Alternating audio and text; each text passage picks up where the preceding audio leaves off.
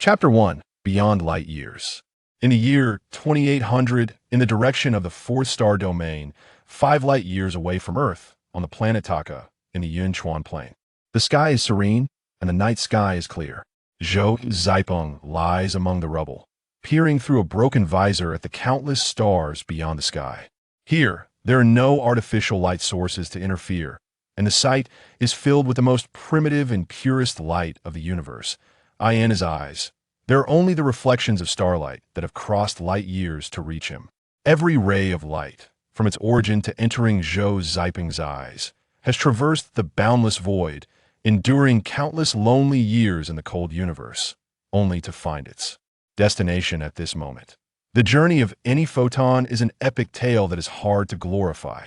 This glance is the culmination of countless epic masterpieces, showcasing a moment from the endless years of the past across time. How many years does this glance encompass? 10 seconds ago, the life support device had already declared user life activity signal weak, and Zhou Zipeng knew this was just a euphemism. He had designed the life support device himself, and this signal was almost equivalent to a death notification. Legend has it that when death approaches, the brain will reflect on a lifetime in an instant. All organs will strive to function once, an ancient saying called returning light. As a biologist, Zhou Zipeng cherished this rare opportunity to experience the process of death. He was prepared and felt a tragic sense of the hear the Tao in the morning and die in the evening. With messy stubble and dark skin, there was no sign of fear on his face. Instead, it radiated a hint of relief. In his line of sight, the starry sky began to distort, all the light points stretching into long, swirling lines, grayish-white light amplifying from the center of the swirl, as if a voice was calling and welcoming from the end of the light. Here, hurry! The light dispelled the darkness, and in the moment of consciousness fading, Zhou Zipeng heard these 2 simple foreign syllables. It was the language of the Taka people. Let us turn back time to a year ago. The bluish-purple planet Taka orbits a red dwarf star, silent yet unceasing. From the birth of the universe, Taka has endured the wild turbulence of the red dwarf's youth and finally welcomed its mature and stable years. Locked in a gravitational embrace, Taka rotates with only one face towards its star. Such scenes abound in the universe. Not particularly unusual that if no other variables interfere, this rotation will continue indefinitely, just as it has for the past 4 billion years, until the end of the red dwarf's life, 1 trillion years. Later, astrophysicists say so, but who can say for sure? The universe is simply too vast. The conclusions humans have observed and researched may not be accurate on such a huge scale of time and space. Perhaps the red dwarf will turn into a white dwarf or a black dwarf in the next moment, staging a catastrophic end? Who knows? However, today Taka welcomed an unexpected guest, the most advanced spaceship of the Pan-Human Alliance, the Noah. In the silent universe, the massive shuttle-shaped spacecraft was hidden at the terminator of Taka. Dear passengers, hello. The Noah has arrived at its destination, and the breathing liquid has been removed. A gentle voice from the intelligence system prompted Zhou Zipeng to open his eyes. The capsule-shaped passenger cabin emitted a soft glow, and the soothing music was just right. The neatly arranged sleeping pods opened one by one, and colleagues who had parted 5 years ago began to awaken. To Zhou Zipeng, it felt like just a nap. Inside the sleeping pod, the liquid that provided oxygen and protected the body against overload had been completely drained. Before awakening, the intelligence system had completed the transition from liquid respiration to gas respiration. Zhou Zipeng skillfully operated, removing the tubes attached to him, which provided nutrition and supported cell activity to prevent muscle atrophy and waste excretion. Simple and effective. Hey Zhou, I might need your help. As Zhou Zipeng was adjusting to his long unmoved limbs, he heard the exaggerated voice of Knock from the adjacent sleeping pod, wondering why God was absent from a sentence. Today, perhaps at a distance of 5 light years, Knock felt that God could no longer intervene here. Knock's problem was not serious. One of his legs lacked strength and was stuck in a sleeping pod, and he was now standing on one leg, forced into an alluring yoga pose. Zhou Zipeng pulled Knock's leg out, but before he could receive Knock's thanks, an emergency assembly command echoed through the ship. Damn it, can't we get a moment's rest? Knock shook his head while running his fingers through his hair. I really want to stuff my genitals into the captain's head. even a sponge would understand better than his neurons. Zhou Ziping put on his work uniform and helped knock into his pants. I'll pass on your words, he will surely thank you. After all, achieving a cerebral climax isn't an easy task. Knock gave a frustrated smile, shrugging his shoulders with his usual exaggerated expression. Oh dear Zhou, it's just a metaphor. Yes, a metaphor. Zhou Ziping also wanted to rest for a while. Although the sleeping technology had improved significantly, the unfamiliarity brought by long periods of immobility was still quite uncomfortable. However, as a biologist, Zhou Ziping had a comprehensive understanding of the human body. This state would disappear after a bit of adaptation, and it was not a big problem. The passenger cabin was divided into two parts, separating male and female passengers. After tidying himself up, Zhou Ziping followed the crowd to the work cabin assembly, straining to find the figure of his wife from afar. Yes, for this mission, Zhou Ziping was one of the few crew members traveling with his wife. As soon as he entered the work cabin's hall, Zhou Ziping saw Zheng waving at him from a distance. What happened? Why are we called without even resting? Zhou Ziping asked, puzzled, as he shared an affectionate embrace with his wife, making Knock beside them grimace. In reality, the Noah was not particularly large, but it had numerous mounting interfaces. For this operation, the Noah was carrying a total of 35 conventional ships from the Panhuman Alliance. Zhou Ziping, Knock, and his wife Zheng were all members of the investigation team, dispatched by their home planet. I don't know either. Zheng, whose rank was much higher than Zhou Ziping's, also had no idea what was happening. The captain was a middle-aged man with a bushy beard from the first star domain. His name was not important for now, as Zhou Ziping had not heard of him before this operation. Human civilization was no longer the naive youth just entering the stars, having experienced interstellar wars with the fish people of Europa hundreds of years ago. There was already a preliminary understanding of the universe's survival laws, in the vast and boundless space. Anything inconceivable could happen, and Zhou Ziping was prepared to accept any outcome. Once a person has made the decision to face the darkness, they will not fear any twilight. Before departure, Zhou Ziping received the task of investigating traces of civilization activity on a light-year scale. Such investigations did not typically require such a grand display. If there were no secrets unknown to him within, Zhou Ziping would not believe it for a second. The joint investigation of the 7 major organizations of the Panhuman Alliance. It was not much different from a war with the fish people of Europa hundreds of years ago. The intelligence system scanned the work cabin, indicating that all personnel had arrived. The captain stood tall. Ladies and gentlemen, the situation is worse than we anticipated. 1 minute ago, abnormal energy activity was detected on the surface of Taka, with energy levels far exceeding the data previously provided by the 4th Star Domain Academy. The captain paused, turning to Tian Kixiyushi. I hope your data is accurate. Tian Kixiyushi, over 100 years old, had a fair complexion and wore a perpetual smile. Of course, Captain, but the ancients have also said that surprises are common. Phenomenon in the universe data from 5 years ago may not be accurate now. Zhou Ziping frowned, a hint of doubt flashing across his face. The captain is unfamiliar, but Tian Qixio is certainly a prominent figure, a top biology professor in the 4th Star Domain, known throughout the industry that he holds several lifetime honors at the Alliance level, making him a leading authority in biology. It seems this matter is related to him. The captain narrowed his eyes at Tian Qixio and said no more, ordering all departments to conduct self-inspections and begin work. It was only at this moment that Zhou Ziping understood why the captain had called everyone together. The original investigation teams from each star domain have been disbanded, and the intelligence system will randomly reassign and renumber them into 7 investigation groups too. Enter TAC Star, the captain announced, and a light blue virtual screen appeared in the work cabin, showing that the intelligence system had already reallocated the groups. The investigation tasks for each group will not be the same. Detailed investigation projects will be sent to each group leader shortly. The heads of each star domain showed no surprise, clearly having communicated beforehand. However, Zhou Ziping and the other ordinary team members were still in the dark about the specifics of the investigation. From the captain's earlier remarks, it seemed related to extraterrestrial life, or even aliens with advanced technology. Otherwise, why would the captain emphasize the energy level reaction? Could it be geological activity? Zhou Ziping had doubts, but didn't dwell on them. He noticed that half of the investigation group consisted of researchers, and armed personnel made up only 60% of the remaining half. The Alliance leadership wasn't foolish if there were technologically advanced aliens on Takstar. This configuration wouldn't make sense. The captain acted decisively, issuing orders for each group to take immediate action. The Noah ship flew at a constant speed around Takstar, which was half dark and half purple. Due to its altitude, the Noah was positioned at the dawn-dusk line of Takstar. It was always bathed in light.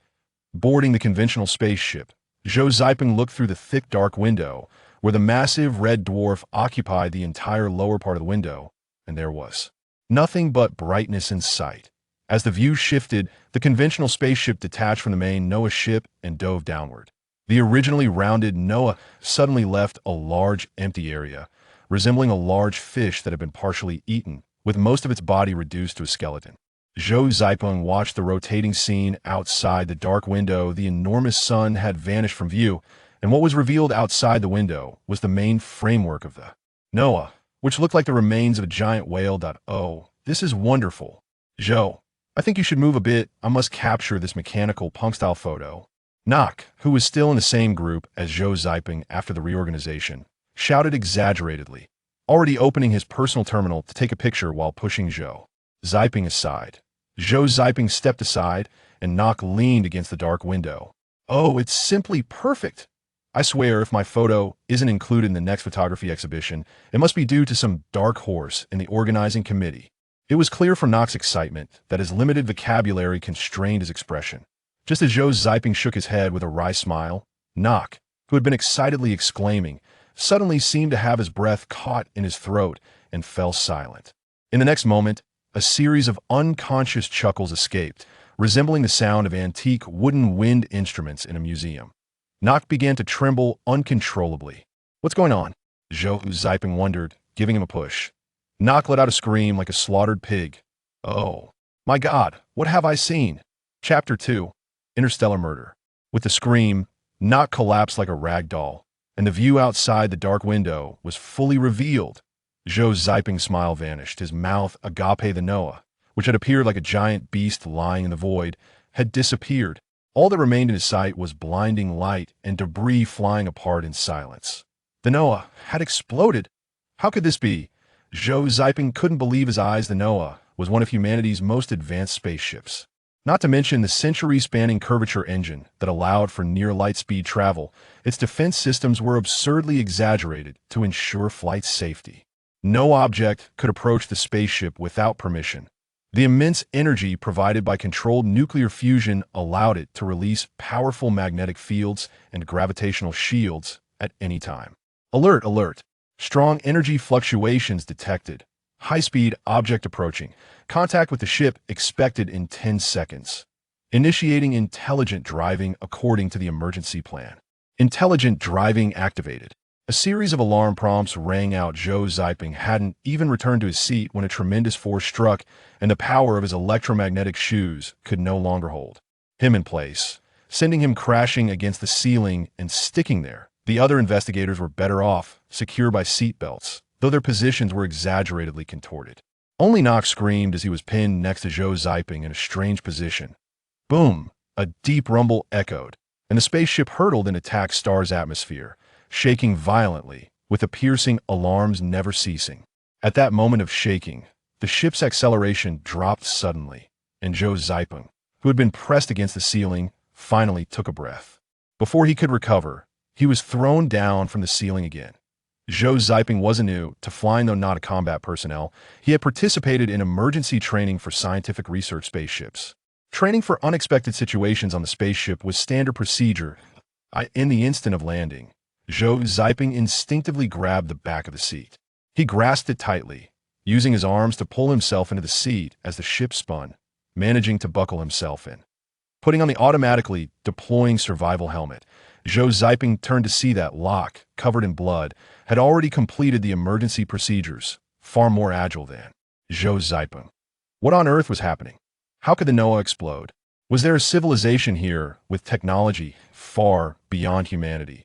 Before Zhou Ziping could voice his confusion, he heard the captain's voice come through the emergency channel.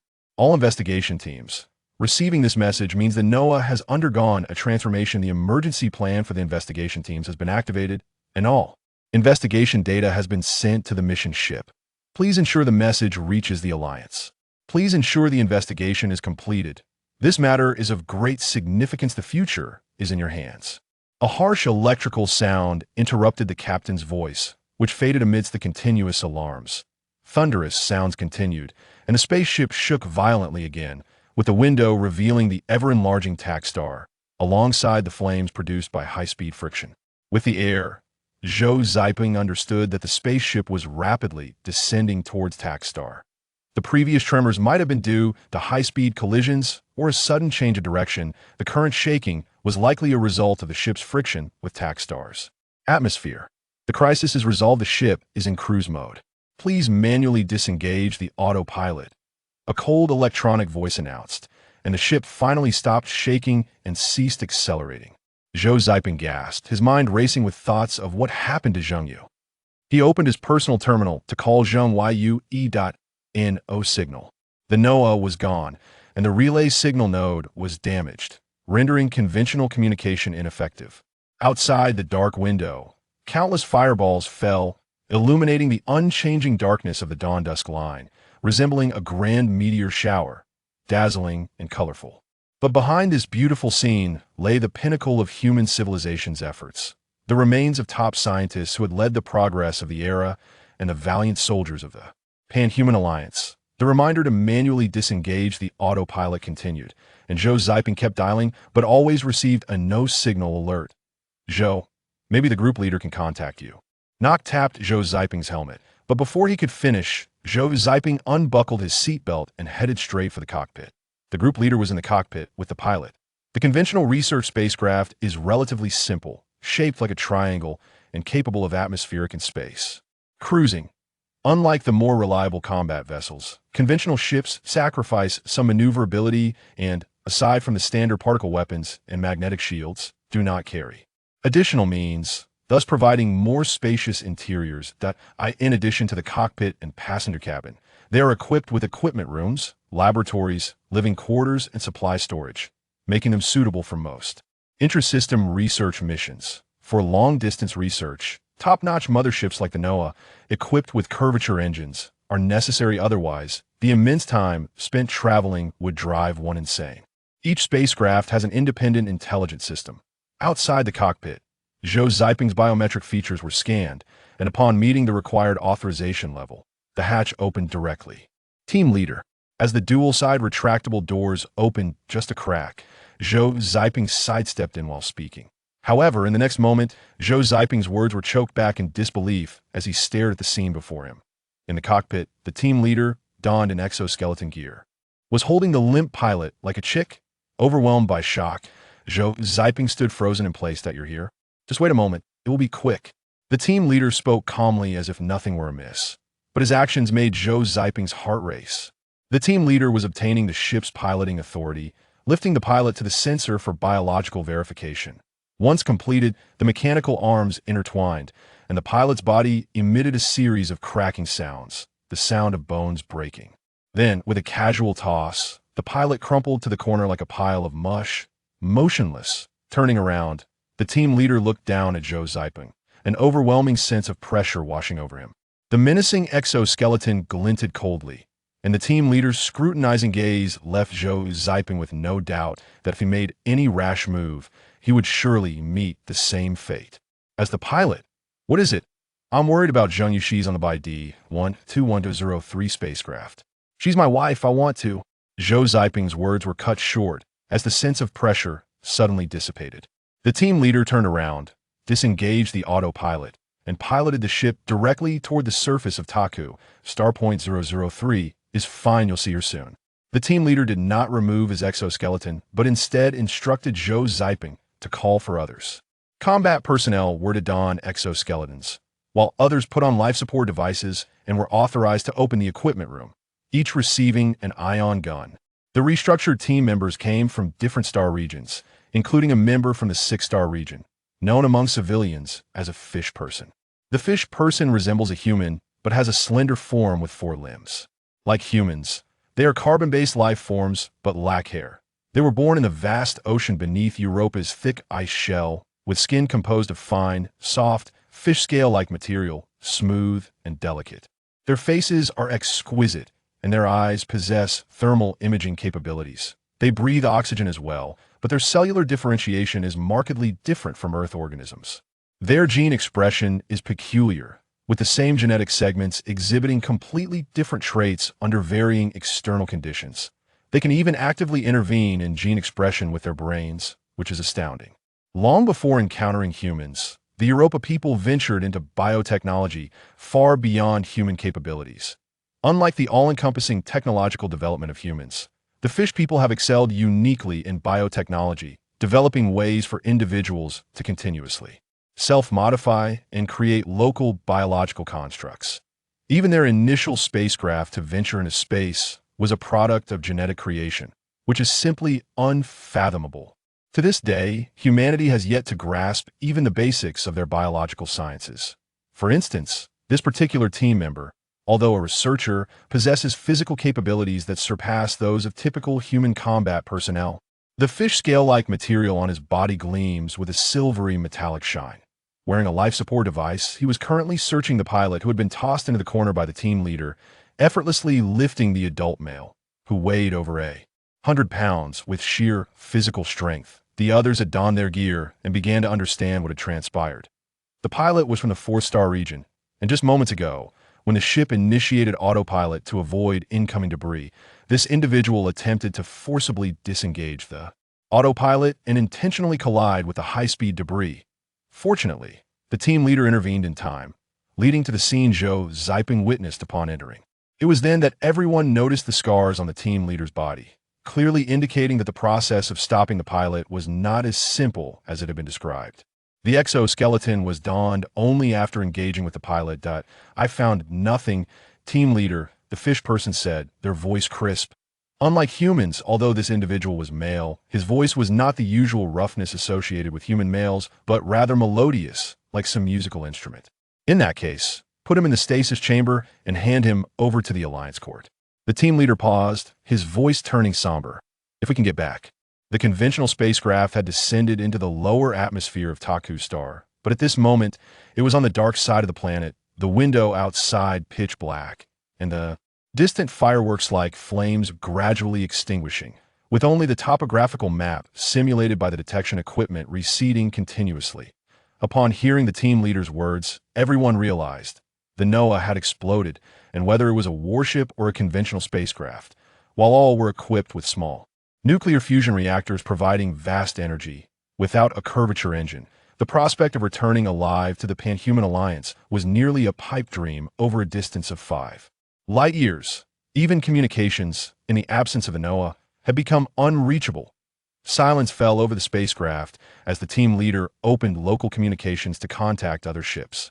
Of the total 35 ships, only 18 were reached. No information was received from the remaining 17, and no traces were found, making it highly likely they did not escape the recent explosion.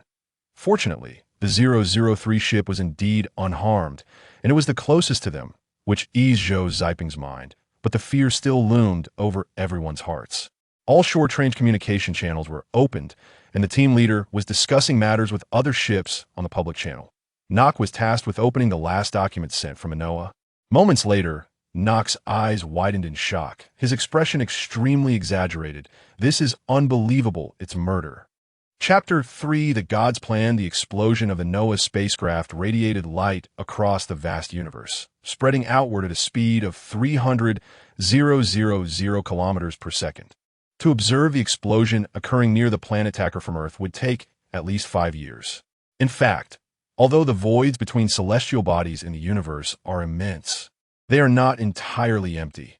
The long-distance scattering, interstellar dust blockage, and the gravitational influence of black holes make it a blessing from God if even a single photon reaches Earth after 5 years. The light from the explosion of the Noah is likely to remain unseen on Earth.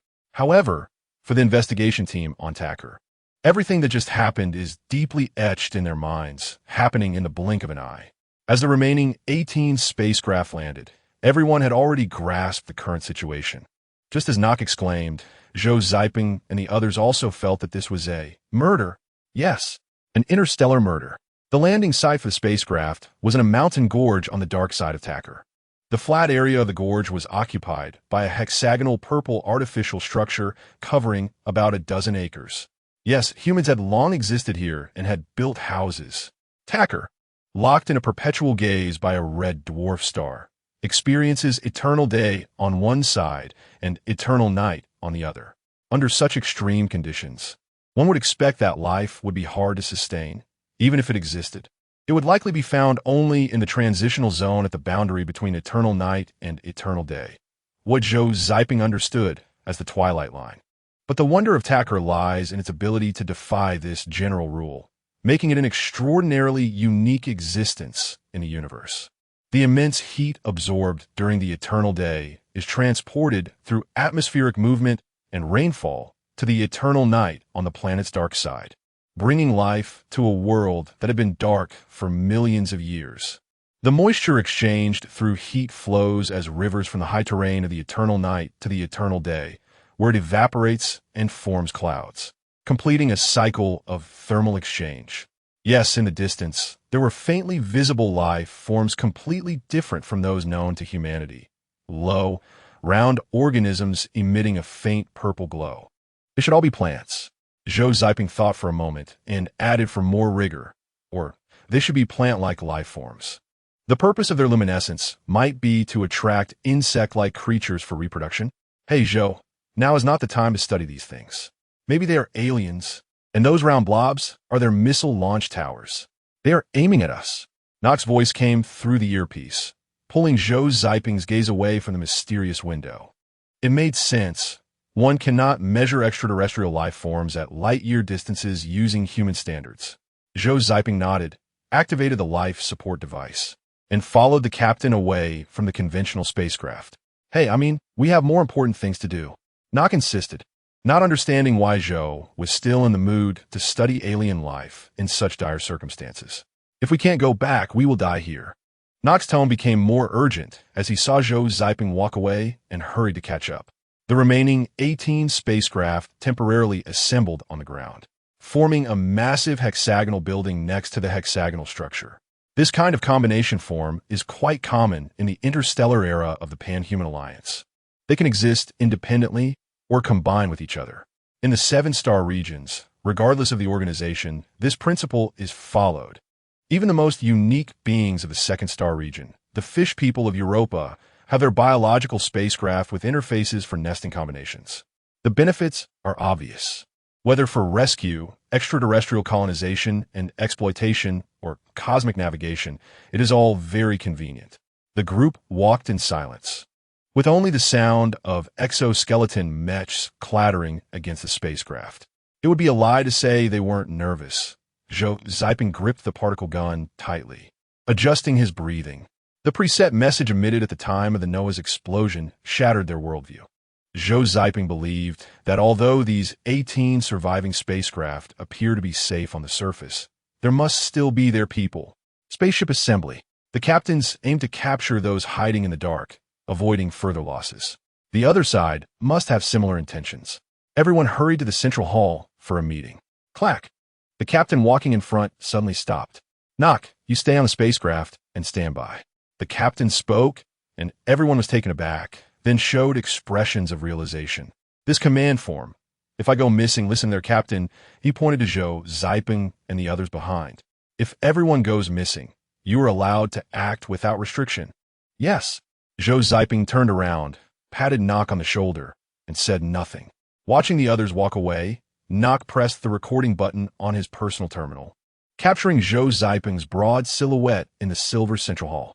For the Noah, conventional spacecraft were just that, but in reality, each conventional spacecraft was not small.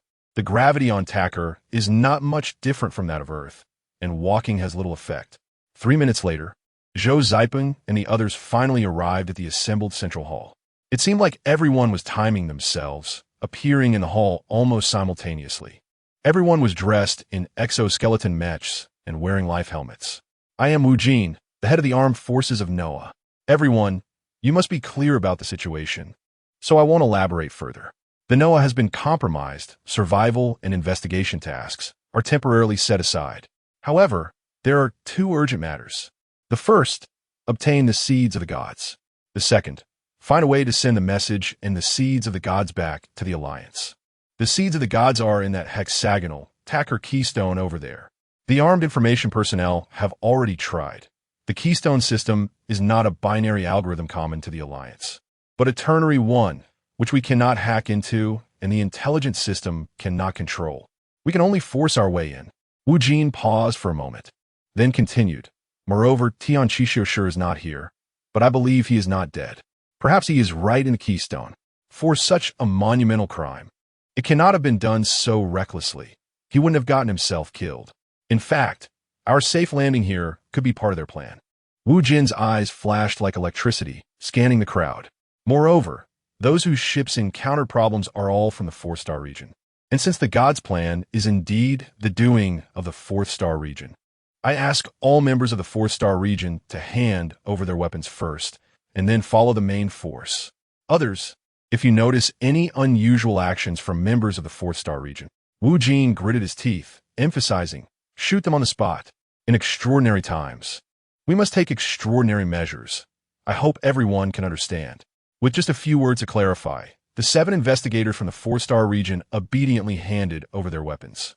The hatch opened, and the remaining 20 armed robots led the way as Wu Jin and the others headed straight for the adjacent hexagonal purple building. Zhou Ziping fully understood Wu Jin's actions, as this matter was of great significance. To put it bluntly, what Tian Qixue did involve the safety of all human civilization. The seeds of the gods must be obtained, and that thing is in the keystone. It must not be destroyed by the spacecraft's own weapons. They can only break in, find it, and obtain it, then find a way to send the data back to the Alliance. Moreover, with the destruction of the Noah, people's hearts were changing, and the follow-up energy supply was insufficient. The longer this matter dragged on, the harder it would be to accomplish. They could only cut through the chaos quickly. The moment they stepped out, Zhou Ziping's gaze involuntarily turned to the round purple organisms illuminated by the robot lights.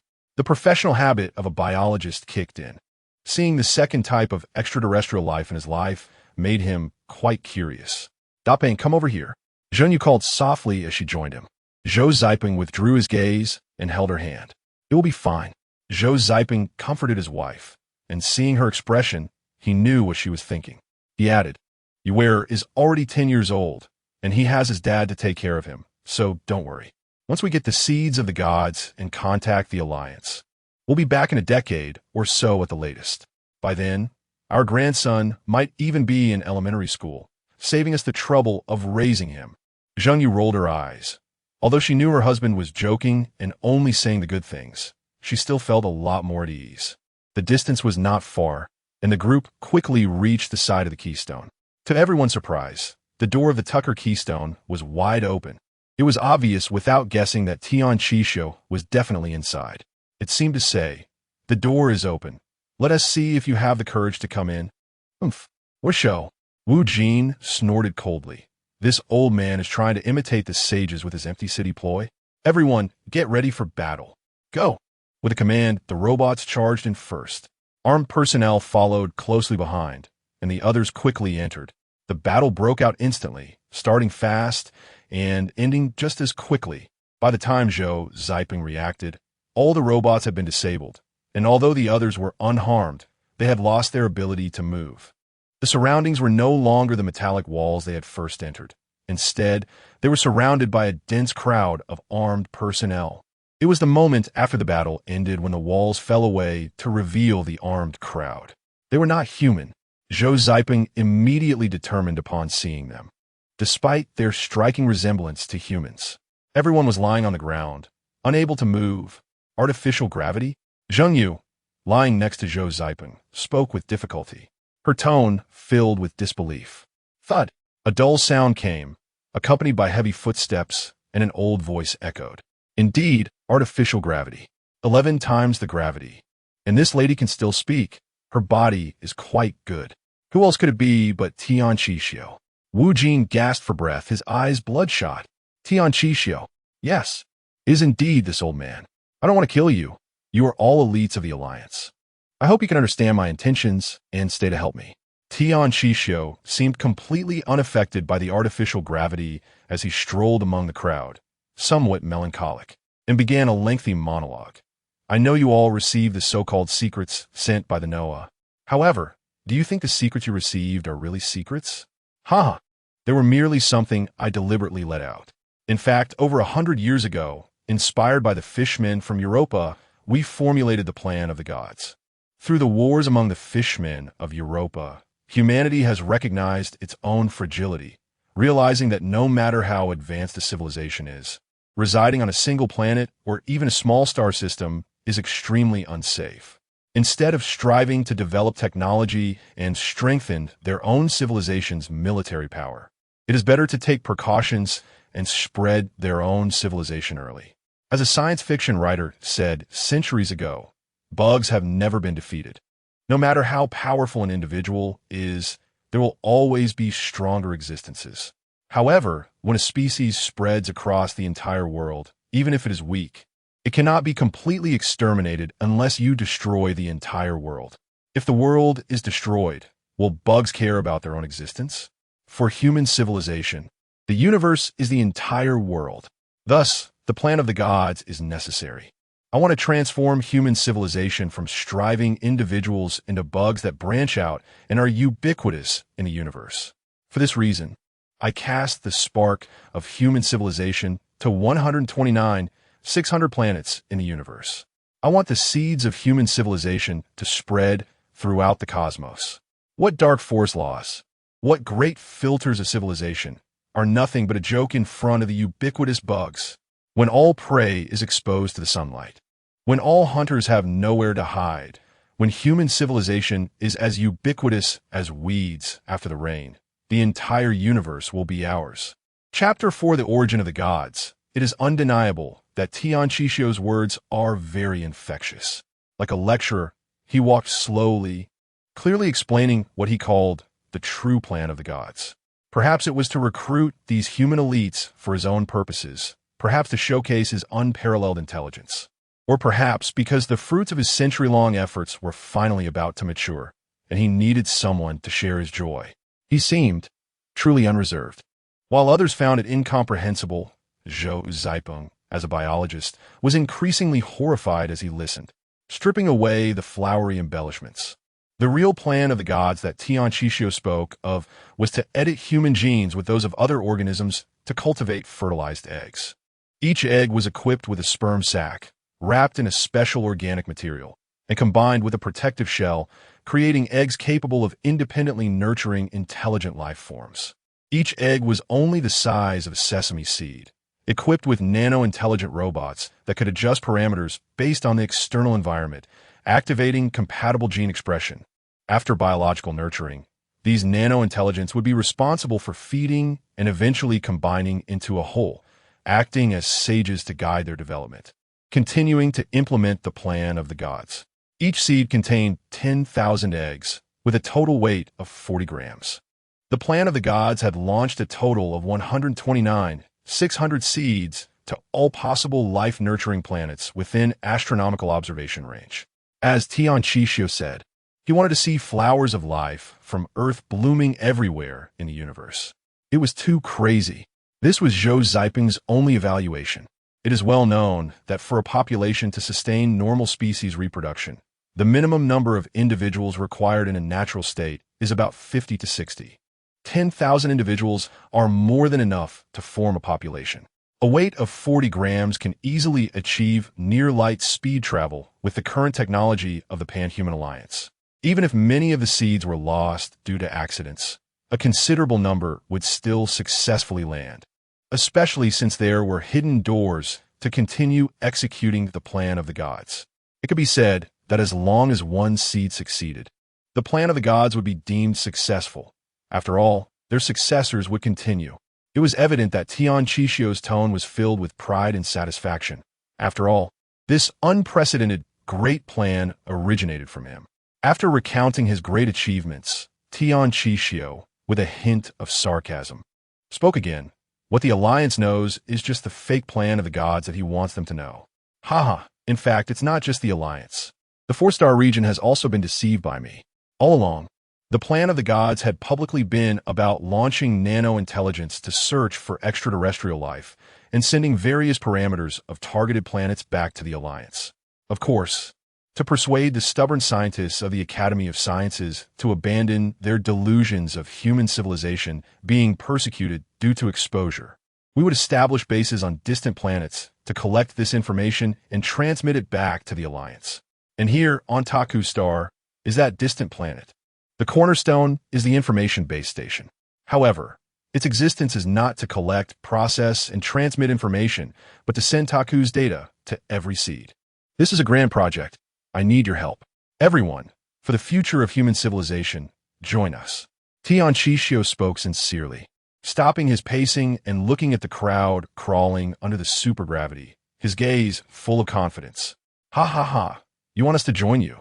And you treat us like this? Wu Jin laughed heartily, gasping for breath, his face full of disdain. Oh, Wu Jin, right? I remember you. You were the first place winner in the last armed skills competition of the Alliance. There's a portion of your genes in the seeds. How does it feel? Aren't you excited? Just imagine, in some corner of the universe, your descendants are expanding, growing stronger, constantly adjusting and adapting to the environment there. Join us. Help me, and also help your descendants in the starry foreign lands. Wu Jin struggled to turn over, lying on the ground, panting. He could move, not only because of his strong physique as a soldier, but also due to his ancient, inherited tenacity. Huff, yes, it does sound thrilling. Is it possible that the entire planet is made up of my Wu family? Indeed, that is a possibility. If you want us to betray the Alliance and surrender to you, that's not impossible, but I want to know why. Young man, don't put it so harshly. It's for the future of human civilization, not betrayal. As for why, if you don't ask, I will tell you anyway. Tian Shishio smiled and continued. The plan of the gods has reached its final step. The cornerstone has completed the collection of evolutionary data of the Taku people and the algorithm for their genetic evolution. To send this data to 129, 599 seeds requires massive energy and more equipment. I cannot complete this under the Alliance's watch. After all, on the surface, the cornerstone is just a receiving station, not a sending tower. Oh, so the seeds just need one last push to take root and sprout? You could say that. So, here are the chips storing the data and algorithms, along with the coordinates of the seeds. Yes, but I prefer to call it Kunlun, the origin of the gods. Huh, I didn't expect you to have studied Chinese mythology. Let me ask one more question. Why not use these aliens, but recruit us instead? Wu Jin struggled to raise his hand, saying it was a long story. Taku Star is merely a test field for the plan of the gods. The Taku people are one of the seeds launched over 100 years ago. Although they successfully evolved and acquired nearly the entire knowledge of human civilization, their historical development is still shallow, and they cannot yet compare with the top scientific talents cultivated by the Pan-Human Alliance. Tian Shishio's tone was melancholic, slightly regretful as he said, if it weren't for the Alliance noticing the clues and insisting on coming here to investigate, I wouldn't have been so anxious and taken such a big risk to keep you here. If I had just waited quietly, everything would have fallen into place. And now, if luck is not on our side, we only have 5 years left. Is that so? Then you'd better hurry. So, I need your help. I'm already 123 years old. I don't have many years left. Once the plan of the gods is completed, I will die without regrets. And what about us? Facing Wu Jin's question, Tian Shishio was momentarily stunned, speechless for a moment, clearly having not considered this question. However, he quickly thought of a way. You will become the masters of Taku Star. The Alliance Charter states that it will not colonize planets that give birth to intelligent life. You will lead the Taku people to become the third member of the Pan-Human Alliance. It does sound tempting, but I refuse. As he spoke, Wu Jin roared angrily, shouting, Tian Shishio, leaking racial genes, betraying humanity. You traitor, go die. Wu Jin's hand had unknowingly moved to his waist, and as he shouted, he activated his weapon. Sacrificing for the country and dedicating oneself to a belief is the faith Wu Jin has been influenced by since childhood. It is the most noble and excellent quality of a soldier. From the day he enlisted, he was already prepared for sacrifice. With this pull, he hesitated not at all. After chatting for half a day, it was only to delay time and extract information. Now, it was no longer needed. Survive and seize Kunlun. Boom! A huge roar echoed. A heat wave surged, and Zhou Ziping only saw a dazzling light. In the moment he closed his eyes, he was thrown high into the air by a tremendous force. The gravity that had bound everyone instantly returned to normal. All electronic devices malfunctioned, and the hall plunged into darkness.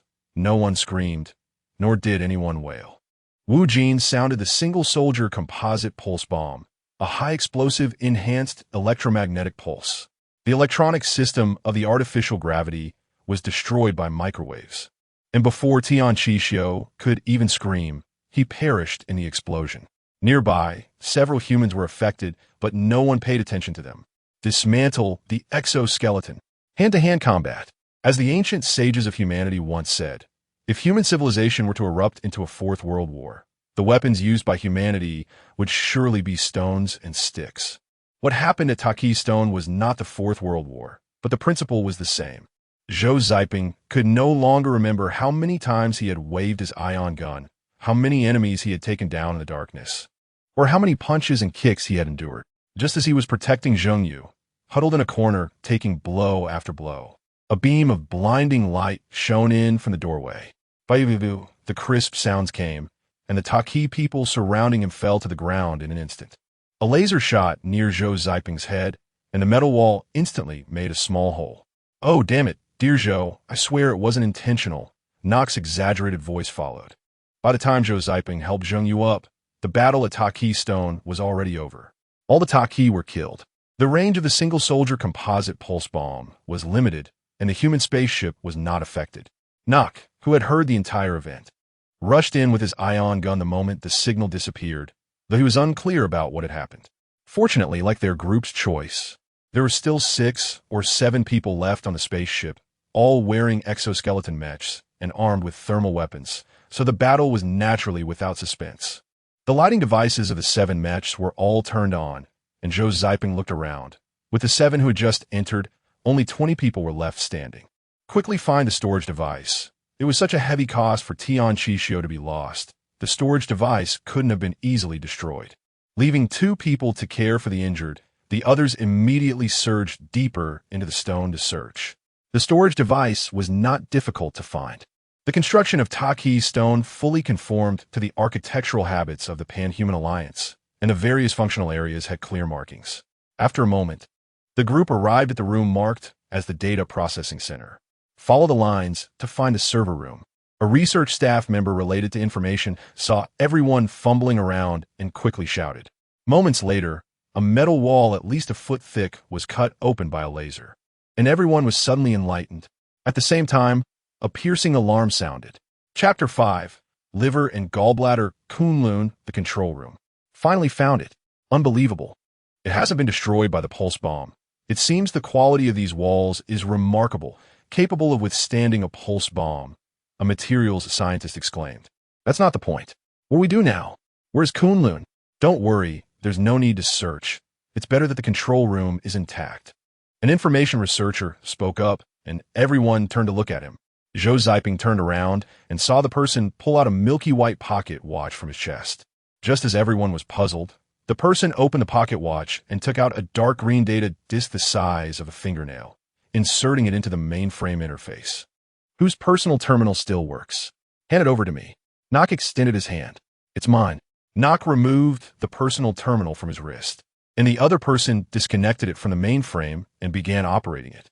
Zhou Ziping had some knowledge of electronic devices and understood the other person's intentions. Instead of aimlessly searching for the so-called Kunlun in the mainframe, it was better to directly transfer the data. Zhou Ziping was only concerned about whether the other person's data disk had enough capacity. As if hearing Zhou Ziping's thoughts, the other person said while operating, "Don't worry. This is my livelihood, enough to store all the data from the birth of humanity to the present." The green virtual screen flickered with data, and after 20 seconds, a progress bar appeared, indicating the reading progress. I didn't expect ternary coding to be used to this extent here. Interesting. A surviving team leader pointed to a pile of mainframes and said, "So, all the data in here can be stored on your data disk, right?" Seeing the other person nod, the team leader breathed a sigh of relief. After the data transfer was complete, they would immediately destroy it, then return to the spacecraft to change positions and plan further. The waiting time wasn't long. In less than 2 minutes, all the data was transferred. The information personnel returned the personal terminal to Nock and put the data disk back into the pocket watch. From now on, this is Kunlun. Everyone felt relieved, and with the team leader's order, Nock and the others activated their ion guns to destroy the mainframes. Bang! A strange sound came, and Zhou Zipeng, who was smashing the mainframe, turned around to see that the information personnel had already turned into a corpse lying on the ground. A white man in armor held the pocket watch in his hand, pointing an ion gun at the team leader's head. "What are you doing?" The team leader shouted angrily, while the others looked warily at the remaining 6 armored individuals. "Isn't it obvious? You killed Tianqi, so I have to continue executing the God Project," the man said with a fanatical expression and an abnormal flush on his face. "I will personally create the prosperity and flourishing of human civilization." Foolish. 12,000 copies of genetic data spread across the universe will magnify the danger of human civilization by hundreds of thousands of times. How can there be prosperity and flourishing? Cut the crap. Everyone put down your weapons, or I want to be polite. Don't mind me. Just kill him. Oh, kill me? I'll destroy Kunlun. As he spoke, the man placed a pocket watch between the ion gun's muzzle and the team leader's head. Inside are the coordinates of 12,000 seeds. You will never get them, completely losing the possibility of retrieving the seeds. By the way, let me remind you, the data held by the Alliance in the 4-star domain is all fake. Everyone exchanged glances. Just when the situation was tense, Zhou Zipeng suddenly felt a slight touch at his waist. Before he could turn around, he heard Nock's voice in his ear. "Zhou, he swapped out the storage device on my terminal." A simple sentence sent shockwaves through Zhou Zipeng's heart. In the next moment, a strong sensation came as a slender object was shoved into Zhou Zipeng's waistband by Nock. "Find a chance and get out quickly. Remember to help me with the photography exhibition." As he spoke, Nock strode out. "What are you doing?" the man shouted loudly. Nock shrugged, aiming his ion gun at Zhou Zipeng, and stepped back toward the man. "Hey, buddy, I want to join you guys. I shouldn't be refused, right? That's a good thing. But I advise you to stop immediately." "As you wish, my lord." Nock stopped and simultaneously pulled the trigger. Puffed. Zhou Zipeng felt a sharp pain in his shoulder, and he fell to the ground uncontrollably. Zheng Yu, beside him, rushed to Zhou Zipeng's side, tears streaming down her face as she anxiously pressed on his wound, trying hard not to cry. Zhou Zipeng and Zheng Yu were not far from the cut-open door, with 2 large mainframes standing nearby. As they fell, they just disappeared from the sight of Nock and the man. "Don't cry, follow me, crawl out." Zhou Zipeng instantly understood Nock's plan. There was no time to explain. He pulled Zheng Yu and crawled outward. "Hey, you 5, put down your weapons, or I'll start killing." Nock shook his gun and squinted at the others. To everyone's eyes, Nock had his back to the man, holding a composite pulse bomb in front of him. Someone's eyes narrowed, and just as they were about to speak, Nock raised his hand and fired. A pitch-black round hole appeared on that person's forehead, and they fell instantly. "I don't want to repeat myself." Nock spoke, his eyes nearly bulging from straining. The others exchanged glances, regardless of the team leader's furious shouts. The 5 armored individuals began to disarm, their actions just blocking the crawling figures of Zhou Zipeng and Zheng Yu. Not bad, not bad. As long as you don't resist. I won't kill you." The one pointing the gun at the team leader was very satisfied with Nock's performance. "Surrender and serve us. And you still have a chance to get the data, right?" He spoke sweetly, but he had already made up his mind that once his people arrived, he would immediately kill this group, even if it meant losing top talent and delaying the plan. He was not Tianqi Xiu sure, who considered so many things that were not immediate. There was still at least 5 years. If necessary, they could relocate the spacecraft and launch again, or send one piece of data at a time. It's all a small step forward in the plan. Although Nock was squinting, his gaze remained fixed on the gap. When he finally saw Zhou Zipeng's clothes disappear at the opening, he finally revealed a satisfied smile. Seeing Nock's expression, the others also showed a determined look. Zhou Zipeng didn't know how long he had been crawling. Tears, blood, and sweat had long since mixed together. He knew what Nock intended to do. He was very clear. The reason human civilization stood out among countless life forms and developed to this day was not only due to an endless spirit of exploration and the unyielding quality of self-improvement, but also because of people like Wu Jin and Nok who were selfless and dedicated. When the second explosion echoed across Taker Star, Zhou was already supporting Zhou Zipeng, alongside 2 humans left behind to care for the injured, and 4 severely injured individuals appeared beside the spacecraft compound. A few minutes later, the 2 spacecrafts separated from the compound and soared into the sky. Behind them was the incomplete compound engulfed in flames from the explosion. Are you sure the data is here? Zhou opened Nok's personal terminal, and aside from 2 browsable photos, the remaining data couldn't be opened at all. For sure, you forgot, this data uses ternary coding, so it's normal that you can't view it. Zhou Zipeng had already bandaged his shoulder. With the assistance of the intelligence system, piloting the spacecraft wasn't complicated. What do we do now? Find a hidden place and come up with another plan. Just as the 2 spacecraft were discussing where to go, countless fireballs rushed from the edge of eternal night. Alarm! The spacecraft has been locked. The spacecraft's warning system suddenly blared, and the virtual screen in the cockpit displayed numerous red dots rushing in from all directions. Damn it! The spacecraft's stealth capability is ineffective? What do we do? Escape. Xian Yao. Activate autopilot and fly close to the ground.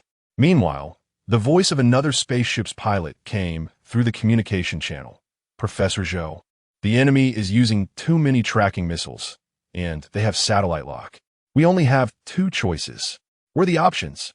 We can go beyond the atmosphere where the missiles can't reach us, but we can't stay up there forever. Although the backup resources are enough for us to live until we die, the enemy must have means to strike in outer space. Unless we leave now and wander the universe, we will lose the chance to transmit Kunlun's data back to the Alliance forever. What is the second choice? Release the escape pod, let the spaceship divert the missiles, and we use the escape pod to form a secret base, building it little by little. Although hope is still very slim. You go to outer space, we go to the ground. Zhou Zipeng pondered for a moment, glanced at the data file from Kunlun that ended with the suffix XB, knowing it wouldn't be transmitted anytime soon. Once the escape pod is in place, I will send you a copy of Kunlun. Never give up. Please don't give up. Understood. The oval escape pod was released, not activating any equipment, just opening the parachute, while the spaceship, piloted by the intelligence system, flew away. Moments later, Zhou Zipeng and Zhou crawled out of the escape pod and looked up, only to see countless brilliant colors streaking across the sky, disappearing on the horizon. Fortunately, there were many circular purple creatures near the landing site. The 2 dug a few of them to cover the escape pod, each holding 1 to work.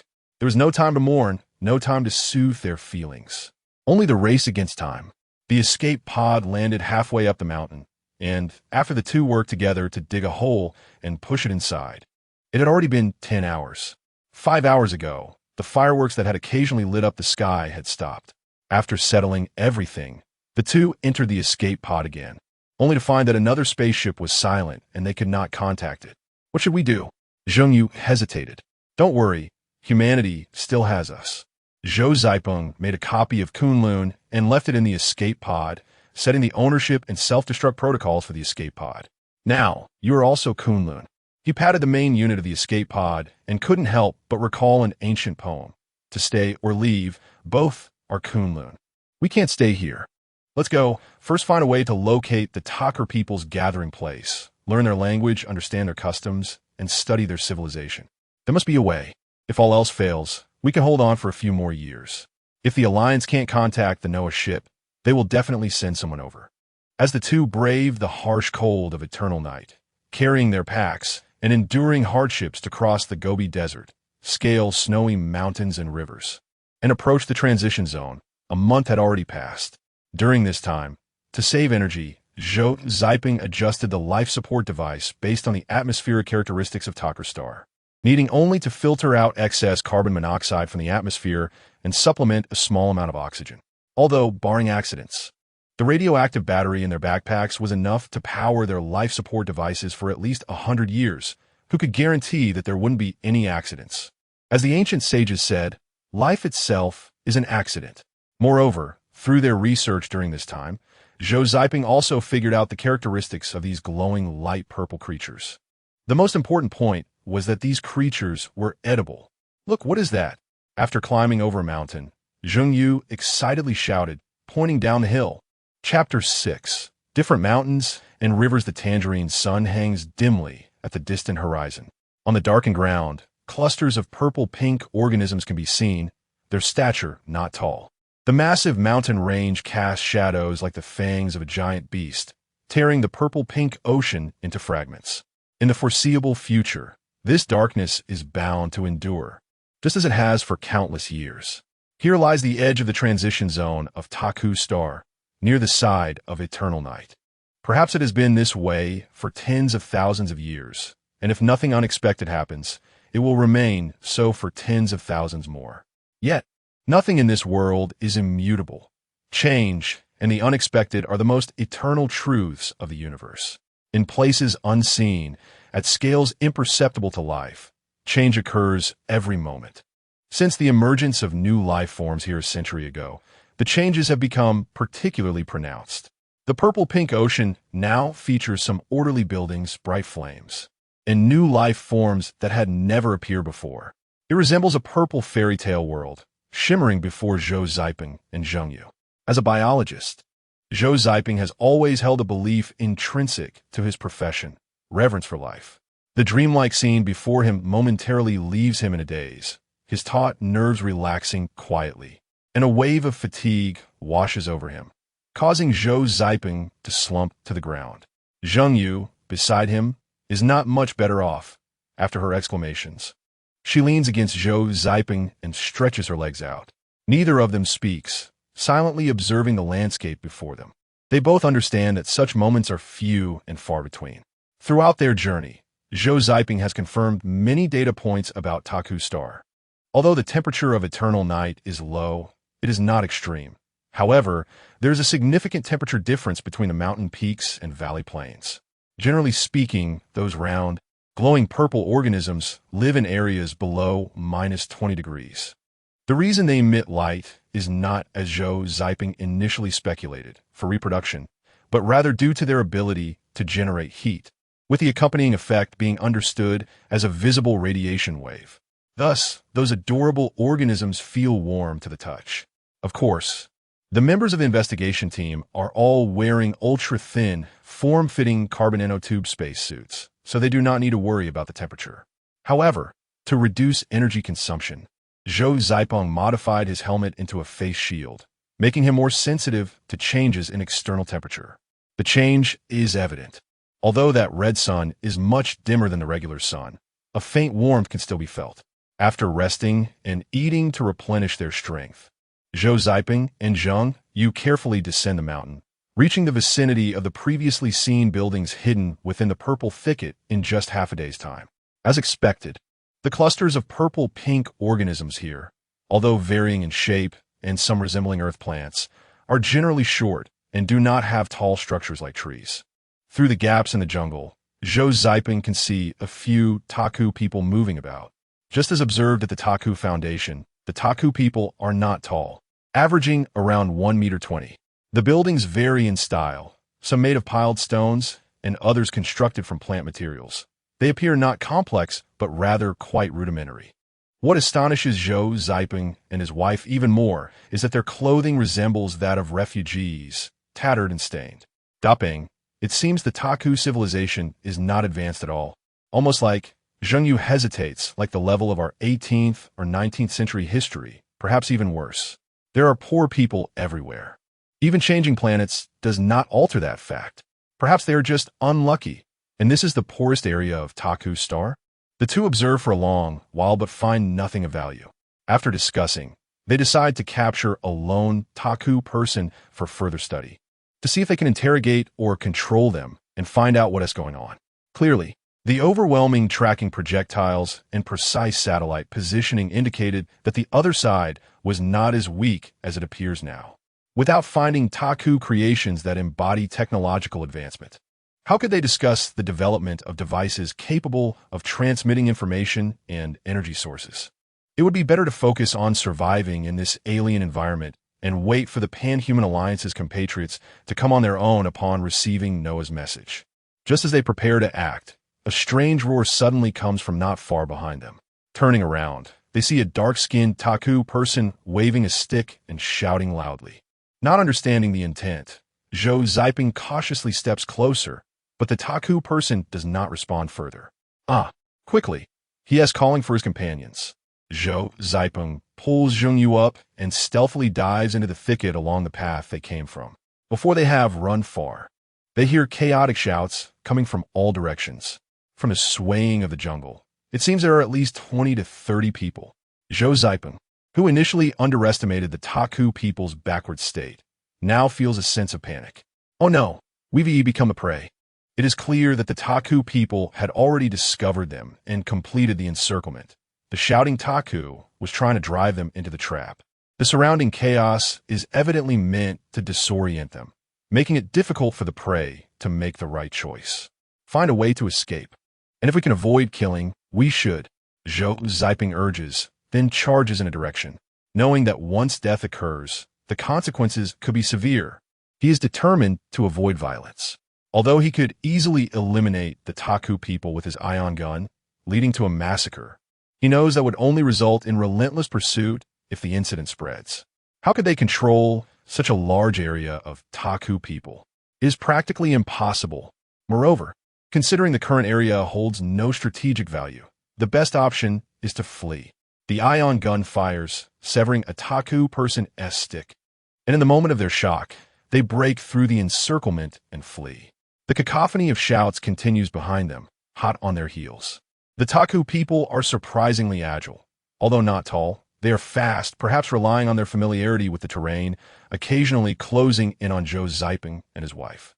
If not for the deterrent of the ion gun, they would have been caught long ago. However, as time passes, the Taku people seem to realize that Zhou Ziping would not genuinely use his weapon against them, growing bolder. Even when he fires to scare them off, they no longer retreat. This situation cannot continue. After all, they are on Taku's home turf, and if this goes on, capture is inevitable. We can't outrun them. Let us change direction. I remember there's a cliff over there. We can use the grappling claws. Changing direction, Zhou Ziping pulls Zhongyu and continues to run. Before long, a dark crack appears in the ground before them. Due to the lighting, they cannot see anything beneath the crack, but the other side is clear. About 20 meters wide, the ground across is slightly elevated and made of rock. Seeing this, Zhou Ziping relaxes a bit. His memory is correct, and his judgment is sound.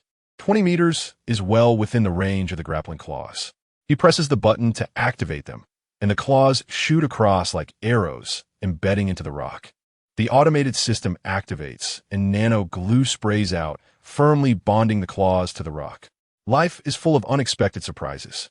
Today, this surprise has caught Zhou Ziping off guard. Unfortunately, he does not appreciate such unexpected turns.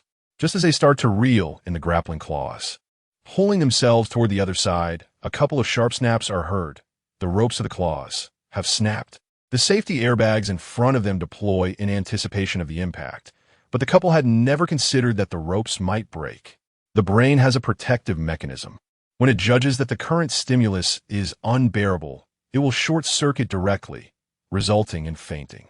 When Zhou Ziping woke up, Zhongyu was patting his face in the darkness. Both of them were physically fine, but Zhongyu was puzzled about what had happened and why she couldn't remember anything at all. Because the brain has a self-protection mechanism. When it detects potential harm, it activates this mechanism, short-circuiting immediately and entering a forgetting mode at the most efficient speed. This is what causes people to faint and feel lost. The brain is quite remarkable. In most cases, its protective mechanism has positive significance. Zhou Ziping casually explained a couple of things, only to be patted on the head by Zhongyu. It seems the brain is quite narcissistic. All these impressive conclusions about the brain were drawn by the brain itself. Zhou Ziping, without needing to guess, one could tell that they were at the bottom of a cliff, and looking up, the dim orange sky had turned into a narrow strip. In the darkness, there were bioluminescent creatures, so food should not be lacking, but the flying claws and ropes had already broken. How to climb back up was a huge problem. Zhou Ziping remembered that in literary works from nearly 1,000 years ago, There were many stories about people falling off cliffs and having adventures, but he never expected to find himself in such a situation. On the third day of searching for a way out, they encountered a large and a small Taku person. The small Taku was less than 80 centimeters tall, holding a stick that he had picked up from somewhere, with arms outstretched, baring his teeth, and yelling at the two. The large Taku, however, was lying behind him, seemingly on the verge of death. This was not an adventure, but rather an opportunity. Chapter 7.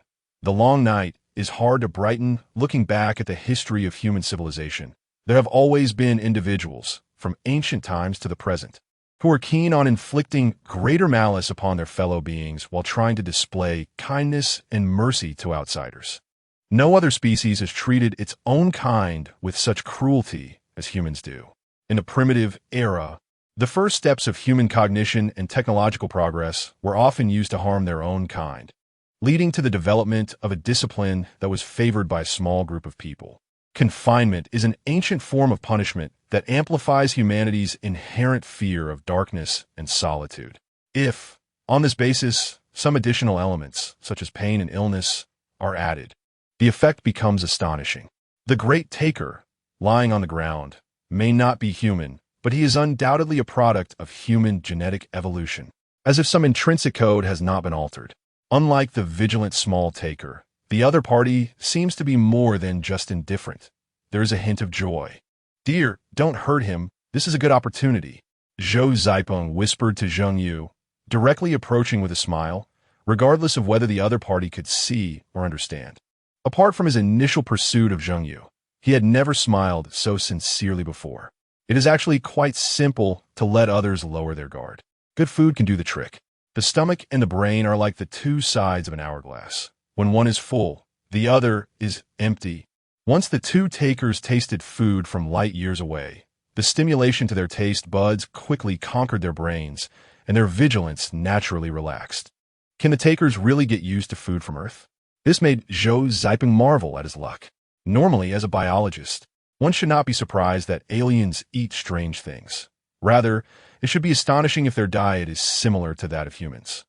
Zhou Zipeng also considered that it had been verified that the plant-like beings here were edible, and at least so far, there were no side effects or toxicity, leading him to speculate that Earth food might not be rejected. With the takers' vigilance significantly lowered, Zhou Zipeng continued to win their favor. After a difficult exchange of gestures, he helped the great taker fix his broken leg by attaching the bone properly. The two takers' expressions were no longer tense, and after Zhou Zipeng analyzed the biological information of the takers and confirmed that the emergency injection of cell division and growth factors would also be effective for them, he administered a shot to the great taker. As time passed, the last trace of unease in the great taker's eyes disappeared. Yes, he could stand up. Although he was still a bit unsteady and needed a stick as a crutch, he had indeed recovered significantly. The subsequent matters became much easier. Although there was a language barrier, both sides could still manage to communicate through gestures. For nearly 2 months, as the great taker's bones had not fully healed, he was unable to climb the steep cliffs, and Zhou Zipeng and the others could only survive in the valley. It is well known that the most important factor in learning a foreign language is the language environment. As one of the top scientists in the Pan-Human Alliance, Zhou Zipeng and Zheng Yu were naturally intelligent. In less than 2 months, with a willingness to communicate, both sides were able to converse using simple language. The great taker was named Wild Grass in translation, while the small taker did not have a name, being the daughter picked up by the great taker. With consent, Zheng Yu gave the little girl a name, Luanxi, which means light in taker language. All along, Zhou Zipeng and his wife were puzzled. Clearly, the takers possessed advanced technological means like tracking missiles, and in astonishing numbers, yet the takers they encountered lived as if they were humans from centuries ago, with little evidence of technological advancement in their daily lives. However, through 2 months of awkward communication, Zhou Zipeng finally understood what was going on. This was a long story. The atmospheric composition of Taker Star is similar to that of Earth, but the oxygen content is lower, while the concentration of carbon monoxide is higher. Humans breathe through hemoglobin to transport oxygen, but under the same conditions, hemoglobin is more likely to bond with carbon monoxide. Without life support devices, Humans cannot survive long on Taker star. The only outcome would be death from lack of oxygen. The Takers, on the other hand, are perfectly adapted to the environment of Taker star. Their unique biological structure solves this problem. While they still rely on oxygen for breathing, their special alveolar structure filters out carbon monoxide. At the same time, through communication, Zhou learned that Takers reach adulthood in just 10 years. Of course, this time frame was deduced by Zhou based on wild grass's description of time. According to Tian Qixio Shi in the Divine Plan, Taker star seeds have been established for 100 years, and simply calculating, Takers have been reproducing on this planet for at least 10 generations. As for the lifespan of Takers, in wild grass's understanding, he had never seen one die of old age. They all died from accidents. However, it is said that the leader of the Taker Empire has lived from the founding of the Taker Empire until now, and he is at least 80 years old. As a biologist, Zhou inevitably prioritized gathering information in this area. Moreover, wild grass's acceptance of Zhou and Zheng was due to another reason that Zhou had never dreamed of, in addition to the good food. Wild grass and her daughter regarded Zhou and Zheng as the prophets in Taker mythology, as their history began with the prophets. In Taker legends, the prophet brought Taker's ancestors. The omnipotent prophet taught them survival skills, led Taker's ancestors to conquer darkness and heat, transformed weeds into food, turned wild beasts into poultry, and guided Taker's leaders to establish the Taker Empire. Under the prophet's leadership, the Taker Empire developed rapidly, and in just over 100 years, the empire had a population of over 200 million. However, the construction of the Taker Empire is completely different from human civilization. Takers strictly adhere to the principle of survival of the fittest.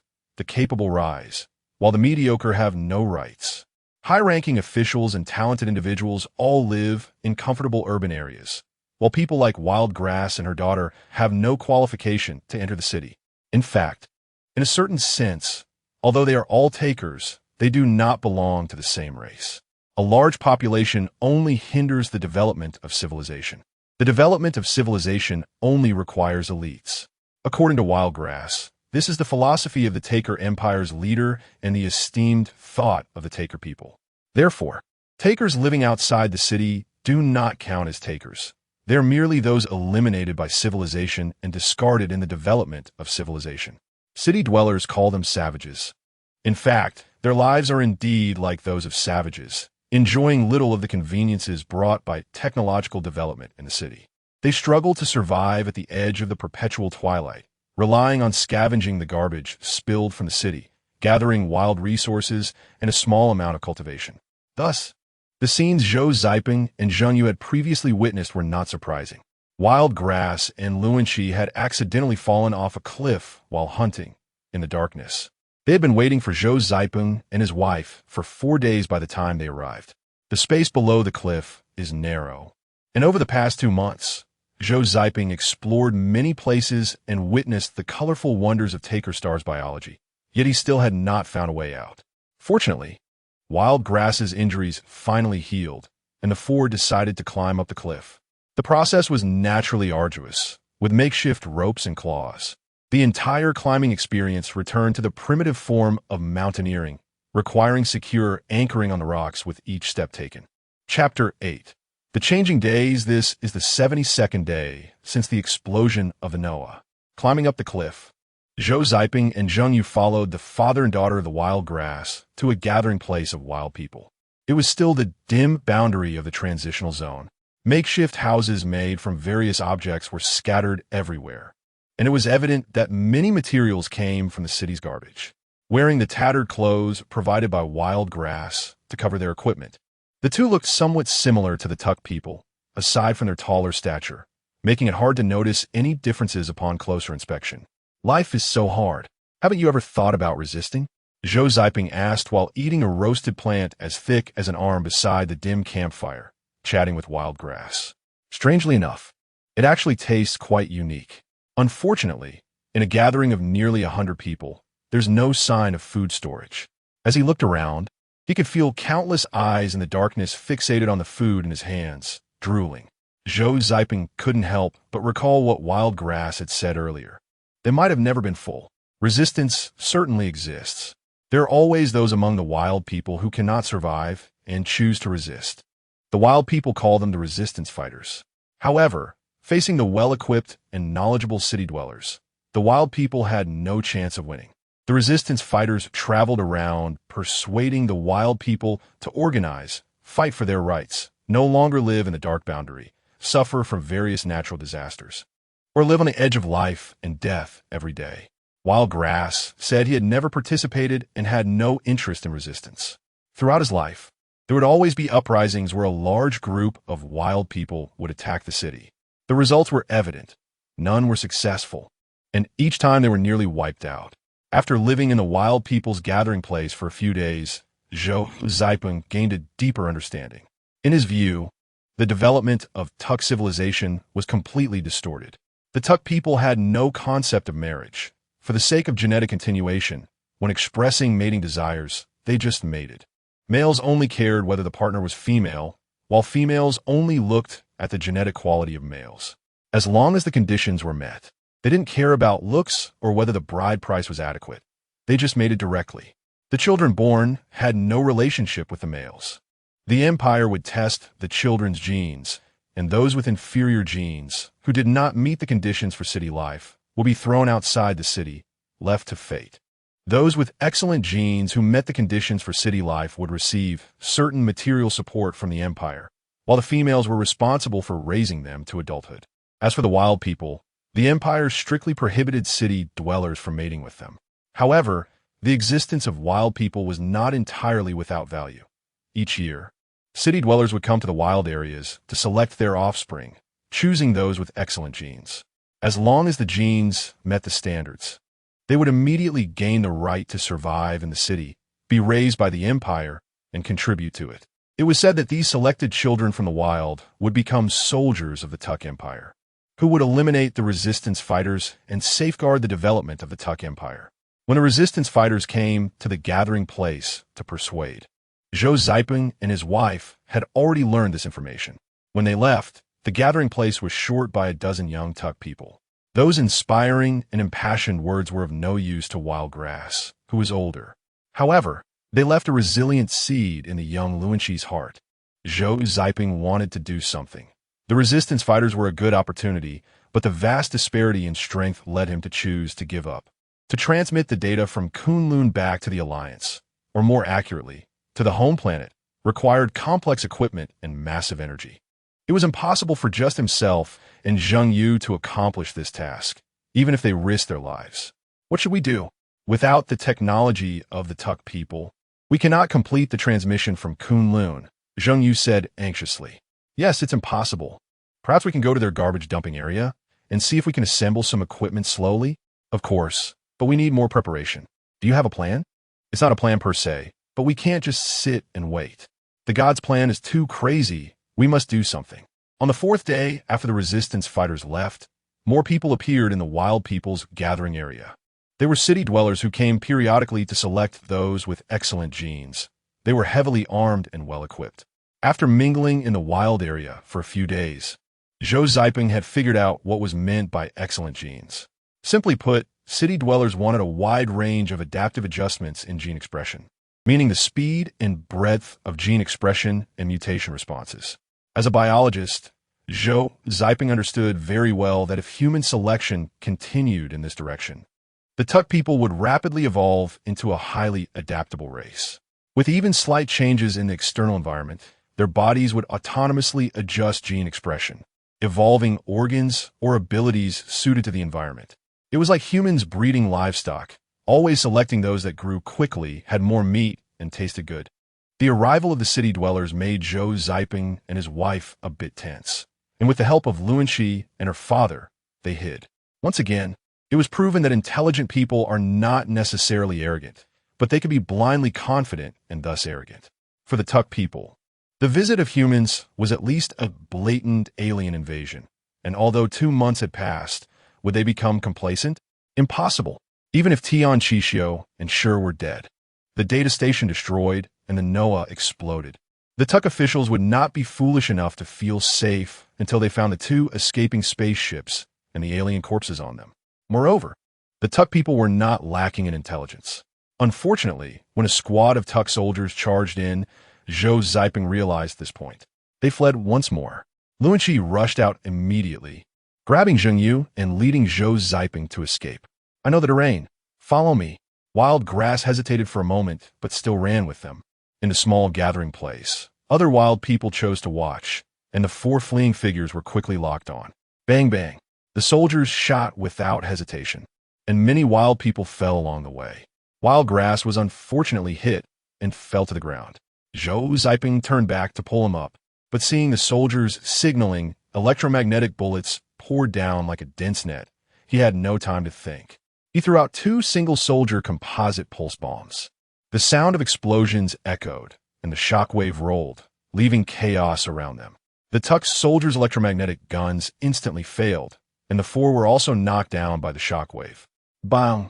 With a loud noise, dust flew around, and Zhou Ziping's eyes narrowed, realizing something was wrong.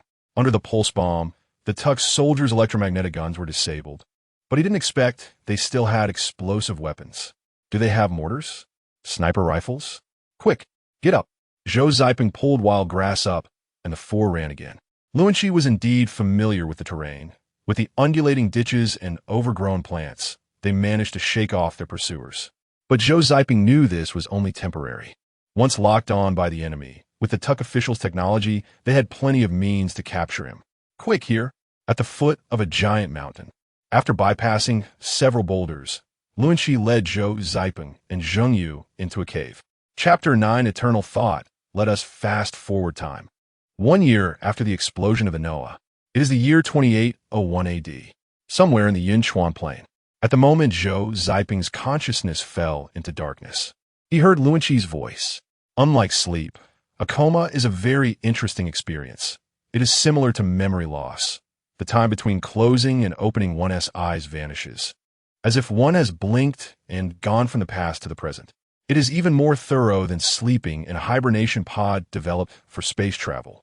When Zhou Ziping opened his eyes again, the swirling gray and white light had long disappeared, replaced by dark rocks and the red flames dancing on the rocks like fairies. Not dead. However, there was not much joy on Zhou Ziping's face from surviving. Instead, a hint of helplessness flashed across it. This scene was too familiar. Dapeng, how do you feel? Are you better? The voice of Zheng Yu came to his ears, hoarse yet gentle. It's nothing, just a lack of oxygen. I'll be fine after I recover. Zhou Ziping pushed himself up from the ground, and the dancing red flames shifted from the rocks to the life support helmet of the person beside him. Behind the goggles were his wife's plain, yet concerned eyes. After moving his slightly sore limbs, Zhou Ziping sighed. Yet don't worry. He patted Zheng Yu's shoulder, and as Zhou Ziping stood up, two figures, one big and one small, immediately stood up not far from the fire. Mifine. Unlike Zhou Ziping and Zheng Yu, who were wearing life support helmets, these two figures had no protective gear at all. Who else could they be but Yekeo and Luanqi? At first glance, the attackers seemed no different from humans, but upon closer observation, it was easy to see that their body proportions and organ shapes were vastly different from those of humans. In fact, as a biologist, Zhou Ziping understood long ago that the differences between the two were far greater than they appeared on the surface. Did you find it? Yekeo asked. No. Hearing Zhou Ziping's negative answer, Yekeo's voice grew somber. I don't know how to help you. Maybe I can go back to the junkyard. The other party pointed to Zhou Ziping's helmet, revealing a glimmer of hope. Maybe I can find some materials to help you make. No need. Zhou Ziping smiled slightly. He knew exactly the state of the life support device. You've already helped me too much. I will teach you more knowledge. You don't need to pay extra. So much had happened over the past year that Zhou Ziping had never imagined. It truly echoed the old saying, life will always find a way. The two aliens before him were the best proof. Oh no, perhaps now he and Zheng Yu could be considered the aliens. Though they were wildlings discarded by the attacker authorities, their intelligence was by no means low. Over the past year, they had learned a lot from Zhou Ziping, especially their speed in acquiring skills, which left Zhou Ziping in awe. Uncle, why don't we just live here? A childish voice came from Luanqi, who had always thought that this prophet was trying to build a spaceship to go back. Looking into Luanqi's eyes, which sparkled with hope, Zhou Ziping knew without guessing what the other party was planning. It was the most primitive need of life, to live well. Luanxi desperately hoped that the prophet could stay and teach her more knowledge to change her life. Yes, in the heart of a young person, there is always a dream of not wanting to be mediocre. At this moment, Zhou Ziping could only shake his head and smile bitterly. The joint investigation team had fallen, the Noah had exploded, and he and his wife had been wandering and fleeing ever since that horrific crisis. If it weren't for meeting Luanxi and her father, and with their help escaping the Tacker authorities' pursuit, they would probably have met a grim fate long ago. In this year, neither the emergency channel for superluminal communication nor the primitive radio signals had contacted any news. The ship that had gone to outer space had completely disappeared. As for the distant Federation, without high-power equipment, communication was impossible. Zhou Ziping and Zheng, you had completely become the unfortunate souls stranded on an alien world. The clever Luanxi tried to make a mature expression, nervously staring at Zhou Ziping, her dirty face looking somewhat comical. All right, we won't go back. Zhou Ziping tapped his helmet, which had returned to normal, and responded with a smile. The simple life support device that filtered carbon monoxide was essential. A year ago, the battery was enough for him and Zheng Yu to survive for hundreds of years. But after several hasty escapes, the battery was damaged and scattered, and what remained was no longer enough. Moreover, he had assembled several exploration devices with items scavenged from the Tacker junkyard midway, using batteries as power. Zhou Ziping's outing this time was to find the devices and batteries he had released earlier. Unfortunately, an accident occurred. After receiving Zhou Ziping's promise, Luanxi was obviously very happy, but still tried to restrain herself. Dapeng, what happened? How did the goggles break? If Luanxi hadn't discovered it in time, you could have. Zheng Yu found it hard to continue. Once a proud top scientist, at this moment, he was no different from an ordinary person handling household chores. Zhou Ziping smiled slightly, the previous scene flashing through his mind. Yellow sand obscuring the view, fierce winds blowing, the sun like a halo, the ground shaking violently, and a gigantic parabolic mirror slowly rising from the endless desert. In the center was a huge antenna, sharp iron rods strung with giant beads arranged from small to large, resembling a giant S candied hawthorn. Countless tackers and machines were scattered around the parabolic mirror, busily working in a tense yet orderly manner. This was the launch tower built by the tackers. Zhou Ziping didn't need to guess. It was definitely used to send data for the Gods Project. It seemed that the Tacker had long had a backup of the data from Kunlun and might have even launched it earlier. Those things that look like launch pits. Could they be new launch devices for the Gods Project? Fortunately, it seems they haven't been successfully constructed yet. Zhou Ziping, stunned on the spot, was struck by flying rocks carried by the fierce wind, breaking his goggles and damaging the carbon monoxide filtration device, which led to the earlier scene. Yes, on the way back to the camp, he had been poisoned by carbon monoxide. Even so, it was one of his contingency plans. Before departure, he had left the batteries at the camp. If he died, he wouldn't need the life support device anymore, saving a battery. The battery was insufficient for 2 people, but if it was just one person, Zhou Ziping knew that his options were limited. In addition to sending back the data from Kunlun and the news of the investigation team as collapse to the Federation, he had to prevent the launch of the Gods Project and stop any potential data transmission from Kunlun. Destroy it directly? Seize it? Send a message to the Federation and then destroy it? But besides this life, what other bargaining chips did he have? How could he accomplish all this? Zhou Ziping did not answer Zheng Yu, but sat by the campfire, frowning in thought. No matter what, something had to be done. The universe is vast. With life and death, civilizations striving upwards, individuals embroiled in conflict. In the distant light years away, countless lives' destinies converged, seemingly forming a fine line in Zhou Ziping's hand. Earth, Federation, humanity, seeds, how the future will be, is in my thoughts. Zhou Ziping's gaze became somewhat distant. He had thought he was liberated, yet he did not expect to wake up and face such a choice. He had thought it would be a melody interwoven with love and family, but unexpectedly, it had to rise to the heights of civilization and race. Uffed. Zhou Ziping chuckled softly, and Zheng Yu looked at him with concern. What's wrong? It's nothing. Just feels a bit funny. Fate. Zhou shook his head slightly. In a flash, a plan that even he found somewhat incredible quietly surfaced in his mind. Rinshi, Yekeo, starting today, I will teach you a special subject. Do you want to learn? Zhou said, with a mix of curiosity and concern from Zhengyu beside him. Rinshi was extremely excited, and Yekeo readily accepted. All right, for this first lesson, let's analyze the situation on Taker Star, understanding who the enemies are and who the friends are. The issue of wild people wanting to gain the right to survive and no longer being at the mercy of others is the most important question. Zhou opened his personal terminal and pulled up a book in the historical archives. Combining it with the current situation on Taker Star, he began to explain in an easy-to-understand manner while sitting by the campfire. Zhengyu glanced at the book title, then at Zhou, her eyes wide and mouth agape. Speechless. Chapter 10. Within light years, year 2810, mother planet of the Pan-Human Alliance, Alliance Capital. Headquarters of the Security Bureau. 23-year-old Zhou, with a well-proportioned figure, was wearing a blue uniform and striding towards the security building with an upright posture. However, the dark circles under his eyes were quite prominent, indicating he had not slept well the night before. The front of the security building featured a vast administrative plaza, shaded by green trees and filled with flourishing flowers. The ground was spotless, showing no signs of fallen leaves. It was clear that someone was cleaning it regularly. Yet strangely, apart from Zhou, there was not a single person in sight, only the occasional rotation of laser cameras. Zhou walked straight to the entrance of the security building without a sideways glance. Seemingly accustomed to this scene, standing at the entrance, a complex expression flashed across Zhou's face as he turned around and put on the glasses that had been resting on his chest. In an instant, the entire world in his view transformed dramatically.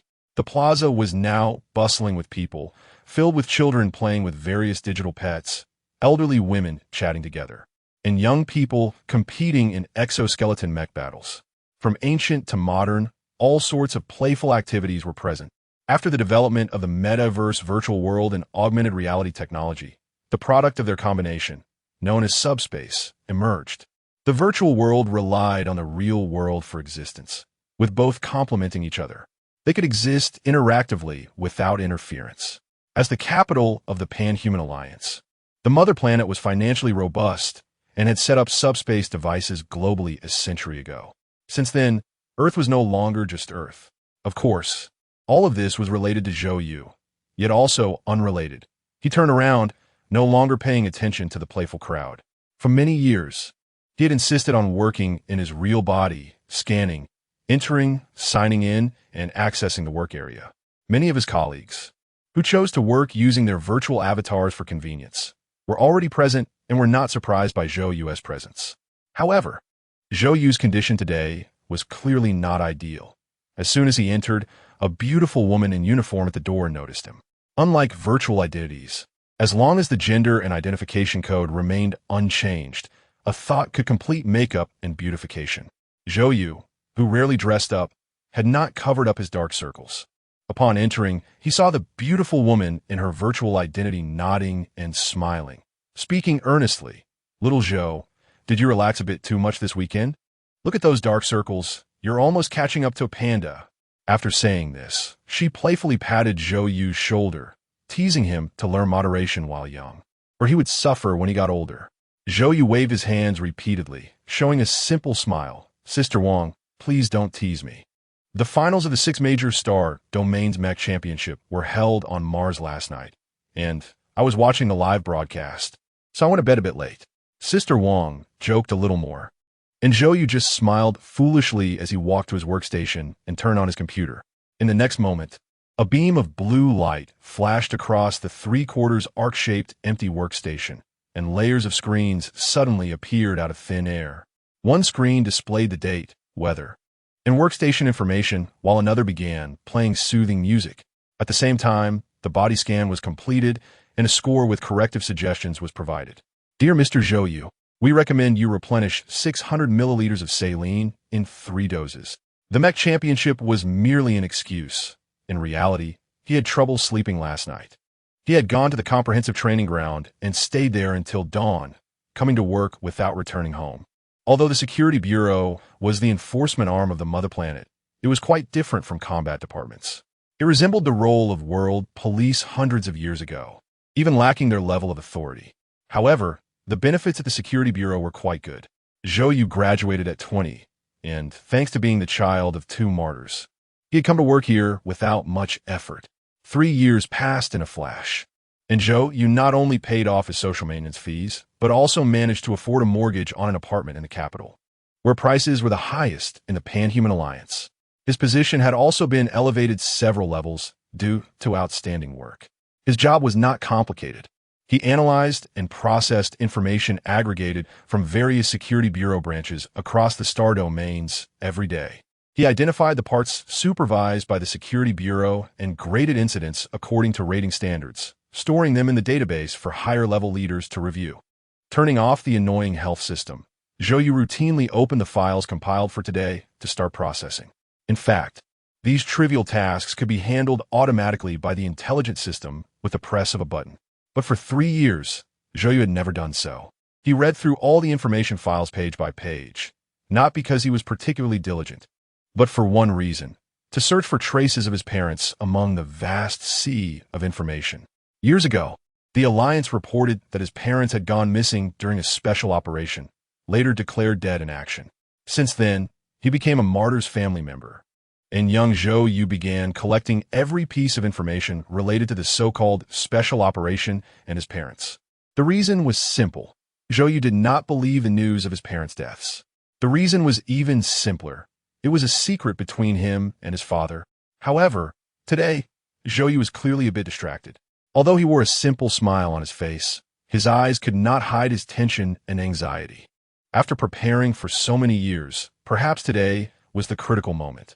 Last Friday, just 2 days ago, Zhou Yu submitted an investigation application to the Security Bureau Committee.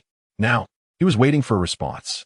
Over the past 3 years, Zhou Yu not only read and identified the daily aggregated information, but also sifted through events from the previous 10, 20, even nearly 100 years.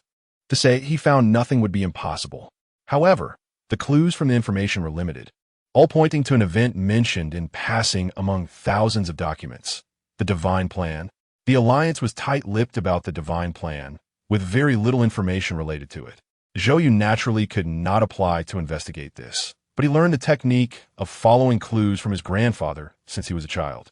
Last night's insomnia was also due to this matter. For 3 years, while appearing foolish, Zhou Yu had actually spent countless sleepless nights studying to uncover the truth behind his parents' disappearance, priding himself on being clever. Only with the Security Committee's approval of this seemingly unrelated investigation into the Divine Plan could the truth behind his parents' disappearance, or the search for them, turn a new page. Otherwise, no matter how much homework he did, he feared he would be stuck on the mother planet, becoming a speck of dust in the midst of prosperity. After casually processing a few news summaries, Zhou Yu looked up and scanned the room. As usual, all his colleagues, except for him, were using virtual identities to work, and the workstation was mostly full. Just as Zhou Yu was retracting his gaze, a sturdy figure, not tall but robust, walked quickly through the door. Wang Xiangyang, head of the information department at the Security Bureau headquarters, former leader of a combat unit on the mother planet. It was said he lost a leg during a mission, which is why he left the front lines to work at the headquarters. Zhou Yu lowered his head, having mentally prepared for this moment.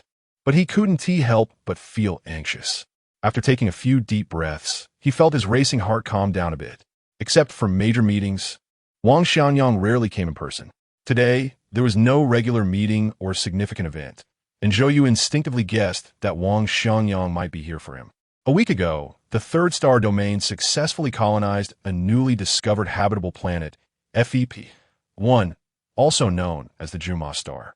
According to official reports, it was a planet with less than 3 of Earth's mass, with announcements stating that there were simple, weak carbon-based biological activities, but no intelligent life forms present.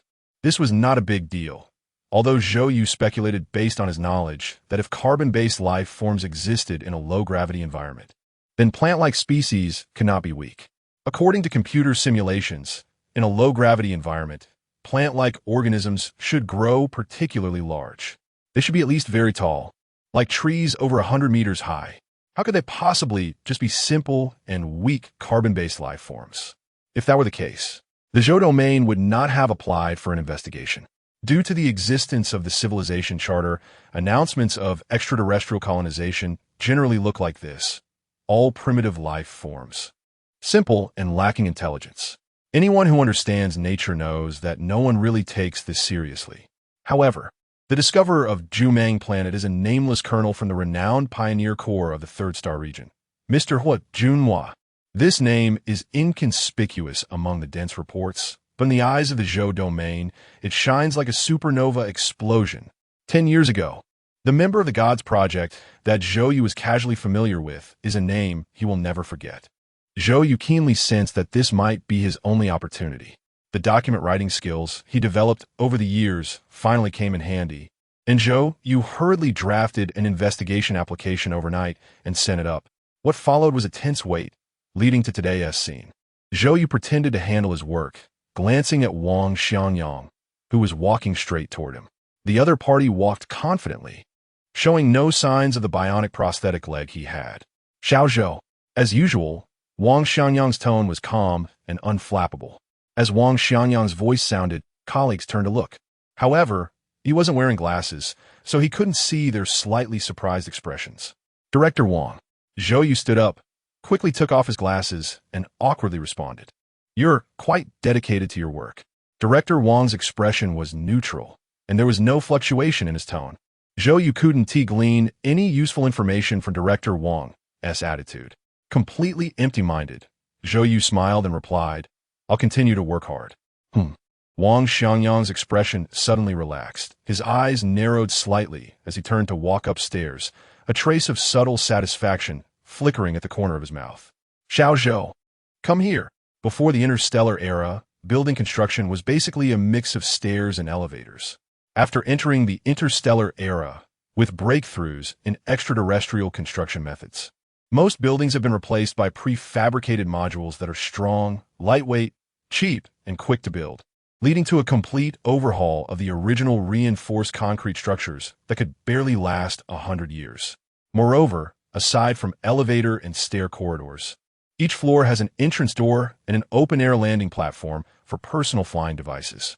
The opening of the interstellar era has driven technological progress, rapidly increasing the total wealth of society, challenging all traditional norms. Zhou stepped forward, climbed the stairs, arrived at Wang Xianyang's door, and knocked before entering. I've reviewed your application. The committee has approved your request. As soon as he entered, Wang Xianyang spoke. The surprise came too suddenly, and Zhou almost couldn't react. Suppressing the overwhelming joy in his heart, Zhou clenched his fists and tried to appear calm.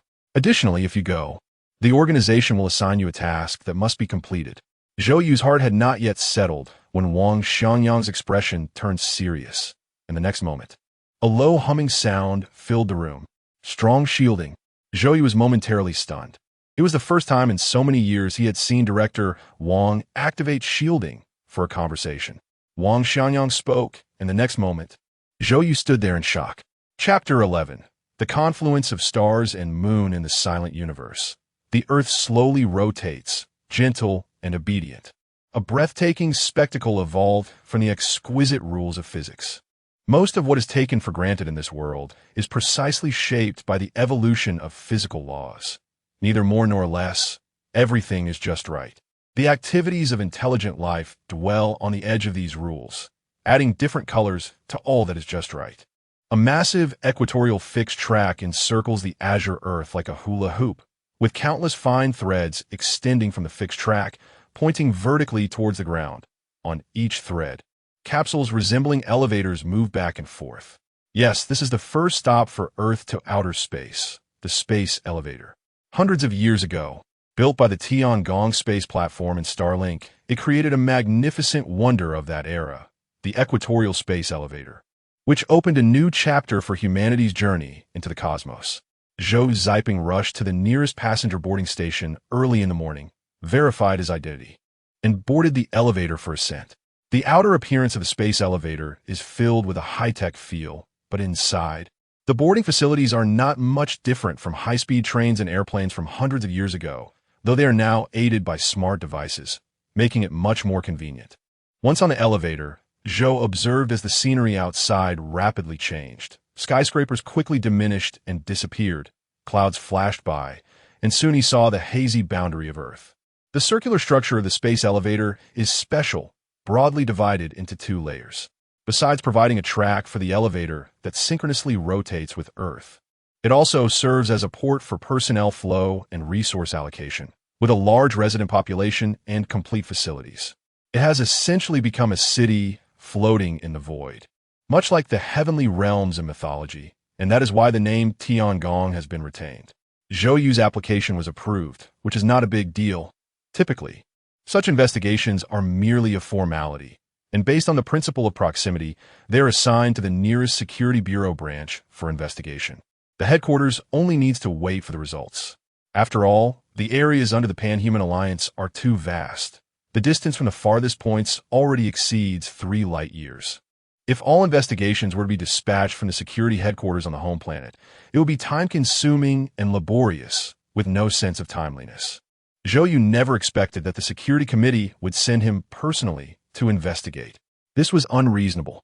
Moreover, when Wang Xiangyang notified him, Zhou was so pleased that he didn't notice anything amiss. It was only after he calmed down that he realized something was quite strange. The space elevator was fast. Within a dozen minutes, Zhou Yu had already arrived inside Tiangong. He got off the elevator, changed into magnetic shoes, and, guided by the smart terminal, proceeded along the bright corridor. Moments later, he boarded a hover train straight to the Tiangong launch port. After boarding the spaceship to the Mars spaceport, sitting on the sofa in the passenger cabin, Zhou turned his head to look at the cabin around him, where the simulated starry sky was dazzling, and memories of his conversation with Wang Xiangyang flashed through his mind. He had been pondering since yesterday, and still could not make sense of what was happening. Furthermore, what was the so-called hidden mission that Wang Xiangyang arranged? Was it to find a few fossils of the Jumong star's creatures and bring them back? Suddenly thinking about it seemed reasonable, but the more Zhou Yu contemplated, the more awkward it felt, though he couldn't pinpoint exactly what was wrong. Forget it. Why bother thinking so much? Since he couldn't figure it out, Zhou decided not to think about it. Anyway, his goal had already been achieved. I will uncover the truth. I will definitely find my parents. In accordance with the principles of investigation, this mission was not just Zhou Yu going alone, but 3 people. The other 2 were not on the home planet. They were investigators from the Security Bureau in other star regions, and the 3 had agreed to meet at the Mars port. In fact, the formation of the Pan-Human Alliance is not too long ago. After entering the interstellar era, the overall affairs of human civilization were still managed by the United Nations. However, after the war with the Fishman star over 100 years ago and its subsequent merger, with the inclusion of this new species and nation, it was renamed the Pan-Human Alliance.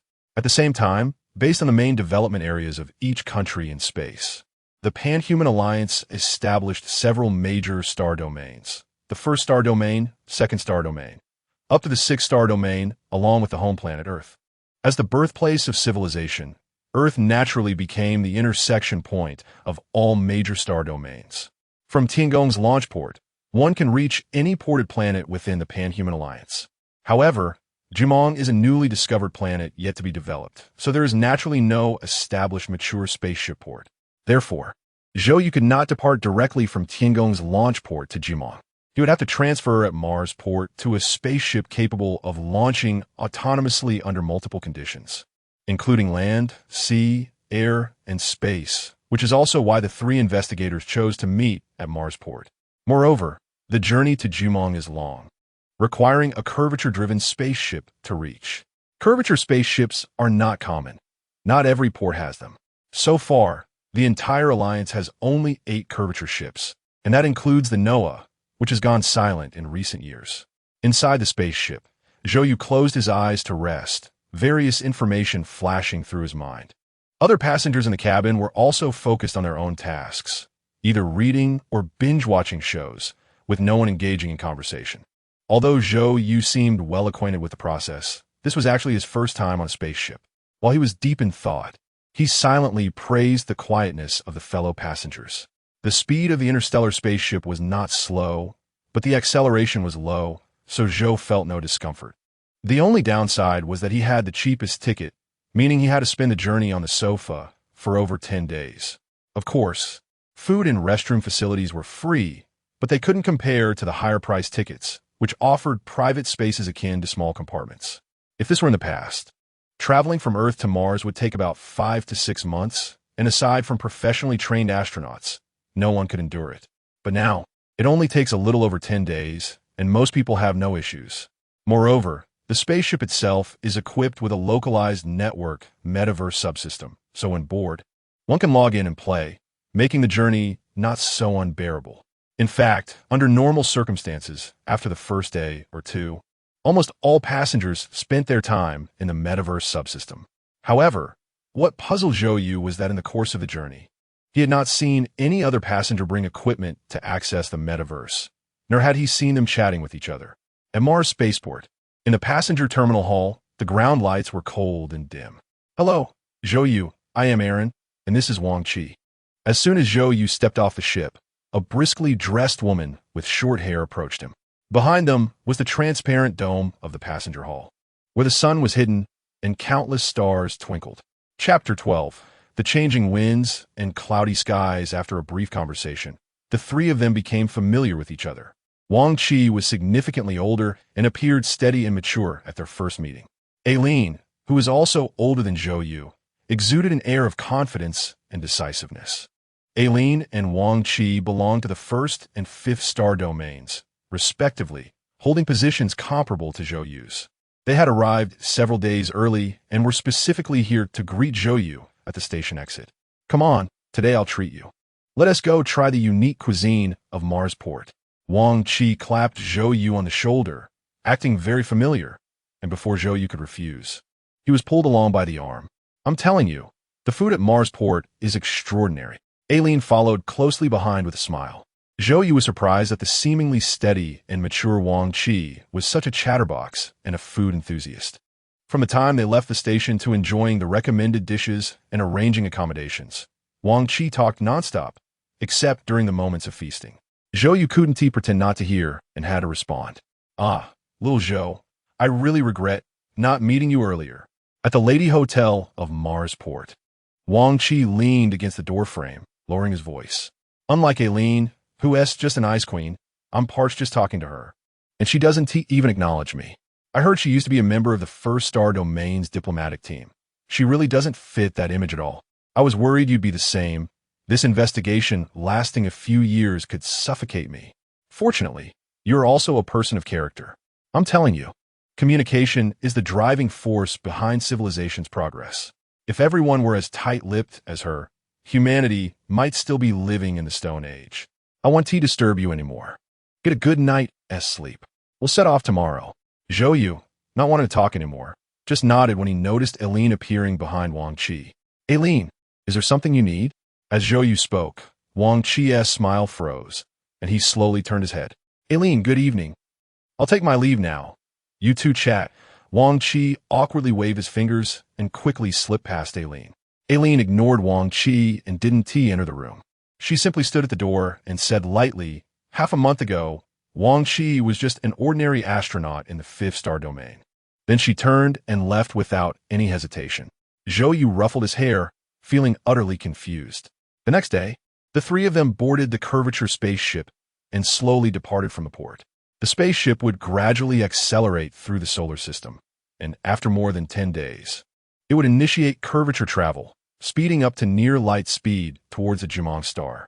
The journey was long, and the flight took time. Each passenger had an independent space equipped with a sleep system, allowing them to choose to sleep as needed and wake up at their destination. The three of them had adjacent rooms, with Zhou in the middle and Wang Qi and Aileen on either side. 3 days later, just as Zhou was preparing to enter the sleep pod to get through the long, dull days ahead, Wang Qi knocked on his door. Don't talk. Come in." Wang Qi had a mysterious look, his finger on his lips, and his eyes darting around. Before Zhou could figure out what was happening, he was pushed into the room. "What's going on?" Zhou looked bewildered. "Something's not right, I need to tell you." Before Wang Qi could finish, there was another knock at the door. "Knock, knock, knock." Wang Qi's words were abruptly cut off, and his expression turned serious as he held Zhou down, who was about to get up to open the door. He bent down and quietly leaned towards the door, lowering his voice. "Who is it?" "It's me, open the door." Eileen's voice came from outside.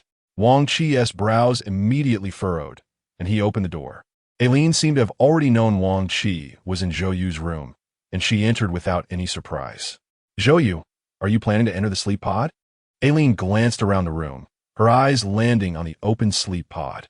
Zhou nodded and then asked, "What's wrong?" "Just days ago, the two were normal, dining and strolling together. What was happening today? You can't sleep. The enemy has infiltrated the ship, and we must stay alert at all times." Zhou was confused, utterly baffled. What does this have to do with anything? He looked at Wang Chi, who seemed to understand completely. "I was just about to tell you. We absolutely cannot sleep. After observing for the past 2 days, I've identified several suspicious individuals. We need to be cautious." Now Zhou was even more puzzled. "Didn't Wang Xiangyang brief you on the precautions for this mission?" Aileen's expression was slightly serious, and it was rare for her to speak such a long sentence. "No? What's going on?" "Aren't we just going to Jumong, start to investigate whether the third star domain's colonization complies with the Alliance's regulations?" Seeing that the two didn't look like they were joking, Zhou became serious and quickly recalled if there was anything unusual, but he found nothing and asked, "Yes, but there are those who don't want the investigation to happen." Wang Chi took over, his expression extremely serious. "As far as I know, there's a huge secret involved." As he spoke, Wang Chi's gaze drifted towards Aileen, who slightly raised her eyebrows. Zhou looked over and saw her nodding slightly. Zhou wasn't a fool. With the way the two were hinting mysteriously, a thought suddenly popped into his mind. "You mean the third star domain wants to stop us?" "Not just that." Aileen's words were succinct. "There are other investigation teams besides us. And there are more than just the third star domain trying to stop us." Zhou was stunned. "Isn't it just an investigation to see if the third star domain's colonization complies with Alliance regulations? Is it really as mysterious and exaggerated as you two are saying? Moreover, even if it didn't comply with the Alliance's regulations, it would just lead to a condemnation of the third star domain, a show of sanctions. But they couldn't really do anything about it. If worst came to worst, someone could take the fall, and after a few years when the fuss died down, that person could enjoy wealth and a new life. Does this really require someone to stop it? Aren't you afraid of making a small matter into a big issue? Besides, I'm just using this opportunity to meet Junhua and check on the God plan, tearing apart the search for my parents. Whether Jumong's star complies with the Alliance's colonization regulations is the least of my concerns. Furthermore, just days ago, the two had been undermining each other, hinting that the other had issues. Why were they now singing from the same sheet? Think as negatively as possible. You should know how remote Jumong Star's ports are, and it's not a bustling port. How often do ships take off?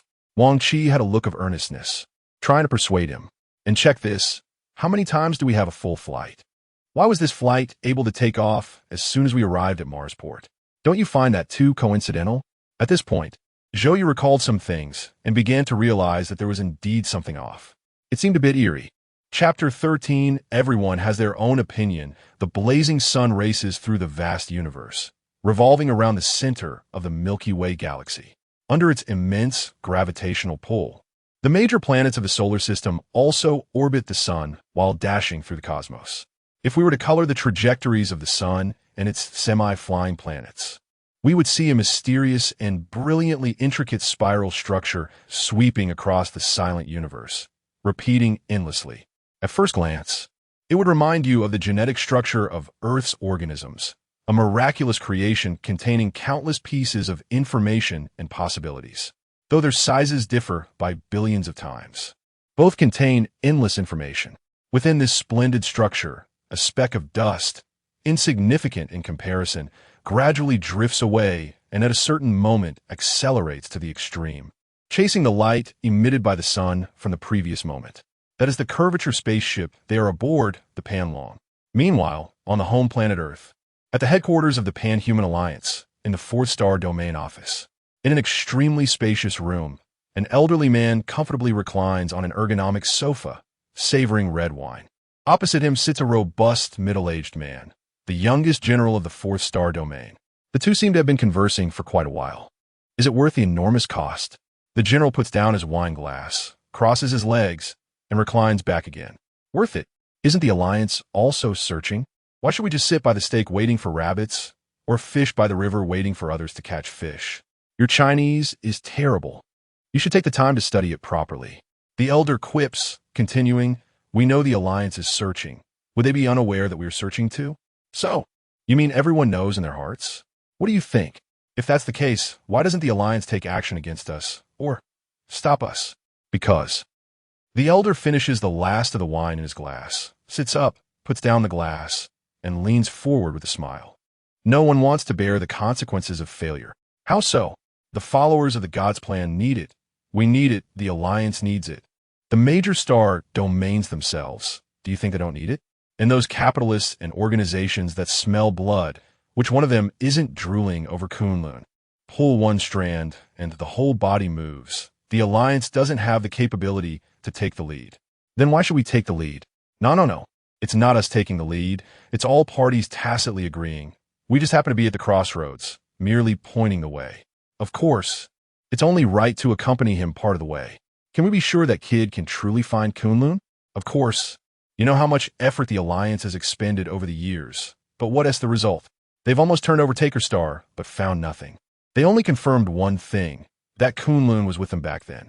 Unfortunately, despite exhausting all means, the Alliance has never found their whereabouts. The personality modeling analysis of the couple has long been completed. It's almost certain that Zhou Ziping and his wife are definite protectors of civilization, and they cannot destroy Kunlun. It must be hidden somewhere. Now, not being able to find the couple, nor Kunlun, has almost become an unsolvable problem.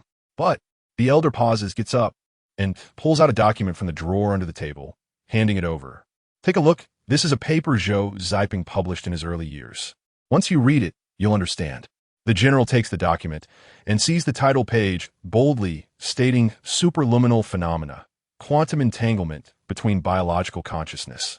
The elder pours himself another half glass of red wine, lies back, gently swaying, drinking leisurely. Almost simultaneously, at the headquarters of the Alliance Security Committee, Wang Xiangyang sits upright in his chair, facing the rotating chairman who has led the Alliance for nearly a decade. Xiangyang, has that kid set off? Yes, according to plan. He is about to leave the solar system. Well, that's good, but I still worry that it might be too risky. Can we be sure there won't be any danger? Wang Xiangyang smiles faintly, his expression very assured. Regardless of the major star domains or those capitalists and organizations, no one would destroy the bait before taking a bite. We still have to be cautious. We can't put all our hopes on speculation, nor can we overestimate the rivalry between greed and ideals. That's for sure. Please rest assured, we have made thorough arrangements. Nothing will happen. What about Taker Star? With the information we released earlier, Taker Star won't change until they find Kunlun. Everything will evolve according to the original path, ensuring that Zhou Ziping and his wife's actions are not erased.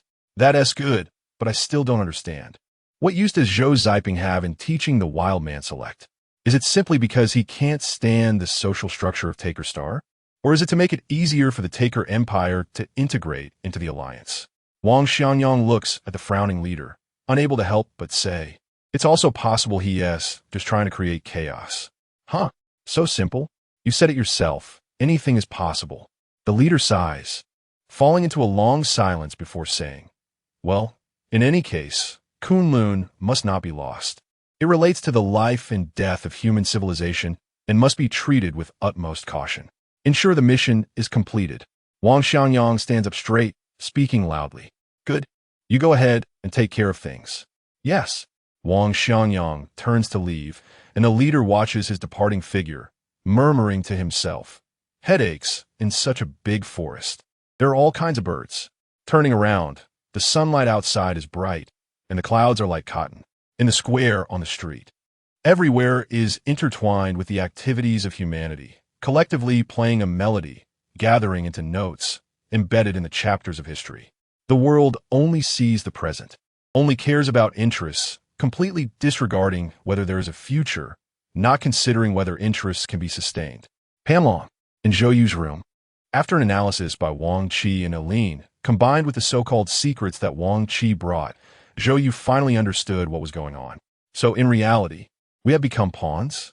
We are the team officially responsible for investigating the colonization issue of GUS star in the third star domain. And there are other teams also officially investigating. Meanwhile, there are also a large number of investigation teams secretly heading out under our cover. And the reason for such an exaggerated investigation into the colonization issue is due to some mysterious reason? Then tell me, what exactly is this mysterious reason? After Zhou Yu finished speaking, he stared at the two, waiting for an answer. I don't know, maybe the Alliance wants to integrate, that. Resources. After all, the Alliance is too loose. Wang Qi scratches his head, awkwardly smiling. Clearly, he knows that his speculation is pure nonsense. Zhou Yu rolls his eyes and shifts his gaze to Eileen. I'll follow orders. I don't know anything else. Chapter 14. Time is peaceful then for some reason. The third star region must deal with the investigation team and stop the investigation. In the face of Zhou Yu's questioning, the two nodded in unison. So, are we in danger? The two nodded again. Zhou Yu was speechless. Could the third star region be so foolish? Killing someone would be like broadcasting to the entire universe that he had a problem.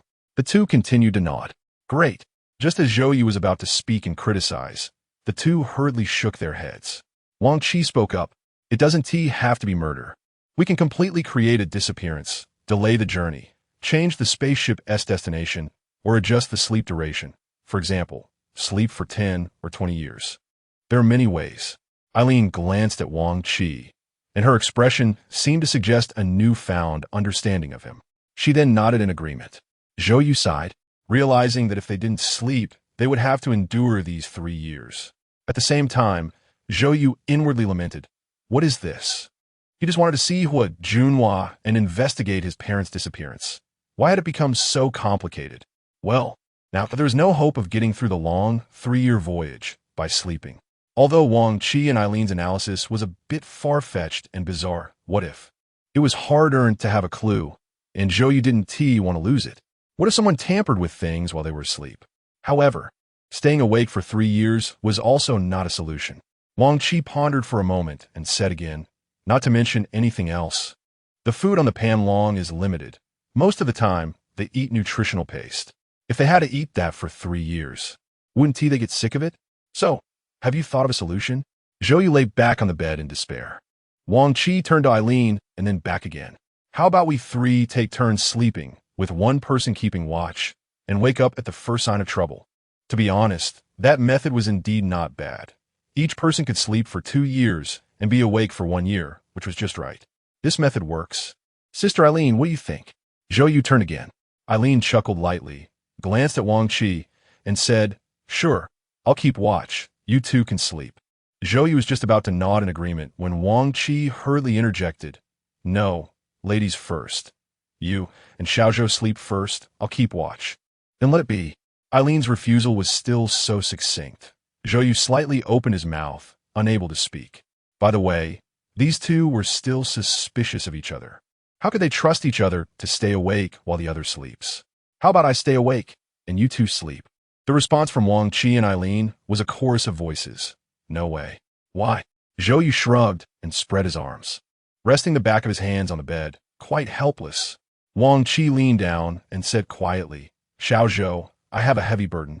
I hope you won't be angry if I say something unpleasant. Zhou Yu turned his palm up, propping himself up on the bed again, saying, go ahead. Let us not mention your skill level for now. If we both fall asleep, what if those backstabbers come knocking? I'm afraid you won't be able to handle it. It's not that I underestimate you, but you're too young and don't understand the malice of human hearts. Zhou Yu felt a wave of frustration and turned to look at Eileen for her opinion. But he heard her say something even more hurtful. You're too inexperienced. Great. With 3 people, none of them trusting each other, and pulling back and forth without a result. Although Zhou Yu didn't agree with their views on him, he couldn't prove otherwise. Besides, since he was young, his grandfather had taught him to be modest and conceal his sharpness. Those who fail to restrain their brilliance often expose themselves completely, inadvertently giving others the chance to defeat them. Thinking of the mutual suspicion between the two and how they looked at him, that was fine. Zhou Yu stopped arguing, but the problem still needed to be solved. Although enduring 3 years of space travel was unbearable, it would certainly be better if it could be more comfortable. Then, they could only log into the Panlong's metaverse subsystem, play games, or do research, practice skills, and study. To spend these 3 years pleasantly, Zhou said helplessly. Wang Qi. That is all we can do. However, it's not bad. The metaverse can also offer a variety of delicacies. Though the effect is a bit lacking, but better than nothing. Eileen, very good. The two answered too readily, making Zhou pause, seriously suspecting that after all this talk, that was their true intention. The novel often says that cultivating immortality knows no time. In fact, this feeling is the same in reality. When you are immersed in something, you often don't feel the passage of time. The metaverse subsystem of the Panlong was quite rich. The three exchanged IDs and gathered for a moment in the metaverse, after which Wang Qi said goodbye to search for food. I'm going to the combat arena. Do you want to join? Faced with Eileen's invitation, Zhou chose to decline. Driving a spaceship has been my dream since childhood. I'll take this opportunity to learn spaceship piloting training. Eileen nodded and left very gracefully. In the following time, the three gathered for meals and then lived their own days in the metaverse subsystem.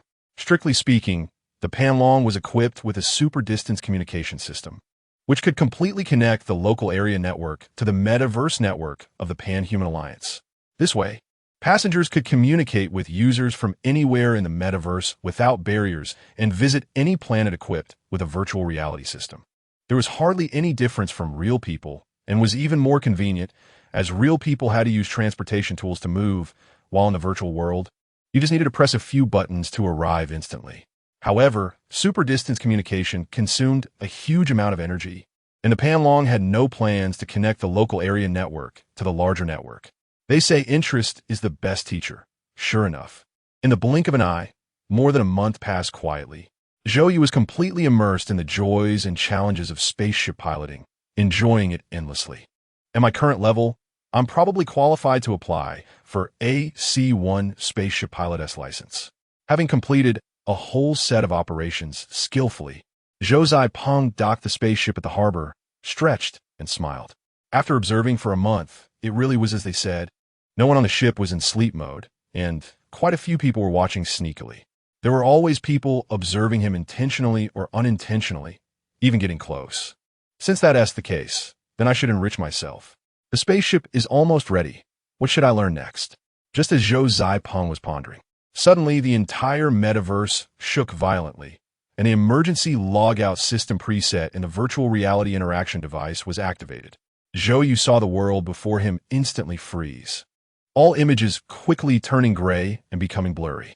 You have logged out of the system. The prompt sound came, and Zhou, lying on the device, took off the helmet, only to find that the entire spaceship was shaking violently. At the same time, a piercing alarm was ringing. What happened? Zhou's face changed drastically as he quickly put on his magnetic shoes and rushed out. Chapter 15. Unexpected changes. Zhou opened the door and saw Wang Qi and Aaron just exiting. In fact, they weren't the only three. The entire passenger cabin corridor was filled with people. Strangely, no one was making loud noises. At most, they were whispering to each other, some calling for crew members, and a few heading straight for the cockpit. At this moment, the ship was shaking quite violently, unlike the vibrations experienced under gravity, where the whole body resonates with the ground. In a zero-gravity environment, people are fixed to the ground only by magnetic shoes, and when the ship shakes, it's as if they're on a spring, with every part of their body jostling around, which is quite uncomfortable. Nevertheless, the scene remained relatively stable. After about 5 or 6 minutes, the shaking gradually subsided, and the crew brought news. We apologize, dear passengers. The Panlong passenger spacecraft has encountered a black hole reef during its journey, and due to the effects of space-time collapse, we have experienced turbulence. The crew's explanation was quite official, but Zhou understood it very well. The Panlong was affected by a black hole near its route, which not only caused turbulence, but also deviated from its course. At this moment, it was being deflected by the immense gravity of the black hole, and if left unchecked without human intervention, it would ultimately fall into the black hole. Dear passengers, after the crew's deliberation, we will initiate a reacceleration in 10 minutes to counteract the black hole's gravity and escape its gravitational range. Due to the intense gravitational pull of the black hole, this acceleration will exceed the human body's tolerance limit. We kindly ask all passengers to enter the sleep chambers promptly and set the sleep duration for at least 1 year. Again, we urge all passengers to enter the sleep chambers promptly and set the sleep duration for at least 1 year. The spacecraft is about to reaccelerate. For your safety and health, we ask for your active cooperation to avoid unnecessary trouble. It's hard to say that Zhou you wasn't nervous. Such a situation is not common in spaceflight contingency plans. Every curvature spacecraft's route is determined after years of observation and subsequent practical exploration. They are relatively safe, convenient, and efficient routes. Generally speaking, there are few celestial bodies on this route, and the airspace is extremely vast, let alone a black hole. Zhou could only console himself that they were merely skimming the edge of the black hole rather than crashing into it. That was something to be grateful for. Now I can rest easy for a year. He hadn't expected that the unresolved discussion about sleep would ultimately be resolved in this way. With a self-deprecating smile, Zhou returned to his room and opened the sleep chamber as instructed by the crew. Half an hour later, all non-piloting personnel on the Panlong entered the sleep chambers and fell into slumber. At this moment, the navigation crew of the Panlong was busy and tense in the cockpit. One parameter after another was adjusted and displayed on the central screen, filling the void with dense data. Suddenly, a staff member exclaimed in surprise, "Captain, guess what I found? This black hole seems unusual."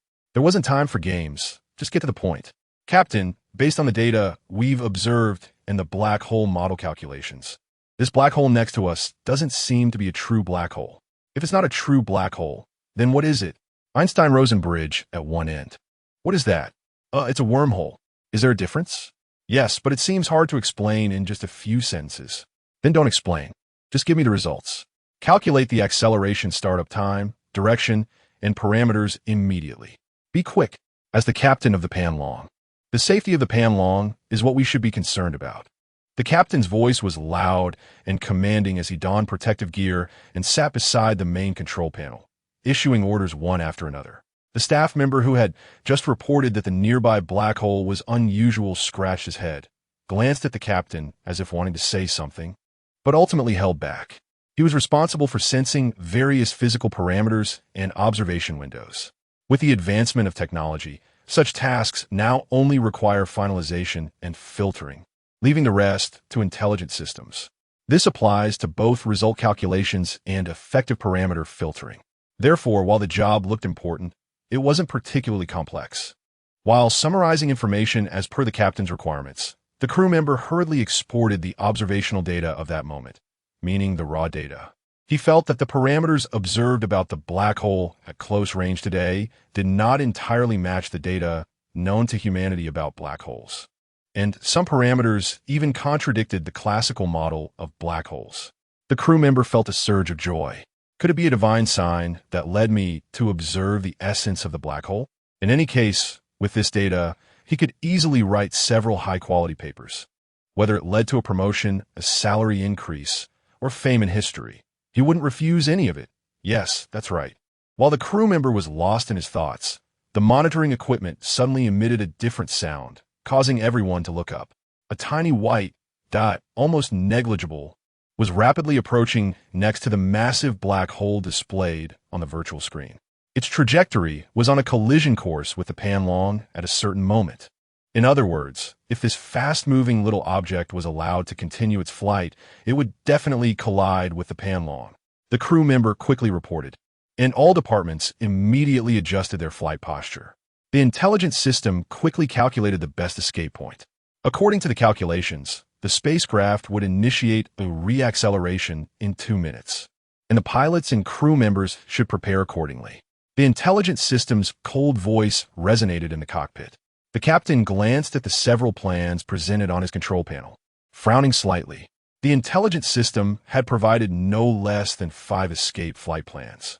However, apart from the first one, the remaining plans would result in exaggerated energy loss due to wasted time, making it impossible to escape the gravitational pull of the black hole. But there was also a problem with the first plan. According to the calculations, the suddenly appearing little white that would pass by the Panlong 5 seconds after the spacecraft initiated reacceleration. This was precisely what the captain feared. It is essential to know that the Panlong was currently flying at nearly the speed of light, although its speed had significantly decreased due to the black hole's gravitational capture. It couldn't be imagined based on common sense. Moreover, the speed of that little white dot during observation was also enormous. Letting the two pass by each other was an extremely risky endeavor. Any small change in variables could lead to a collision between the two. At such high speeds, the collision of two massive objects would have catastrophic results. There was no other choice. The fuel carried by the Panlong was insufficient to execute the subsequent plans. If the later plans were followed, the Panlong would likely become stranded in a desolate corner of the universe before completing its mission.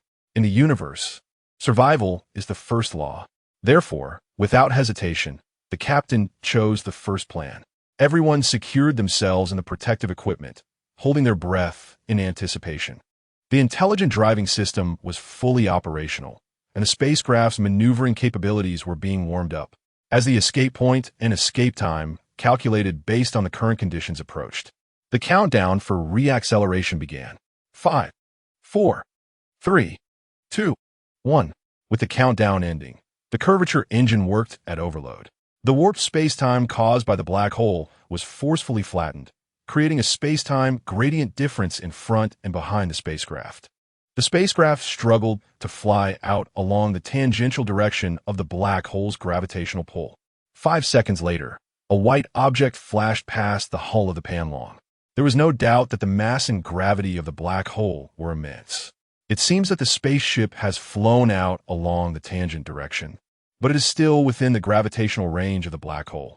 In the coming days, the Pangu will still need to orbit the black hole again and again, gradually moving away until it is free. The acceleration has successfully started, and the current acceleration of the spaceship is relative speed. With the report from the intelligence system, the captain finally loosened his tightly clenched fist and let out a long sigh. However, the next moment, the anxiety he had just managed to ease was raised again. The reason is simple. Just a moment ago, when the spaceship brushed past that white dot, the intelligent defense system activated and captured the appearance of the object. It was a completely milky white, nearly spherical object. It was evident at a glance that it was equipped with a propulsion system, not a natural formation, but a product of civilization. What astonished the captain was not this, but the fleeting image that appeared in the lens. Just before the small sphere left the frame, the angle of its own rotation was presented in the lens at a certain moment, and on the small sphere was a familiar word, seed. What is this thing? The captain murmured. Unlike the flight direction of the Pangu, the white small sphere's trajectory was almost perpendicular to that of the Pangu, crashing toward the black hole and disappearing from the Pangu's observation view. Chapter 16. The Fear of the Mousetrap. 138 billion years ago, the universe was born from the Big Bang at a singularity. Over a long period, the universe rapidly expanded, elements were created, matter coalesced, and nebulae condensed into various celestial bodies. Bound by fundamental physical laws, the universe gradually evolved into what appears to be a regular form. As time flowed, countless stars perished, and countless stars were born. The entire universe transformed from an initial state of nothingness to one that contains countless pieces of information. This information is stored in every corner of the universe, in the structure of matter, in the arrangement of matter, in phenomena such as radiation, decay, and fusion. Memories may be altered or forgotten, but all the information stored by the universe will last forever. Life is one of the great miracles of this universe's evolution. The wonderful combination of matter gives information the ability to control objects. No one can say for sure where the ultimate evolution of the universe will lead. But we know that with the birth of life, the evolution of the universe embarked on a path completely different from before. For the universe, time is meaningless. For information, time is merely a node for storing information. The changes occurring on the planet Tak and aboard the Panlong ship, as well as all changes within the human civilization union, are silently stored by the vast universe. Let's focus on the planet Tak in the year 2803, which is also the third year since the destruction of the Noah spacecraft. Zhou Ziping has been teaching Yekeo and Luanxi for 2 years. During these 2 years, under Zhou Ziping's careful guidance, and with the help of Zheng Yu, Yekeo and Luanxi have grown from humble wild men to the leaders of the Wild Man Uprising Army. Indeed, the books Zhou Ziping selected from his personal terminal years ago were none other than the crystallization of the thoughts of a visionary and insightful great man from Earth civilization. Under Zhou Ziping's teachings, Luanxi and Yekeo united the leaders of various wild man uprising armies and brought them together. Through guerrilla warfare and a series of strategic ideas proposed by great men, combined with the current situation on TAC, they finally achieved today's circumstances. The wild men are undoubtedly weak in the face of the TAC Empire. Capturing the cities of the TAC Empire is clearly unrealistic, even if they succeeded. They cannot hold them. It must be known that the TAC Empire possesses technological power close to that of current human civilization. If the other side is determined, they can launch weapons of mass destruction to obliterate an entire city. Thus, for the past 2 years, the Wild Man Uprising Army has been scattered across various locations on TAC, even having bases in the eternal night, hiding in the dark and striving to grow stronger. With the strategic thoughts imparted by Zhou Ziping and the technological knowledge popularized by Zheng Yu, the Wild Man Uprising Army has rapidly expanded over these 2 years. Now, in a natural cave somewhere in the Yunchuan Plain, Zhou Ziping, Zheng Yu, Luanxi, and Yekeo are discussing. Not far behind them is the Silent Uprising Army. This is a risky operation. Half a month ago, under the joint leadership of these few, the scattered wild man uprising armies gathered here one after another. Prophet, the wild man uprising armies have now united. How should we attack the TAC Empire's launch base? Luanxi, with his hands clasped together on his knees, looked up at Zhou Ziping, who was gazing at the sky outside the cave's entrance.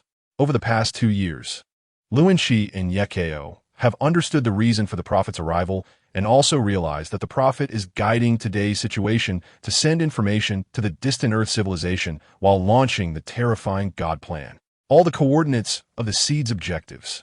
Therefore, over the past 2 years, the Wild Man Uprising Army has had an extremely important task besides fighting for their own survival rights: to seize the launch base built by the TAC Empire, send information to Earth civilization, and then destroy it. Prophet, as we understand, the TAC Empire's information launch base has already been completed, and our army has gathered. It is time to attack. The one referred to as the Prophet is naturally Zhou Ziping. Although he has strongly opposed this title for 2 years, Luanxi and Yekeo, including other leaders of the uprising army, remain unrepentant. Zhou Ziping had no choice but to allow it. Fortunately, this identity has also earned him the unwavering loyalty of the wild men. Over the past 2 years, facing countless frenzied hunts by the TAC Empire, if it weren't for the Wild Man Uprising Army's protection, he would have likely met an untimely end. Zhou Ziping pondered for a moment, then sat down, placing his hands on his knees, leaning forward, his gaze sweeping over Luanxi, Yekeo, and Zheng Yu beside him before sighing. The TAC Empire's information launch tower is heavily guarded. With just the strength of our gathered uprising army, it is impossible to confront them head-on. Although we have left a troop in other areas to attract the TAC Empire's attention, once war breaks out, the TAC Empire will quickly receive information from the launch base. The nearest legion to the launch base can arrive in just 2 hours. Even if they are hesitant to launch weapons of mass destruction against us to avoid destroying the launch base, their reinforcements are still not something we can contend with. Dapeng, are you really sure the TAC Empire will hesitate? Zheng Yu interjected. Zhou Ziping smiled confidently. Of course I am sure. It has been 3 years since the Noah has gone missing. No matter how much the higher-ups of the Human Alliance procrastinate, they should be dispatching an exploration team or even military forces to TAC for investigation by now. They might already be on their way. Once the TAC Empire's recently completed information launch base is destroyed, they will have insufficient time to build a new launch base. And they still need to launch the new God Plan seeds. With the resources currently available to the TAC Empire, it is simply not enough to support them in completing these 2 projects in a short time. This is certain. Moreover, based on my analysis, even though the TAC Empire also possesses detailed parameters for the seeds that evolved from the God Plan that took root on TAC back then, they do not have the coordinate information for the other hundreds of thousands of seeds in the plan. Therefore, over the past 2 years, While we have faced countless frenzied hunts by the Tak Empire, they have never come with the intent to kill us, but rather to capture us alive and interrogate Kunlun. Zhou Ziping's eyes sparkled with confidence. Zheng Yu, Yekeo, and Luanqi nodded repeatedly. Indeed, there have been numerous opportunities where they could have shot Zhou Ziping or Zheng Yu dead with a single shot, but the other side has never done so, continuing to pursue them instead, clearly wanting to capture Zhou Ziping and his wife alive, but have simply not succeeded. Chapter 17. Lure the tiger out of its mountain den, since we can't win in a direct confrontation. What should we do? Should we disguise ourselves and infiltrate, or send in special forces to provide cover? Wild Grass proposed. Zhou Ziping shook his head. It's impossible. With the technological power of the Tak Empire, sneaking into the base is simply unfeasible. What we can do is defeat the guard army and seize the launch base. We need to complete the launch before reinforcements arrive, then destroy the base and retreat. But you just said that we can't win in a direct confrontation. Therefore, we need to formulate a plan and find a way to win this battle. I have shared with you the classic battles in human history, such as the 36 stratagems, the art of war, detailed analysis of modern warfare, and overview of space warfare. Now it's time for you to use your intelligence and come up with a viable plan. As Zhou Ziping finished speaking, everyone fell into silence, clearly deep in thought about the battle plan. Details aside, 2 hours later, after much discussion and research, the battle plan for this operation was finally established. It was also an extremely risky plan. In simple terms, it involved luring the tiger out of its mountain den and passing through the sea under the guise of a deception. The Tak star does not have sunrises or sunsets, nor does it have a cycle of day and night. Therefore, there are no night attacks. However, based on intelligence, Zhou Ziping and the others adjusted the schedule of the Wildman rebel army over the past 2 weeks after understanding the routine of the guard army's shifts and rest periods. The guard army of the Tak Empire changes shifts every 12 hours. After changing shifts, half of them are on duty while the other half go to eat, rest, or sleep. Zheng Yu and Luanqi led a portion of the rebel army, choosing the moment to launch the attack, not when the guard army was changing shifts, but waiting for the previous team of guards to enter their deep sleep phase. The shift guards had already been on duty for 6 to 7 hours and were entering a state of fatigue. Given the unique geographical environment of Tak Star, all Wildman rebel army uniforms were initially designed to closely match the ground colors. At Luanqi's command, half of the army led by Zheng Yu and Luanqi launched an attack on the Tak Empire's information base station. As previously mentioned, the Tak Empire's information launch base is located behind a mountain in a vast and flat wilderness. The rebel army, blending almost seamlessly with the surrounding environment, advanced silently and crossed the mountains. The majestic and awe-inspiring launch base was right in front of them. With Luanqi's order, the rebel army charged forward. The guard army immediately detected the Wildman rebel army's attack, with sharp alarms ringing in less than 10 minutes. The Wildman rebel army had not even reached the Tak Empire's information base station when they came under artillery fire from the enemy. Everyone dispersed their formation and gathered at the designated attack point. At the command, the previously gathered army scattered like locusts, swiftly advancing under the enemy's relentless bombardment. Cries of agony echoed as countless soldiers fell victim to the artillery fire. Yet not a single soldier chose to retreat. Each Tak soldier harbored lofty ideals, to fight for the survival rights of the Wildman people. Every soldier held a steadfast belief that they would not back down. Another 10 minutes later, having lost 1/5 of their forces, Zheng Yu and Luanqi's army finally reached the designated attack point and engaged in close-range gunfire with the enemy. Traditional explosive guns and advanced particle weapons complemented each other, and the battle quickly escalated into a fever pitch. Meanwhile, the Tak Empire's military received news of the Wildman rebel army's attack on the Tak Empire's information launch base and quickly dispatched nearby troops for reinforcement. Orders were given to the entire army. 5 minutes later, the bridge was about to collapse and began to retreat. With Luanqi's command, the battle became even more frantic as countless Wildman rebels charged toward the base. Both sides suffered heavy casualties. When the 5 minutes were up, the previously frenzied attack gradually weakened, and the Wildman rebel army changed direction, turning to retreat in another direction. At that moment, everyone's hearts were in their throats. Whether the plan could succeed depended on whether the Guard army would pursue. This was a crucial part of the plan. As the sounds of battle faded, the Wildman rebel army, led by Luan Qi and Zheng Yu, had retreated to 100 meters away. What to do? The enemy had not yet chased them out.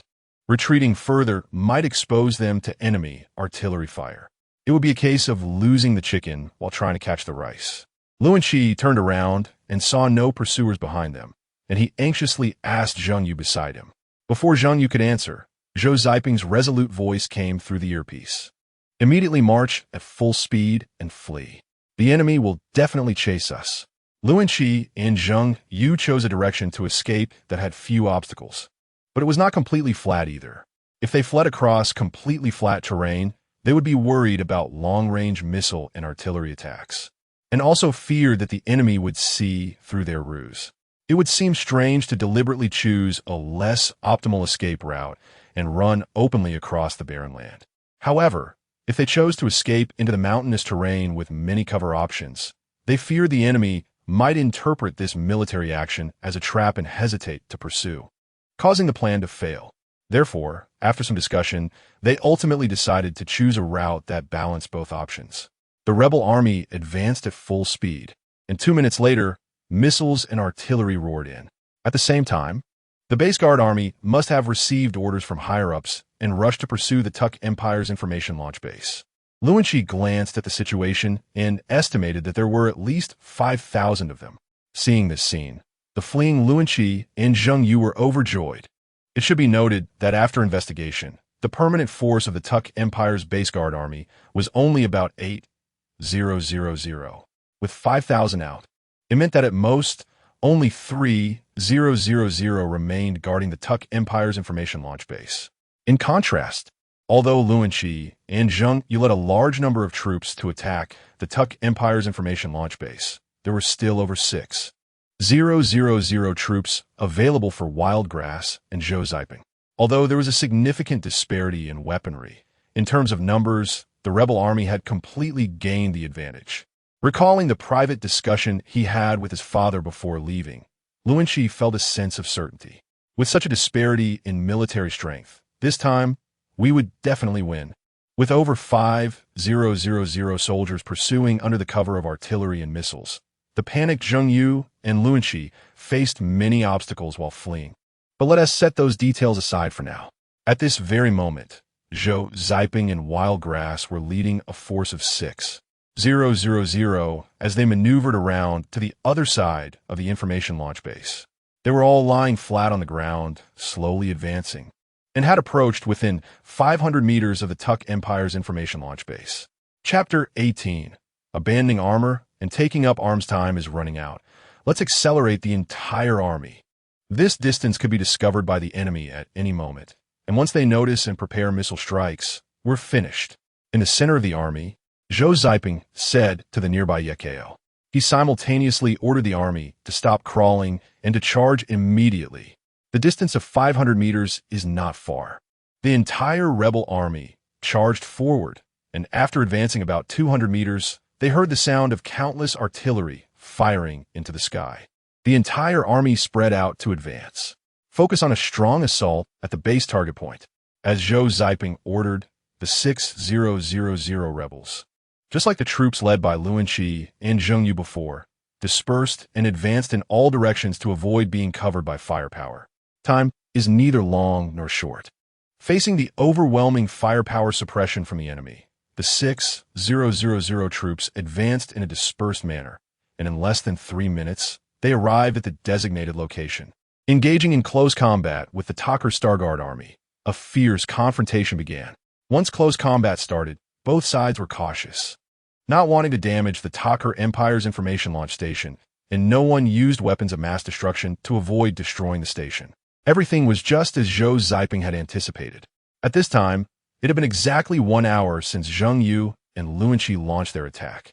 Based on time calculations, the troops pursuing Zheng Yu and Luan Qi would need to change their marching direction, abandon the chase, and return to the Tucker Empire's information launch station, which would take at least about 40 minutes. According to estimates, the nearest Tucker Empire troops would take another hour to arrive. Although the enemy had sent aerial forces, it was not a significant concern. The enemy dared not use weapons of mass destruction to attack the rebels, but the rebels could aim and fire artillery at the aircraft. Whether fighter jets or armed helicopters, they had little effect, at most using machine guns for a bit of suppression.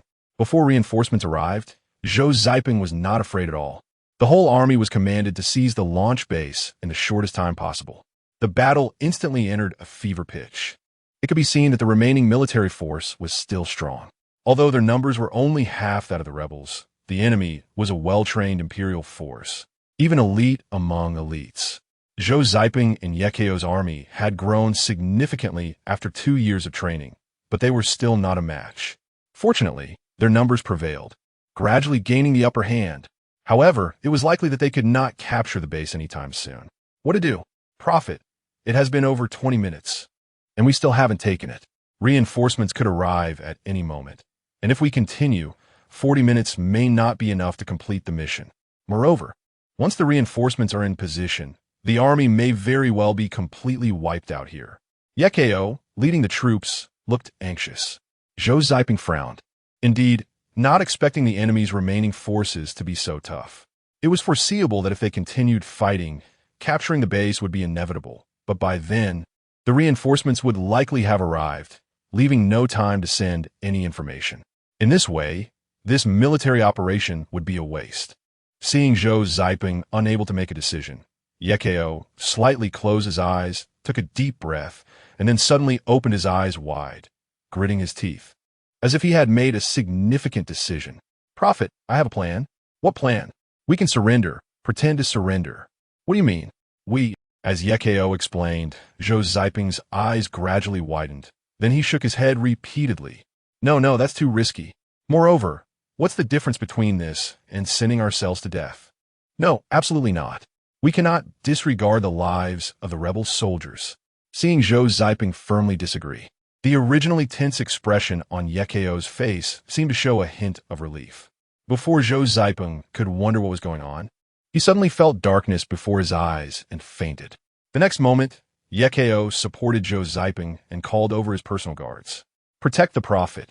After instructing, Yekeo directly ordered all combat personnel to surrender and simultaneously shouted to the base guard army, expressing a willingness to accept the Takar Empire's amnesty and to surrender to the Takar Empire. As the rebels ceased their attack and all weapons were no longer fired, the somewhat bewildered base guard army was surprised but also let out a long sigh of relief. After a brief negotiation, they quickly agreed on a surrender plan. All members of the rebel army would surrender their weapons and accept capture by the Takar Empire's garrison to prevent retaliation after surrender. The remaining few missiles would be aimed at the Takar Empire's information launch station as leverage. If the guard army took any extreme actions after the rebels surrendered, the rebels would immediately launch the missiles to bomb the base. Soon, the high command of the Takar army accepted the rebel surrender and acknowledged their threat. How foolish! They think a few small missiles can destroy the Takar Empire's information launch base? Naive. Pass my orders, accept the surrender. And when they lay down their weapons and enter the Empire's information launch base, immediately carry out a massacre on these unarmed civilians. As for the so-called deterrent missiles, there is no need to pay attention to them. The Ministry of Defense has advanced anti-missile systems. As long as their missiles dare to launch, I guarantee they will only explode above the launch point. This is the exact wording of the Takar Empire's military leader. With the order given, the Takar Empire's base guard army expressed a willingness to accept Yekeo's surrender. The surrender action unfolded in an orderly manner. The reinforcements that were originally marching rapidly on the way also received the news, and their frantic advance slowed down. A row of soldiers arranged by Yekeo protected Zhou Ziping, hiding him among the surrendering army, and they moved forward slowly. Everyone had thrown their weapons on the ground. First, the main leadership members of the surrendering rebel army would enter the Takar Star information launch base to accept capture by the enemy. The gates of the base opened, and a group of people slowly entered. Yekeo, having arranged everything and settled Zhou Ziping, who he had knocked out, was the first to step into the Takar Empire's information launch base. At the first glance upon entering, he saw the commander of the base. Honorable Commander, hello. I am Yekeo, the leader of the rebel army. Today, I represent the entire rebel army to surrender to the Empire. I hope the Empire will treat them kindly. As for myself, I leave it to the Empire's disposition. Yekeo, with a group of people, opened his arms, indicating that he carried no weapons, and shouted loudly as he moved forward. All soldiers in the base were armed, their guns pointed at these people entering through the base gate. The commander of the Taker Base Guard Army was very pleased, wearing an exaggerated smile. Ha ha ha, this is wonderful. As fellow Taker people, I truly cannot bear to see you make mistakes again and again. Chapter 19, The Rebellion's Feigned Surrender. Surrendering in a timely manner is indeed a wise choice. As a fellow TAC, every soldier's casualty is a loss for us TAC. While speaking these grandiose words, the commander of the guard at the TAC Star Information Launch Base sneered inwardly. Just wait a bit longer, wait until more of them come in, and then I will immediately order to open fire. Eliminate these ignorant bastards completely. The Empire needs quality population, needs quality genes. Do these trash even deserve to accept the Empire's surrender? The F-Rare is right. The development of civilization only needs elites. The commoners will only drag the pace of civilization down. As he thought this, the commander seemed to envision the scene of all TAC resistance members being annihilated. In this way, these savages could be settled for decades, right? Just thinking that the rebels that had troubled the TAC Empire for years would be completely destroyed by his hands, the commander couldn't help but feel ecstatic. Wild Grass had been watching the other side's eyes, seeing the smile on their faces, and felt a cold smile in his heart as well. Today, this decision was not made on a whim. In recent years, the changes brought to the Wild people by the Prophet were huge, obvious, and successful. Wild Grass knew that if it weren't for Zhou Ziping and Zheng Yu's arrival, the Wild people of TAC Star would inevitably fall like those inferior plants, drifting with the wind, at the mercy of others, and would never have a chance to turn things around. Perhaps at some point in the future, the existence of the Wild people would be of no use to the TAC Empire anymore, and they would be completely erased by the other side. At that time, the defenseless Wild people would disappear from the history of TAC Star. But now it was different. The Prophet's arrival brought change, brought an opportunity for the Wild people to rise. The Prophet's goal was also the goal of the rebels. Only by helping the Prophet achieve his long-cherished wish for his civilization. No, to be precise, it should also be for TAC civilization, for it to be safe and eternal. Did Wild Grass not regret his decision at all? Wild Grass stared at the other side, smiling as he gradually approached. At a certain moment, he saw the commander's smile suddenly vanish, and his mouth was just about to speak. Wild Grass shouted, "Everyone, detonate!" With Wild Grass's words, all the members of the rebel army who had entered the TAC base reached into their clothes and pulled hard. They then scattered in all directions. The commander's face changed drastically, and he hurriedly shouted, "Shoot! Shoot! Kill them all!" But it was already too late. Wild Grass had rushed to within 20 meters of the commander, and even though he had already been shot dozens of times by soldiers beside the commander, his consciousness at this moment did not fade. He held firm beliefs, seemingly unaware of the blood gushing from his numerous gunshot wounds. Laughing heartily, he continued to charge forward. Boom! With a loud bang, Wild Grass's laughter was drowned in the roar. At the same time, Zhou Ziping, who had been unconscious, was awakened. Accompanied by a series of explosions, all the Wild people picked up their weapons again and charged into the open base doors under a hail of bullets from the enemy. Inside the base, the guards who had gathered on the ground had almost eliminated more than half of their number in the recent suicide attack. Soldiers from other directions and those on the walls of the base could not arrive in time. Moreover, although Wild Grass had detonated the explosives 20 meters away from the commander, coincidentally, the shrapnel from the explosion just happened to pierce the air and embed itself in the commander's head. The commander died on the spot. It goes without saying, when Zhou Ziping saw the scene before him, he understood what had just happened. However, he had never expected that Wild Grass would personally go to his death. At this moment, Zhou Ziping's heart was filled with mixed feelings, not knowing what to say. But he knew that he absolutely could not waste Wild Grass's sacrifice. Under the cover of a team of soldiers, Zhou Ziping also charged into the launch base's main entrance. The battle once again reached a fever pitch. Previously, it was a defensive stance, making offense naturally difficult. Now the door was open, the enemy had lost their cover and the advantage of the terrain. And with Wildgrass's group conducting a suicide attack, the timing and the morale were all on the side of the rebels. The Guards' offensive gradually weakened and collapsed. Before the fighting between both sides ended, Zhou, under the protection of a group of soldiers, entered the interior of the TAC Empire's information launch base. The staff inside the base were immediately ordered to be shot by Zhou. At this time, there was no room for pity. In just a moment, the main control room inside the base was completely under Zhou's control. After arranging for soldiers to guard the main control room's door, Zhou quickly approached the main control console. Over the 2 years, Zhou had already learned the language and script of TAC-Star.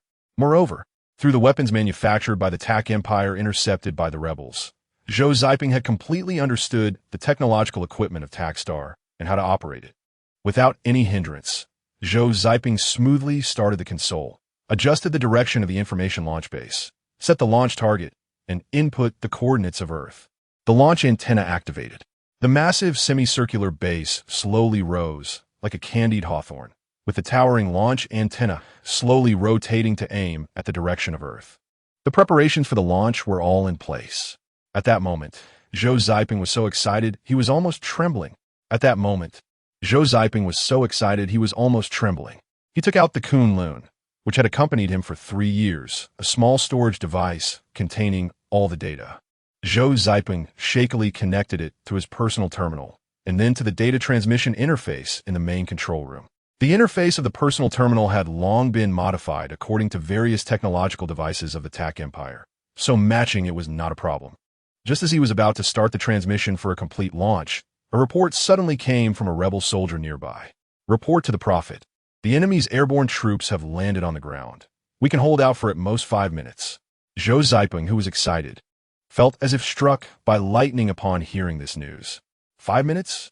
No more. The soldier's answer was very affirmative. No.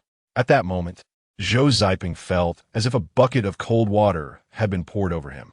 5 minutes was far from enough to complete the transmission of all the data in Kunlun. Moreover, the data of Kunlun was an entire set based on a ternary algorithm, and it cannot be sent separately. Furthermore, it was completely different from the mainstream coding methods of Earth civilization and TAC civilization, making it impossible to decode. Of course, this referred to a short time frame. The result was obvious. There was no way to send Kunlun completely to Earth right now. What to do? After a few seconds of panic, Zhou gritted his teeth and disconnected Kunlun from the main control device. He quickly opened the editor and inputted a summary of the events that occurred during this joint investigation in voice form. In just 3 minutes, a brief report was completed, and Zhou decisively pressed the launch button. Normally, such a large-scale launch device would require multiple levels of startup checks before launching. Generally, this includes but is not limited to fingerprint recognition, iris verification, password entry, and certain special passwords. However, the TAC Empire's information launch base had just been completed, and the entire launch system was still being debugged with no time to set up multiple levels of security. In fact, to test the overall system's smoothness, all devices were in an active state.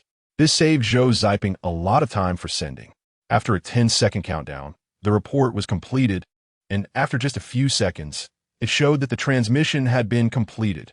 Zhou finally let out a long breath. But this was still not enough. Although Zhou had already memorized the frequency of the interstellar information reception station provided by Zhongyu in his mind, sending just one message did not guarantee that the information would be fully received. Without hesitation, Zhou sent 2 more messages, corresponding to the interstellar information reception station on Earth and the one located at the Alliance Research Institute on Mars. At this point, Zhou finally felt relieved and secured Kunlun. Checking the time, there was still 1 minute left. Although it was said to be 1 minute, in reality, the base's main door had already been opened, and the entrance to the control room was in a state of disrepair with the possibility of being breached at any moment. The airborne troops outside could rush in at any time. Despite hearing the sounds of battle, there was still a large number of insurgents outside fighting against the airborne troops. However, the enemy's strength was relentless, and with each soldier lost on their side, the final defeat was merely a matter of time. Chapter 20. burning the midnight oil. The soldiers in the control room suffered heavy casualties. At this moment, Zhou Ziping faced a difficult choice. Should he destroy the signal transmission device? The data from Kunlun had not yet been sent. If he destroyed it, given the technological capabilities of the Takar Empire, it would be unlikely that they could rebuild it in a short period of time. This would mean that Kunlun would have to remain with him for at least some time. Moreover, having learned from this lesson, even if the Takar Empire built a new transmission base in the future, it would surely be heavily guarded, making the possibility of reclaiming it extremely slim. This was an extremely risky action. Additionally, it was uncertain whether he could escape today. If he were captured and the Takar Empire obtained Kunlun, even if the human civilization received the information he sent and dispatched an army, there was no guarantee that they could retrieve the data from Kunlun intact from the Takar Empire. Furthermore, even if he successfully broke out today, if the Pan-Human Civilization Alliance did not receive the data from Kunlun, they would be unable to address the issue of the hundreds of thousands of seeds immediately, potentially delaying it for many years. Because there would be no way to send it, they would have to wait for the Alliance to find him, or in other words, find Kunlun. But if he did not destroy it, the problem would revert to the previous scenario. Once the Kunlun he carried was confiscated by the Takar Empire, it would mean they had complete coordinate information with the signal transmission base in place. The enemy could immediately send out the encoding method for evolving the seed biological on Takar Star. The consequences were unimaginable. It was very likely that one of the seeds would grow into a powerful civilization in a short time due to this data. That would be fine, but more likely, the data would be intercepted by other advanced civilizations during its wandering, leading to the analysis of human civilization's genes and bringing about catastrophic consequences. What to do? What to do? Zhou Ziping asked himself twice, gritted his teeth, and ultimately issued the order to immediately destroy the launch base. If things went wrong, he would hide Kunlun. Even if he faced misfortune, he could ensure that Kunlun would not fall into the hands of the Takar Empire. With the power of human civilization, even if he sacrificed himself, they would be able to find this data after reaching Takar Star. Just as Zhou Ziping ordered the destruction of the launch base, a figure rushed out at an unimaginable speed. The bomb installed on the main equipment of the base was almost simultaneously damaged. Who was it? Zhou Ziping exclaimed. And the soldiers fired at the figure, but unfortunately, the bullets hit the figure and only made a thudding sound, bouncing off. Zhou Ziping's expression changed, and he instantly thought of the identity of the figure. The Prophet? A robot constructed from nanotechnology. In response to Zhou Ziping's question, the figure said nothing, disassembled on the spot, and in an instant transformed into a mass of black nanobots, charging into the army. In a short time, it destroyed all the pulse bombs in the control room and all the firearms. Then it reassembled. The next moment, it scattered again and charged into the soldiers, who screamed in agony as the high-speed flying nanobots created one hole after another in vital areas. Zhou Ziping's face changed drastically, and he called out loudly under the protection of the soldiers. Smash the water pipes and burn the mainframe. With this command, the soldiers who had not yet been hit by the small robots formed from the disassembled nanobots immediately sprang into action, unable to fire their weapons. They picked up various handy tools, including firefighting axes, and smashed them against all the pipes near the ground in the control room. Bang, bang, bang. In almost an instant, the entire floor of the control room was flooded with gushing water used for firefighting. At the same time, many soldiers attempted to ignite the mainframe in various ways. Unfortunately, the mainframe's outer shell was fireproof and waterproof, remaining completely unscathed. Zhou Ziping gritted his teeth and handed Kunlun to a soldier beside him. No matter what, he had to survive and bring this thing out to hand it over to Zhengyu. After saying that, Zhou Ziping did not look back, dove next to the mainframe, and used a firefighting axe to chop a gap in the shell to crawl inside. He had made up his mind. There was no other way but to burn the mainframe by igniting himself. The mainframe's outer shell was fireproof, but the inside was not.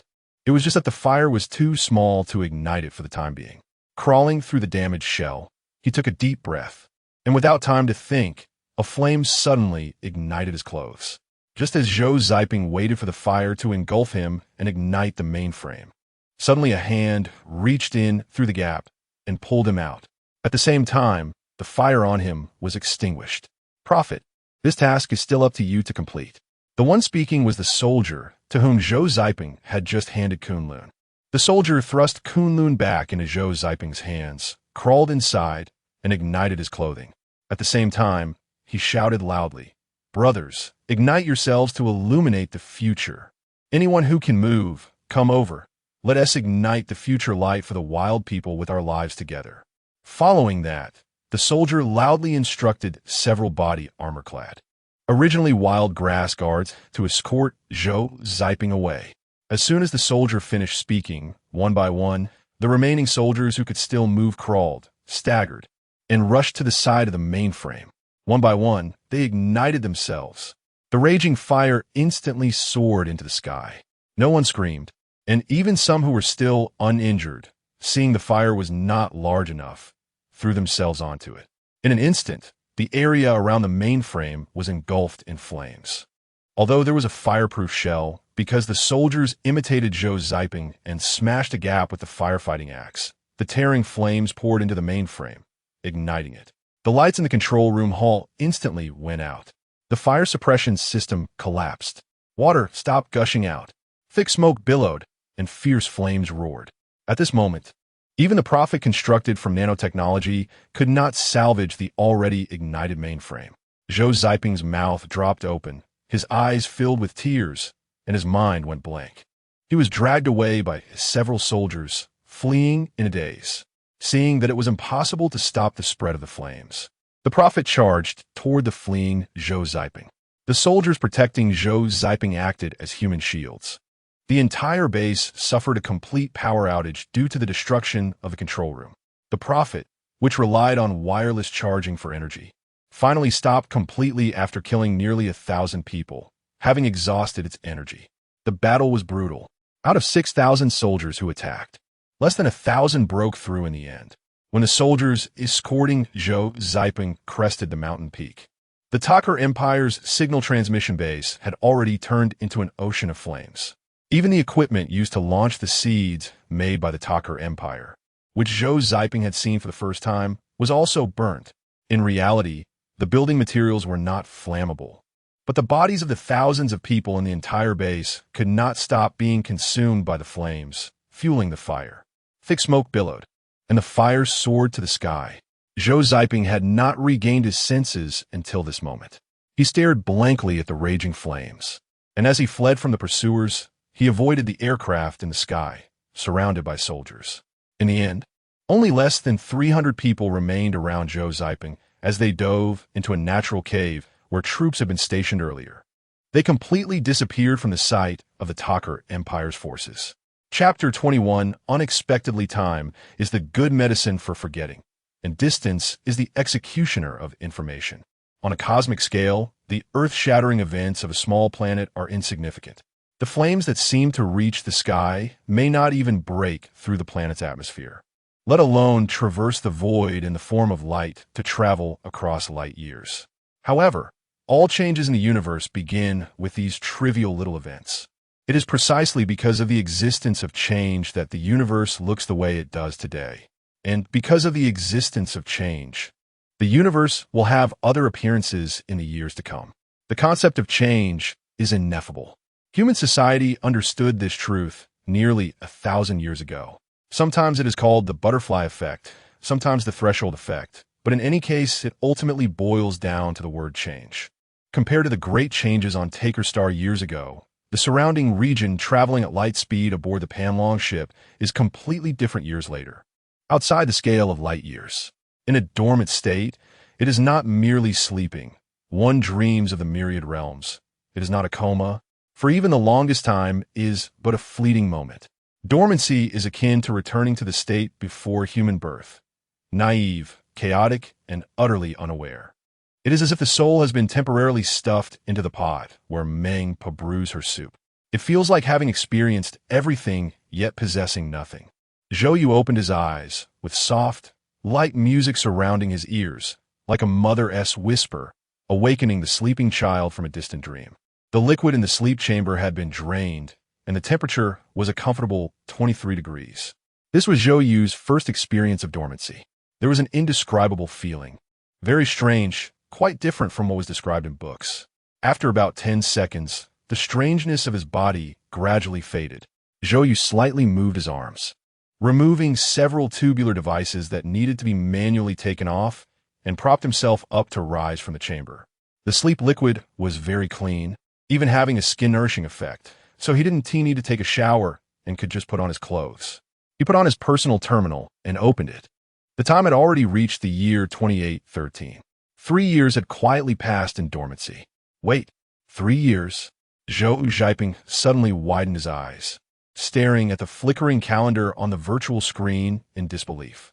Wasn't it supposed to be a 1-year dormancy? How could it be 3 years? I clearly set it for a 1-year dormancy. Is the terminal broken? Am I dreaming? Just as Zhou was puzzled, a series of knocks came. Someone was knocking on the door. Zhou moved his body and opened the door. Wang Chi's harmless face appeared in front of him. How's everything? I just checked. I've been in dormancy for a full 3 years. I came over to see if my terminal was broken. Zhou frowned, stretched his arm to check. And it was indeed 3 years. I was just wondering if my terminal was broken too. So, we really did sleep for 3 years? What the hell? What's going on? Could it be that the Panlong ship has the authority to modify the dormancy time of passengers? Damn it, what is going on? You have to know that dormancy is a basic right of interstellar passengers. No one has the right to interfere, let alone modify it. This is a crime. Fortunately, nothing happened to me. If there are any issues, I will definitely sue the Panlong ship in the Alliance Court and make them pay for it. No, we need to demand an explanation now. Wang Chi cursed and grabbed Zhou hand, ready to go to the Panlong ship's cockpit to demand an explanation. Wait, don't be anxious. If they really modified the dormancy to 3 years, we should have already arrived at the 3rd star domain colony, which is near the Jumang star. This is the Alliance's border, and the Alliance's influence is limited. Zhou said this, squinting his eyes with a meaningful expression. Wang Chi paused slightly, staring into Zhou's eyes for a while, then slapped his own head, looking furious. Damn it, they got away with it. When we return to the Alliance, I must expose them. They made me sleep for 3 years. 3 years without eating a bite. Poor me. Suddenly, he felt extremely hungry. We should go eat something. Let us fill our stomachs first, and then see what is going on. Zhou quickly held him back. Don't be anxious. Let us check on Sister AI Lin first. What if both our personal terminals are broken? Or what if only the 2 of us have been in dormancy for 3 years? That makes sense. Wang Chi leaned back slightly, looking Zhou up and down, revealing a look of newfound respect. I didn't expect you to have some skills. That's a good analysis. But your sister AI Lin has also been in dormancy for 3 years. Before I came over to find you, I'd already knocked on her door. When I asked her how long she had been in dormancy, she said 3 years. As Wang Chi spoke, his expression became a bit awkward, and Zhou quickly pressed for more details. What else did Sister AI Lin say? Wang Chi revealed a hint of embarrassment on his face. She only said one word. What? Get lost. Zhou, girls take longer to get ready. I just forgot about that. I can understand. Let us wait a bit and go eat together. Zhou was speechless. Hadn't he just been shouting about how the Panlong ship's crew had unilaterally modified the passenger's dormancy time and wanted to go to the cockpit to demand an explanation? How did he suddenly shift all his thoughts to eating? The world is vast, but eating is the most important. One must be full to have the strength to do other things. What if we can't agree on what to say later? We need to have the strength to deal with the captain. Seeing Zhou's strange expression, Wang Chi added, of course, we should prioritize peace and reason with him. If we can avoid conflict, we should. While Wang Chi was speaking, the half-open door was pushed open. Sister AI Lin, whom they hadn't seen for 3 years, appeared at the door. Logically, everyone knew that it had been 3 years since they last met. But sensorially, it felt like they had just said goodbye a couple of hours ago. AI Lin looked expressionless and said to Zhou, things seem to be a bit off. Under normal circumstances, if such a serious incident occurred, or if the crew unilaterally modified the dormancy time of passengers, the passengers should be given a reasonable explanation immediately. But now, listen, the intelligent broadcasting system is still playing music to wake up the dormancy and provide mental comfort, which is illogical. I see other passengers are also in this situation. We're discussing going to the cockpit to check it out. Let us go, we should check too. Hearing AI Lin's analysis, Zhou nodded slowly, while Wang Qi had a ghostly expression. He looked at AI Lin, then turned to Zhou Yu. What's wrong, old Wang? She. With punctuation, she said 150 words. After Wang Qi finished speaking, he saw Zhou Yu looking at him in confusion. So he added, 150 words. Since I met her until now, the total number of words she has said to me doesn't even add up to this. Chapter 22. Unforeseen. As Wang Qi spoke, his expression when looking at Erin suddenly became meaningful. Erin slightly turned her head and glared at Wang Qi. Shut up. Let's go. After saying this, Erin walked out without looking back. Zhou Yu patted Wang Qi on the shoulder and followed her, leaving Wang Qi behind, scratching his head and mumbling incomprehensible words. The aisle of the Dragon Boat passenger cabin was not spacious, only about 1.2 meters wide. Walking side by side felt a bit cramped, and the three of them moved forward while sticking to the right side. The long corridor had many people clustered together in small groups, heading towards the cockpit, whispering to each other as they walked. Zhou Yu also sensed something was off. Normally, when such a significant incident occurs, passengers should at least be a bit unsettled and loud, but this crowd seemed unusually calm and quiet. Noisy people exist in every era and in every place. In reality or virtual reality, Zhou Yu had never encountered such a silent crowd. After a moment, the passengers walking down the corridor reached the open space in front of the cockpit. Looking at the dark mass of nearly 100 people in front of him, Zhou Yu stood on his toes to see the cockpit door, which was tightly closed. 2 passengers were pressing the call button on the cockpit door, but judging by their expressions, it was clear there was no response. The call button didn't respond, did it? Finally, someone in the silent crowd spoke up. No one answered, but someone took action. A sturdy man of average height raised his fist and pounded on the heavy cockpit door with a few thuds. Still, there was no response. Just as the man raised his fist again, preparing to hit harder while rubbing his bicep with his left hand, another voice chimed in. The cockpit door is fireproof, theft-proof, and soundproof. It won't work like that, and they can't hear us inside. Upon hearing this, the man turned his head left and right, suddenly ran to the side, grabbed a portable fire extinguisher from the wall, and smashed it against the door with a few more loud bangs. This time, there was a reaction. However, the door still did not open, and no sound came from inside, nor did the call button connect. Instead, the force of the blows triggered the cockpit's alarm system. The lights in front of the cockpit, which had been glowing a soft yellow, instantly turned red, and an alarm sounded, followed by an electronic warning. Warning, warning, your actions have violated the Alliance's public security laws. Please stop immediately. Otherwise, emergency safety procedures will be initiated, and you will be arrested according to the law and handed over to the Alliance Public Security Committee for review. Subsequently, the electronic system continued to elaborate on the penalties for continuing dangerous behavior. The electronic alarm and the control room cockpit were synchronized. The people inside should have heard the sound. Let's wait a bit longer, someone suggested. The sturdy man hung the fire extinguisher back on the wall and stood casually by the door. 5 minutes later, the alarm finally ceased, and the flashing red lights stopped. However, there was still no response from the cockpit, and the door remained closed. Something might have happened inside. The call button never connected, and with such a loud alarm, the people inside couldn't possibly have not heard it. I remember that the cockpit of the spaceship has an emergency door mechanism that can be opened from the outside, but I don't know if the Dragon Boat has such a device. Is there anyone knowledgeable in this area? Please help us look. A tall, thin man spoke, surveying the cockpit door as he did so. Others also stretched their necks to look around. No need to look. The Dragon Boat doesn't have one, said Erin, who was standing next to Zhou Yu. Her voice was still cold, but it carried an undeniable tone. Yes, the doors of all curvature spaceships cannot be opened from the passenger cabin. In case of an emergency, the cockpit does have a direct access door to the outside for rescuers to enter, Wang Qi added. Everyone suddenly stopped, looking at each other, unsure of what to do. The spaceship has an intelligence system that can be awakened to ask what happened. Although opening the hatch requires a command, asking what happened shouldn't be difficult. In the corner, an elderly man spoke in a deep, magnetic voice. If I remember correctly, the Dragon Boat's intelligence system seems to be called Bei. As the old man's words fell, a clear and cute voice responded, revealing a hint of mischief. Command accepted. Dear passengers, hello, I am the Dragon Boat's intelligence system, Bebe. How may I assist you?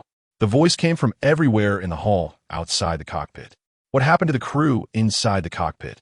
Why are they not responding to the passengers' calls? The old man asked the question everyone was most concerned about. Dear passengers, I regret to inform you that all crew members of the Dragon Boat have perished and are unable to answer your questions. Upon hearing Bebe's response, everyone finally erupted in noise. Zhou, standing at the back of the crowd, widened his eyes in shock. What? What happened? How is this possible? What on earth happened? The crowd began to inquire in a flurry. Wang Qi and Aaron exchanged glances, their faces tense as they moved closer to Zhou. Everyone quiet down, I'll ask. The old man's deep voice rang out again, gradually calming the crowd. All eyes turned to the old man, who silenced the commotion, though everyone's faces betrayed their suppressed anxiety. Bebe, we need an explanation. What exactly happened? Respectful and wise passenger. Hello. As you wish. 3 years ago, after all esteemed passengers entered hibernation, the Dragon Boat initiated acceleration. During the process of escaping the black hole's gravity, an accident occurred, and the gravitational pull of the black hole suddenly intensified. In order to break free, the captain ordered full power acceleration, but due to excessive acceleration, the crew members were unable to withstand the overload and collectively fell unconscious. Bebe, in accordance with Alliance safety laws, initiated autopilot and activated intelligent medical robots to assist the crew members. Unfortunately, all crew members perished due to ruptured cardiovascular vessels. With no survivors, the Dragon Boat expended too much energy to escape the black hole's gravity. According to Bebe's calculations, prioritizing human life, the best solution was chosen to reduce energy consumption by extending the passenger's hibernation period to 3 years to conserve energy while heading straight for the destination without any deceleration along the way. Now, Bebe has successfully piloted the Dragon Boat to the designated target, ensuring the safety of all passengers and completing this voyage of the Dragon Boat. Chapter 23, Don't Create Complications. Bebe's explanation was impeccable. However, no one expected the situation to turn out this way, and for a moment, everyone fell silent, digesting the information they had just received. Although the Alliance's requirements for artificial intelligence indeed prioritize human life and safety above all else, and Bebe explained the reasons for the outcome, Zhou still felt something was off, though he couldn't pinpoint exactly what it was. Nevertheless, the collective sacrifice of the crew members of the Panlong spaceship indeed brought a significant shock to Zhou. As a curvature-driven spacecraft, no one understood the consequences of full acceleration better than the crew and the captain. Yet, even though they knew the severe consequences of full acceleration, they still made their choice without hesitation. Zhou had to admit that even if he were in their shoes, he would seek a glimmer of hope for himself while trying to save others. But he couldn't be as resolute and decisive as the captain and crew members described by Bebe. The instinct to survive is a fundamental aspect of life, a principle imprinted in genes for reproduction and survival. Human will is hard to overcome in this regard.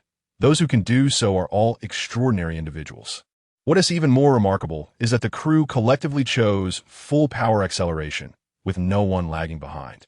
It is essential to understand that such an extraordinary operational state cannot be decided by the captain alone.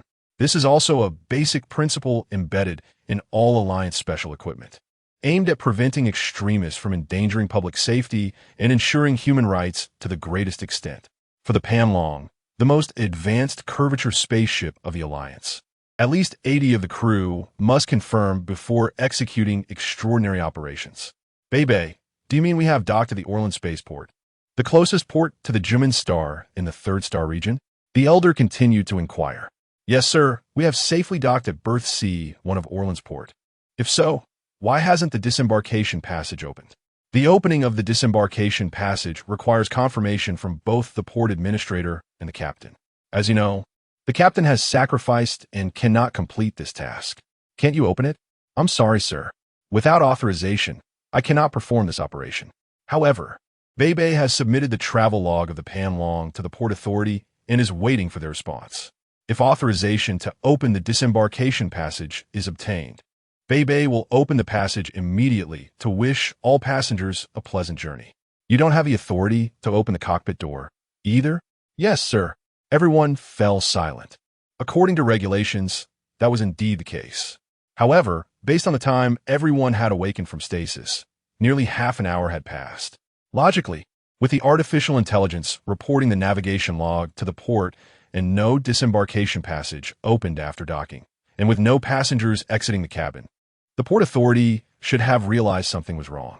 Half an hour was enough time for them to respond and formulate rescue arrangements. Yet there had been no reaction so far. Something was indeed off. Zhou remained silent, pondering that there seemed to be only one way left, which was to wait.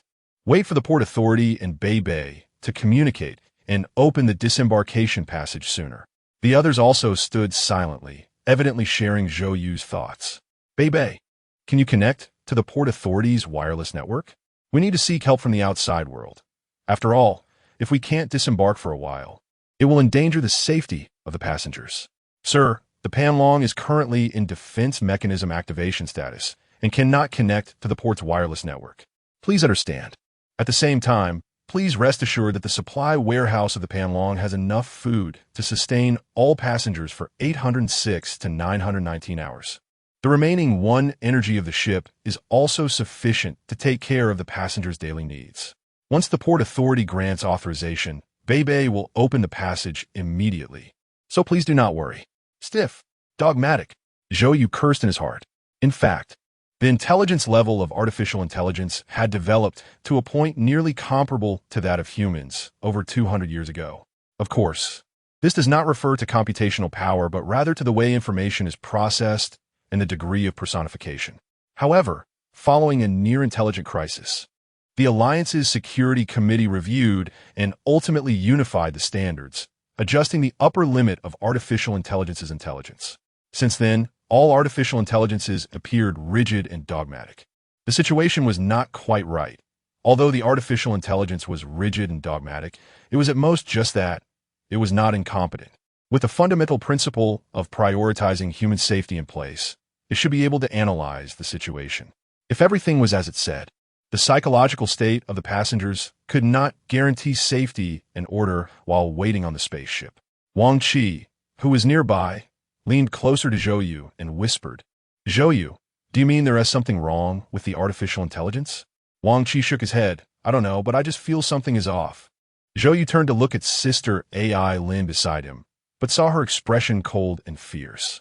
When she noticed Zhou was looking over, she spoke up, "Well, there's another way to make the artificial intelligence determine that the passengers' lives are in a threatened state." Upon hearing AI Lin's words, Wang Qi's eyes instantly lit up. Rubbing his hands together, he looked as if he had just had an epiphany. Yes. How did I not think of that? But wouldn't it be a bit too risky? All that answered Wang Qi was AI Lin's cold two words and her disdainful expression. Afraid of death? At first, Zhou didn't understand what Sister AI Lin meant, but after hearing Wang Qi and AI Lin's subsequent conversation, he suddenly realized.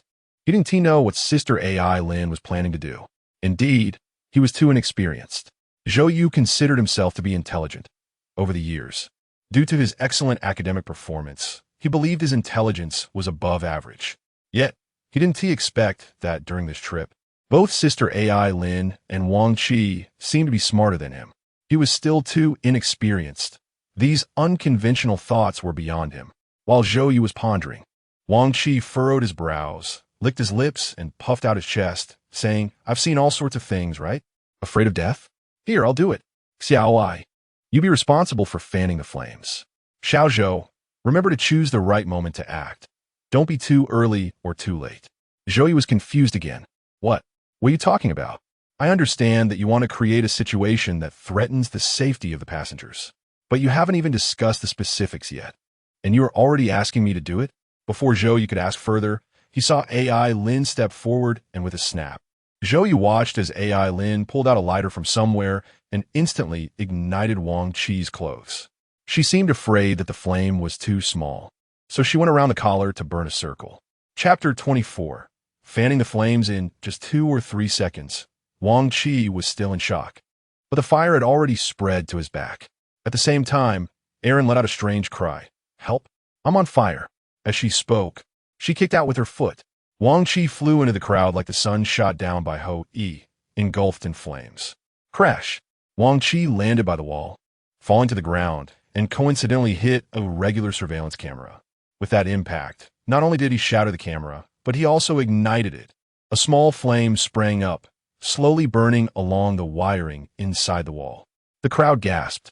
Zhou Yu stared in disbelief, and a few people reacted quickly, rushing over to Wang Qi to put out the fire when suddenly another scream came from the crowd.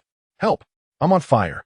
Everyone turned towards the sound, only to see the elderly man who had been talking to the artificial intelligence with flames erupting from his upper body, frantically trying to take off his burning clothes, which he carelessly tossed onto another camera. The few people who had been rushing to extinguish the fire immediately halted.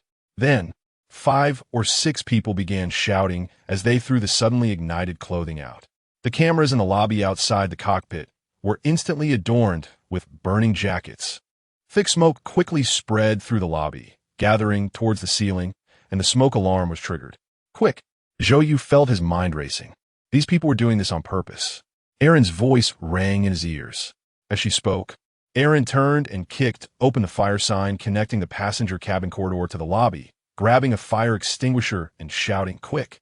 Put out the fire!" She then fiercely smashed the extinguisher against a water pipe.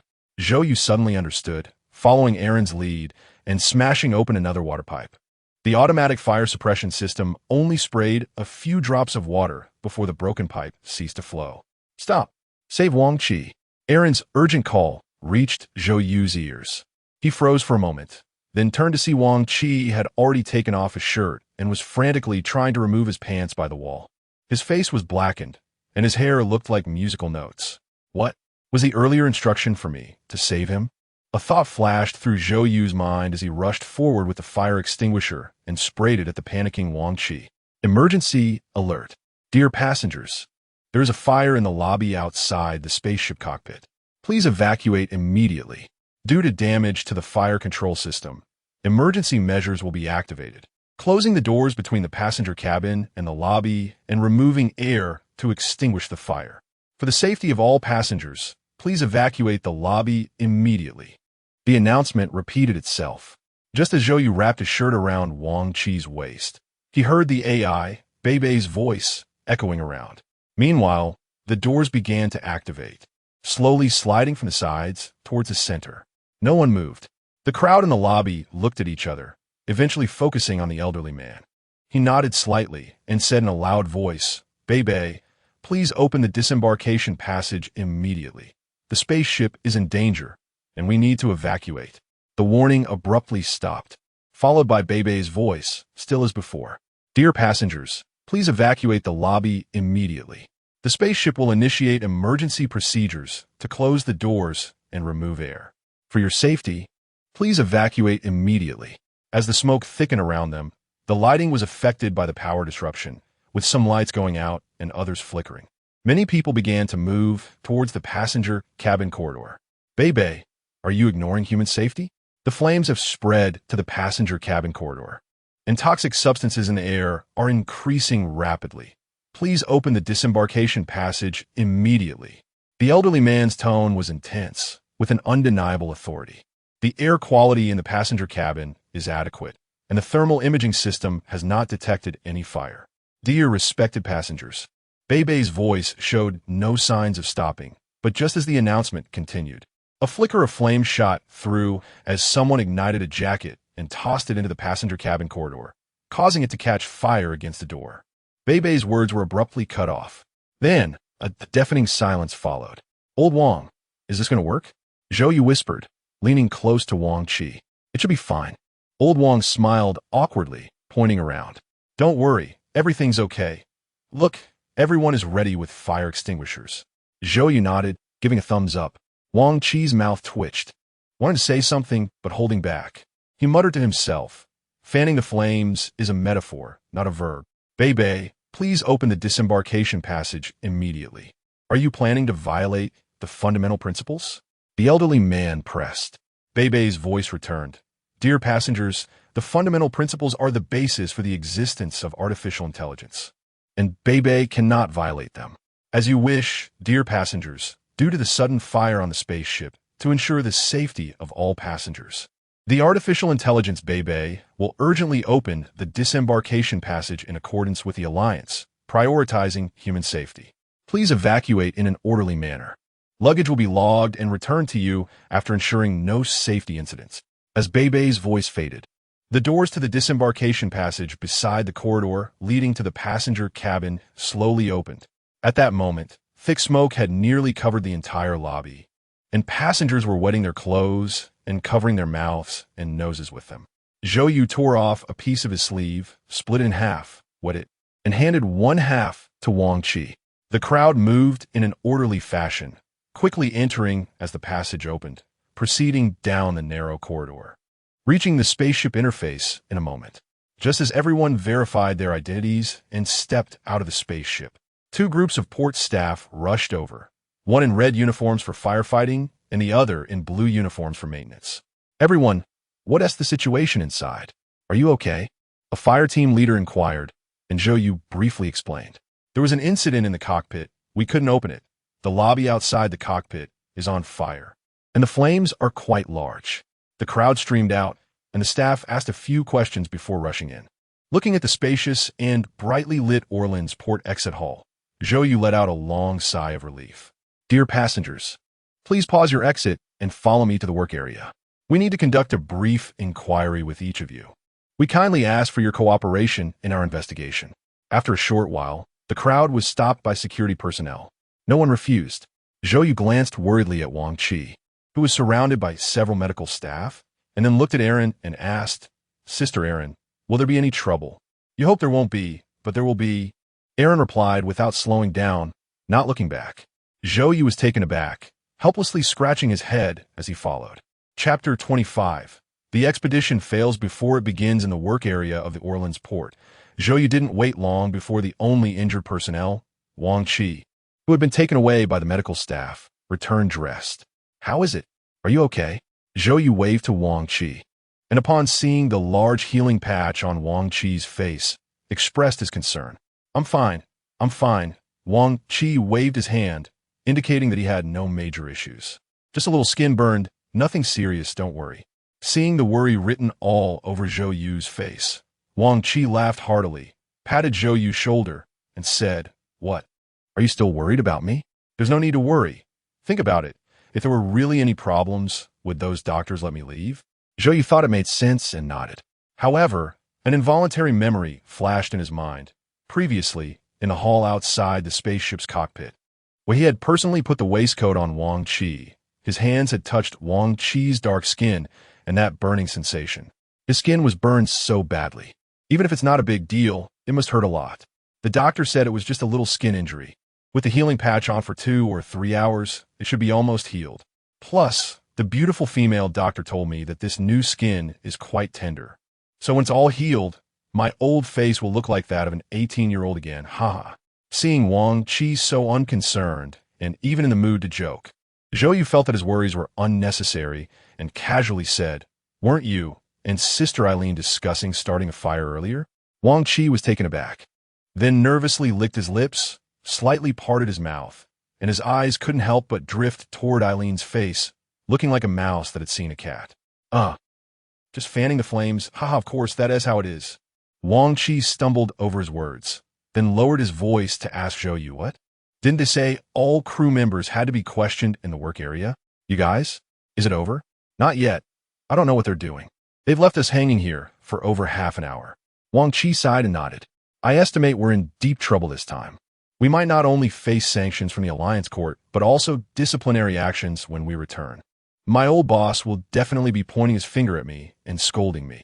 At this point, Wang Qi seemed uncomfortable, twisting his neck and leaning back in his chair like a deflated balloon. Right now, the security personnel should be extracting evidence on site. Seeing that Wang Qi seemed resigned, Zhou was curious. Although he never intended to avoid the investigation by the security personnel, he was still curious why Wang Qi was so certain they would find out. The cameras were broken and couldn't capture anything. I believe the other passengers won't betray us. Why do you think they haven't even started questioning yet? And you're already so eager to conclude? Zhou asked curiously. Do you think that as the most advanced spaceship of human civilization, monitoring would only rely on cameras, microphones, and speakers, things that have existed for centuries. Those are just the eyes, ears, and mouths for the artificial intelligence. The real security monitoring equipment is far more advanced than those old relics like thermal imaging cameras. You can forget about any clever ideas. There's no way to escape. As Zhou nodded along, he raised his hand to pat Wang Qi's back when he suddenly saw Wang Qi jump in surprise, his mouth twitching awkwardly, teeth clenched, and he gasped sharply. "Sorry, old Wang, I forgot your skin hasn't fully healed yet. I didn't intend to have any clever ideas. I mean, what will we do about it? It's not like we set a fire in the spaceship's cockpit hall. The law states that any self-protective measures taken to avoid greater damage when the safety of citizens is at risk are legal, so there's nothing to fear." "You know a lot about the Alliance's laws?" Zhou smiled slightly. "I know a bit. Give me a break. It's clear you're quite knowledgeable in this area." "They're here." A cold voice from Eileen interrupted them. Zhou looked up to see a team of port investigators striding toward them. Without pausing, they headed straight for Zhou.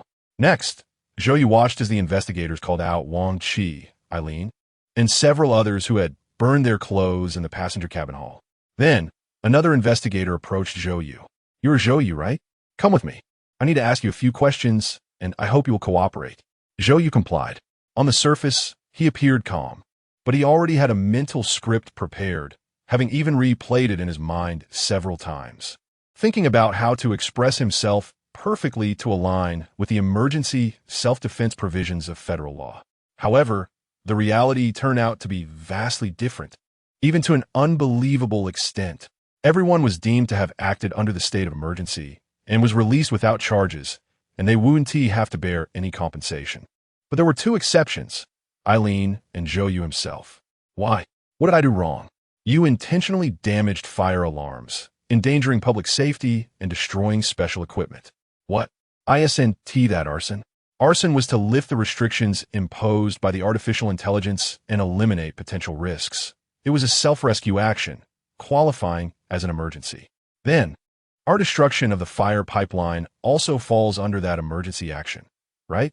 "No, your destruction of the fire pipeline does not qualify as an emergency. Breaking the fire pipeline will not interfere with Bay and will not lift the judgment of the artificial intelligence, but it will cause the fire to spread, amplifying potential dangers." Zhou wanted to argue further, but the other party didn't give him the chance, and a few staff members took him away to a detention room. "According to Alliance law, we are temporarily detaining you.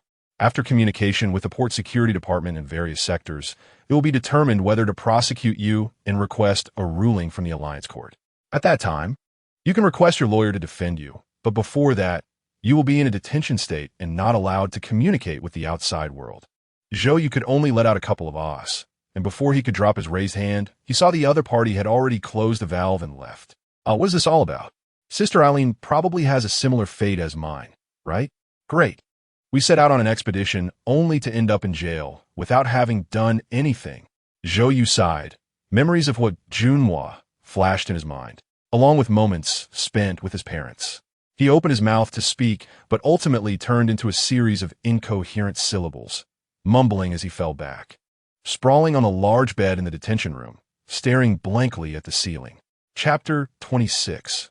Gathering everything in sight, he was unaware that at this moment, in the distant capital of the Alliance within his consciousness, on the Earth mother planet, Wang Xiangyang was smiling as he drank tea while staring at the virtual screen before him.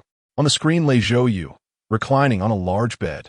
Wang Xiangyang could even use hand gestures to manipulate the perspective of the image, viewing the virtual screen from all angles. He zoomed in, staring into Zhou's eyes for a few seconds, then waved his hand, causing the entire image to rapidly shrink, presenting a God's eye view, a boundless, pitch-black void of space, with a massive artificial object floating aimlessly. This was the appearance of Orlin's port, where numerous spaceships were docked, and the previously mentioned Panlong was stationed in its original location. Watching various data fly across the screen, Wang Xiangyang slowly put down his teacup. Immediately after, he saw the image of an old man flickering on one side of the virtual screen. It was a communication from the commander. "Xiao Wang, how is it going? Is everything going smoothly?" Wang Xiangyang stood up and saluted the old man before responding. Everything is proceeding as planned. Zhou and the others have arrived at the designated target location. Well, that's good. How's the spaceship? The spaceship is functioning normally, but it encountered a minor issue 3 years ago, as you know, which has long been resolved. Moreover, we have completed the hibernation plan ahead of schedule and confirmed the Panlong's route to ensure it goes where it needs to. The people on the ship, any abnormalities? No. Aside from the crew members, everyone else has arrived at Orland's port. That's good. Closely monitor all passenger movements. We must clarify who each person represents. At the same time, we need to understand their intentions. Of course, the main focus is still on that boy. I won't say much about what to do, but it must be done with utmost caution. There must be no mistakes, understood? Understood, Commander. However, I have one more question. What doubts do you still have? By doing this, won't those with ulterior motives notice any anomalies? What if they discover something? Don't worry. You just need to complete your tasks according to the plan. You don't need to worry about the rest. Even if they discover something, they will pretend not to have noticed. Until Kunlun is found, anyone with ulterior motives will maintain the utmost restraint. Understood, Commander. Good. Every time I think about the fact that there are currently over 129,500 bulbs carrying all the secrets of human civilization flying recklessly in the universe, I feel a shiver down my spine. I hope it's not too late. The commander seemed to be talking to himself, and, after finishing his words, the screen went dark. 3 years ago, on the day the spaceship experienced the gravitational pull of a black hole, not far from the Earth mother planet, at the second star domain office, Director Isk was listening to reports from his subordinates. The Panlong has entered the curvature navigation phase, and we have temporarily lost contact with them. Does the Panlong not have long-range communication? It does, but the Panlong has not activated it, saying it was to conserve energy to face various risks hidden in space. So, we have to wait 3 years before we can contact them again? Yes, theoretically. All right, then we will wait quietly, but we still cannot relax during this period. We must listen for signals from them every day, every hour, every minute. Perhaps they will rest somewhere along the way or activate long-range communication for a brief exchange. After all, a 3-year flight means the Panlong cannot be completely out of touch. Right? As you wish. Good, go ahead. Just as the subordinate was about to leave the room, Ice called him back. What is the attitude of others? We have not found any news from the 4th star domain. It seems they have resigned themselves and taken no action or measures. As for the other major organizations, they have sent people onto the Panlong. That boy has 2 individuals beside him, one from the Alliance and one from the 1st star domain. According to our investigation, these 2 are quite capable and intelligent. They should be prepared to back him up in case of trouble. At this point, the subordinate seemed somewhat hesitant, clicking his tongue and appearing somewhat dazed. That lucky boy, he has no idea that the most authoritative forces of the entire civilization are anxious about his every move. Jim, do your job. This is not something you should be thinking about. Jim's expression changed. He bowed slightly and exited. Ice's gaze left the back of his subordinate and drifted to the window. He looked up at the blue sky and muttered to himself. 3 years, and then 3 more years. It seems long, but everything is worth it for Kunlun. Since that is the case, let us cooperate with the Alliance well, play this role, and wait for that boy to set foot on Taker Star. 3 years later, the same room, the same Ice and Jim. How is it? Have they arrived? They have arrived at Jumong Star, but there were some minor incidents along the way that delayed things a bit. However, it has been resolved, and I have already sent you the detailed information. But that boy, the light of Kunlun has been taken by the Port Security Department for inspection, claiming it poses a threat to public safety. The Alliance has not taken any measures. What should we do? Should we stand by and watch or communicate with the Port Security Department? Communicate? No. Don't do anything. Ice paused.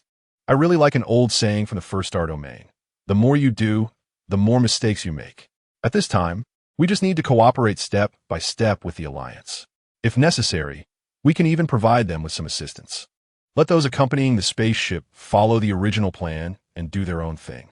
The light of Kunlun will act whenever it appears.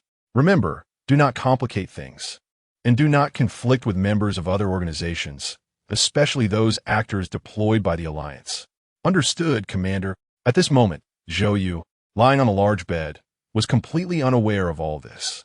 He was intensely recalling all the experiences from his awakening to this moment, analyzing them piece by piece. He sensed something was off, but could not pinpoint the problem. Just relying on his sixth sense, he vaguely felt that something was not quite right. Forget it. I won't think about it. Maybe I'm too sensitive. Sister Erin and I have been locked up, but Wang Qi is fine. As a teammate, I believe old Wang should be able to resolve the current predicament, right? Zhou Yu thought to himself. But the image of Wang Qi indulging in delicious food flashed through his mind, leaving him with an inexplicable sense of guilt. Chapter 27. Watching from the sidelines, Wang Qi was indeed busy with matters concerning Zhou Yu and Erin. What could you, as investigators of the Security Committee, do about it? In the Alliance, all members are equal before the law, with no privileges. On the contrary, as law enforcement officers, you are breaking the law and should face harsher penalties according to the law. In an office at the Orleans Port office area, Wang Qi sat on the sofa, facing a man in his 50s with a square face, sitting behind a desk. The man remained expressionless, coldly rejecting Wang Qi's lengthy explanation and clarification of his identity and that of Zhou Yu and Erin. If you have any questions, please hire a lawyer to argue your case when we conclude our review and submit it to the court. Wang Qi felt a wave of frustration. He recalled the scene before accepting this mission, where his superior had earnestly warned him to ensure Zhou Yu's safety at all costs. Although the leader did not specify why, he emphasized that this mission was of great importance, all for the peace of the homeland and the prosperity of human civilization. However, the leader's attitude conveyed an undeniable message. Sacrificing one's life for this cause is worth it. Thinking of this, Wang Qi became anxious again. This situation was troubling. He had just arrived at the Juma Star and hadn't done anything yet, and the person he was supposed to protect had already been arrested. No matter if it was through connections or revealing identities to go through procedures, there was no room for maneuver. Previously, Wang Qi had always thought that upholding the dignity of the law and fairness was a beautiful thing. Yet at this moment, he realized, was there really only one way out? Should he seek help from his superiors and apply pressure from higher-ups to have the security department of Orleans Port release Zhou Yu?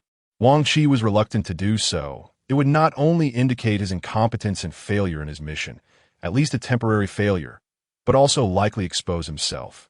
But what else could he do? Just as Wang Qi was lost in thought, the square-faced leader behind the desk tapped on the table. All right, let us do it this way. Although the charges are serious, the social harm caused is not great, so he probably won't be sentenced to much time. You don't need to worry too much. Compared to the time it took you to get here from Mother Earth, this is nothing. Wang Qi's mouth twitched, and he thought to himself, how could this be nothing? It only took a nap to get from Earth to Orleans Port. However, being imprisoned does not allow for sleep, nor can it connect to the virtual network that spans the entire alliance, the metaverse. One can only endure the long passage of time in prison. Wang Qi stood up in a daze, his mind searching and struggling with whether he should seek help from his superiors when he unexpectedly heard the leader's voice behind him as he was about to leave. It's just a few months, and there's no danger to life. What are you worried about? Wang Qi was momentarily taken aback, then his eyes widened. Right? The next moment, Wang Qi's eyes sparkled as he turned around, staring intently at the leader. What are you going to do? Leader, I'm sorry. In the next instant, before the leader could react, Wang Qi, moving like lightning, rushed in front of him, and a fist rapidly enlarged in the leader's eyes. The sound of a collision and a scream echoed almost simultaneously. Half an hour later, Wang Qi, wearing a satisfied smile, found himself locked in the detention room of the Orleans Port Security Department. At his strong request, the detention room where he was kept was right next to Zhou Yu's. My task is to protect Zhou Yu's safety at all costs. As for where he goes and what he does, I don't need to care. I just need to follow him. Wang Qi secretly praised his own cleverness. What he didn't know was that far away at the headquarters of the Earth Security Committee in the solar system, Wang Xiangyang watched the flashing reminders on the virtual screen, his expression reflecting the entire process with intrigue. Director Wang, all other preparations have been made, and personnel are in place. It's time to execute the next plan. Wang Xiangyang rubbed his temples in irritation and said in a deep voice, approve the execution of the next plan. However, I remind everyone that Wang Qi has also mixed in. This guy is temporarily one of us, but we cannot let our guard down. Besides, he has a lot of tricky ideas, so everyone needs to be careful not to expose anything. A subordinate who came in to report quickly retrieved Wang Qi's information and nodded to report to Wang Xiangyang. Okay, leader, I know what to do. However, I'm a bit worried if... Before the subordinate could finish, Wang Xiangyang interrupted with a wave of his hand. All your worries are unnecessary. If you can think of it, do you think the people who formulated the plan can't think of it? The dream-making plan is backed by the Alliance's think tank. Do you think their intelligence is inferior to ours? Just carry out the tasks assigned to you. Don't think about anything else. The plan is not as simple as it seems. The so-called reality is often an illusion, and the illusion can be reality. Until the last moment, we will never know the truth.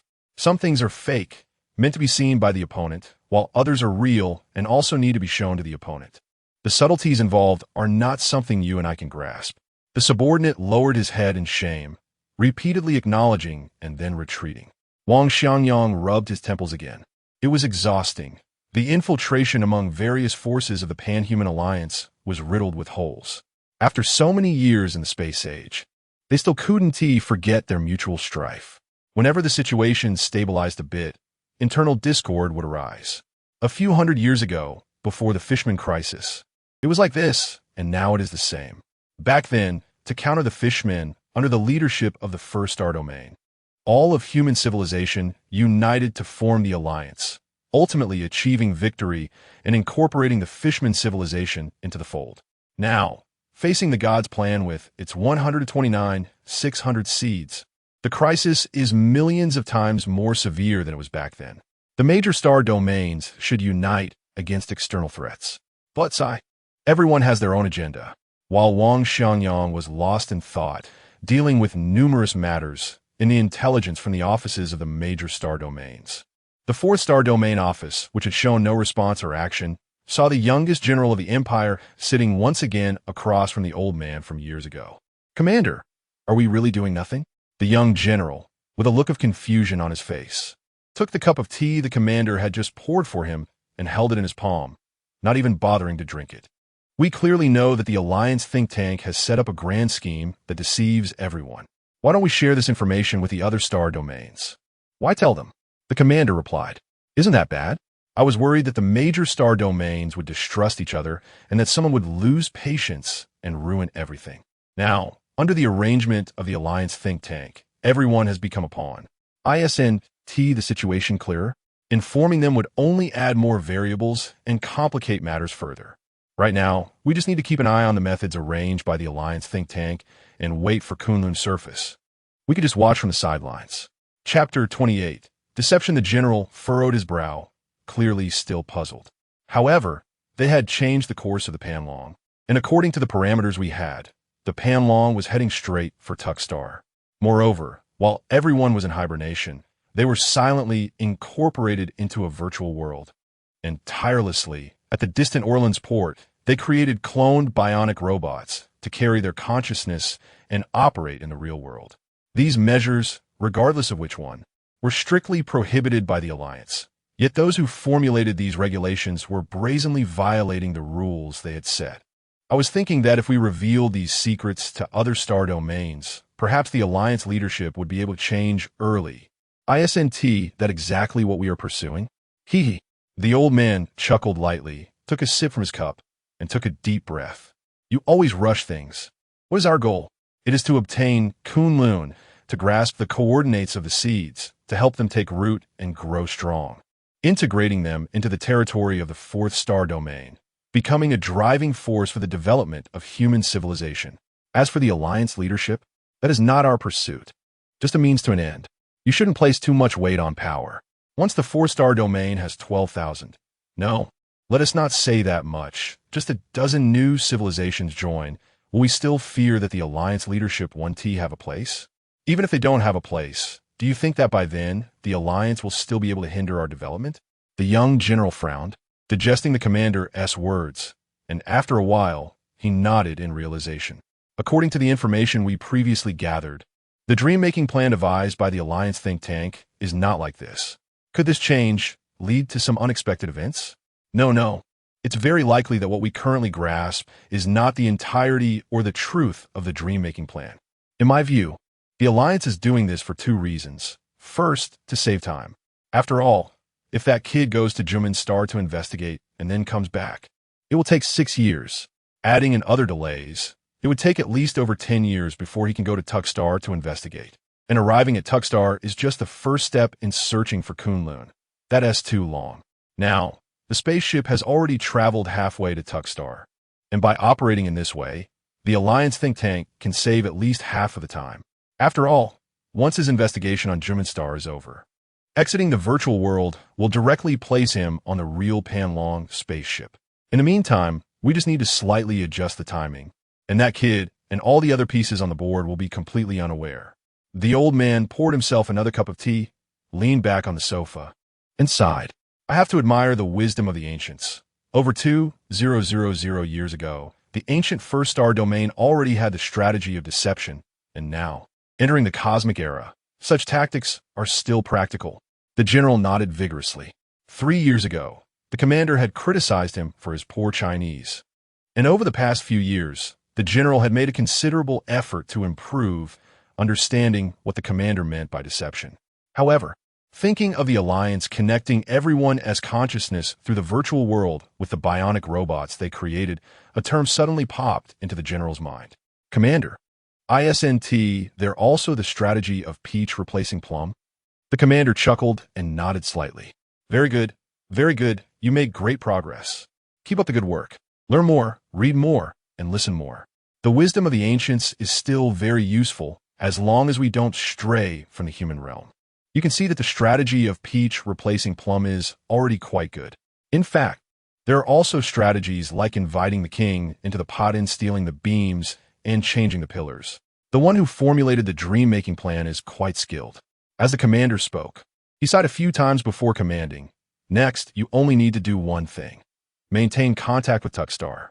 Remember to keep in constant contact.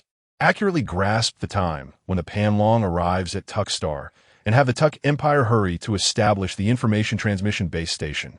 As for the new seed preparation and launch device, let the Tuk Empire decide based on their own strength.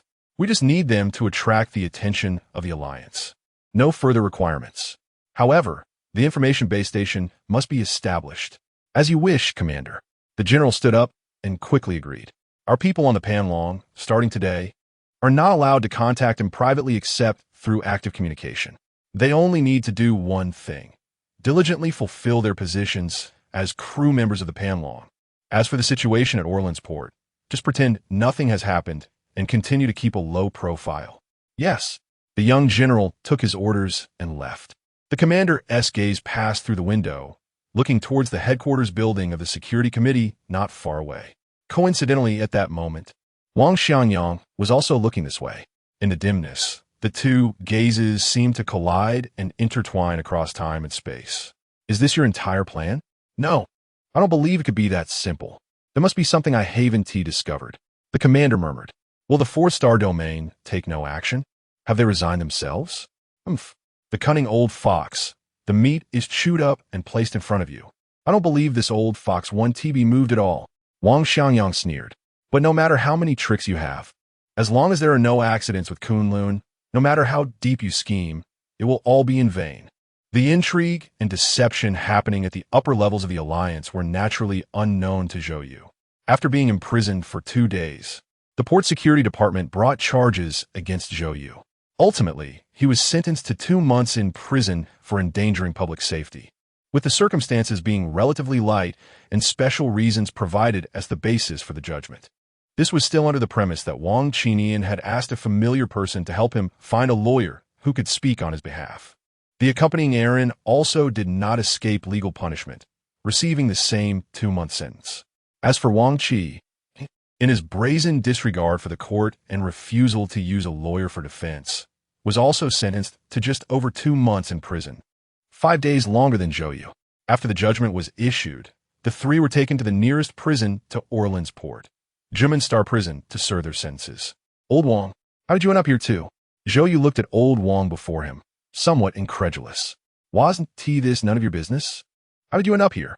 Old Wang wore a distressed expression and shook his head. It's all for you too. For us too. What do you mean?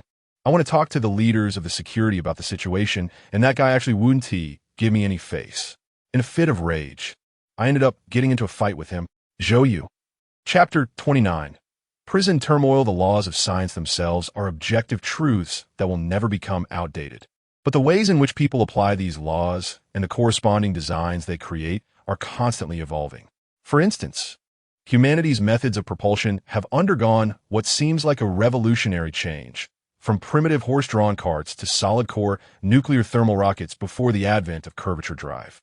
However, they remain confined within the realm of Newton's action and reaction principles.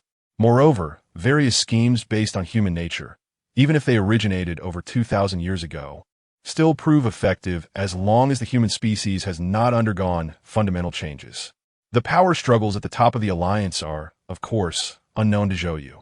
But he understands that the reason Wang Qi also ended up in prison is definitely not as nonchalant as he claims.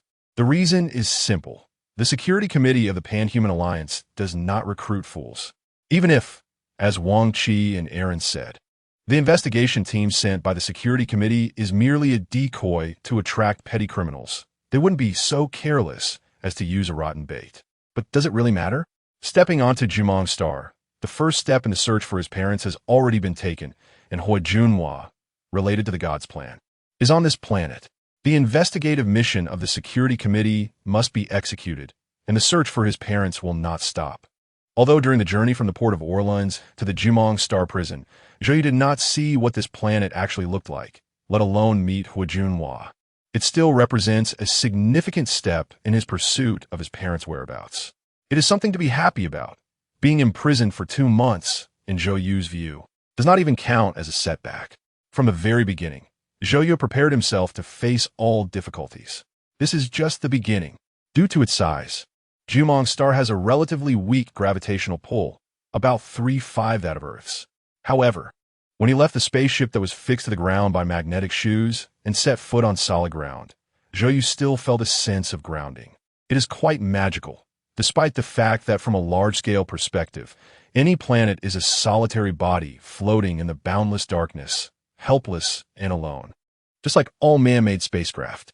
This means that being on a planet does not differ much from flying in a spacecraft in space. However, the psychological experience of both is entirely different. Only under the influence of gravity, when one is anchored to the ground, can one feel a sense of security. Perhaps it is because life has never left the influence of gravity from its birth to the eruption of intelligence. Or perhaps it is due to other reasons. Or maybe this is just Zhou's personal feeling, which does not represent other compatriots or other life forms. In any case, the feeling he had upon arriving at Jumong Star Prison was completely different from that at the Port of Orleans. Half an hour ago, during the yard time, Zhou had a brief conversation with Wang Qi before being locked back in his room.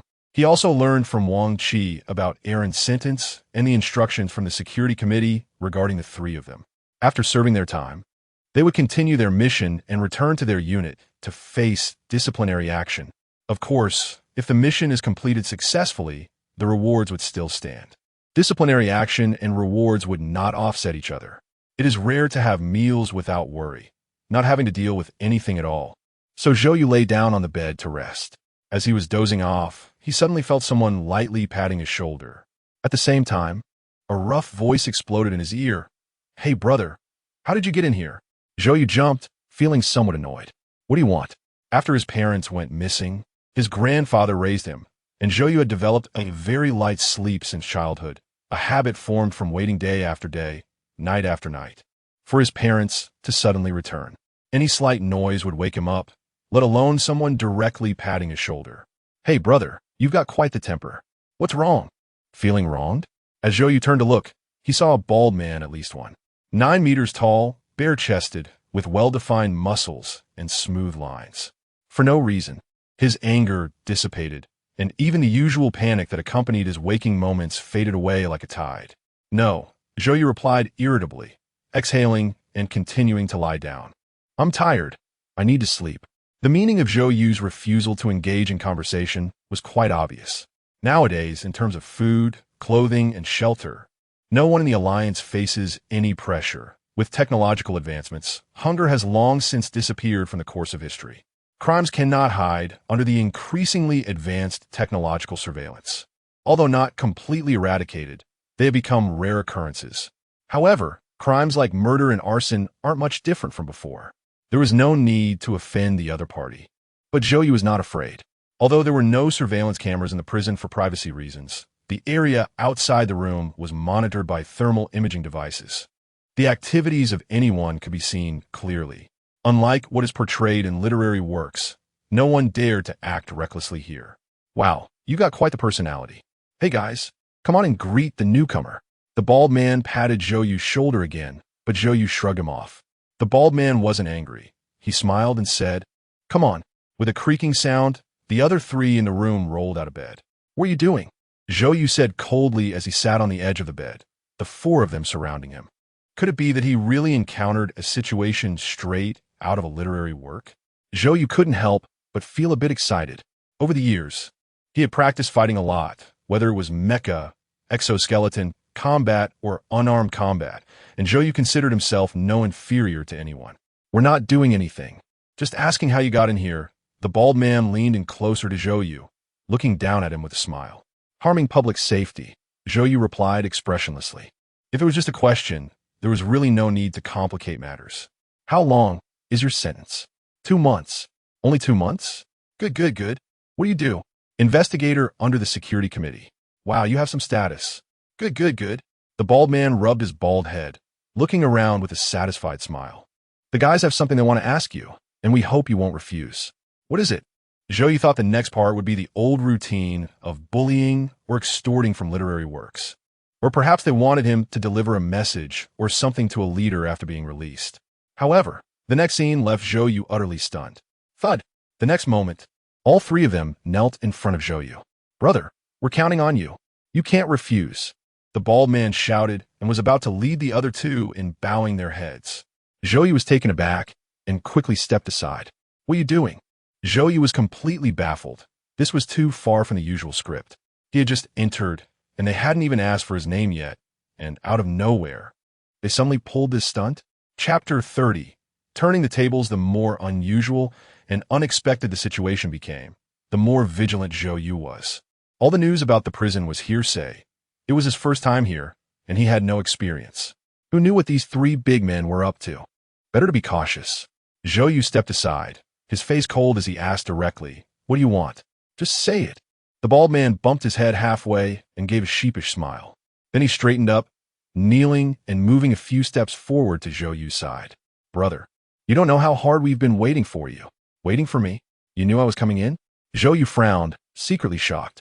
He was the only one who knew about the investigation into the divine plan and the search for his parents. There was no way it could have leaked, and even if it did, wouldn't lead to this kind of treatment. It seemed that the investigation task of the Zhumang star had touched some people's interests or pain points. The investigation team hadn't even arrived, and they already knew I would be imprisoned? The bald man shook his head vigorously. No. I mean, the three of us have been waiting for over a month. Finally waiting for a new cellmate, and you're the perfect fit. Little brother, do you know how we've been living this past month? Chong, get to the point. The bald man was in the midst of an emotional performance when a middle-aged man next to him quickly poked him in the waist, reminding him, "Oh, right. The point. We want you to help us report our achievements to the higher-ups after you get out. You see, you'll be out in 2 months, and you're an investigator for the security committee, so you must have access to the leaders of the Legion." The bald man was excited, gesturing as he spoke. Seeing the other party's exaggerated expression and excited demeanor, Zhou couldn't tell if the bald man was acting or if this Chong really had such a low level.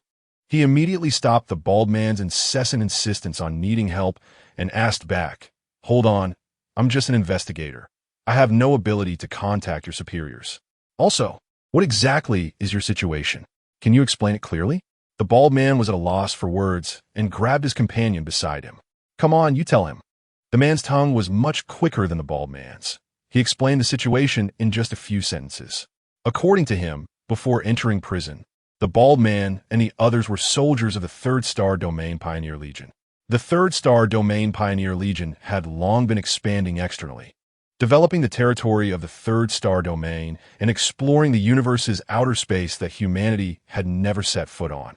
Zhou star was discovered by the Third Star Domain Pioneer Legion as ordinary soldiers of the Pioneer Legion. Once the Alliance confirmed that the data submitted by the Legion complied with the Alliance's colonial regulations, they were dispatched to the front lines to begin colonization on Zhou star. Because Zhou star had life and generally met human living conditions, the Alliance approved its development as a class of planetary habitat for humans and the construction of a spaceport for spacecraft to accommodate the future expansion of the Pan-Human Alliance as the population increased. Thus, the Legion's task was to transform Zhou star. The three were responsible for the construction of ground infrastructure and soil transformation projects. According to their account, while working, they inadvertently explored areas outside the developed region at night and made a significant discovery. However, they did not expect that when they excitedly thought they had achieved great merit and reported it to their superiors, a team of soldiers arrived overnight and took them to prison. They were directly convicted by their superiors for privately exploring undeveloped areas and sentenced to 3 years in prison. In the bald man's words, this was a frame-up. Their purpose was simple. They wanted Zhou to help report their achievements to higher authorities after he got out. Although they did violate orders by exploring undeveloped areas, they still had achievements because it was a new and significant discovery. However, since they had been locked up here, they had completely lost contact with the outside world and had no way to voice their grievances. They hadn't even been questioned or had their cases reviewed in court. And in the months since, they hadn't seen anyone else come in for a crime, leaving them utterly helpless. Now, hearing Zhou's situation felt like grabbing a lifeline that they couldn't let go of. Zhou listened in silence for a long time. He understood, but he really was just an investigator and had no ability to contact their superiors. Moreover, he seriously doubted the authenticity of their story and suspected there might be some trap involved. After all, they were total strangers, and he was reluctant to agree. Besides, he and Wang Qi and AI Lin's investigation team were originally here to investigate the colonization issues of Zhou star. How could they encounter frontline soldiers of the Third Star Domain Pioneer Legion as soon as they arrived? This was like a free gift wrapped with a bow. It was very likely a trap, or this situation was prearranged specifically to fool the investigation team. If he got involved, it could completely mislead the investigation in a wrong direction, or he might uncover trivial matters, problems that others had designed and handed to him. Seeing Zhou directly refuse without room for negotiation, the bald man became somewhat anxious. Brother, really, we're not lying to you at all. We three aren't in it for the credit. The Legion salary is high, and the benefits are good. We're completely satisfied, and working with the Legion not only broadens our horizons, but also often puts us at the forefront of the Alliance, seeing things that ordinary people can't see first. We just don't want to lose this job. After 3 years in prison, the Legion might not want us anymore. Zhou looked at them coldly, completely unmoved. Although he had seemed a bit foolish during this time with Wang Qi and AI Lin, he wasn't actually that naive. I don't want to deceive you. I can't do it. You don't need to say any more. The bald man was undeterred, laying out the facts, speaking well, and even bringing up his ancestors to convince Zhou to agree to help them. Zhou didn't believe what the three were saying at all. However, seeing their earnest efforts sparked a new idea in him. Why not turn the tables and use their own plan against them? A few minutes later, Zhou sighed and helped the three of them up. Hey, you don't believe me when I say this. But think about it. How can I believe what you're saying? The bald man patted his chest in assurance, while the man next to him said, Brother, how can we prove it? You tell us. Well, first tell me about the Pioneer Legion's colonization process on Zhou star. I want to see if it matches the records of the Alliance's Security Committee. Let us confirm if you really are soldiers of the Pioneer Legion. No problem. The bald man rubbed his bald head and gestured with both hands. Let me tell you, back in the day, Chapter 31, Beyond Science, anything that limits our abilities, we call fate. Anything that cannot be explained by personal experience, we call unscientific. The bald man's storytelling was undoubtedly vivid. But being vivid does not equate to being brilliant, although he himself did not think so. From the exaggerated adjectives and rich expressions and tones of the other party, Zhou extracted some core points. The alien colonization journey of the Pioneer Corps of the Third Star Domain was mundane on a macro level, but on a detailed level, The front lines had never been short of thrilling adventure stories. The bald man's description included at least a dozen moving literary materials. If they had a decent frontline or battlefield reporter, perhaps the cultural endeavors of the third star domain would no longer be at the bottom. Skipping over other aspects, let us talk about the colonization process of Zhou star. Zhou star had been discovered and named by astronomical observers long before human civilization entered the interstellar age. With the expansion of its territory, the third star domain had plans to explore new habitable planets, which aligned with the Alliance's long-standing policy of human racial expansion, and thus applied for the colonization of Zhou star. Early on, the third star domain sent a reconnaissance team, and the results showed that it fully met expectations. So the third star domain dispatched the Pioneer Corps, originally mining on other planets, to execute this colonization mission. However, the bald man mentioned a detail that was easily overlooked.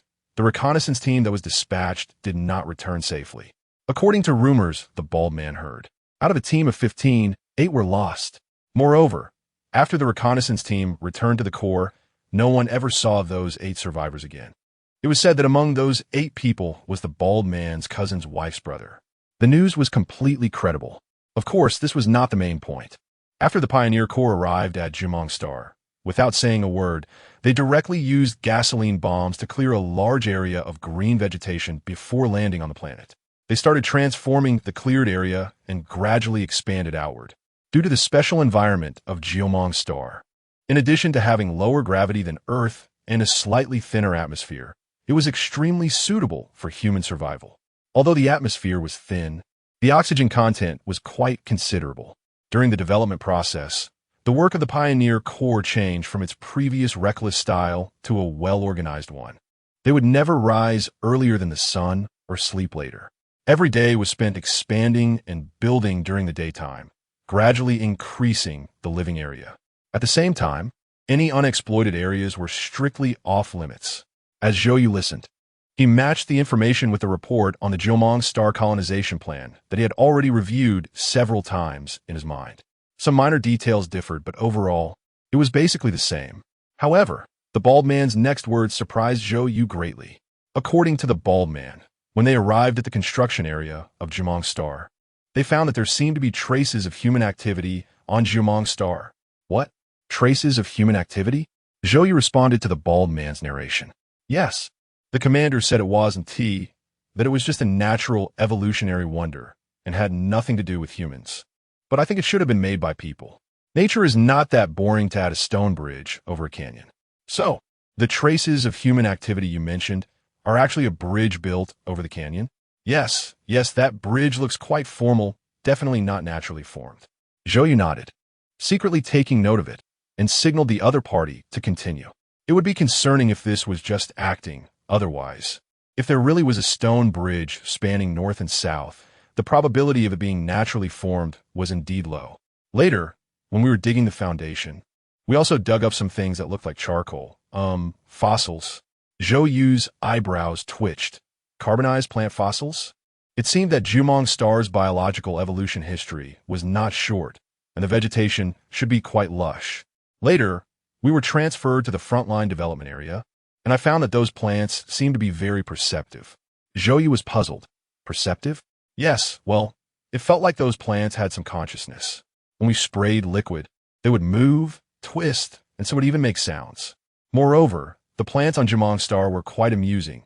If you chopped down a tree, the nearby trees would tremble, and the nearby plants would appear listless. In short, almost all the flowers and plants on Zhou star could move. The bald man's speech was not slow, although it was filled with a considerable amount of meaningless vocabulary. He had not taken much time to roughly introduce the tasks and events of the Pioneer Corps on the front lines. Zhou carefully remembered the useful information he had filtered out and then continued to ask, "Well, that sounds about right. Now tell me about the situation of you 3. Did any major discoveries get claimed by the leaders?" Upon hearing this, the bald man became even more excited. He flapped his lips and spoke nonstop. "You don't know how beautiful the dusk on Zhou star is. The sunsets on other planets are either deep red or golden yellow, but here, the sunset is completely different. It's green." Zhou blinked, imagining what a green sunset would look like and where the beauty lay. The other party continued to elaborate. It's that kind of light green, looking very appetizing. We soldiers call it matcha sunset. It just looks very delicious. Zhou interrupted the bald man, scratching his head and exaggerating his gestures. All right, I got it. I'll see you when I go out. No need to say more. First, tell me what amazing discoveries you three made. The bald man was not embarrassed and rubbed his head again, looking serious. I'll tell you, one day after watching the sunset, we chatted for a bit, and before we knew it, it was dark. We originally planned to head back to the camp directly, but just as we were about to leave, we suddenly noticed some movement in the woods. Zhou held back his curiosity and did not interrupt the other party's description, but instead signaled him to continue. This is not just curiosity. We hadn't seen anything besides plants since stepping on a Jumong star. No animals, no insects, not even bacteria or viruses, according to what my friend said. Even the scientists in the Pioneer Corps had not discovered any. Jumong star was as clean as a sterile operating table in a laboratory. We thought there might be animals. You know, if the speculation was true, it would be a major discovery. So we discussed it and decided not to return to the camp directly, but to turn around and see what that stirring thing was in the darkness, hoping to catch it. But we didn't expect. At this point, the bald man's eyes widened, seemingly very excited. We discovered that those trees, no, all the plants, were actually interconnected. You know, that's unscientific. Chapter 32. Doubtful, although I haven't read many books. I'm sure that the various plants on the ground belong to different categories and are definitely not of the same species. But you know what? They are all connected. This is incredible. Upon hearing this, Zhou's face also showed a hint of emotion. It's hard to imagine what it would be like if all the plants on a planet were connected. According to the bald man's description, the three of them were moving forward together, and the plants around them were not tall, but as soon as they entered the undeveloped area, they immediately saw countless things emitting a faint glow, densely covering the ground and pulling in midair. These glowing things were like fungal mycelium, connecting all the plants together, without any exceptions. However, the plants in the developed area looked exactly the same as those outside the area, but there were no mycelium connections and certainly no glowing things. The three of them slapped their heads, feeling that this was a huge oversight by the frontline soldiers of the Pioneer Legion. It was likely because the development work was only carried out during the day, and the fine mycelium could easily be overlooked, and the sprayed chemicals might have also destroyed this magical phenomenon. This was why no one had discovered that the plants here were connected by glowing mycelium. Excited, the three hurried back to the developed area, eager to report their findings. Of course, in any place and any organization, there are rules and regulations, and the Pioneer Legion is no exception. Reporting up the chain of command is a commonly applied principle. What the three didn't expect was that after they excitedly submitted their findings to the squad leader, what awaited them was not a reward from the Pioneer Legion. Instead, they were sent to prison overnight by a group of soldiers they had never seen before. With no idea what was happening, the next day they received a verdict. It was issued by a military court, sentencing them to 3 years in prison. The reason was violation of Pioneer Legion regulations and acting without authorization. You know what happened later? We were locked up here for more than a month, and except for the prison guards, we saw no one. We wanted to wait for a fellow inmate with a shorter sentence, but stop. I already know. Zhou interrupted the long-winded talker, digesting the news he had just learned. To be honest, after hearing the bald man's account, Zhou felt slightly excited. As long as the other party wasn't making things up, and this was indeed a serious matter, then it seemed that Jumong star really had issues. These details were not mentioned in the reports of the Jumong star colonial plan provided by the Pioneer Legion and the Third Star Domain. Zhou didn't believe that the Pioneer Legion was unaware that plants could be connected by glowing filamentous substances. Unless the bald man was lying, but he shouldn't be. After all, I left early, and if he deceived me, I wouldn't help the three of them, nor would I believe anything else they said. If that were the case, the performance of the bald man and his companions would be meaningless, utterly useless. Therefore, there are only two possibilities. Either this phenomenon exists only in a small area, and the Pioneer Legion truly had not discovered it before, or they had already known about it, but for some reason had not reported or disclosed it. Thinking of this, Zhou narrowed his eyes and mulled it over. This suggests that there are indeed some issues with the colonization of Jumong star. But this does not align with his initial speculation. Logically speaking, in a low-gravity, high-oxygen environment, plants should be quite tall. How could they be short? A thought flashed, and Zhou quickly regained his focus. Having a problem is good. It provides direction, and perhaps there is no need to investigate for several more days. I can report and complete this task soon. He then devoted himself wholeheartedly to the investigation of the divine plan. Moreover, he could use the investigation as a reason to find a way to meet Junhua and search for his parents. Okay, I understand. When I get out, I will first check if what you said is true. If it is, I will definitely report your situation to my superiors and help you. Zhou nodded slightly, smiling. The three were overjoyed upon hearing this, and the bald man, even more excited, took a quick step forward, grabbed Zhou's head, and planted a kiss on his forehead. Then, amidst Zhou's stunned expression, he signaled the other two to lay Zhou flat on the bed and started massaging his arms and legs. Benefactor. The days Zhou lay on the bed, feeling lifeless. He was starting to believe that what the three said might really be true. After all, nowadays, there are not many people who are so out of touch. The purpose of imprisonment is punishment, a means for reflection and change. At the moment of entering the prison, all of Zhou's belongings were taken away and stored.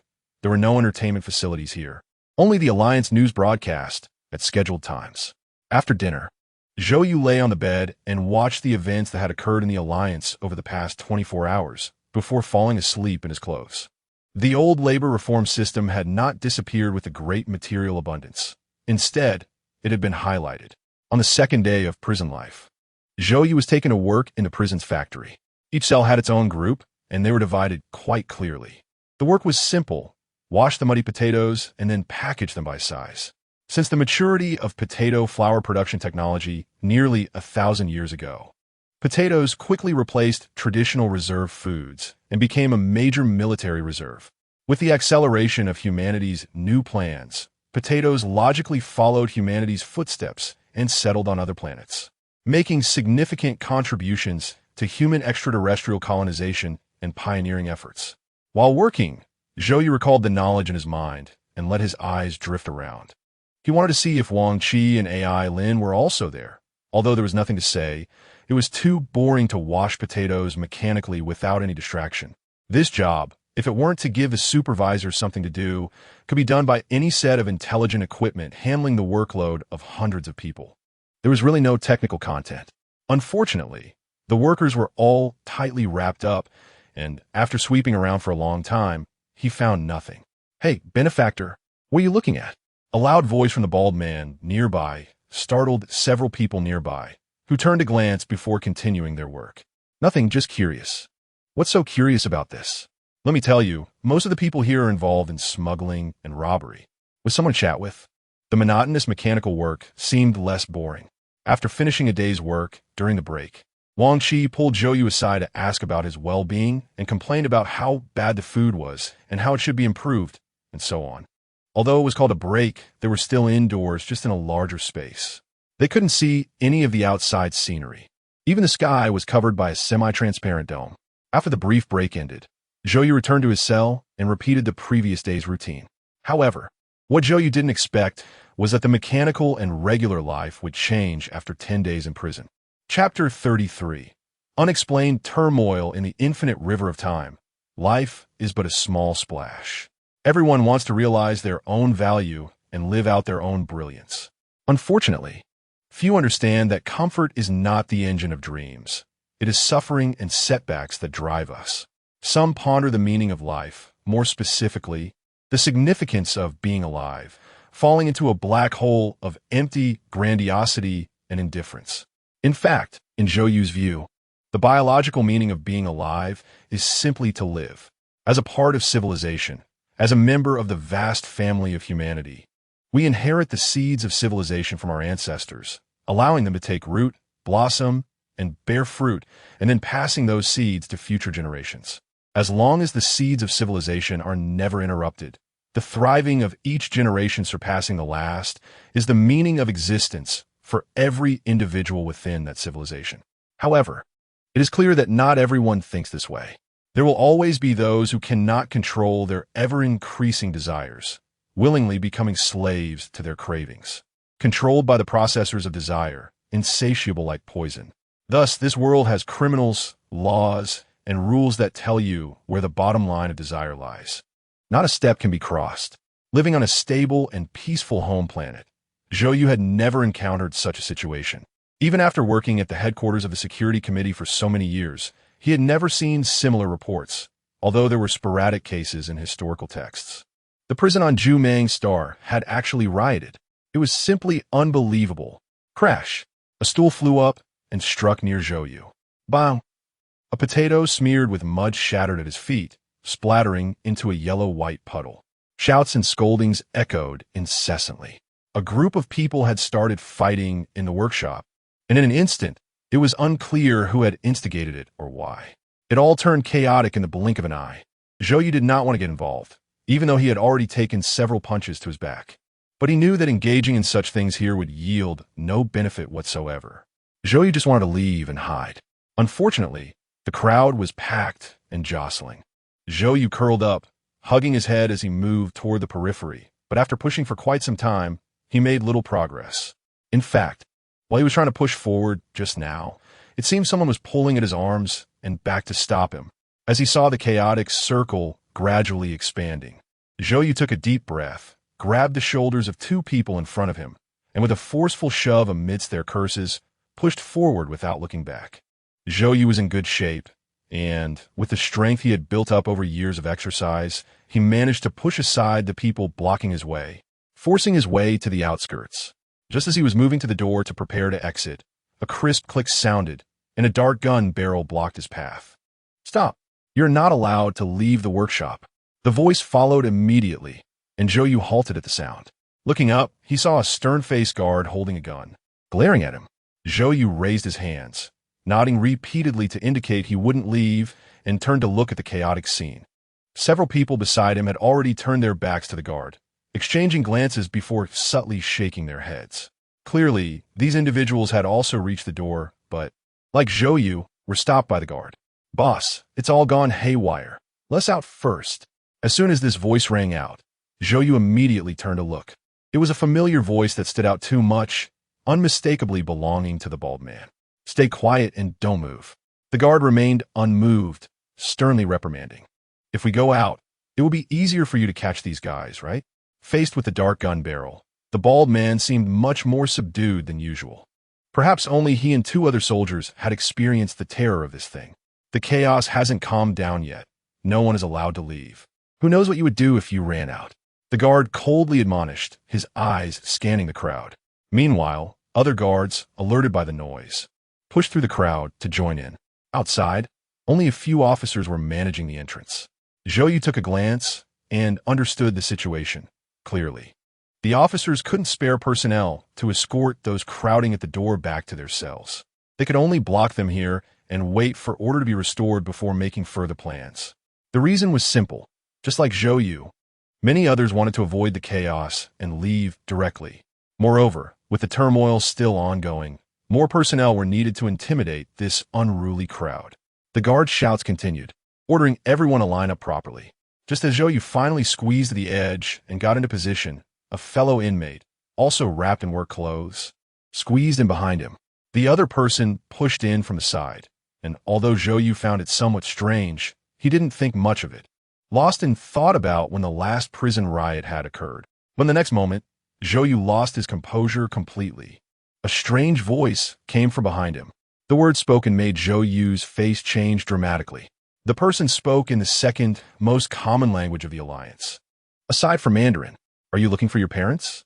In an instant, Zhou's mind went blank, and he stood there almost in a daze. The person was definitely very close, almost whispering in his ear. "If you want to know where they are, come find me. Only I can help you. Everyone else is lying to you." After saying this, Zhou felt a piece of paper being stuffed into his palm. The next moment, the presence behind him suddenly disappeared.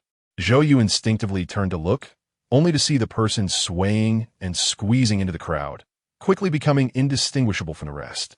It was a long story, but it all happened in an instant. The person dropped the words and vanished. However, Zhou's mind was now in a tumult. It should be known that he had made a big deal out of searching for his parents when they first lost contact, which was about 8 years ago. Unfortunately, He had hit dead ends everywhere and found nothing. Later, Zhou Yu's grandfather passed away. To outsiders, it seemed like Zhou Yu had grown up overnight, becoming sensible and no longer fixating on the search. For so many years, Zhou Yu believed he had been secretly collecting information, never revealing in front of others that he was still seeking the whereabouts of his missing parents. How could anyone know? How they find out? Suddenly contacting him? What was their purpose? Was it related to the investigation on Zhu Mang's star? What was so mysterious about Zhu Mang's star that warranted sending someone specifically to the prison to contact him? Even digging up old accounts from nearly a decade ago to lure him in? Thinking of this, Zhou Yu's expression changed again. The prison was under constant surveillance, whether through optical monitoring, infrared imaging, or even more advanced technologies. Zhou Yu even suspected that even sounds were being meticulously recorded in the prison logs. Therefore, any secrets that needed to be kept hidden and exchanged discreetly would be nearly impossible. While there were a lot of noises during work, communications were organized by cell, and exchanges were limited to those in the same cell. Chapter 34. Fishing in troubled waters. During the break, there was an opportunity to meet and communicate. But any significant movement would attract the attention of law enforcement and the intelligence systems. Last time, when Wang Qi exaggeratedly ran over to talk to him, Zhou Yu noticed several prison guards casting scrutinizing glances, along with cameras on the side walls, turning to follow Wang Qi's figure. So, was the chaos deliberate? Was it planned? Was it specially arranged just for this simple exchange with him? Zhou Yu couldn't help but think too much. It was just too strange. As if to validate Zhou Yu's speculation, just when he was feeling anxious, the originally chaotic workshop suddenly seemed to be paused by someone. In an instant, all sounds disappeared. Almost everyone simultaneously stopped the chaotic fighting, lowered their heads obediently, and lined up to listen to the guard's instructions. Zhou Yu glanced around and felt a chill run down his spine. What was going on? How much trouble had the investigation team regarding Zhu Mang's star stirred up for so many people to cooperate? If it weren't for that person speaking behind him just now, Zhou Yu might not have noticed anything amiss. He would only think that people from the third star domain were indeed barbaric, or that the security along the alliance border was really concerning. He thought the guard were truly impressive. They calmed the chaos down quickly. However, things are different now. The more seamless and orderly it was, the more bewildering Zhou Yu found it. The more he thought about it, the more he felt that the chaos happening in the workshop was carefully orchestrated, and the other party's goal seemed to be just to fish in troubled waters, to silently establish contact with him. No, it was to quietly slip him a note. He wondered if Wang Qi had received the note. Zhou Yu thought to himself. Taking advantage of the moment when he turned to line up and return to his workstation, he secretly glanced at the note in his palm. If the other party had revealed the secrets of his heart and stated that they had been searching for his parents' whereabouts, Zhou Yu would have surely handed this thing over to the guards at the first opportunity. With only 50 days left in his 2-month sentence, there was absolutely no need to stir up trouble. Zhou Yu had figured out, even if someone wanted to stop the investigation into the colonization issue of Zhu Mang's star, they would resort to these dark methods. Dark methods?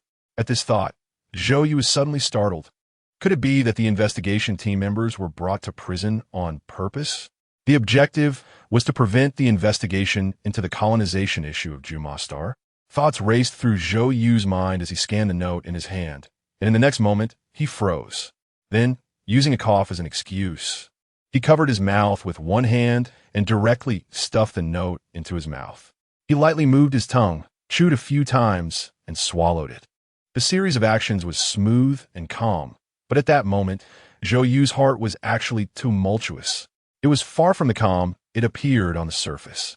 The note contained a sentence Zhou Yu could never have imagined. I'll let you out tomorrow.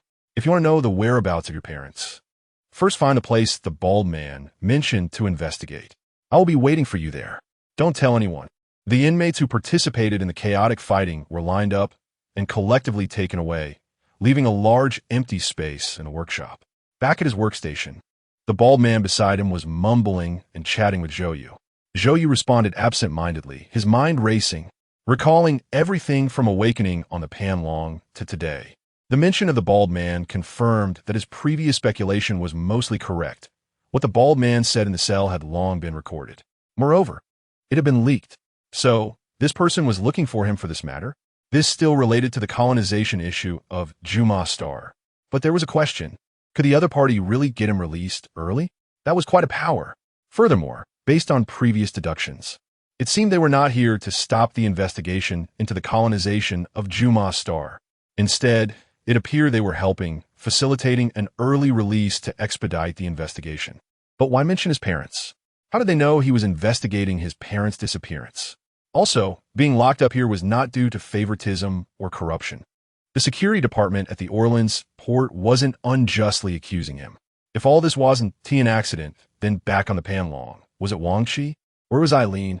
Or had the Pioneer Legion or the Third Star Domain bribed them both? But why not come and bribe him? Or were they planning to start bribing him only after they released him tomorrow? But just how big of an issue was the colonization of Zhou star to warrant such a scene? Unable to make sense of it, Zhou continued to ponder until the break ended. Wang Qi was once again complaining about the food, enjoying the cuisine of Zhou star, and criticizing the rioters of the day. Zhou remained lost in thought. Hey, little brother, can you hear me when I speak? Zhou felt a weight on his shoulder and saw Wang Qi's hand on it, leaning in with curiosity to look at Zhou. You've been complaining for 10 days. I can recite it by heart. Zhou snapped back to reality and replied somewhat helplessly. He initially wanted to share the previous incident with Wang Qi, but it involved his inner secrets, so after thinking for a long time, he chose to give up and pretended nothing was wrong. What? It was already bad, and you're not allowed to complain? Wang Qi said, I heard a rumor that most of the guys involved in today's riot were brought in just yesterday. Can you guess what they did? Wang Qi patted Zhou's shoulder and said mysteriously, You definitely can't guess it. I'll give you 3 chances. If you guess right, I'll treat you to a big meal. If you don't, you'll treat me to all the food in Zhou star when we get out.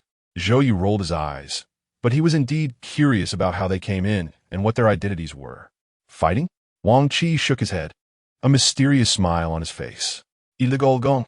Wang Qi pouted, shaking his head again, his smile growing broader. Violating military discipline? Wang Qi burst into laughter, dramatically spreading his arms and giving a loud clap. Wrong. Remember to treat me to all the food in Zhou star when we get out. Zhou rolled his eyes again. All right, you've achieved your goal. My curiosity has been piqued. What is the correct answer? Wang Qi's smile immediately turned. Sleazy. Hee, it's collective indecency. Zhou blinked, his mind racing in disbelief. However, he still instinctively replied, What kind of indecency? Almost at the same time Zhou asked, Wang Qi seemed to have foreseen it and said directly, Those guys got drunk and started stripping in the street, flaunting their sponge bodies to the surrounding crowd. Zhou confirmed it was intentional.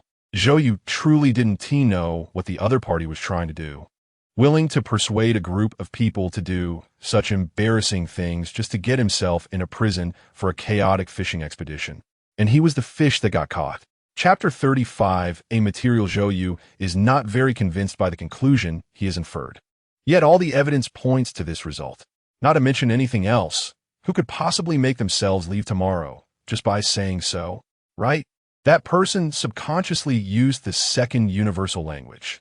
Could the other party be from the official Third Star Domain? Or are they just setting a trap to mislead? It's unimaginable. That night, Zhou couldn't sleep.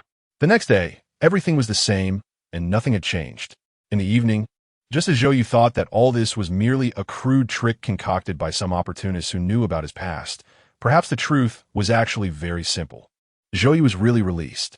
At the prison gate, he did not see Wang Qi or AI Lin until the staff stuffed all the belongings that once belonged to him into his arms and handed him a document. Zhou was still in a daze. The document stated that after review by the intelligence system, a replay of the events that occurred in the Panlong ship showed that Zhou's actions were not subjectively intentional, but rather were influenced by Ms. AI Lin. Therefore, his 7-day administrative punishment was reconsidered, and he was now released after serving his time. Zhou stood at the gate, dazed for a moment. He initially planned to find a place to stay and then make an interstellar long-distance call to report to the director, but after thinking it over, he decided to first open his personal terminal and connect to the network of Zhou star. Although he was unfamiliar with the place, Aside from feeling a bit lightheaded and needing to pay attention to his walking, everything else on Zhou Star was not much different from Earth. However, Zhou still took a cautious approach and contacted the local branch of the Alliance Security Committee on Zhou Star. Well, even though it was the security department of Zhou Star that had detained the investigation team, it did not prevent Zhou from seeking their assistance. Whether they were sincere or not was irrelevant. It wouldn't affect their cooperation. Even if it was just superficial compliance, they had to follow through. A deal is a deal. After locating the place and navigating to it, the staff member stationed at the entrance was asleep at the desk. The intelligence system automatically recognized Zhou's appearance and opened the door for him. "Hello, I am Investigator Zhou from the Alliance Security Committee. I need to speak with your supervisor," Zhou inquired. No one responded. Zhou proceeded along the high-tech corridor, grumbling to himself. Why build such a long corridor when you could just go upstairs directly? It felt like the building had grown a tail. "Greetings, investigator from the mother planet. Welcome to the Zhou Star Security Committee branch. The minister is on the 3rd floor. I have already communicated with him. He is waiting for you," came the voice of the intelligence system as he walked through the long passageway. Facing the invisible artificial intelligence, Zhou always felt as if he were being watched, like a specimen in a glass box, waiting for curious experimenters outside to poke and prod. Really, why create something to monitor oneself? Upon reaching the 3rd floor, he saw no one else. Perhaps they were hiding or had already left for the day. No one stopped him, so Zhou glanced at the signs upstairs and entered the minister's office. The burly minister with a full beard was looking at a document, while a handsome young man was preparing tea nearby. 2 teacups were already set on the coffee table, presumably for himself. When the young man saw Zhou enter, he immediately put on a smile and greeted him warmly. "Investigator Zhou, this is Mr. Mold, our minister at the Zhou Star Security Committee branch." After making the introductions, the young man gestured for Zhou to sit. Zhou nodded and smiled at the minister before sitting down on the sofa next to the coffee table. The young man finished brewing the tea, pushed it in front of Zhou, and stepped back to stand beside Mold, maintaining a straight posture without looking away. Zhou, pouring tea and offering water is the customary way to host, yet not a word is spoken. So, is this meant to intimidate me? Unsure if the other party really had urgent matters to attend to, Zhou did not rush, leisurely sipping his tea while gazing at the bearded face behind the document. To be honest, at first glance it might seem a bit unusual, but after staring for a while, it began to feel somewhat familiar. Perhaps it had something to do with his grandfather? After a moment, Zhou glanced at the young man beside him, who was still maintaining his previous demeanor without any change. "So, you're just pouring 1 cup of tea? Can't you see that I've almost finished mine? So stiff, are you a robot?" Mold put down the document and said, "Don't argue with the robot. You need to learn to read the room, refill the tea." Zhou was slightly taken aback. "This handsome guy is really a robot? Do you have to call a robot a robot? Sorry to keep you waiting. I apologize for the misjudgment of my previous staff," Mold said, but there was no hint of sincerity in his tone. "Additionally, I have submitted a review to headquarters and reported the detailed process. Do you have any other business for me?" The robot handsome guy maintained a smile while preparing tea. "Yes." Zhou felt a bit wary of the other party's attitude, fearing that he might inadvertently fall into a trap. He decided to cut to the chase and end the meaningless conversation by asking, "My team members are still in custody, and I need the branch to send someone to assist me with the investigation." "Oh." Mold seemed interested, walking over and downing his cup of tea in one go. "You're quite the straightforward young man." Mold sat on the sofa, scrutinizing Zhou, and tossed the document on the table, asking, "The headquarters sent you here," clearly indicating their disapproval of our work. "Why do you think I would send personnel to assist you?" Zhou smiled. "The headquarters' thoughts are not something I can speculate on. I'm just following the rules." "Is the minister refusing to assist?" "Old fox, every word is a trap." Zhou decided not to beat around the bush and to stick to his purpose. Mold laughed, finding it amusing. "All right, I'll give you 2 people. However, I advise you not to get your hopes up. This place is not the peaceful mother planet. This is our investigation data, more detailed than what was submitted to the Alliance Committee. I hope it helps you." Mold pointed to the documents on the table, then returned to his office, closing his eyes to rest. Zhou didn't care about anything else and grabbed the materials to start flipping through them. However, he widened his eyes after just a few pages. The document contained a lot of information attached at the back. 3 years ago, investigator Zhou Yu from the Alliance Security Committee's Information Analysis Department raised objections to the Zhou star colonization investigation file. After review by the committee, it was approved to investigate and verify the aforementioned doubts. Analysis suggested that the investigation team might have hidden tasks, recommending providing convenience to assist the investigation. The document was signed by the Intelligence Analysis Department of the Zhou Star Security Committee. Zhou Yu was slightly surprised. What did this old man mean? Chapter 36 Investigation and Evidence Collection. Zhou Yu had to admit defeat. Although he had not engaged with the opponent at all, he still could not escape the old man's clutches. Do you know why you were released early? I know because... No, you don't know. I originally planned to take care of the guest who came from afar. You and Aaron Wangqi, both favored disciples of old friends. Before you came, the old friends asked me to look after you. Recently, Zhou Star has not been peaceful, and the prison is the safest place. What do you mean? Zhou Yu's eyes widened. The old man was essentially admitting that he was the one who had sent the 3 of them to prison. Unfortunately, your luck is bad. Someone doesn't want you to be at ease. As Mulder spoke, he gestured for Zhou Yu to continue looking through the materials. Zhou Yu then discovered that there were attachments at the back of the materials, which were documents from the Third Star Region Council. The document was short, but contained a lot of information. Release Zhou Yu and let him investigate properly. In an instant, Zhou Yu thought of many things. So the stranger sending messages inside the prison is an official from the Third Star Region? What does that mean? Is he asking someone to investigate himself? 2 young white men appeared at the entrance, looking very capable, clearly recent graduates. Young man, you should know what to do. Mulder shook his head, closed his eyes, and no longer paid attention. The other party essentially issued an eviction order. Zhou Yu met the 2 new teammates and briefly introduced themselves, while the robot accompanied a dozen people leaving the Zhou Star Security Committee building. Mulder, who was originally sitting in a chair, stood by the window to watch Zhou Yu and the 3 leave, squinting for a long time before retracting his gaze.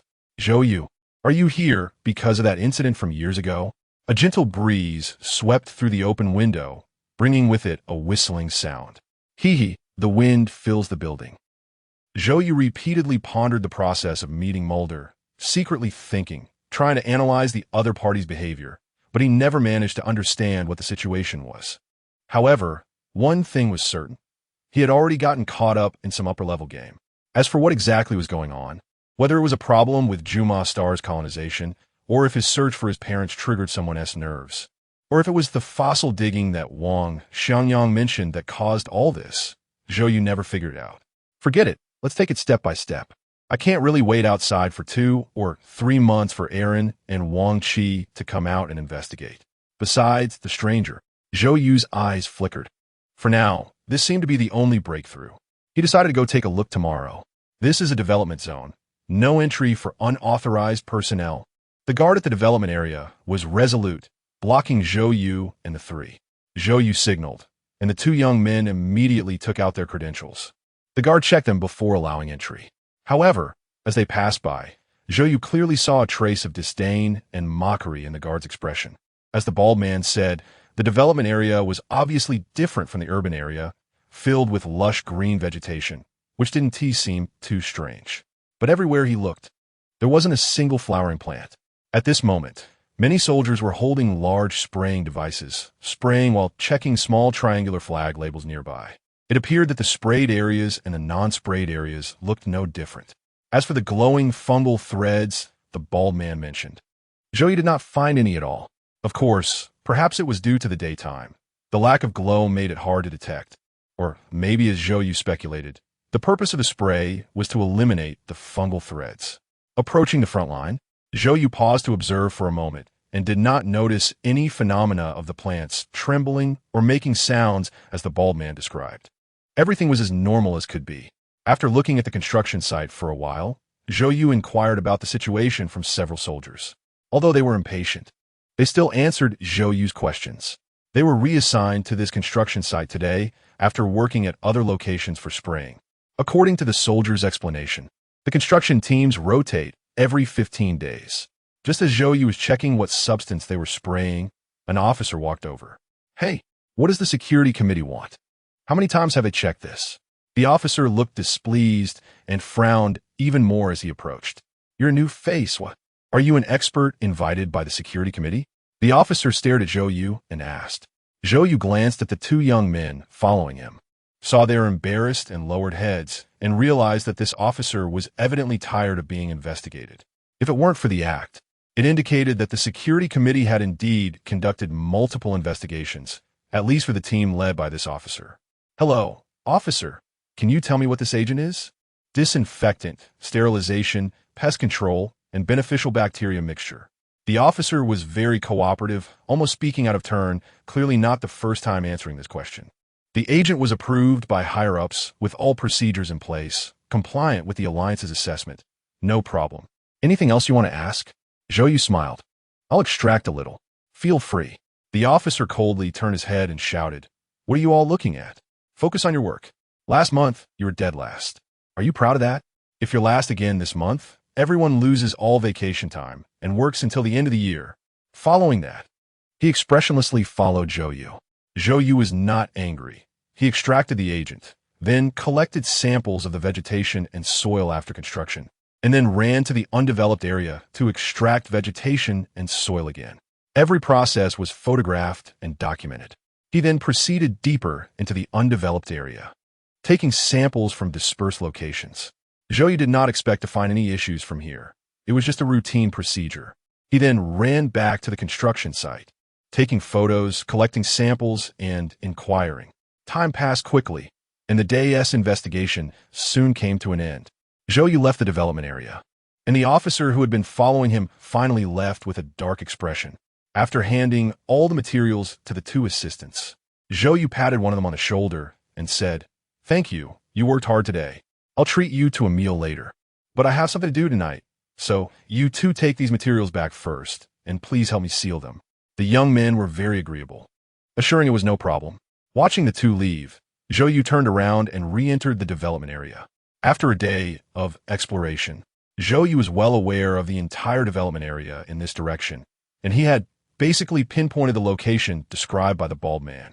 Now, he needed to go there to wait for someone, a stranger. The guards at the entrance saw Zhou Yu returning and, although puzzled, did not stop him, only reporting to the officer via earpiece. What are you doing? How long will this go on? Just as Zhou Yu reached the area the bald man mentioned, now completed and under construction, he heard the officer's irritable voice coming from behind. Stop pretending. Let me know what the matter is? Zhou Yu asked directly without turning around. The other party's footsteps clearly paused, and just as Zhou Yu was secretly pleased that his deduction was indeed correct, the words from the other party left Zhou Yu astonished. Chapter 37, Omnipresent, the mother planet of the Pan-Human Alliance, Earth. Headquarters of the Security Committee. Is this really okay? The usually discreet elder rarely showed concern, looking at Wang Xiangyang beside him. Don't worry, it's fine. Before we find Kunlun, no one will threaten his safety. Besides, even if something happens, it will be fine. You know, this is a hyper-distance transmission. Wang Xiangyang saw the elder's frown deepen and quickly clarified. Just think of it as watching a game live stream. You just log off if you die. Upon hearing this, the elder's frown not only did not ease, but instead deepened further. He waved his hand behind his back. That's what I'm worried about. Such a big move, although the think tank provided a self-consistent logic. When coincidences meet one another, it's inevitable that people will suspect these coincidences are not coincidences at all. What scares me more is that they know these coincidences are not real coincidences and are willing to cooperate to make them even more coincidental. Wang Xiangyang nodded. Although his mind was filled with the word coincidence at that moment, he understood what the elder was trying to express. He comforted. The core issue is that everyone is waiting for him to find Kunlun. So, until it's found, nothing will happen. As the players, we can guarantee the life and death of the pieces. No, I'm afraid the Alliance is not the real player. The elder's words made Wang Xiangyang momentarily stunned. The thought of coincidences was instantly replaced by countless chaotic thoughts. The overall plan remains unchanged. We will proceed and observe, adjusting as necessary. The elder glanced at the image appearing on Wang Xiangyang's desk and shook his head. I really don't understand why we had to push against all opposition back then to not tell Zhou Yu directly about all this.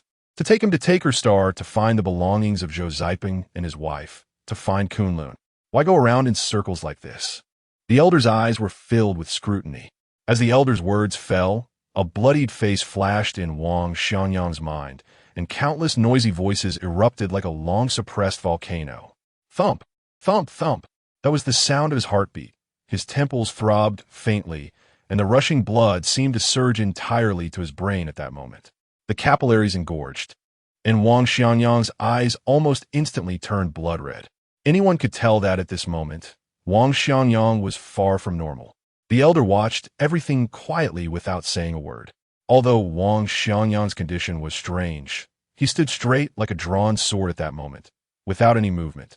Yet, his heavy, labored breathing indicated that he was definitely enduring something immense. Something, but after all these years, no one still understood what it was. It was unclear how long had passed. Sweat soaked Wang Xianyang's clothes, but he gradually calmed down. In his mind, a sentence echoed endlessly. I'm sorry, but I have no choice. Wang Xianyang finally relaxed, not wiping away the damp sweat, looking at the elder with a somewhat resentful expression. You have to believe me, really. I am not lying. The think tank has confirmed it. Although I can't describe what happened back then, please rest assured this is the best choice. After a brief pause, Wang Xianyang sighed and said, Once we do as you said, Kunlun will disappear forever and human civilization will have no tomorrow. The elder nodded, showing no surprise at Wang Xianyang's reaction. Clearly not the first time he had seen him in this state. I've heard that last sentence many times. Back then, you said it was his intention, right? Yes. Good. But we cannot neglect other preparations. Human civilization has developed to this point. It is not the accomplishment of any one individual. It relies on every individual that has existed, is currently existing, and will exist in the future. As an old comrade, you should understand this. I fully understand and always believe in it. That's good. The conversation ended here, and the elder left. Wang Xianyang stared blankly at the floating image on his desk for a long time before murmuring to himself, It's okay. I can hold on, and I believe. For rulers, the most appreciated behavior is for all subjects to spare no effort in creating vast material wealth for the entire civilization. Among all materials, the most important is not violent weapons, nor useless gold and silver currency merely as symbols of wealth, but the foundation on which any living being exists, food. Although after entering the interstellar age, with the long interstellar journeys, hibernation technology and dormancy technology have developed increasingly. The food necessary for sustaining existence is no longer merely carbohydrates in a simple sense. However, the aware ruling class has never underestimated the creation of food, or rather, the manufacturing of it. The Pan-Human Alliance, whenever colonizing a new planet, unless it is a purely mineral planet, the first priority is always to plant something on it. As a planet almost identical to Earth, Jian Star was undoubtedly honored to be approved as a food production planet, and habitation was unavoidable. It was also willing to provide a costly and highly comfortable living environment for those with capital. In the developed areas, aside from the planned construction sites, almost all the rest is agricultural land. The location described by the bald man, the vegetation Zhou saw during his last visit had been cleared, leaving only a few arranged in vertical strips according to human will, forming huge squares acting as field ridges. As dusk fell, two figures stood side by side, gazing at the sun that had already dipped below the treetops. Below is the dialogue between them. Time flies so fast. Yeah, it really does. During this time, you must have figured out that what I said is all true. Yes, but I still don't quite believe it. You don't have to believe it. The facts are just like that. Okay, I promise to meet your request. All data has been sent via hyperdistance communication. Now, you should tell me what you know, right? Of course, this is a fair trade. So what are you waiting for? Before that, I have a small request. I don't like people who go back on their word. No, I'm not planning to do that. But you need to give me the decoder. Otherwise, what you send will just be a meaningless jumble of code. One of them turned around, and in the dim light, Zhou figure could be vaguely seen. Zhou looked at the officer before him, somewhat helplessly. You really are omnipresent. You even know this? In that case, shouldn't you trust me more? Indeed. As they spoke, Zhou took out a small storage disk and tossed it to the other party. Chapter 38, A transaction. The man took the storage device and immediately connected it to his personal terminal to check. After a moment, he let out a sigh of relief, removed the storage device, and carefully stowed it away on himself. He looked up at Zhou and said, "Very good. I indeed did not misjudge you. Tomorrow is also the day your two companions are being released from prison, and today, receiving information about your parents is a double joy. You don't need to worry about what we will do. Just tell me everything you know about my parents." The other party smiled slightly, and it was hard to tell, but when Zhou first saw him, he had a rather irritable, commanding officer appearance, which now seemed very polite. Zhou knew that all of this was merely a facade. This person was actually extremely insane, and what everyone saw was not the real him. Zhou just didn't understand why the other party sought him out for this. He was not the only choice. He had asked before, but the answer he received was equally unbelievable. Now, this person was about to tell him everything about his parents, and Zhou was already prepared for the possibility that the other party would fabricate false information. After all, it was just a transaction. If what the other party said was indeed true, then the transaction would be completed and everyone would be happy. If the other party only pieced together some unfounded and unverifiable information from a few clues, did he really think Zhou was a soft persimmon to be manipulated at will? Impossible, absolutely impossible. There are many ways to encrypt information, and the messages obtained after decoding do not necessarily express the true meaning of the information. The other party seemed to know everything like the back of his hand, repeatedly hinting to Zhou that their organization was omnipresent within the alliance. But so what? The consequence of deceiving oneself would lead them to gain nothing. And Zhou had that confidence. As they spoke, the other party smiled while sighing and said earnestly, "Speaking of which, Brother Zhou, I actually feel a bit sorry for you. At such a young age, your parents disappeared, and after being raised by your grandfather for a few years, your only relative also left you. I really don't know how you have managed all these years. If you were just helping me recall the past, then there would be no need to continue. No. I was just expressing some feelings. You don't need to doubt. In fact, I've long wanted to share this secret that has been buried in my heart for many years, but unfortunately, I never had the opportunity. I wonder if you have heard of the Gods Project? The information database of the Security Council shows that the Gods Project was an interstellar exploration activity organized by the 7 major star domains. They went to the planet Taka, located 5 light-years away, for planetary exploration. The Alliance suspected that there were indigenous intelligent life forms on Taka, which were at a lower level of development. So they equipped scientific personnel to investigate. However, during the investigation, they encountered an accident and the investigation team went missing. Hearing this, the other party nodded slightly. Yes, this is the official record, and it is also a version that may continue to be passed down in the distant future, the so-called history. Sometimes I wonder, could all the history we know, which has occurred in the process of human civilization, be like the Gods Project, altered and concealed by people, hiding the truth and leaving only a simple, understandable, and entertaining little story? You'd better cut the nonsense, Zhou said bluntly, emphasizing his tone, but in fact, his heart was pounding. He had long known that the Gods Project was far from being as simple as it appeared on the surface, just as he had once speculated. It was a joint investigation by the 7 major organizations. What kind of important project required such a lineup? All right, ISNT this to help you understand better. The official record of the Gods Project is actually completely different from the original Gods Project. Before I tell you the real Gods Project, let me share a secret. Although I work in the Pioneer Corps of the 3rd Star Domain, many years ago, I was a researcher in the 4th Star Domain, and I was one of the participants in the original Gods Project. I know that your parents' names were on the list of the investigation team at that time. Upon hearing this, Zhou struggled to suppress his frantic heart and calmly asked, "I advise you to get straight to the point." The other party smiled again. "Do you know that your urgent demeanor is too obvious? You need to learn to hide and disguise yourself. Fortunately, I really don't want to deceive you today, nor did I plan to. The original Gods Project was proposed by the greatest scientist in the 4th Star Domain, Tian Qi. The official explanation from the 4th Star Domain is to send nanoprobes to all known potential life-bearing planets in the universe to collect data from each planet, analyze whether there are advanced intelligent life forms, if they meet the conditions for human habitation, as well as a series of information such as mineral distribution and climate environment. Are you saying that besides the official explanation, there are deeper purposes? Zhou hurriedly asked, as he finally heard that the Gods Project the other party spoke of was completely different from what he understood.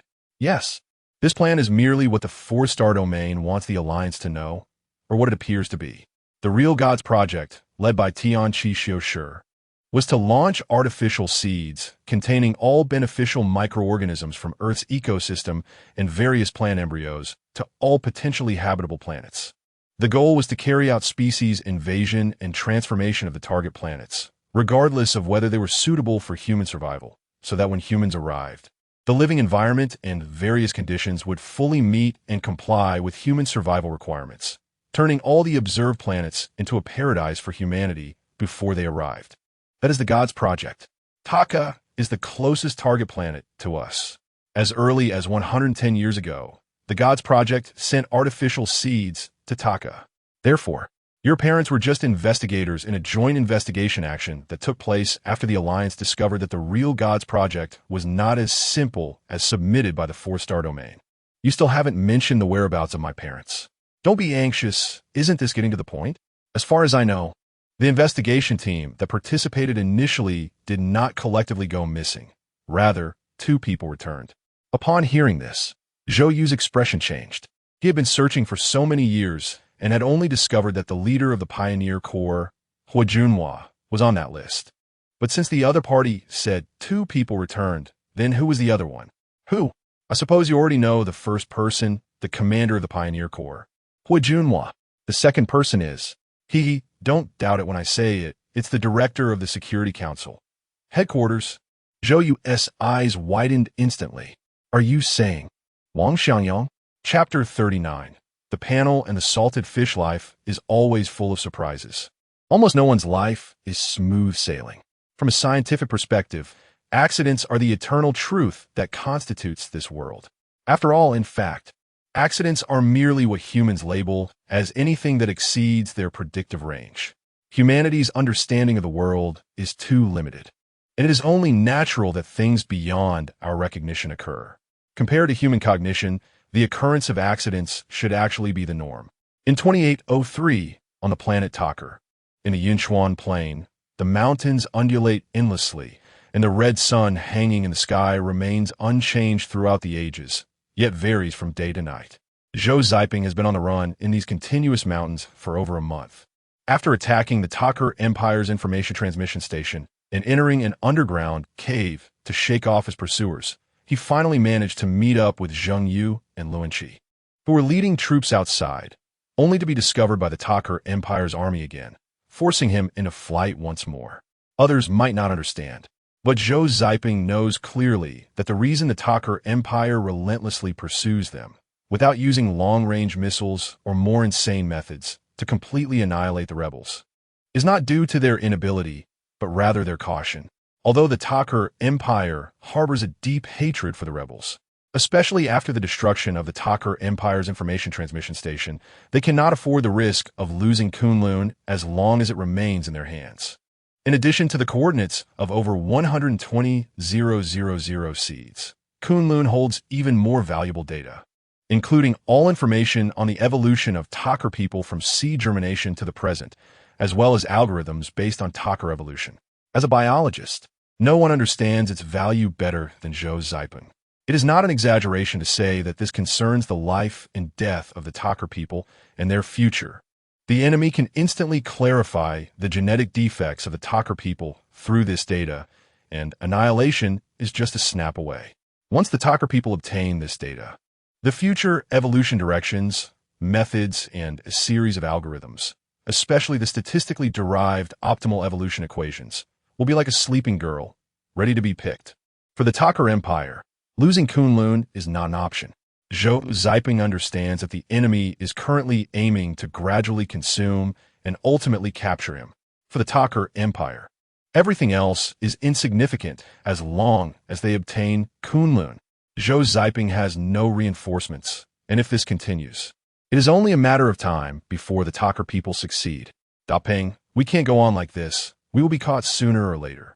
If it weren't for our speed these past few days, the enemy would have already completed the encirclement, and the rebel army would have become a turtle in a jar.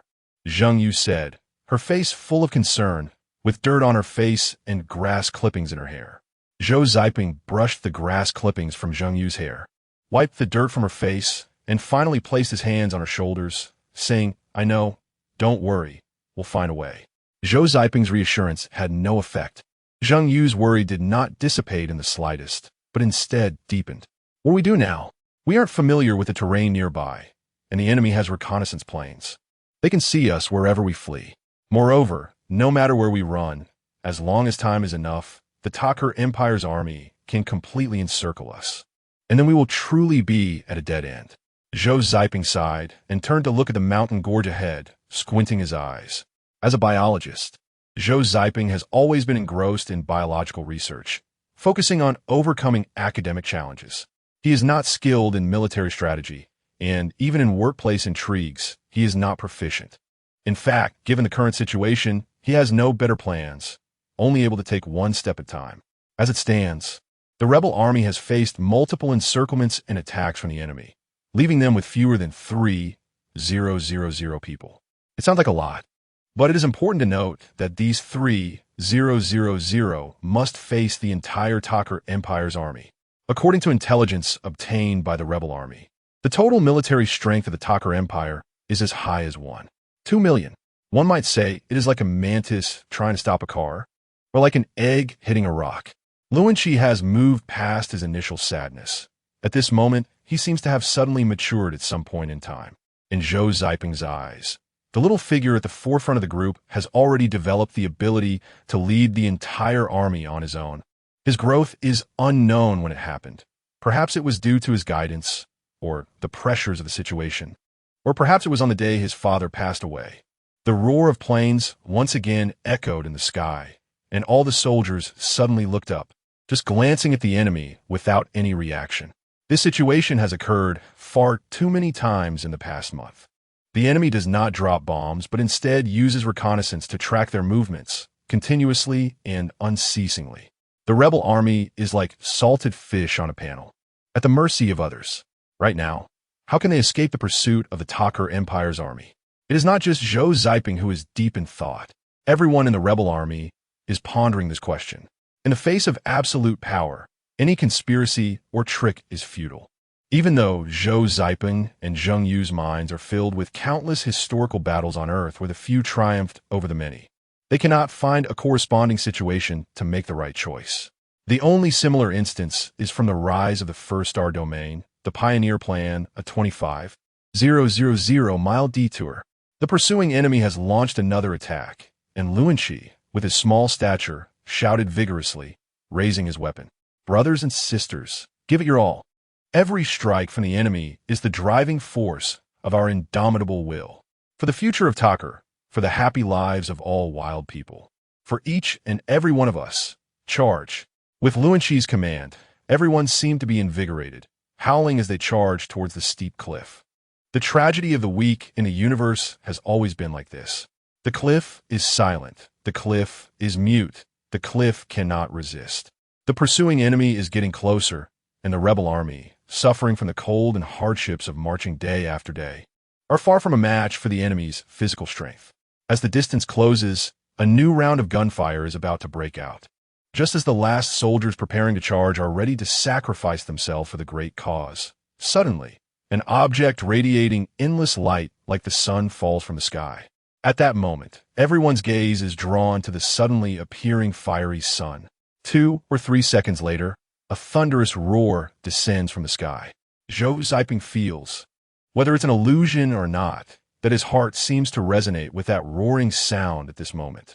It beats wildly, like a war drum. Chapter 40. Unexpected joy, just as everyone was in shock, on the planet Takar, in the eternal night and the endless mountains. A bright red sun suddenly erupted with an even brighter light above Zhou Ziping and his team. In the next moment, a shadow broke through time and space and fell from the sky, breaking the sound barrier, directly striking the Takar Empire army that was relentlessly pursuing the rebel forces. Before anyone could react, a massive explosion mixed with a sonic boom roared, as if an ancient demon had awakened, or the earth itself had shifted. Zhou Zhaiping felt the ground shake violently, losing his balance and collapsing to the ground. Immediately after, a tremendous shock wave surged forward. Zhou Zhaiping felt a wave of heat rush towards him, and he was pushed by the immense force rolling up the slope. Zhou Zhaiping, being at the front of the team, was in this state, let alone the other rebel members who were closer to the explosion. At this moment, the entire rebel force was almost incapacitated, rolling down the hillside with screams, except for a few at the very front.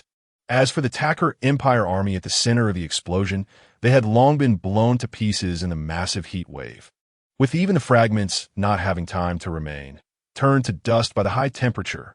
At the same time, several reconnaissance planes of the Tacker Empire roared in from afar. To those on the ground, they seemed to arrive in an instant. It must be said that the military training of the Tacker Empire forces was quite high, as they reacted in just a few seconds. Before Zhou Zhaiping could think further, something even more unbelievable happened.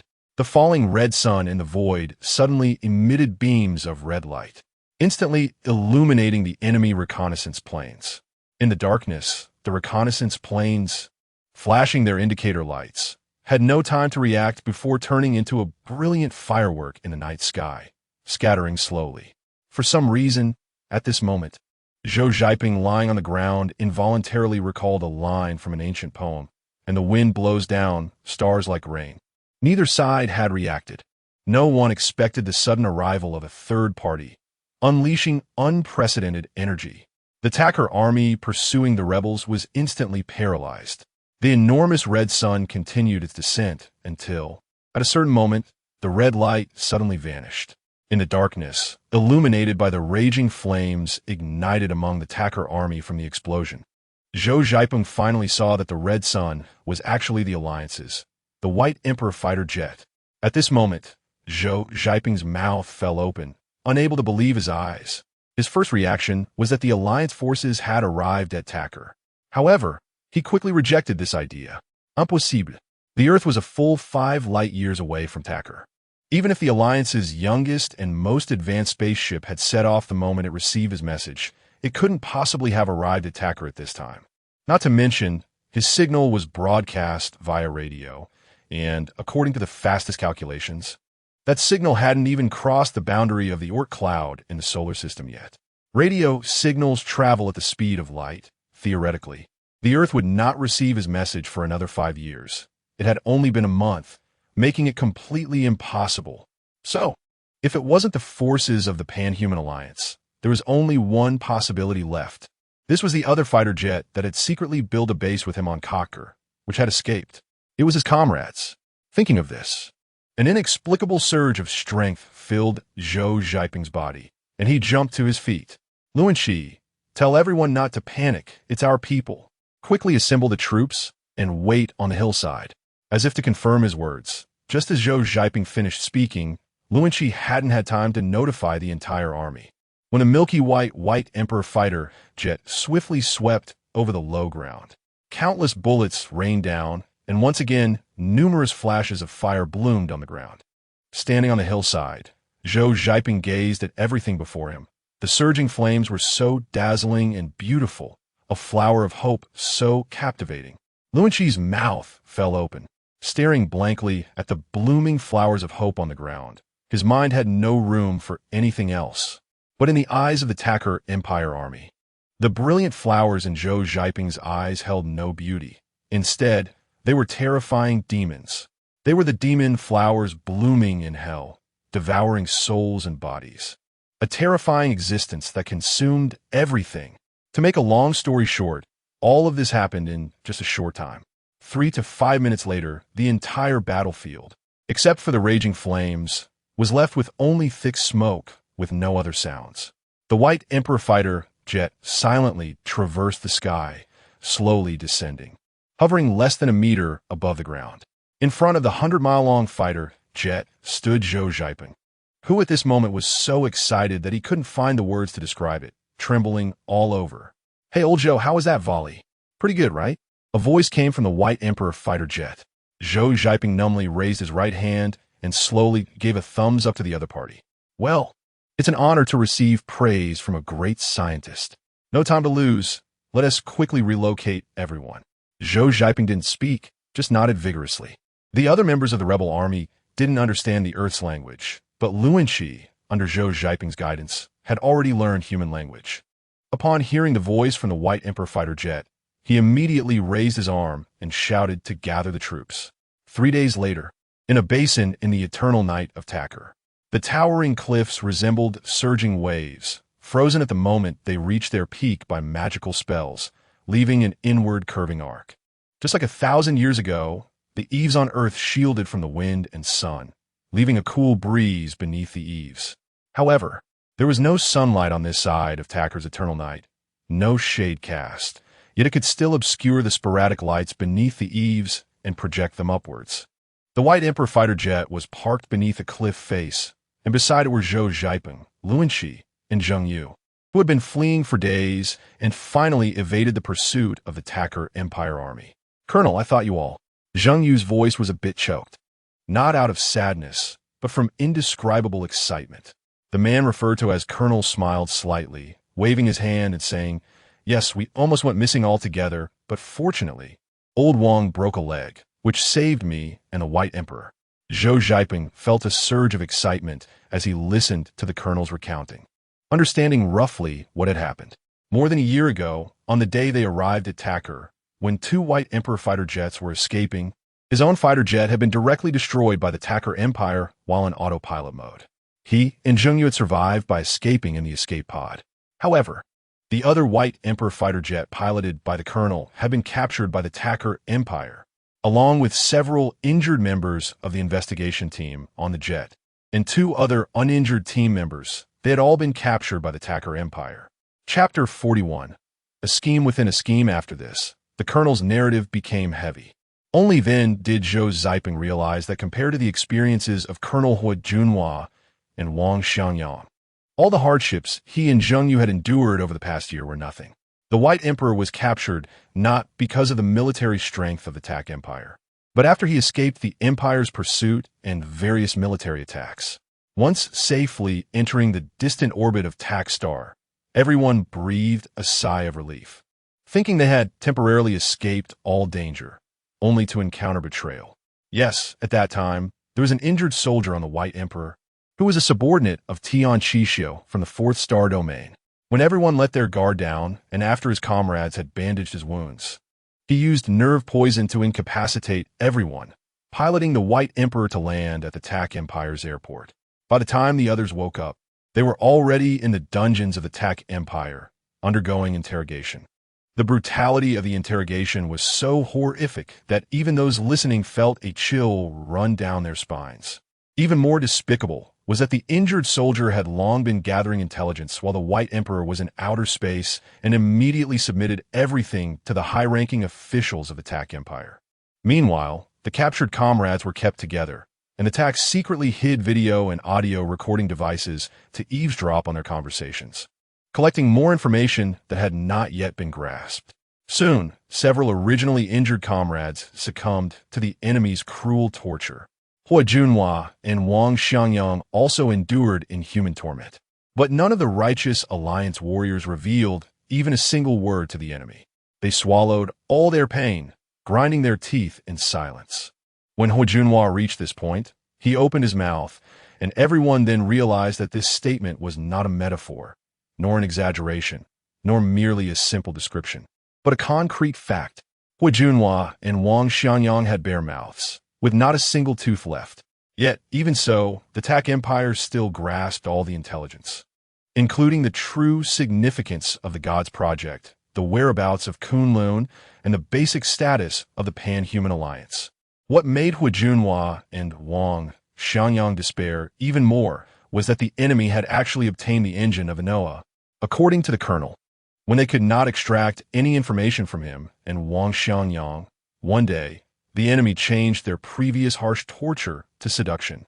Not only did they promise high ranks and wealth, but they also presented the highest technology in biological research from the Tak Empire, claiming they could transform their bodies and extend their lives. They could at least increase their lifespan by 4 or 5 times. As a biologist, Hearing about such technology was shocking. Later, during a conversation with Wang Xiangyang, Zhou Ziping understood why the TAC had such perverse capabilities in biology despite their short development time. Savages.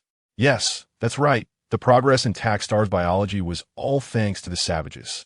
Behind any breakthrough in biological technology were the tormented souls of thousands of savages burning. This also explained why, although the existence of savages was of no help to the TAC Empire, the Empire still kept them around. That said, if it were only that, it would be fine. As the Alliance's best warriors, the Colonel and Wang Xiangyang were naturally unmoved. They even feared that the TAC would secretly sabotage them. So much so that they attempted suicide multiple times and even assisted each other in killing themselves. Unfortunately, they were unsuccessful and later were separated and imprisoned, with the claim that the other had agreed to cooperate and leaked all key intelligence related to the human alliance. However, neither of them ever yielded. But when the TAC had no other means and finally brought the two to a secret base, seeing the half-completed curvature spaceship based on the Noah's engine, the two fell into despair. The TAC knew that Kunlun was on another White Emperor and that the ones piloting the warplane were Zhou Ziping and Zheng Yu. And they also knew that the two had landed on TAC's ground using an escape pod. The TAC told the two that the curvature engine had been repaired, and once the curvature spaceship was completed, they would invade the Alliance. Regarding the invasion of the Alliance, the two naturally scoffed. Not to mention the Alliance.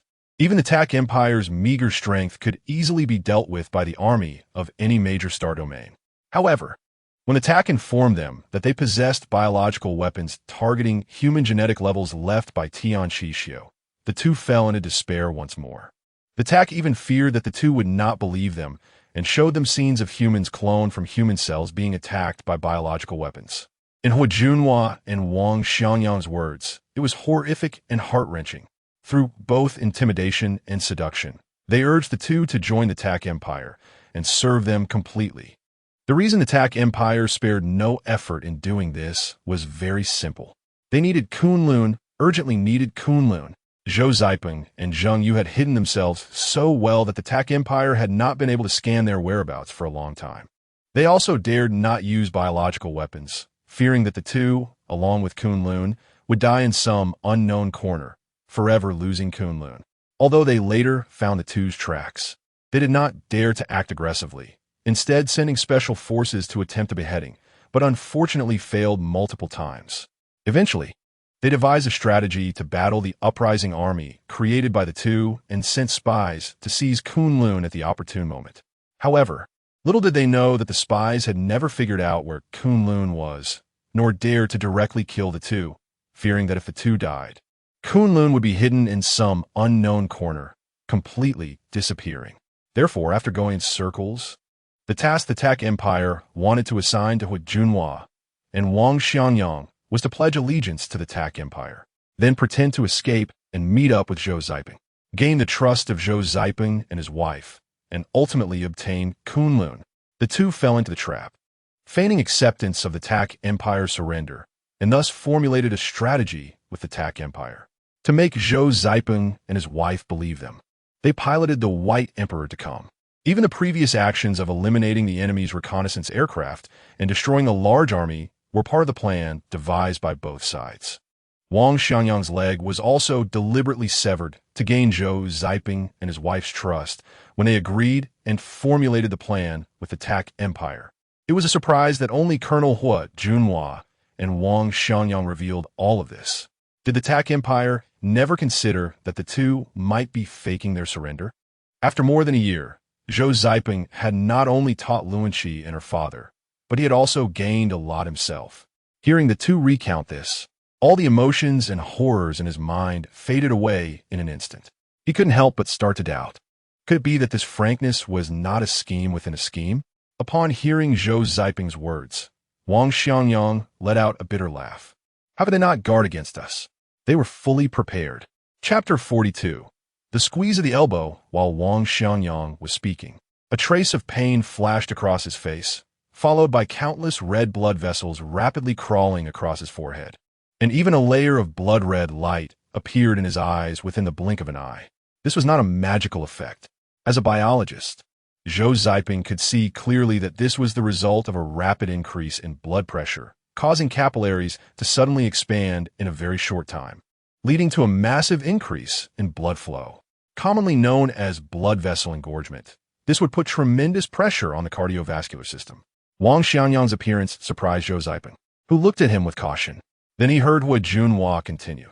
The Tuck Empire has implanted biological weapons in our bodies to prevent us from betraying or defecting. This biological weapon is a modified version of the kind I mentioned earlier, capable of wiping out humanity. It belongs to biological nanotechnology. It can repair the telomere damage caused by the continuous division of human cells, greatly extending human lifespan. At the same time, it will be triggered under certain conditions. And the biological nanotechnology will use our bodies as raw materials to rapidly devour and produce a large number of biological weapons in a very short time. If we die, this biological nanotechnology will still consume our flesh and blood and spread everywhere. It doesn't matter if we die. I cannot fail to bring out news about the Tuck Empire and the safety of the human alliance. I must inform the alliance. Originally, all plans had already been arranged by the Tuck Empire, but unexpectedly, Zhou seized the Tuck Empire's information transmission station. This disrupted the Tuck Empire's plans. And in a hurry, or rather, the think tank of the Tuck Empire considered this a golden opportunity. Although they would love to eat you alive for taking the station and successfully transmitting signals to Earth, they still showed restraint and chose to execute the modified plan. This led to the arrival of Wang, Xianyang, and me. Now, I'm telling you all this and providing you with other intelligence we know about the Tuck Empire. After this, we will find a closed space and commit suicide. We absolutely cannot let the biological weapons in our bodies erupt. Otherwise, Zhou will be in dire straits, and Kunlun will be lost. Moreover, 10 years from now, when the Alliance sends ships over, they will suffer greatly without knowing the situation. Furthermore, this biological weapon is highly concealable. If it were to be reported back to the human alliance, even if humanity would not be exterminated, it would certainly suffer a severe blow. After Junhua finished speaking, Wang Xianyang gradually calmed down and took over the conversation. The triggering conditions for our biological nanotechnology are very simple. It's emotion. As long as there is hatred expressed in the heart, it will immediately enter an expanded state. When the hatred subsides, the level of certain substances secreted by the brain decreases, and it will retreat back into hiding. Although we hate the Tuck Empire to the bone, we cannot harbor such thoughts in our hearts, or our emotions cannot reflect this. Because of this, during the initial stage of being infected by the biological weapon, we have been on the brink of explosion. For Kunlun, for the human alliance, we can only hypnotize ourselves, suggest to ourselves, and restrain ourselves to make our hatred towards the Tuck Empire disappear, so that no matter when it is mentioned, we will not have resentment towards the Tuck Empire. Just like now, while narrating all this, I place myself in the position of a third party, describing it from a God's perspective. Of course, in this aspect, the Colonel does it better than I do. I still get swayed by emotions from time to time, triggering the biological weapon. Wang Xianyang's words were confirmed by Junhua with a nod.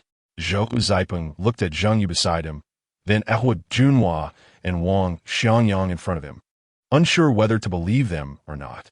The two seemed to be laying everything bare, but who could be sure if they were trying to gain trust? Not to mention, there were so many members on the other White Emperor's ship. Could it really be, as they said, that only they survived? Thoughts flashed through Zhou Ziping's mind, and he squinted his eyes. No matter what, Kunlun could not let them know. In this situation, no one could be trusted. Zhou Ziping chose to trust only himself. In fact, deep down, Zhou Ziping was an extremely rational person. Otherwise, he wouldn't have coldly watched as countless Tuck Planet Wildman's rebel forces perished under enemy fire. Because of him, although, as Luanchi believed, this was to seek a future for the Tuck Wildmen, to fight for their right to survive. It could not be denied that all of this initially stemmed from Zhou Ziping wanting to use their strength to achieve his own redemption for humanity. Zhou Ziping had never regretted it, nor had he hesitated, nor did he feel guilty for having so many lovable people sacrifice themselves for his goals. For the sake of human civilization, Zhou Ziping was willing to give up everything.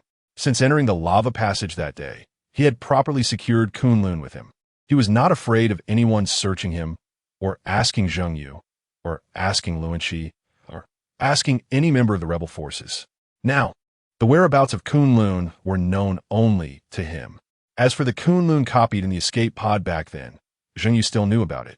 But the self-destruct program was set by Zhou Zipeng, and the password was chosen by him. Even if Zheng Yu leaked the information, others might not be able to access it. 3 incorrect attempts would trigger self-destruction. However, it was ultimately a hidden danger. While listening to Wang Xiangyang and He Junhua discussing various intelligence about the Tuk Empire, Zhou Zipeng was also pondering in his mind. He was continuously perfecting and modifying the astonishing plan he had set a year ago when he chose to teach Luanxi special courses. At the same time, he secretly resolved that he must destroy the pod at the right opportunity for safety. No matter what, Kunlun could not fall into anyone's hands, except for one person. Of course, the conversation lasted the entire night, and Zheng Yu recorded everything Wang Xiangyang and He Junhua said, both supporting and agreeing. The next day, the few of them casually ate something, and Wang Xiangyang and He Junhua proposed to leave. The eternal night had no daytime. Saying it was the next day was merely a calculation of time. We will find a closed space. Rest assured, we will burn ourselves. This way, we can ensure that no biological weapons escape, and you will not be in danger. When the Alliance army arrives later, they will not have to worry about the entire Tuk planet being inundated with biological weapons. After all, they will not release biological weapons directly without obtaining Kunlun. You still have to survive. Just as He Junhua and Wang Xiangyang finished this statement and solemnly saluted Zheng Yu and Zhou Zipeng before turning to leave, Zhou Zipeng called out to them, "Wait, perhaps I have a good idea." Chapter 43, No Choice in the Incredulous Eyes of Wang Xiangyang and He Junhua. A plan slowly emerged from Zhou Zipeng's mouth. Beside him, Zheng Yu stared with wide eyes, as if she were seeing her husband of over 10 years for the first time, scrutinizing him in disbelief. Only Luanxi, who sat next to Zhou Zipeng, remained still like a stubborn stone, keeping her head down and eyes half closed the entire time. It was unclear what thoughts were swirling in her small head. Is it really okay to tell her? After a moment of contemplation, as they digested Zhou Zipeng's plan, He Junhua looked at Zhou Zipeng and pointed at Luanxi, asking. Zhou Zipeng smiled slightly, glanced at the unmoving Luanxi, and gently shook his head. "No problem. I actually feel more at ease with her than with you and old Wang." Hearing this, the two nodded slightly. Zhou Zipeng's distrust was completely expected. Trust would be abnormal. This plan is indeed good, but the risks are still very high. Why not just wait for the arrival of the Alliance army? You have already sent the information about Tuk to the Alliance, and at the latest, they will arrive at Tuk Star in 10 years. You know, that would be foolproof. Wang Xiangyang looked at Zhou Zipeng, his expression slightly complicated. Zhou Zipeng chuckled, "Yes, but 10 years is too long. As you said, the Noah's Ark-S curvature engine has been salvaged by the Tuk Empire, and they have even started constructing ships based on the engine. Can you imagine what it will be like in 10 years? What if we wait another 3 or 4 years, and the Tuks successfully build their curvature ships and thoroughly understand the curvature engine technology? Although they may not be able to defeat the Alliance, escaping wouldn't be difficult for them. Not to mention that the other side is still implementing the God plan, continuously creating new seeds to be launched at Earth-like planets within their observation range. 10 years is enough time for them to complete a new God plan and launch it. By then, even if the Alliance has obtained Kunlun, it won't be of much use. The previous round of seeds hasn't even been cleared away, and new seeds are already blooming all over the universe. As long as one seed falls into the hands of a higher civilization, humanity is finished. The Tuk people are also evolved based on human genetic codes. I believe no one would place their hopes on the kindness of a higher civilization, right? The war with the fish people over 200 years ago has already proven that the level of civilization's development has no relation to its morality. Morality is merely a shackle that human civilization uses to restrain itself, needed only within the civilization. Zhou Zipeng sighed and continued, "Furthermore, even if we desperately hinder them, if the Tuk Empire hasn't had the chance to release new God Plan seeds, once the Alliance's ships appear within the Tuk Empire's sight, they will definitely try everything to capture us, even if they cannot find out where Kunlun is from me. They can threaten the alliance with my life or with the whereabouts of Kunlun. What will the alliance do when they are caught in a dilemma? Not to mention that the other side has shameful biological weapons. So, while it seems we have many choices, in reality, we have no choice at all. There were still some words Zhou kept to himself. As a biologist, no one understood better than him that once the original genes of a population are leaked and the enemy acts recklessly, wanting to annihilate a civilization can almost be done effortlessly. If Tian Qixio can develop weapons based on human genetic defects, the Tuk Empire can modify them to a perverse degree. Isn't there any other civilization in the universe that can do this? The answer is certainly no. Okay, we will cooperate with you. Wang Xiangyang, leaning on his cane, was still deep in thought, while Hu Junhua directly agreed. Old Wang, what is your opinion? Wang Xiangyang took a deep breath and said in a deep voice, You arrange it. I have no objections. Zhou Ziping was not surprised by their agreement. After all, the plan he proposed had no effect regardless of whether the two betrayed human civilization or were pawns of the Tuk Empire. No matter which side they were on, they had no reason to refuse. Good. Since that's the case, I'll give instructions and we'll leave in 2 days.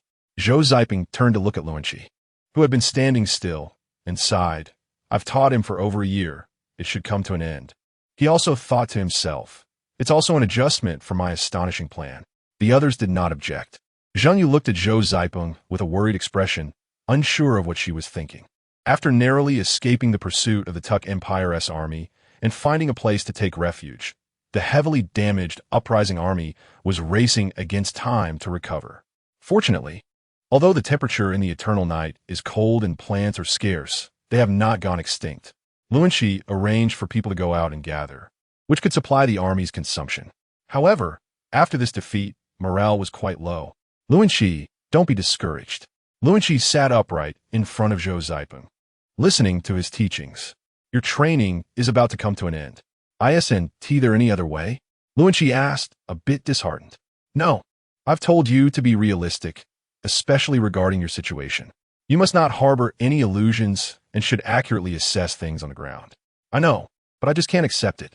It's right to feel that way, but I believe you can do it. This deal is indeed cruel for you, and even more so for the savages. But you also understand that the savages are merely livestock raised by the Empire. If they want to turn things around, they must fight. In the face of absolute power, the role of schemes is limited. Trading with me is your only choice. I have never denied this transaction. I just worry about the profit. Zhou Ziping interrupted Luanqi. Let us not get sentimental. Today, I'll give you your last lesson on prolonged warfare and guerrilla tactics. After finishing the lesson with Luanqi, Zhou Ziping had half an hour of private discussions with Hu Junhua, Wang Xiangyang, and Zhang Yu. With everything arranged, on the third day, Zhou Ziping, along with Wang Xiangyang and Hu Junhua, boarded the White Emperor and silently left the hiding place of the uprising army. Watching the White Emperor gradually disappear into the night sky, Zhang Yu, fully armed, withdrew her gaze, turning into the darkness without looking back, disappearing at the edge of the uprising army's camp. Shakespeare once said, a woman's sorrow is always like her love, either too little or too much. When the pain of parting turns into tears rolling down, it signifies that her whole being has been filled with sadness. On the White Emperor, Zhou Ziping did not cry. Parting with Zhang Yu was an important part of ensuring the plan could proceed smoothly. It was also a means of protecting her. Although Zhou Ziping ultimately conquered his emotions with reason and did not fully trust his wife, that did not diminish the fact that he loved her. Chapter 44. The trading scene under the cliff. Luanqi sat quietly, the last task given to her by the prophet echoing in her mind, calm and undisturbed. No one knew what she was thinking. Takstar, eternal day, near the perihelion Tak Empire Airport. Under the brilliant red sun, the airport, paved with prefabricated modules, was heavily guarded. In the blue-violet sky, fighter jets flew in formation, and armed helicopters hovered and maneuvered. The White Emperor fighter jet carrying Hu Junhua, Wang Xiangyang, and Zhou Ziping slowly flew across the sky and descended. The cabin door opened, and a team of armed soldiers rushed in, searched the three of them, and then surrounded them, escorting them onto an armored vehicle, heading straight for the Tak Empire's presidential palace. You want to make a deal with the TAC Empire? In the presidential palace, the slightly plump-faced leader looked expressionless, his gaze fixed on Zhou Ziping. Yes, Your Excellency. Zhou Ziping slightly lifted his head to meet his gaze. Your TAC language is quite good. Thank you. Human, you have great courage. No, compared to you, my courage is insignificant. Oh, why do you say that? Please allow me to ask a question first. Go ahead. Do the TAC people still consider themselves part of human civilization? Not at all. The leader's answer was very certain, and Zhou Ziping was not the least bit surprised. If it were he or any other human, they would probably give the same answer.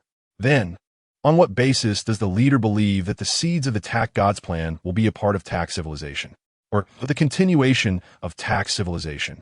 A slight curve appeared at the corner of the leader's mouth, seemingly with a hint of mockery. Naive, Tian Xixiu is just a pitiful dreamer. The significance of the Gods plan is beyond his comprehension.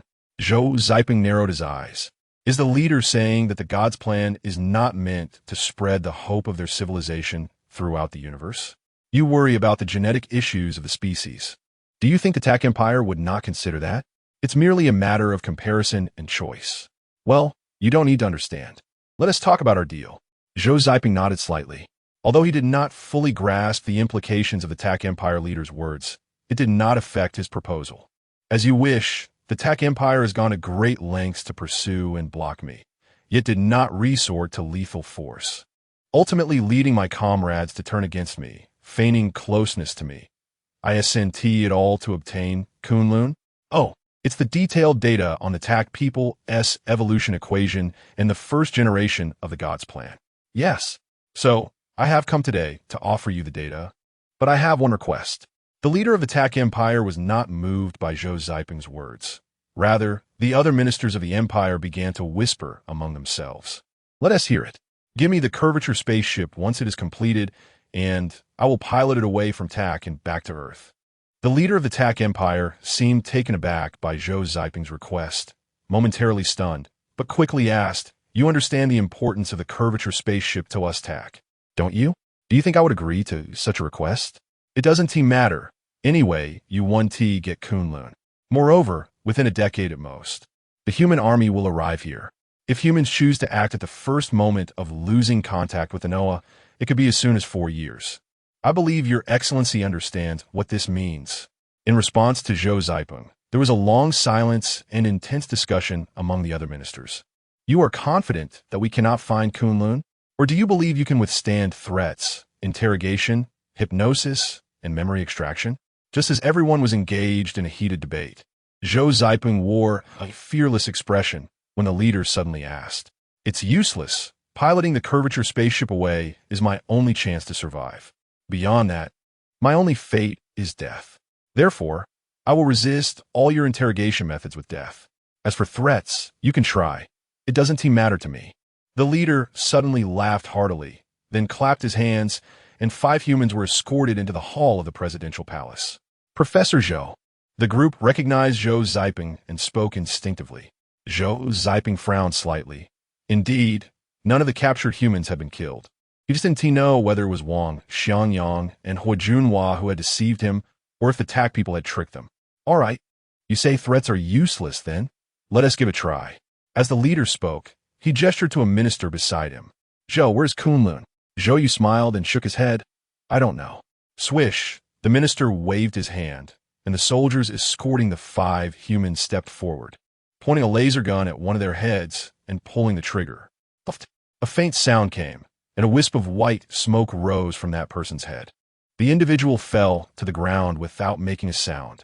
Zhou Ziping's mouth twitched, and he took a deep breath. Zhou, is Kunlun on Zhengyu? I don't know.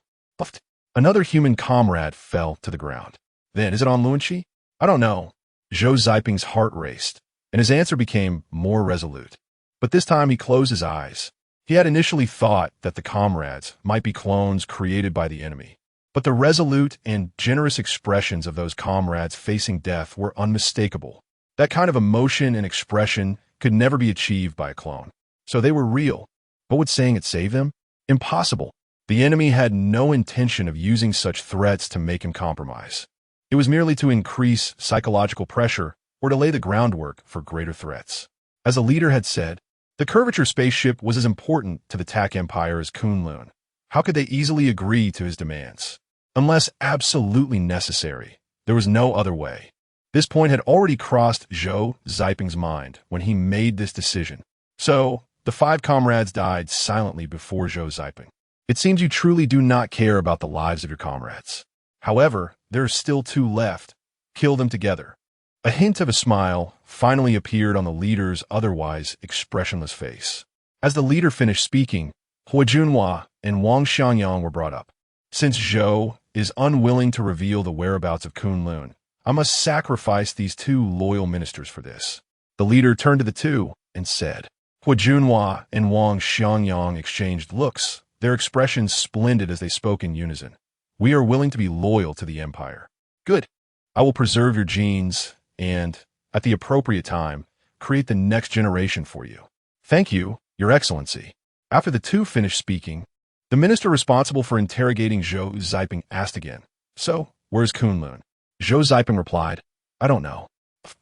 Wang Xiangyang and Hua Junhua fell one after the other under the laser gun, and simultaneously, their bodies rapidly dissolved and shrank. Nearby soldiers quickly opened flamethrowers, and in a short time, the 2 bodies turned to ashes in the flames. Very well, once we find a mate, we will try again. I remember, mates are an extremely important emotional support for humans. I hope you can still be like now. With a wave of the leader's hand, Zhou Ziping was escorted away. Shortly after, a minister came forward to report.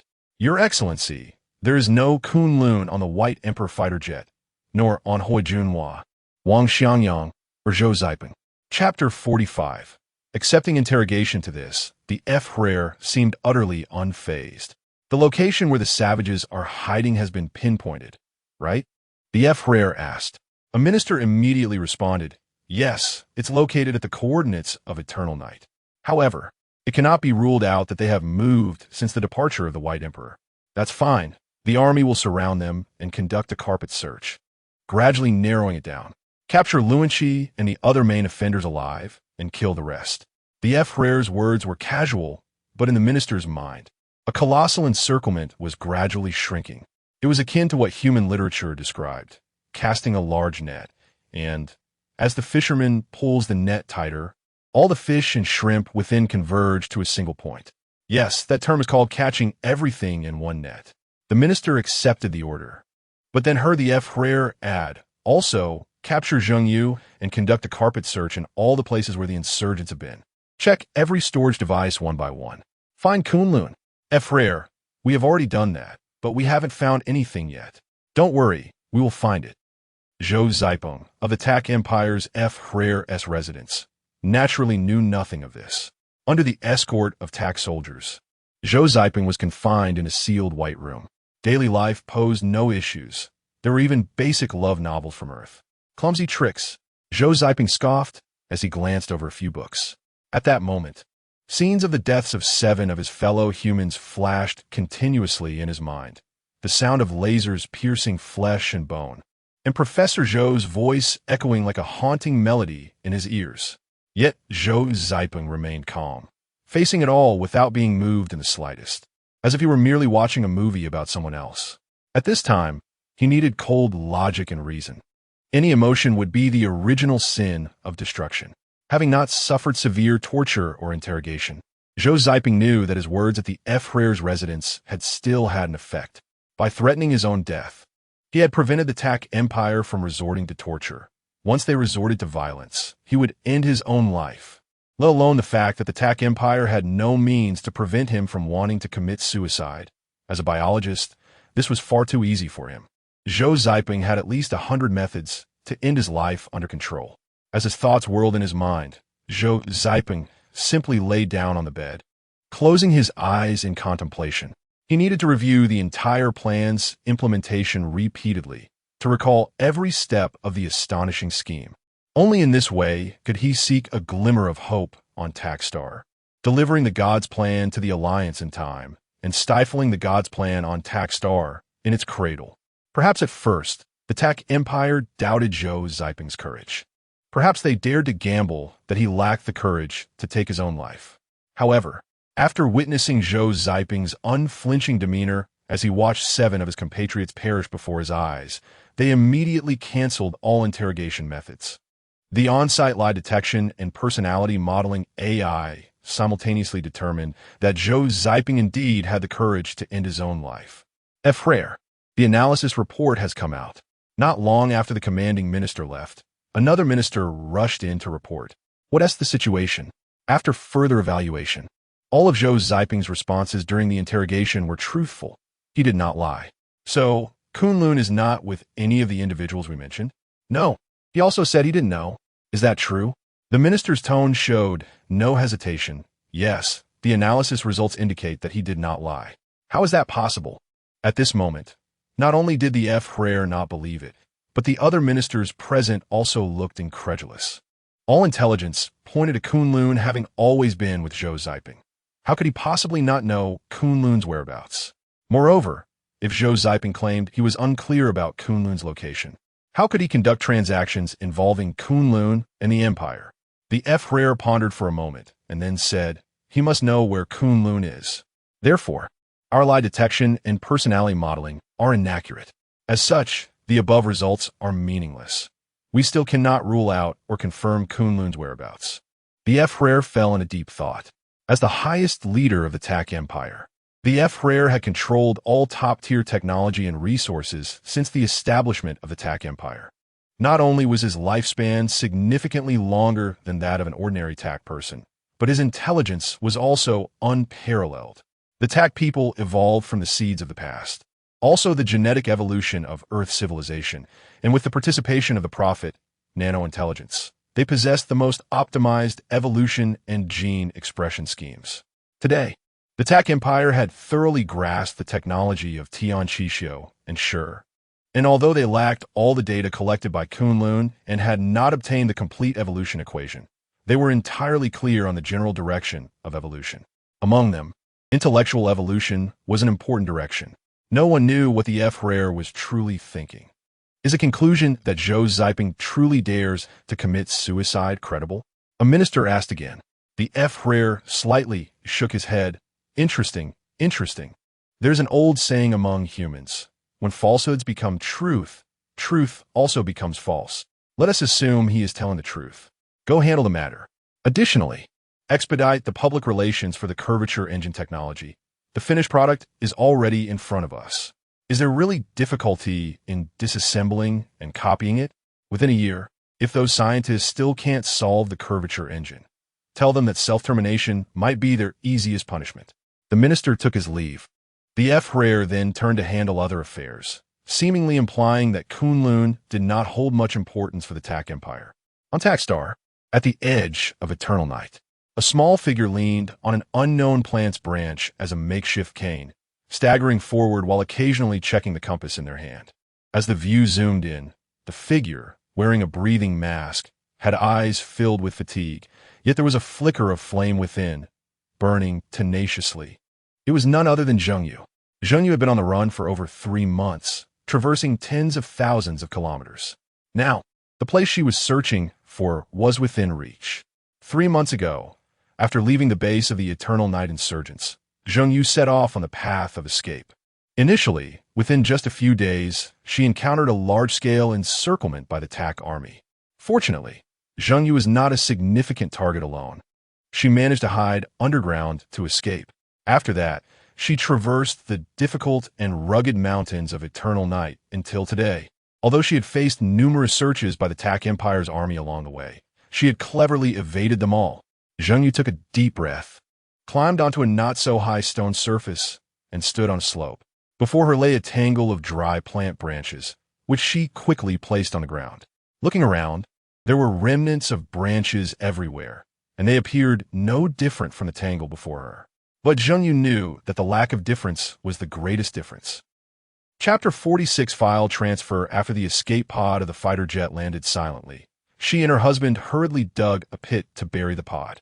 At that time, they still hadn't figured out the status of Tacker and didn't know the exact coordinates of the escape pod, so they could only use some primitive methods to mark it. At the same time, in order to prevent the Tacker from discovering any signs, The marking method had to blend completely with the environment. This led to the scene before her. Later, with the rise of the insurgents and the acquisition of various equipment from the Tacker Empire, she and Zhou Ziping figured out the calculation method for Tacker's coordinates and deduced the approximate coordinates of the escape pod based on the official map of the Tacker Empire. Without the map, Zheng Yu felt that even if it took 2 or 3 months, or even 2 or 3 years, she might not be able to find the location of the escape pod. The scene of her landing here flashed through Zheng Yu's mind, and she quickly recalled the experiences of the past year and a half, biting her lip and taking a deep breath. Silly, do you think you are the only hero? The ancient said, women do not yield to men, just wait for me. When I see you again, I want you to be lying in front of me, giving a thumbs up. Shouting my wife is amazing. Thinking of this, Zheng Yu chuckled, then blinked repeatedly in an effort to hold back the tears that were about to fall. She straightened her chest and began to dig at a spot on the ground. Although Tacker did not have the entire outer space filled with satellites like the planets controlled by the Human Alliance, with a global network covering every corner and synchronizing the planet in both virtual and reality through ground facilities, there were still quite a few near-Earth satellites from Tacker. To avoid exposure, Zheng Yu did not start digging from the exact location where the escape pod was buried, but instead found a large plant and, like a rat burrowing, gradually dug under its root system. Yes, she wanted to make a hole, leaving a small vent at the entrance. The rest was covered with soil. In the technological era, this was not a huge project, but for Zheng Yu, who was working with her bare hands, it was not much different from the methods of her distant ancestors. Reality is often like this, beneath the glamorous exterior and the chaotic lines. The truly critical nodes are simple and common problems. Ding! Zheng Yu's hand went numb, and a crisp clinking sound came from the Luoyang shovel in her hand. Her eyes, which had become numb from digging, suddenly brightened, and her breathing quickened in the darkness. Throwing away the shovel, Zheng Yu used her hands to dig through the dirt in front of her, revealing a hard, streamlined, smooth cross-section. She had dug it out. Zheng Yu quickly rummaged through her backpack for a flashlight and turned it on. Half of a bright red flag appeared in her line of sight. The escape pod. At this moment, Zheng Yu felt as if she had encountered a great grievance, and tears couldn't help but pour out. There was no time to collect her emotions. She set the flashlight aside and quickly began to dig around the escape pod, while also moving the vent pipe forward and compacting the soil around it. Yes, she had been in the small, dark tunnel for a full 7 days. 3 hours later, Zheng Yu had dug out narrow, circular space around the escape pod and opened the door, sitting inside. The circuit connected, the equipment self-checked, and there were no malfunctions. The main console started, and a virtual screen instantly appeared. Zheng Yu stared blankly at the pale blue screen in front of her, her mood indescribable. It seemed that the experiences of the past year had turned into a fleeting dream the moment she saw the familiar pale blue screen. Enter the command password. The main console is functioning normally. Zheng Yu opened the storage device and found the files containing Kunlun. Please enter the operation command. Zheng Yu connected the prepared storage device and clicked on transfer when a reminder flashed on the interface. The task Zhou Ziping had given her was very simple. Transfer the Kunlun data from the escape pod to the new storage device. In Zheng, you would be responsible for the subsequent handling of Kunlun. Then, the fake Kunlun edited by Zheng Yu would replace the Kunlun data in the escape pod. However, Zhou Ziping had never mentioned that the Kunlun data stored in the escape pod also required a password for the transfer. Zheng Yu frowned slightly, momentarily stunned. Honey, I originally had another plan for this situation. In fact, before seizing the Tacker Information Transmission Station, I didn't have much hope of completing the Kunlun transfer afterward. Just being able to complete the transfer of summary intelligence would have been good enough, and the facts proved that my prediction was not wrong. But I didn't expect that the Tacker Empire would capture our comrades, nor did I expect they would pull such a stunt, a ruse of surrender. Moreover, the Curvature engine was actually captured by them.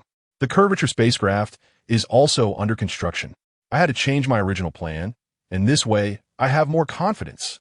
Zheng Yu's mind flashed back to the conversation she had with Zhou Ziping that day, her husband cupping her face with his hands, his affectionate expression still vivid in her memory. Although her husband could be a bit foul-mouthed, Zheng Yu knew that this could very well be the last moment of tenderness in their lives. So, The task I entrusted to you, you must complete it.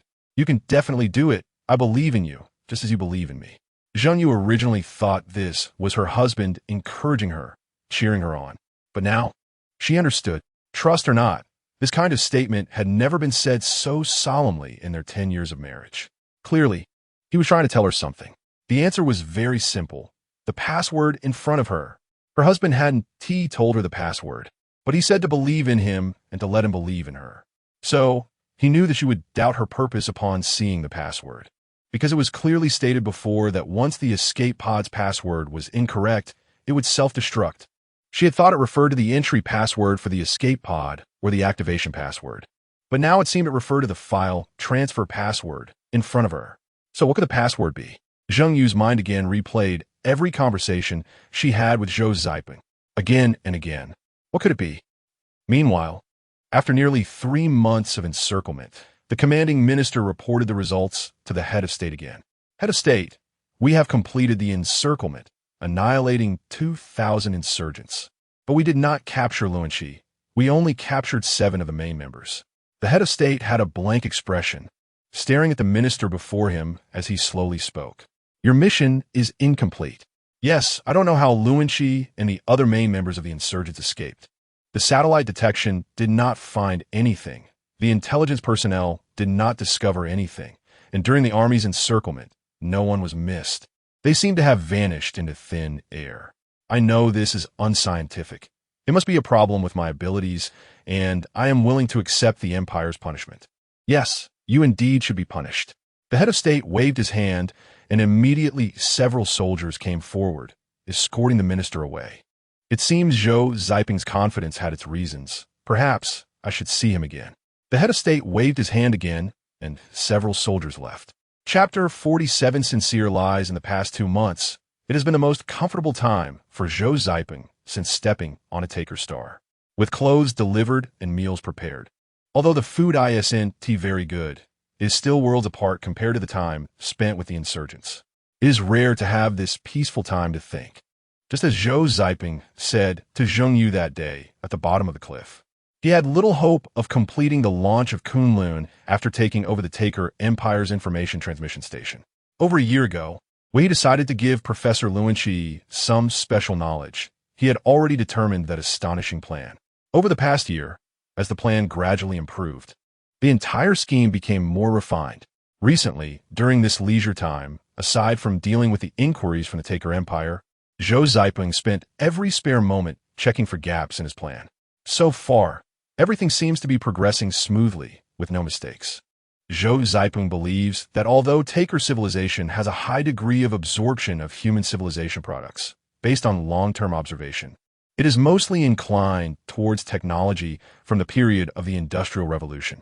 There is not much absorption of ancient civilization history, philosophy, metaphysics, art, and other cultural products. It makes sense, after 100 years of development to this extent. Who has time for frivolities?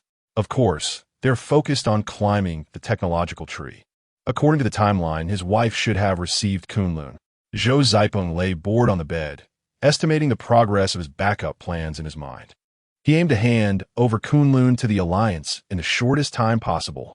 Moreover, any subsequent intelligence about the Taker Empire should be reported to the Alliance as soon as possible. Fortunately, the Taker Empire acquired the curvature engine. Thinking of this, Zhou Ziping smiled slightly. Perhaps he would have to thank the Taker Chancellor for salvaging the engine. The only worry is that the Kunlun he had carelessly discarded when he was in a desperate situation wouldn't fall into the hands of the Taker Empire. Zhou Ziping sat up, frowning. It should be fine. It's been so long. If they had found it, could he still be here? Zhou Ziping was confident that if the Taker Empire hadn't found it in a short time, the chances of them finding it would be almost zero. As a biologist, he had that confidence. The Takers might not discover it, but as long as the Alliance followed the clues he left, they would definitely find Kunlun's location. This is the wisdom exclusive to the founders of the first star domain, the ancient kingdom. Once everything was arranged, even if he and Zhou perished on Taker Star, he could ensure that Kunlun would fall into the hands of the Alliance. But he didn't expect the unexpected to come so suddenly. Comrades he thought had long been dead actually showed up in time. At first, he was too excited and didn't think much, but later, When he calmed down and considered the various possibilities of the Taker Empire's actions, he decided to add a layer of insurance to the original plan. Thus, today's scenario came to be. Thus, he made a deal with the Taker Empire, using Kunlun as a bargaining chip to exchange for a curvature spaceship for his safety.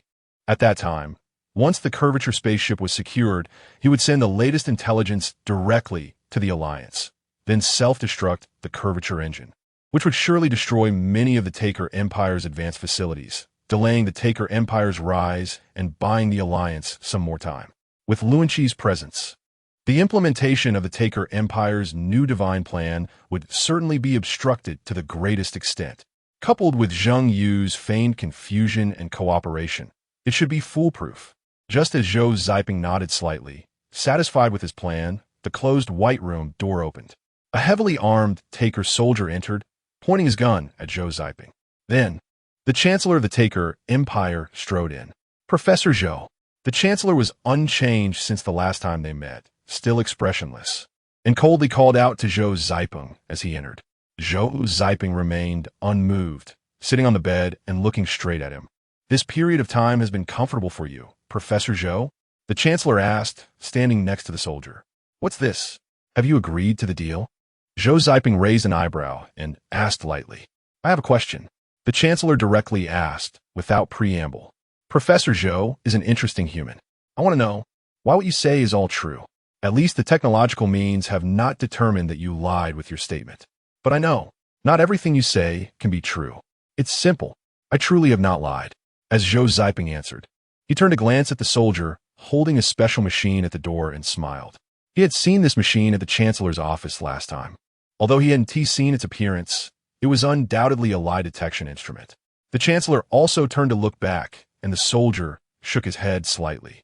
Saying you haven't lied is the truth? The Chancellor was a bit surprised. Recently, this device had been upgraded at the Academy of Sciences, and it had been tested countless times with those human captives without any issues before being brought into use. How could it still show no effect here? Yes, everything I said is the truth, so the fact that it can't detect a lie shows your machine is accurate. After a moment of silence, the Chancellor asked again, All right, assuming you haven't lied, then where is Zheng Yu? I don't know where Zheng Yu is now. Upon hearing this, the Chancellor's eyes brightened. No, I'm asking, what did you tell Zheng Yu to do the night before you came to the Empire with Wang Xiangyang and Hu Junhua? The Chancellor stared at Zhou Ziping. Just now, he felt he had grasped the reason why Zhou Ziping hadn't lied. All the questions were not rigorous enough, and Zhou Ziping's answers were also not rigorous. For example, he certainly couldn't know where Zheng Yu was now. Now, he had refined the question to an impeccable point. Could Zhou Ziping still say he didn't know? I told him to find Kunlun. Zhou Ziping smiled, seemingly without much thought, and blurted it out. Then, where's Kunlun? I don't know. Zhou Ziping maintained his smile. The Chancellor frowned slightly. I'm asking, where was Kunlun at that time? In the escape pod. The Chancellor's eyes lit up. Where's the escape pod at that time? On Taker Star. Specify the exact coordinates as you know them. Within the range of Taker Star, from latitude to latitude. The Chancellor suddenly turned around. Seeing that there was no anomaly with the machine, he waved his hand. Immediately, some takers left. No need to guess. They want to find the return pod. You see, isn't this speaking the truth? You told Zheng Yu to go to the return pod to find Kunlun. Where were you planning to have her take Kunlun? I didn't say where to have her go. The machine still showed no reaction. It was still the truth. How did Luanqi escape our encirclement? I don't know. Still the truth. Chapter 48. The Global Hunt. So, you really want to make a deal with the Tucker Empire? Really? What is your true purpose? To obtain the curvature spaceship? To return to the Human Alliance? No. The machine still showed no reaction. The leader chuckled. Then for what? To keep my wife alive. The leader was momentarily taken aback, but quickly resumed his laughter. He had to admit that Professor Zhou was indeed clever. Meanwhile, Zhou Ziping was secretly cursing in his heart. The leader of the Tucker Empire was not at all foolish, and this line of questioning was not easy to handle. Fortunately, everything he said was true. The leader was dazed for over half an hour, asking a bunch of chaotic questions. Fortunately, Zhou Ziping handled them smoothly. Although he was speaking the truth, he revealed not a single real plan. When the leader left, Zhou Ziping smiled and lay down to rest. It seemed that the Tucker Empire not only had not found Kunlun, but Zhou and Luanxi had also successfully broken through. The initial plan should have been completed, and the supplementary plan would surely be on track once the Tucker Empire's army found the escape pod. If only there were wine at this moment to celebrate. At the leader's residence, the leader was assigning tasks to his ministers. Academy of Sciences, pause all other projects, and everyone is to develop and manufacture curvature spaceships. At the same time, replicate the curvature engine one-on-one and simultaneously build a second curvature spaceship. If necessary, we can summon those human scientists for questioning to ensure that within 2 years, the manufacture of 2 curvature spaceships is completed. The leader ordered, and the Minister of Technology bowed his head and left to carry out the order. General, allocate 10% of the military to encircle and eliminate the remaining forces of the rebel army. As soon as they show their heads, wipe them out, but of course, the main members must be captured alive. 90% of the military will head to all the places the rebel army has traversed in recent years to carefully search for Kunlun's whereabouts. Take the magnetic detection equipment provided by the Academy of Sciences and don't miss a single inch. Bring back anything that can store data for analysis until Kunlun is found. The general took the order and quickly left the leader's residence to get to work. Security Department. The search for Zhou and Luanxi must not stop for a moment. Send a notice to the wild area. Whoever provides clues about Luanxi and Zhou will directly become a minister of the empire with countless rewards. Make it impossible for these two to escape on Tucker Star. Once the escape pod is obtained, it will be sent to the Academy of Sciences for analysis immediately. At this point, the leader paused for a moment and added, using the escape pod as a starting point to expand outward in search of Zhou's traces, looking for Kunlun. The Minister of Security took the order and left. The leader did not stop giving orders and continued. The Divine Plan Department spare no effort in manufacturing seeds and quickly rebuild the information transmission base station and seed launch silos. As soon as even one seed is manufactured, it must be launched. The specific launch targets have already been provided to you by the Academy of Sciences. Be sure to complete the tasks. As you wish, Your Excellency. The new leader of the Divine Plan left. An hour later, the leader finally assigned all the tasks he could think of. He had already determined that Zhou Ziping's purpose was definitely not as he had said, to keep Zhou alive. However, since this was not a lie, Zhou being alive was also part of his plan. Considering other responses, the leader was sure that the other party's ultimate goal was still to deliver Kunlun into the hands of the Human Alliance. So, all that was needed was to follow Zhou Ziping's every step, and they would surely discover Kunlun. No matter what his schemes were, every step he took was under my control. Can he still turn the tables? Thinking of this, the leader nodded slightly. It seemed he needed to look into the knowledge related to conspiracy and schemes within human civilization. Perhaps I should agree to trade with Zhou Ziping, so as to have a more complete grasp of his movements. However, it will be better to wait until the escape pod is found. Although I believe Kunlun is certainly not in the escape pod now, what if? The leader planned to keep Zhou Ziping confined for a while longer. Just as he was preparing to wave his hand to end the meeting, a minister in charge of people's livelihood stepped forward. Your Excellency, I have a question. With victory in hand, the leader was in a good mood and spoke directly. Go ahead. Why don't we just kill all the wild people, clear the area, so that neither the rebel army nor Zhou and Luanxi have a place to hide? As soon as they show their heads, our satellites in Eternal Day will definitely detect them. As for Eternal Night, we can completely have the army cooperate with artificial intelligence, using the dawn-dusk line as a boundary. Circling around Tucker Star, then set off toward the pole of Eternal Night, conducting carpet searches, and the encirclement will gradually shrink. By then, no matter how capable they are, they will find it impossible to escape. Moreover, if Kunlun is on the side of Eternal Night, we can find it as well. I have calculated that as the encirclement shrinks, the speed of the search will increase. At the latest, within a year, we can complete the large encirclement search. The words of the Minister of People's Livelihood stunned all the ministers in the leader's residence. Each one looked at the Minister of People's Livelihood in disbelief. At first glance, this plan seemed a bit far-fetched, but upon careful consideration, it was indeed a good method, as the Minister of People's Livelihood had said, and it was foolproof. Your Excellency, To ensure absolute security, we can also set up a surveillance system around Tucker Star along the dawn-dusk line to prevent the target from hiding in eternal night while we search eternal night behind the encirclement. Once we complete the search of eternal night, if we find nothing, we can start searching toward eternal day from the dawn-dusk line again. Of course, we can also set off directly from the pole of eternal night, gradually expanding the search and ultimately stopping at the pole of eternal day. The Minister of People's Livelihood added a few more points before lowering his head to await the leader's response. The leader was somewhat shocked by the Minister of People's Livelihood's bold idea. However, as a head of state, he remained clear-headed, especially since his intelligence was indeed not low. Have you calculated how many people are needed? About 23 million, which is less than 1/10 of the Empire's population. Moreover, not the entire process requires so many. This number is for the maximum encirclement, which is the number of people needed to circle around the dawn-dusk line. How will their consumption be guaranteed? Your Excellency, this is not difficult. Every so often, we can dispatch a transport team with food mainly based on the nutrient-paste formula provided by the Academy of Sciences, along with drinking water, which can completely maintain their stamina. I believe the Empire's sons will endure all hardships for the future of the Empire. Moreover, some regions are rich in resources and water sources are abundant, so not every place will require resupply. In other words, at the latest within 2 years, we can absolutely find Zhengyu, Luanqi, and Kunlun. Yes, Your Excellency.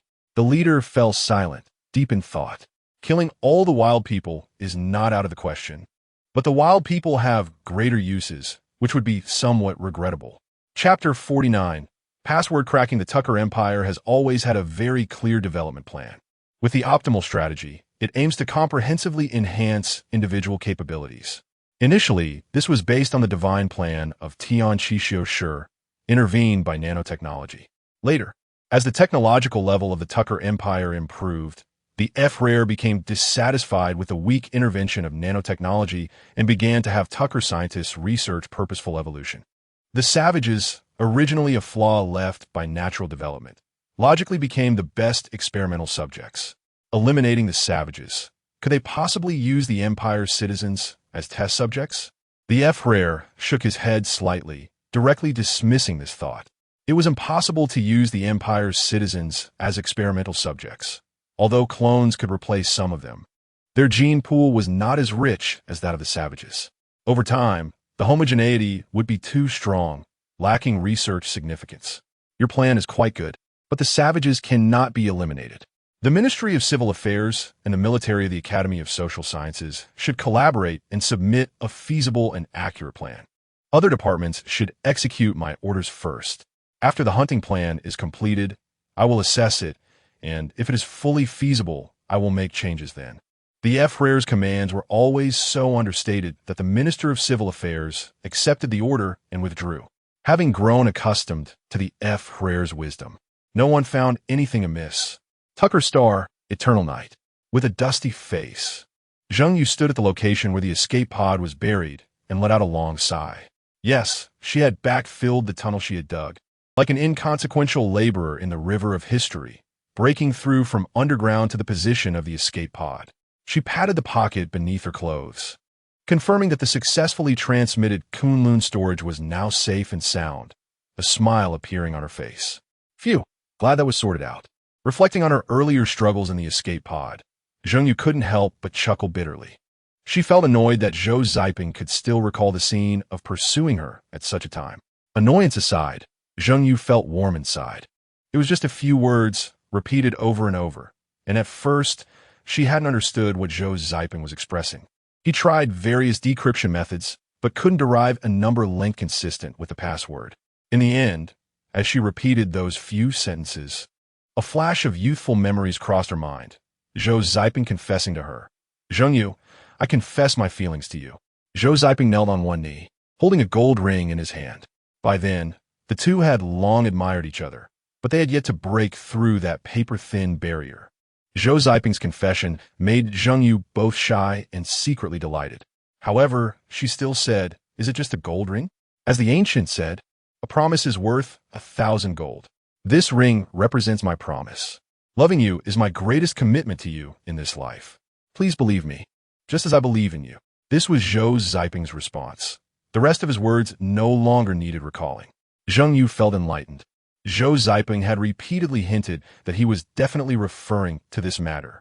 Having tried other methods of solving the puzzle without obtaining a corresponding digit length from this phrase, Zheng Yu approached it from its meaning. A promise worth 1,000 gold? 1,000 gold? 1,000? No. There's also a promise, 11,000? No. The digit length is incorrect. A promise worth 1,000 gold? 10,001? No. The digit length is definitely not suitable. Right, 1,000 gold is a 4-digit number, so a promise should be 0001. In binary, that's 00011000. The leading zeros have no significance in decimal conversion, so it's 100000001. In decimal, that's 129. Still not enough digits, right? A promise worth 1,000 gold, just like I believe in you. Mutual trust. So, 129,129. Zheng Yu's breathing became rapid. The digit length was correct, and the reasoning was sound. At that moment, Zheng Yu felt that this numerical password was definitely not problematic. Just as she was about to input it, she suddenly hesitated. Zhou Ziping's words flashed involuntarily in her mind. Like, I trust you the same? The same? Mirror effect? 129. 921? Zheng Yu was caught in a dilemma. Both deductions were possible, but which one was it? When they set this up, Zhou Ziping had been very clear that there was only one chance. If she made a mistake, the entire escape pod would self-destruct. There was absolutely no opportunity for trial and error. Was it 129,129 or 129,921? Zheng Yu closed her eyes, recalling the scene when Zhou Ziping had urged her, "You must believe me just as I believe in you." Was the position of one fixed? Or, like, the emphasis of this phrase was like as. Zheng Yu pondered for a moment, but found no other clues. Finally, she took a deep breath, mustered her courage, and pressed the button. 129921. Ding dong. As Zheng Yu pressed the confirm button, a crisp sound resonated from the escape pod. Immediately, the virtual screen projected the completion of the command, and soon, the data bar rapidly changed, skyrocketing from 1. In 10 minutes, the entire data package of Kunlun was completely transmitted to the new storage device. Zheng Yu finally breathed a sigh of relief while secretly cursing Zhou Ziping. But this did not affect her operations. Next, Zheng Yu quickly deleted the data from the escape pod storage disk and used special methods for a thorough deletion. Then, she swiftly opened the pre-written file with the same name on the storage disk, modified the label, and transferred it to the storage of the return pod device. This file was, in fact, the fake coordinates of the Kunlun plan that Zheng Yu had haphazardly edited based on the data from her research at the Astrophysics Institute over the past year. To achieve consistent storage volume, aside from the initial data, Zheng Yu also added a large amount of meaningless and even fabricated planetary coordinates within the observable range. She tried her best to make it indistinguishable from the real thing. When it came to the Kunlun data, the actual target coordinates of all the seeds were not the most important. What was more crucial was the perfect evolution algorithm and evolution equations derived from the Tucker people's evolution by the intelligence system. A year ago, when Zhou Ziping asked her to edit the fake Kunlun, he said just that. Once the fake Kunlun transmission was complete, Zheng Yu checked it twice to confirm that the fake data was indeed fake and that the real data was safely stored. Only then did she feel at ease. Chapter 50. Ancient Wisdom After Tidying Up, Backfill, and Return to the Surface. Zheng Yu's mind flashed with the entanglements of being underground, and she didn't hesitate for long before taking out the map to check the direction, shouldering her pack, and gradually disappearing into the darkness. Meanwhile, the army of the Taka Empire was setting off from the Eternal Day Taka Empire Military District, marching grandly towards various designated battlefields around the world. Of course, the area described by Zhou Ziping was also a top priority, with a group of Air Force taking off directly here. Zheng Yu naturally knew nothing about all this. She had long hidden in the darkness, crawling through the eternally dark Evernight Mountains, moving forward step by step. The next goal was very clear. No one understood Zhou Ziping's intentions better than she did, although she didn't understand Zhou Ziping's arrangements at first. As time passed, and the rebel army appeared inexplicably and illogically in various directions, Zheng Yu gradually grasped Zhou Ziping's layout.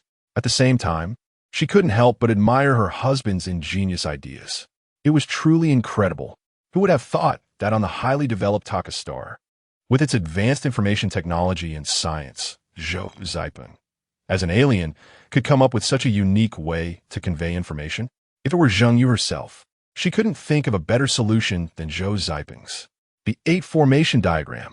Yes, it wasn't until nearly 3 months later, while traversing the boundless Evernight area with the map of Taka star, that she deeply realized that every position where the Taka rebel army, also known as the Wildmen Resistance Army, launched a rebellion was marked on the map. At first glance, it looked chaotic and lacked any pattern, at most. It seemed to bloom around a fixed point. However, when Zheng Yu noticed something amiss and observed closely, she discovered that all the positions, when linked together, formed a builder of the first star domain, which was the ancient nation with a simple formation.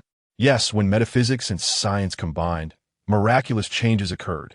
Zhou Ziping had said more than once that everything in the Taka Empire is based on technology. For this reason, the entire Taka Empire didn't even have literary works, although it absorbed almost all the achievements of human civilization, adhering to the principle of technological supremacy. The Taka Empire's absorption of human civilization's so-called philosophy and other ideological concepts was minimal. Therefore, when Zheng Yu saw this almost perfectly aligned formation node resembling the 8 formation diagram, the first thing that came to her mind was Zhou Ziping's earlier words. It followed logically that she quickly figured out Zhou Ziping's plan. Given the Taka Empire's negligence regarding human civilization's culture, it was very likely that this 8 formation diagram-like node was deliberately created by him. Thinking of this, Zheng Yu recalled every time they launched an attack on the Taka Empire, Zhou Ziping insisted on carrying out actions at specific times and locations against the majority's opinion. She became increasingly certain that all of this was definitely Zhou Ziping's intention. Moreover, without a doubt, not to mention just a few months ago, when there were clearly better escape routes available, Zhou Ziping chose not to select them, instead insisting that the rebel army collectively follow his arrangements to cross steep mountains. He insisted on taking that relatively rugged path. After observing for a while, an uneasy Zheng Yu retrieved information on ancient military formations from the offline personal terminal library and finally confirmed that according to Zhou Ziping's arrangement, that particular route corresponded to the life gate in the 8 formation diagram. So, you mean for me to replicate Kunlun from the escape pod and place it at the formation eye? Recalling the scene when she met Wang, Xiangyang, and Huijunhua, when they inquired about Kunlun's whereabouts, Zhou Ziping had inexplicably answered, and Zheng Yu basically understood Zhou Ziping's intentions. At the time, Zhou Ziping was completely honest, responding succinctly. Kunlun is no longer with me, but I don't know where it is now.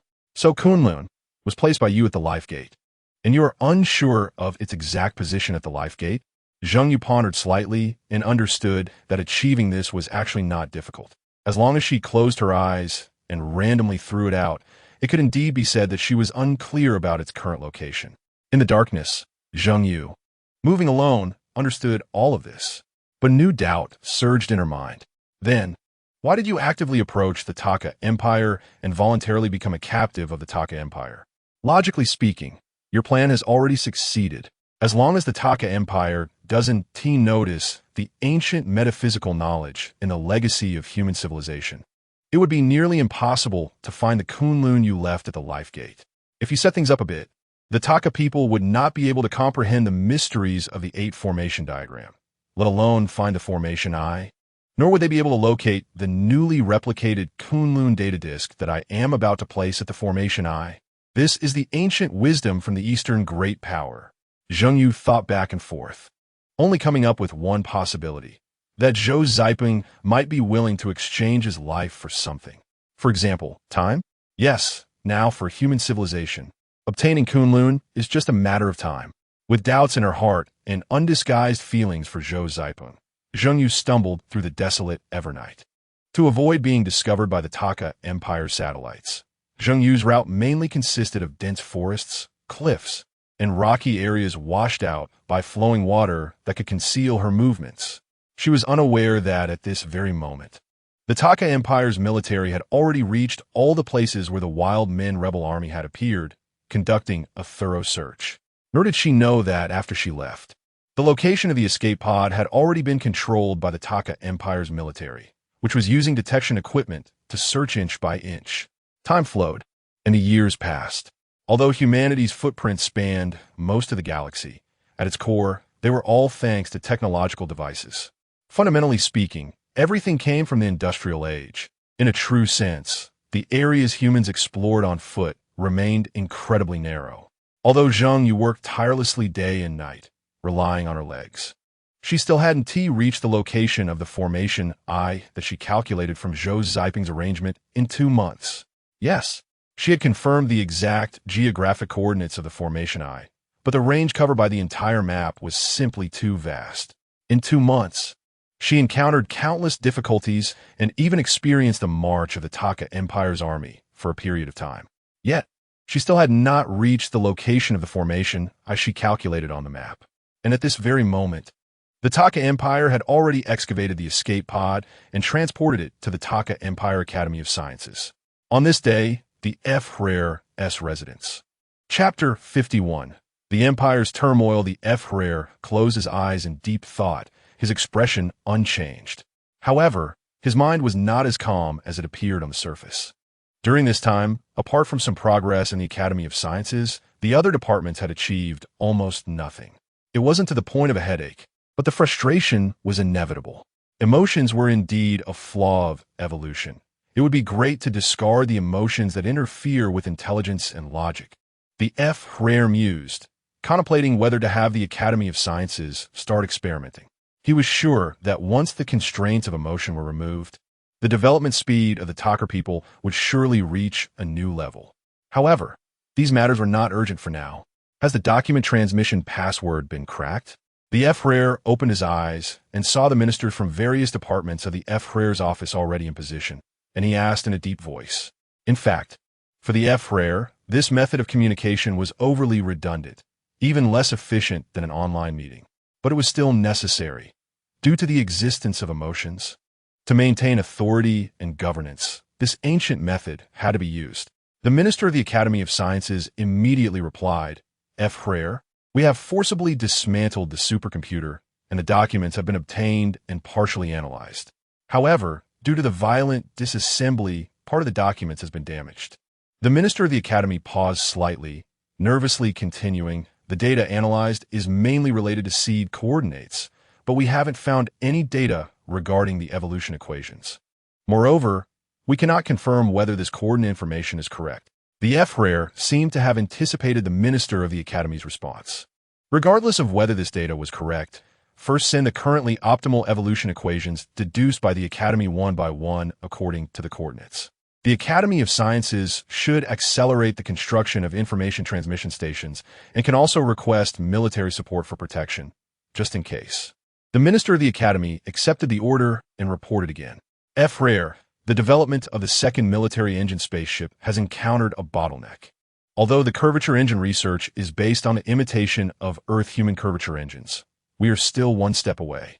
Our foundational theories still have gaps, and the Academy is actively working to resolve this, but there is no guarantee of time. This was expected. Let those human scientists participate as well. As for how to do it specifically, I believe you should understand better than I do. Yes, F-Rare, we already have a mature plan submitted to you. Zhou, have you not found her whereabouts?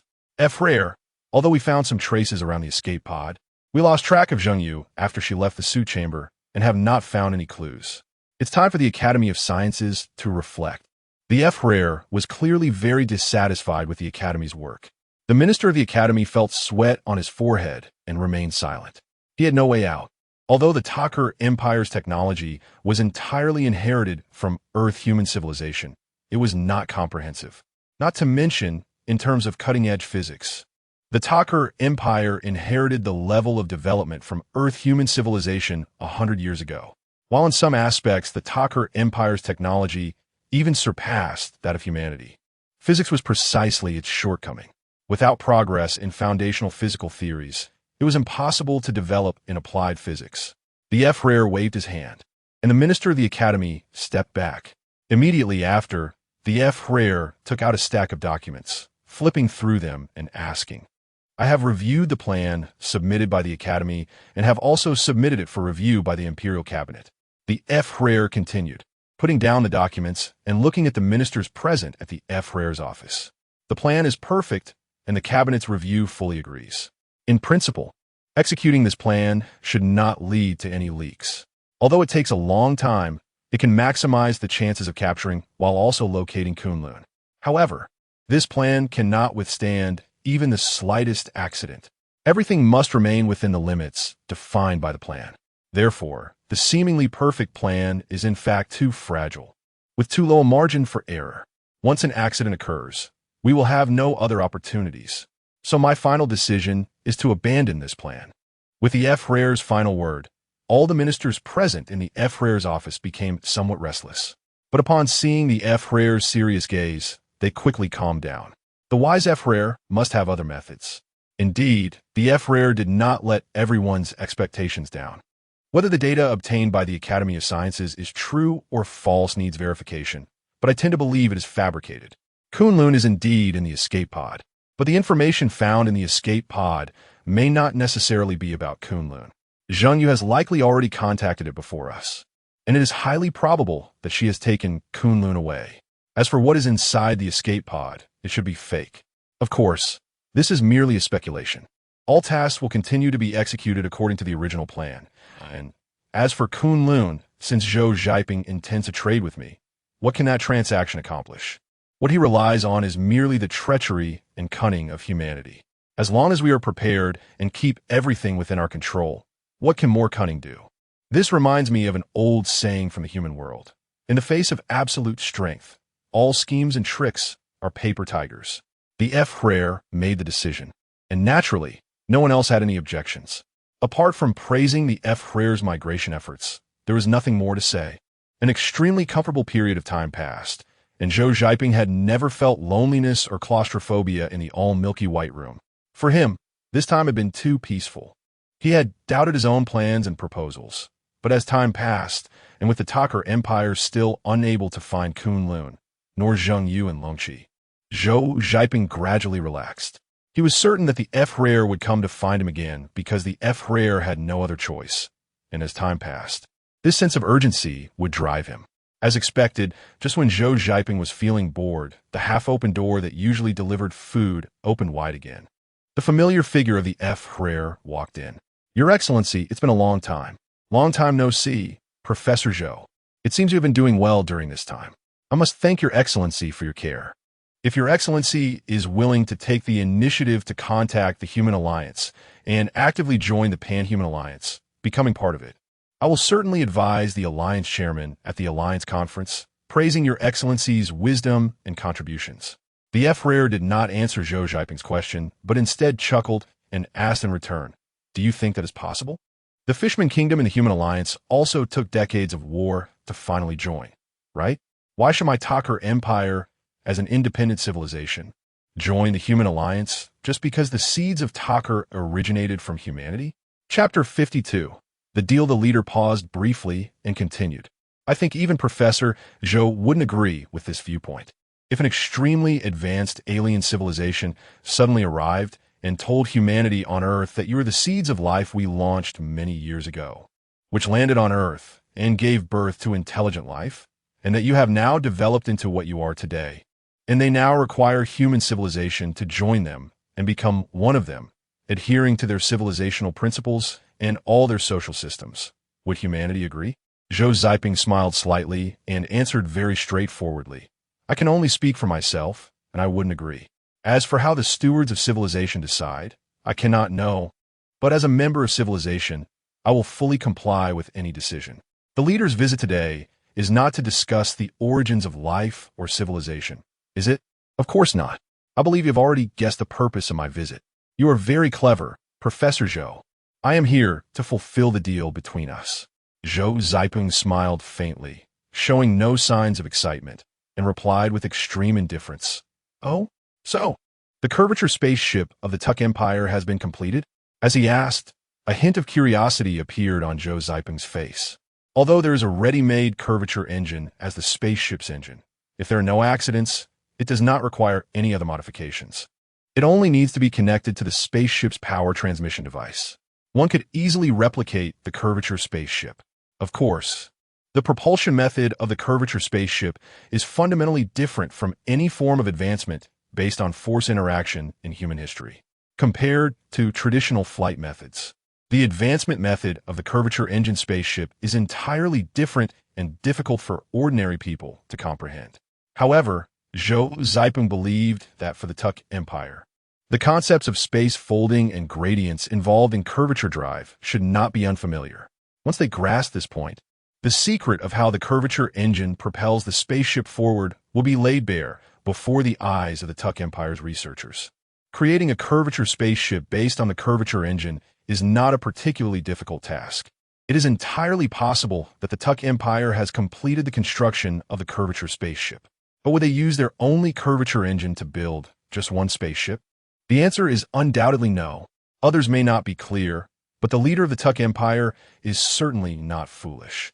If they do not thoroughly understand and exploit all the technologies of the curvature engine, they would never build just one spaceship.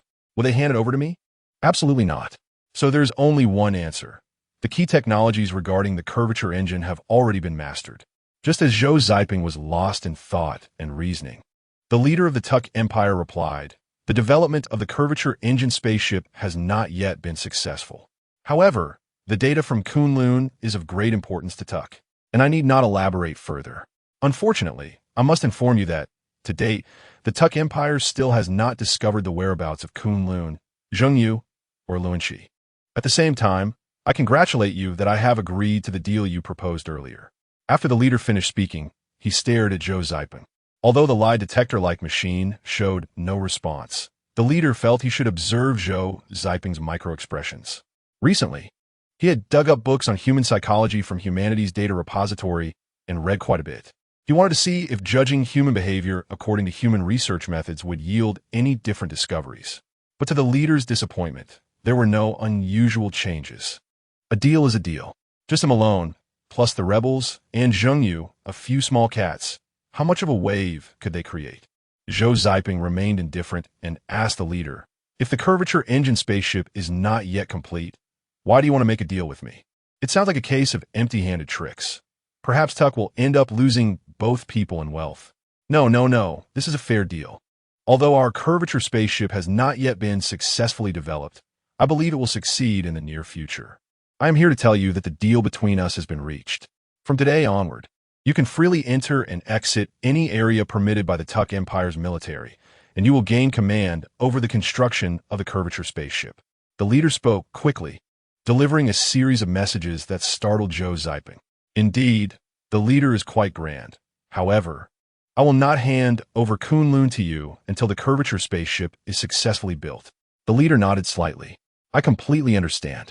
However, you may not know that we have found fragments of Kunlun's data from the escape pod you and Zhengyu were in. So, it is unfortunate that, although I do not want to believe this outcome, I must tell you that Zhengyu has likely sacrificed herself for human civilization. Zhou Ziping was taken aback, but quickly understood what the other party meant.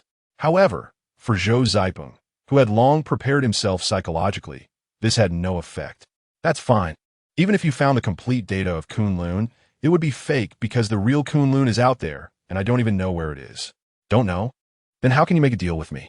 No. Although I don't know where Kunlun is, I know how to find it. Of course, if you feel that it doesn't meet your needs for the deal, you can choose not to trade. Anyway, when the Human Alliance arrives, they can also find Kunlun.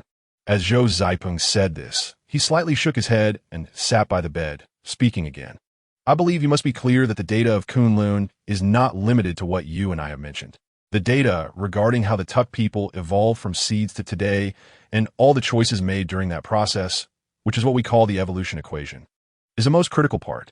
Your Excellency, you wouldn't want the evolution equation of the Tuck people to fall into the hands of the Human Alliance, would you? The leader chuckled softly. At this moment, whether it was himself or the tall, self-righteous human across from him, they were merely testing each other. He understood the other party's demands, and the other party also understood his plans, they were just putting on a show on the surface. The final outcome would depend on whether his skills were superior or the other parties were greater. All right, the deal is settled. Furthermore, I will send you to the Tuck Empire Academy of Sciences shortly to participate in the research and development of the curvature spaceship. If you want to expedite the deal, I believe you will find ways to speed up the manufacturing of the curvature spaceship. After the leader finished speaking, he did not wait for Zhou Ziping's response and left directly. Zhou Ziping watched the leader's departing figure and shouted, "Your Excellency, may our deal be pleasant." Chapter 53 Long-Term Plan. Zhou Ziping's life quickly became enriched. Under the watch of several TAC soldiers, he was allowed to come and go near the TAC Empire's head of state's residence. At the same time, he was hired as a consultant for the TAC Empire Academy of Sciences curvature spaceship development, seemingly holding great power.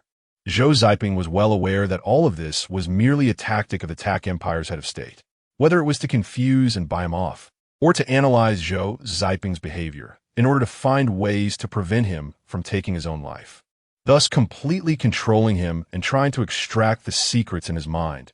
It didn't matter to Zhou Ziping. Now, the plan was on track, and regardless of whether the head of state was sincere or not, as long as the curvature spaceship was successfully manufactured, everything would hold hope.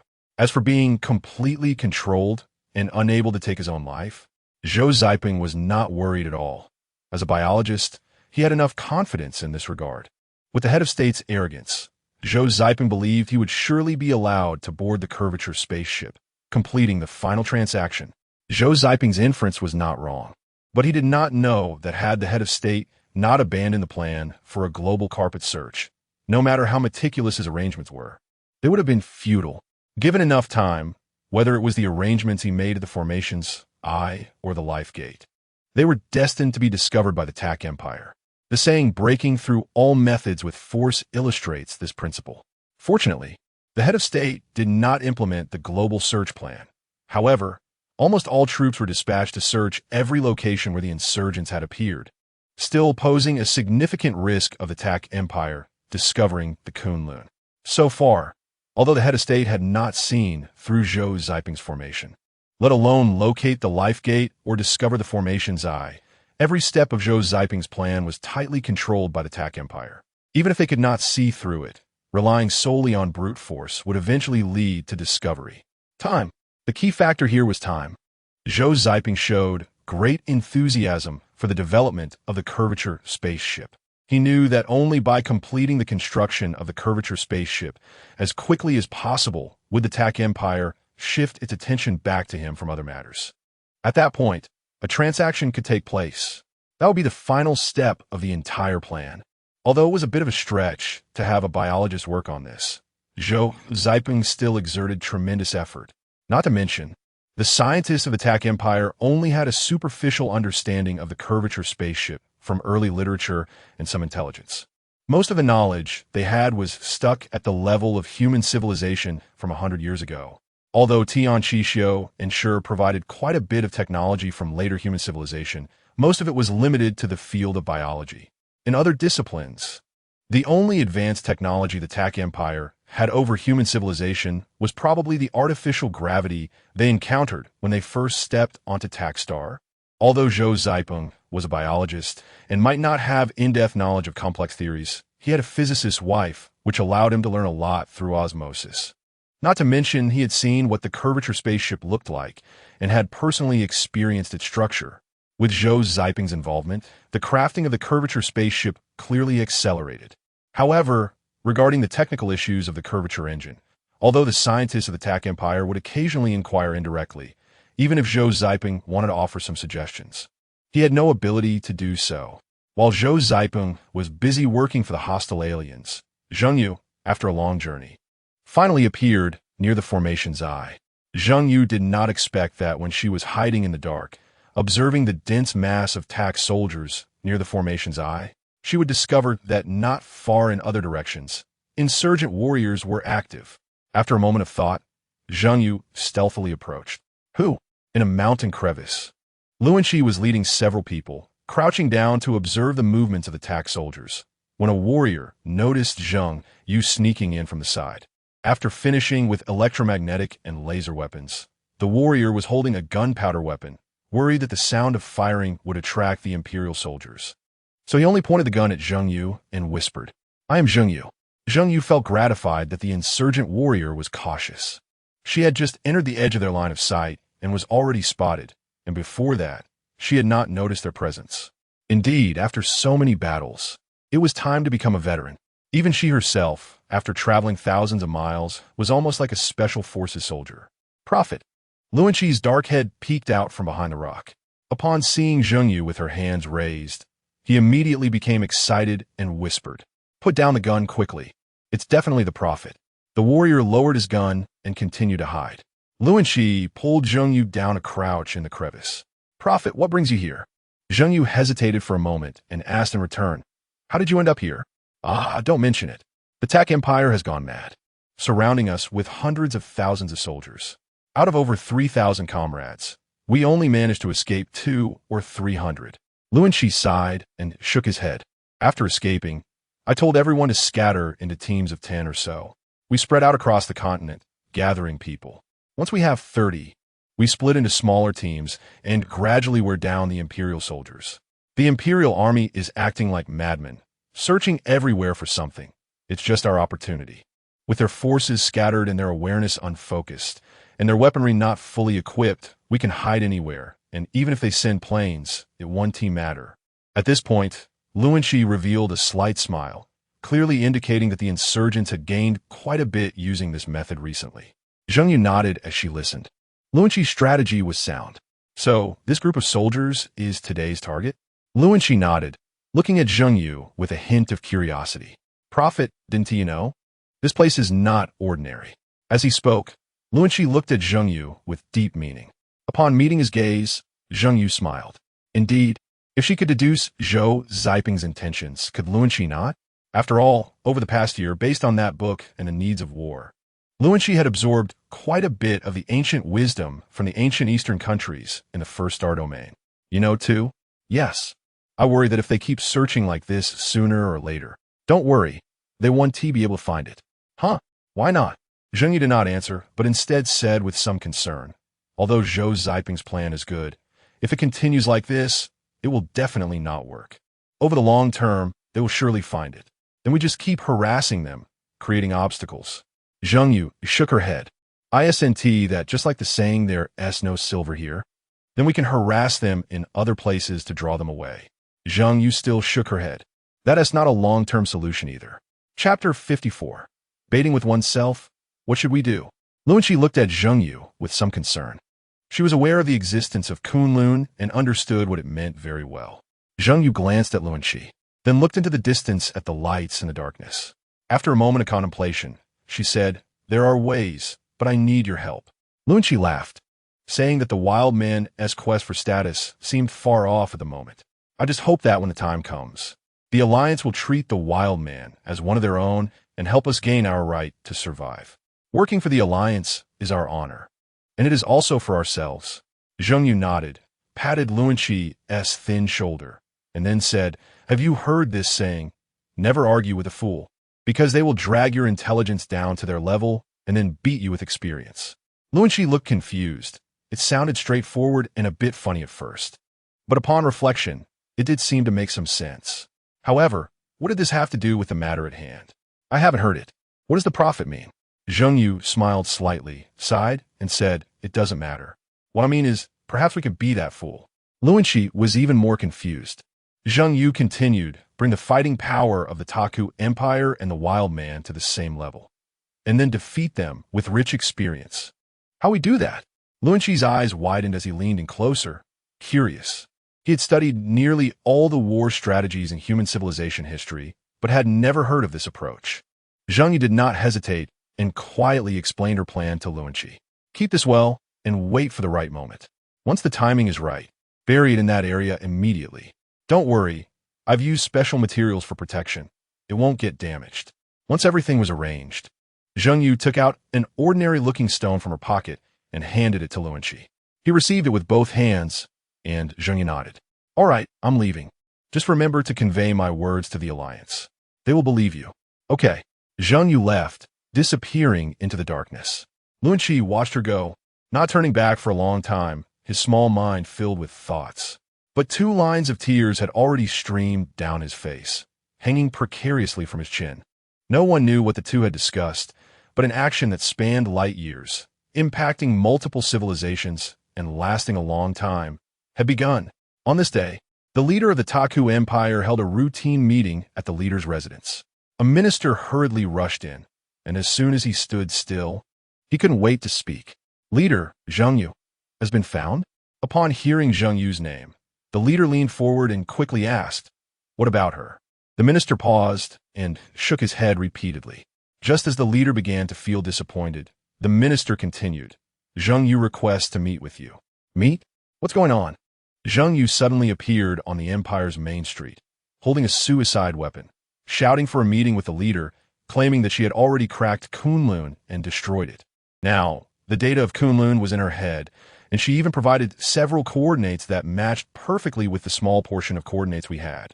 She said that if the leader did not meet with her to discuss business, she would commit suicide, ensuring that no one could obtain Kunlun. The leader stared wide-eyed, speechless for a long time. In the hall of the leader's residence, many ministers were also momentarily at a loss for words. What situation is this? Oh, interesting. Where is she now? The leader thought for a moment and smiled. Still on the street. I've cleared the nearby residence, and the law enforcement personnel have surrounded her. What should we do next? Please advise, leader. All right, let her come. And the other departments? Just carry on as usual. Although it was called the leader's residence, it was not much different from a conference hall of human civilization's administrative bodies. The only difference was that, aside from the leader, no one else had a seat. Zhou entered the hall confidently, holding the remote control with a smile, and was led to the front of the hall by the minister. Meanwhile, the Taku soldiers responsible for security had formed a half-circle around Zhou, holding up their riot shields. The other ministers had already retreated far away upon seeing this. Your Excellency, a 1T beat around the bush. The only Kunlun is here, Zhou said, pointing to her head. Therefore, I want to use the Kunlun in my head as a bargaining chip to make a deal with you. The leader smiled and asked, Interesting. Your husband, Zhou Zipeng, also came to say he wanted to make a deal. He claimed that although he didn't know where Kunlun was, he knew how to find it. He lied. We scanned his memory and have already obtained Kunlun, so whatever you want to exchange is meaningless now. Zhou maintained her smile, but a hint of mockery appeared. I came with sincerity, but I didn't expect the leader to play tricks here. Since that's the case, no one will get Kunlun. As she spoke, Zhou raised the remote control in her hand. Upon seeing this action, all the ministers quickly retreated, even covering their heads with their arms. The soldiers between the leader and Zhou became extremely tense. Haha, you don't need to be afraid. The bomb is in my belly, and if it explodes, it won't hurt you. Also, snipers, don't bother. The way to activate the bomb is not by pressing the button, but by raising it. As Zhou's words fell, everyone's gaze shifted to the remote control in her hand, only to realize that her thumb had already pressed the button down. Don't shoot. Command rescinded. The hidden snipers, upon witnessing this scene through their scopes, wiped the sweat from their foreheads. That was close, just a moment ago. I almost followed the commander's orders and shot off her arm. At the same time, the minister who had led Zhou into the hall also felt a pang of fear. That was close, so close. On the way here, I had several times thought of shooting her arm, but thankfully, I considered that the leader hadn't given the order, so I didn't dare to act on my own. This could have caused a huge mistake. The leader frowned as he saw Zhou slowly raising her thumb and quickly reached out to stop her. Wait, first tell me your demands. He had intended to bluff her, but he didn't expect her to be so unyielding. Oh, has Kunlun been lost again? Upon hearing Zhou's words, the leader was not frustrated and gestured for her to speak. My invitation is very simple. Let me serve the Taku Empire and participate in major scientific research projects. You know, I'm a physics professor and will definitely be of assistance to you. The leader's mind flashed to Zhou Zipeng working hard on the construction of the curvature spaceship and curiously asked, could it be that you also want to participate in the construction of the curvature spaceship? Chapter 55 New Deal. The F-rare S words seemed to be a question. But Zhou was clearly aware that he had set several traps. As long as she showed the slightest curiosity and responded or asked further questions, he would definitely have her in his grasp. You have countless transformations, but I will break them all with my strength. Zheng Yu pretended not to hear and disregarded everything else, saying to herself, "Let me participate in the construction of the warp ship. Moreover, to show my sincerity, I will build 2 warp ships. With a ready-made warp engine as a foundation, it's not difficult to replicate one. My purpose is simple. If you have interrogated the captured humans, you should know that I have a child with Zhou Ziping. My child is still young, and I do not want to die here. Once the warp ships are completed, I will take Zhou Ziping and leave in one of the ships. As for the data from Kunlun, I will gradually provide it to you as the warp ships are built. We will submit everything completely when we leave. The F-Rare should be aware that once the warp ship is activated, its speed is not fast over a certain distance. If the F-Rare believes there is a problem with Kunlun, you can intercept us." Zheng Yu was not worried at all that the F-Rare would refuse.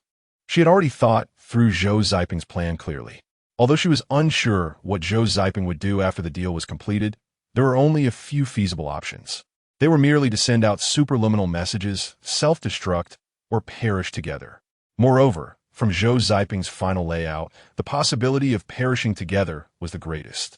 Since her husband was already prepared for sacrifice, how could she, Zheng Yu, act selfishly? Furthermore, without her supplementary plan, whether Kunlun could hide until the end was uncertain. Now that she was here, she came to put the final patch on her husband's plan. A thought flashed through Zheng Yu's mind, and she maintained a confident smile, staring intently at the F-Rare. With the F-Rare's arrogance, he would surely believe everything was under his control. Now that all the chips were laid on the table, how could he back down?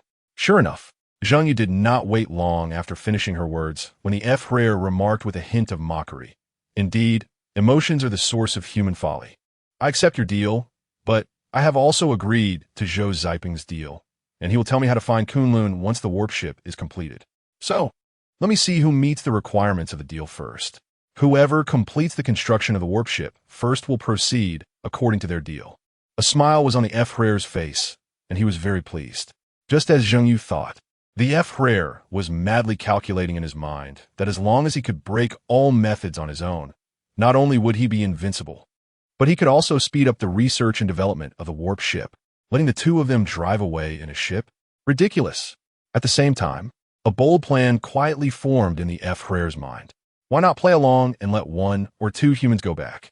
Accepting Zheng Yu's deal, the F-Rare arranged for her to fully oversee the construction of another warp ship.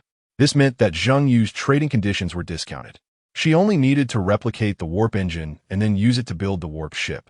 As for the captured human warp engines, they would be constructed under Zhou Ziping's guidance. During this time, news from the Academy of Sciences kept coming in, and the F-Rare knew that with Zhou Ziping's involvement, the construction speed of his ships had significantly increased. As for Zhou Ziping and Zheng Yu, they would never be allowed to leave TAC. Of course, before obtaining the complete data from Kunlun, they could not be allowed to die. After a few words, the task allocation was completed, and the staff from the Academy of Sciences took Zheng Yu away. The ministers in the hall returned to their positions. Apart from slight adjustments on the Academy of Sciences side, other arrangements remained unchanged. The military search for Kunlun and the hunt for the main leaders of the rebel army intensified. After handing over the second warp ship to Zheng Yu for command, the Academy of Sciences drew personnel to build a third warp ship, with Zheng Yu's replication. If the Academy of Sciences still couldn't produce a warp engine, the F-Rare paused, looking at the minister of the Academy of Sciences, and slowly said, "You will serve the Empire loyally." The minister of the Academy of Sciences trembled slightly and quickly replied, "I guarantee to complete the task. Go." The F-Rare waved his hand, and the minister of the Academy of Sciences immediately withdrew. After discussing some other important matters, the F-Rare ordered the meeting to end. Once everyone left, a group of small black dots floated in through the window. The F-Rare turned to look, showing no surprise, clearly accustomed to it. Moments later, the small black dots accumulated in front of the F-Rare, quickly forming a figure about the same height as a TAC person, clad in a black robe. Prophet. Has the issue of Zhou Ziping's replacement been resolved? Upon seeing the figure take shape, the F-Rare asked. Not yet. The clone has just been completed, and the mechanical brain is being debugged. How much longer will it take? At most a month. Good. You have obtained Zheng Yu's clone sample, right? Yes, we have. How long will her replacement take? With the advancement of technology, it should be half as fast as Zhou Ziping's. How will the bomb in his belly be dealt with? If the button is held down, human muscles cannot last long. She will definitely find a way to free her finger, and that will be the opportunity. Good. Make sure there are no mistakes. Yes, that is my task, Frere. Do not relax the surveillance over the two of them. Follow them closely. The Frere was very satisfied with the prophet's response. Pick two of the smarter ones among the others, and give them a chance to subtly let them complete their tasks while Zhou Ziping's ship is finished. A series of undisclosed tasks were issued from the Frere's mouth, assigned to the prophet for completion. No one could complete meticulous tasks more diligently than nanointelligence. The Frere was very reassured about this. For over 100 years, the Frere had never been disappointed in the prophet. At the Academy of Sciences, Zheng Yu did not see Zhou Ziping. Of course, this was to be expected. Arranging for her to replicate the new warp engine and build the warp ship was exactly what Zheng Yu wanted. As for her thumb pressing the button, it was impossible to keep it pressed all the time. Even if she could force herself to hold it during the day, she would definitely let go while sleeping at night. This was an objective law. Zheng Yu was not foolish enough to think she could change this with willpower. When she arrived at the workshop for replicating the warp engine, Zheng Yu immediately used an elastic band to tie her finger and the remote control together. As long as she didn't exert force, her finger would naturally remain on the button. But with just a little effort, her finger could leave the button and activate the bomb. Of course, strictly speaking, right now a sniper could shoot off her arm, and the bomb would not be able to activate. However, agreeing to Zheng Yu's request would allow them to potentially obtain Kunlun alongside the completion of the warp ship. Why would the Tak Empire not want that? What good would it do to sabotage the deal now? Zheng Yu was precisely counting on this point, which gave her confidence. Chapter 56. Completion. Zheng Yu also enjoyed the same treatment as Zhou Ziping. However, due to the arrangements of the Taku Empire, the two could not meet. Moreover, Zhou Ziping remained unaware that Zheng Yu had already arrived. This is the life one should have. No wonder Zhou Ziping took risks. He could fight for the future of civilization, enjoy the last moments, and even receive the praises and songs of civilization. A win-win situation, indeed a good calculation. Zheng Yu entered work mode, pouting and muttering with some resentment. She knew what Zhou Ziping's choice would face, and she was clear about her own outcome. But thinking every day about that final conclusion was equivalent to counting down a death, right? Zheng Yu was just finding joy in hardship. With the addition of human civilization's physicists, the research and development progress had noticeably accelerated. The technological nodes of the curvature engine were continuously broken through, and it was soon close to completion. However, when Taku scientists proposed to complete it as soon as possible and conduct tests, followed by quickly building the spaceship's power system and main body after successful test data, Zheng Yu firmly vetoed it. The spaceship and engine were one entity. They had to be completed as a whole before testing. The remaining technological nodes for the engine were not difficult for us and wouldn't take long. But testing them separately could result in incompatibility with the overall spaceship. Zheng Yu's veto was reasonable, and after thinking it over, the Taku scientists also found it sensible.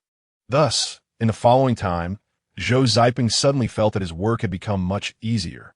Previously, based on the captured Noah's curvature engine, with Zhou Ziping's imitative help, the construction progress had indeed sped up significantly, but due to the lack of technical support, there were still considerable obstacles. However, since Zheng Yu began working on the curvature spaceship with the data and information shared among Taku scientists, they could almost complete it in a short time with just a general framework style provided by Zhou Ziping. Had these Taku scientists suddenly become enlightened? Zhou Ziping was puzzled, but was pleased with the outcome. Little did he know that it wasn't that the Taku scientists had suddenly become enlightened, but they were directly following Zheng Yu's plan and instructions for construction. In fact, while Zheng Yu was building the curvature spaceship, she was not as honest as the Taku Empire appeared to be. Of course, on Zhou Ziping's side, the construction of the spaceship was not entirely straightforward either. Meanwhile, during this time, every time Zheng Yu made progress, she would reveal a coordinate to the Taku Empire. Each coordinate would be verified by the Academy of Sciences. Every verification would uncover an unknown habitable planet at that coordinate. Naturally, the so-called habitable status was based on observational data calculations and inferences. Some planetary coordinates had already been observed by the Taku, while others had never been discovered before. Zhou data had never been wrong, and as the number of verified planets gradually increased, the Taku Empire's leader began to lean towards believing that Zhou had indeed cracked the data of Kunlun. Was Zhou Ziping's claim of being able to provide a way to find Kunlun simply referring to the fact that the data of Kunlun was in Zhou's head? The leader did not doubt for long. Soon, he understood through the answers from the Prophet and the Academy of Sciences that the probability was too small. Unless Zhou was not human at all. Otherwise, with human memory capacity, it was impossible to remember the vast amounts of data of Kunlun. Therefore, there could only be one answer. That part of Kunlun had been deciphered by Zhou, or after it was deciphered, Zhou remembered part of it. This was entirely possible. As for the escape pod analyzed by the Academy of Sciences, the residual data extracted was mostly fabricated. At its coordinate position, there was either a black hole or a void, and some coordinates even turn out to be planets in the solar system. The Academy of Sciences fabricated a set of false data, stored it in the human escape pod, and then placed it back in its original position, burying it. It had to be exactly the same as before.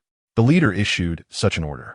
The construction of the curvature spaceship was progressing day by day, and the leader was very satisfied, even fantasizing about how wonderful it would be if these two could genuinely stay in the Taku Empire.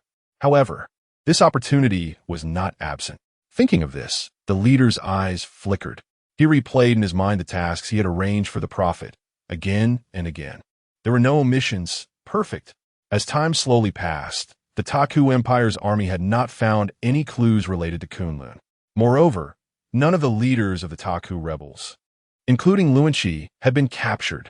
During this time, due to the uprising across the globe, dozens of rebels would suddenly attack the soldiers searching for Kunlun.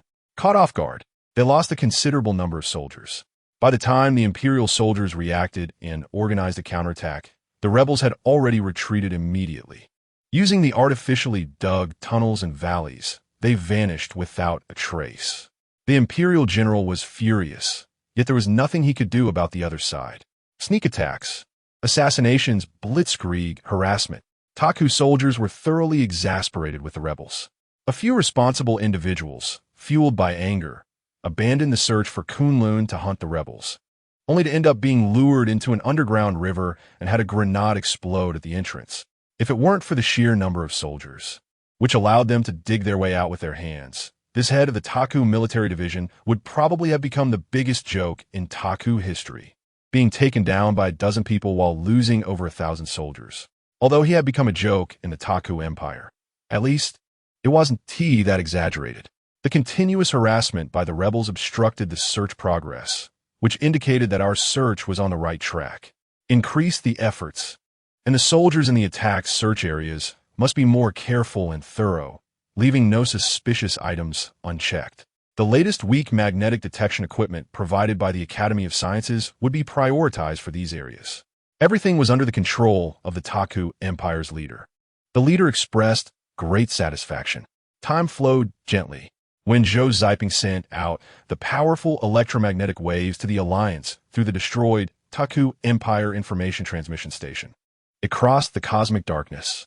Traveling 1 light year in the void, it covered 1/5 of its long journey.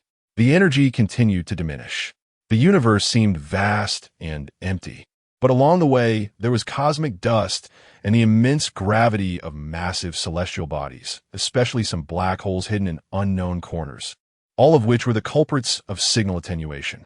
However, the power at which Zhou Ziping launched was sufficient. Despite significant attenuation, if this continued, it could still reach Earth. At least, under the condition that the movements of Earth and other celestial bodies did not suddenly change. And just as the information journeyed 1 light year, the curvature spaceship built by Zhou and Zhou Ziping was completed. Chapter 57. The Appearance of Kunlun Tak Star, Tak Empire Academy of Sciences. Institute of Spacecraft Propulsion Research. A certain division.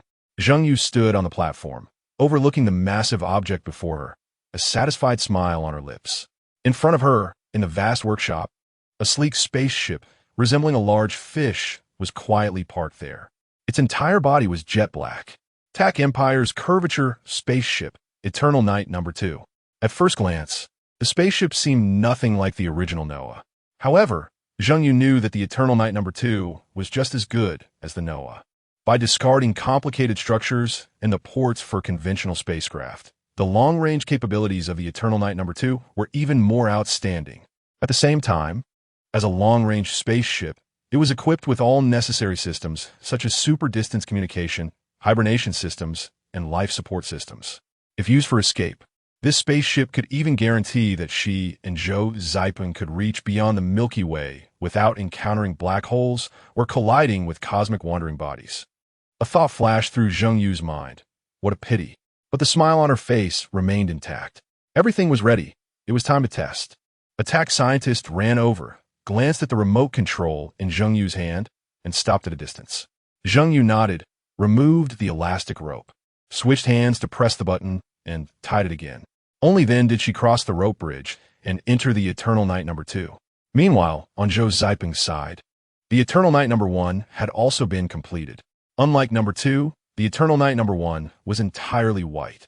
Moreover, at Zhou's request, the fish-shaped exterior of the Eternal Night Number 1 featured a dorsal fin, making it look even more like a large fish.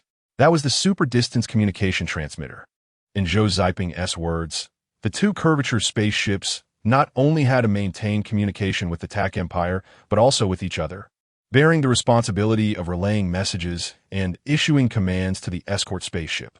Only by making the super-distance communication transmitter and receiver extremely powerful could this task be accomplished.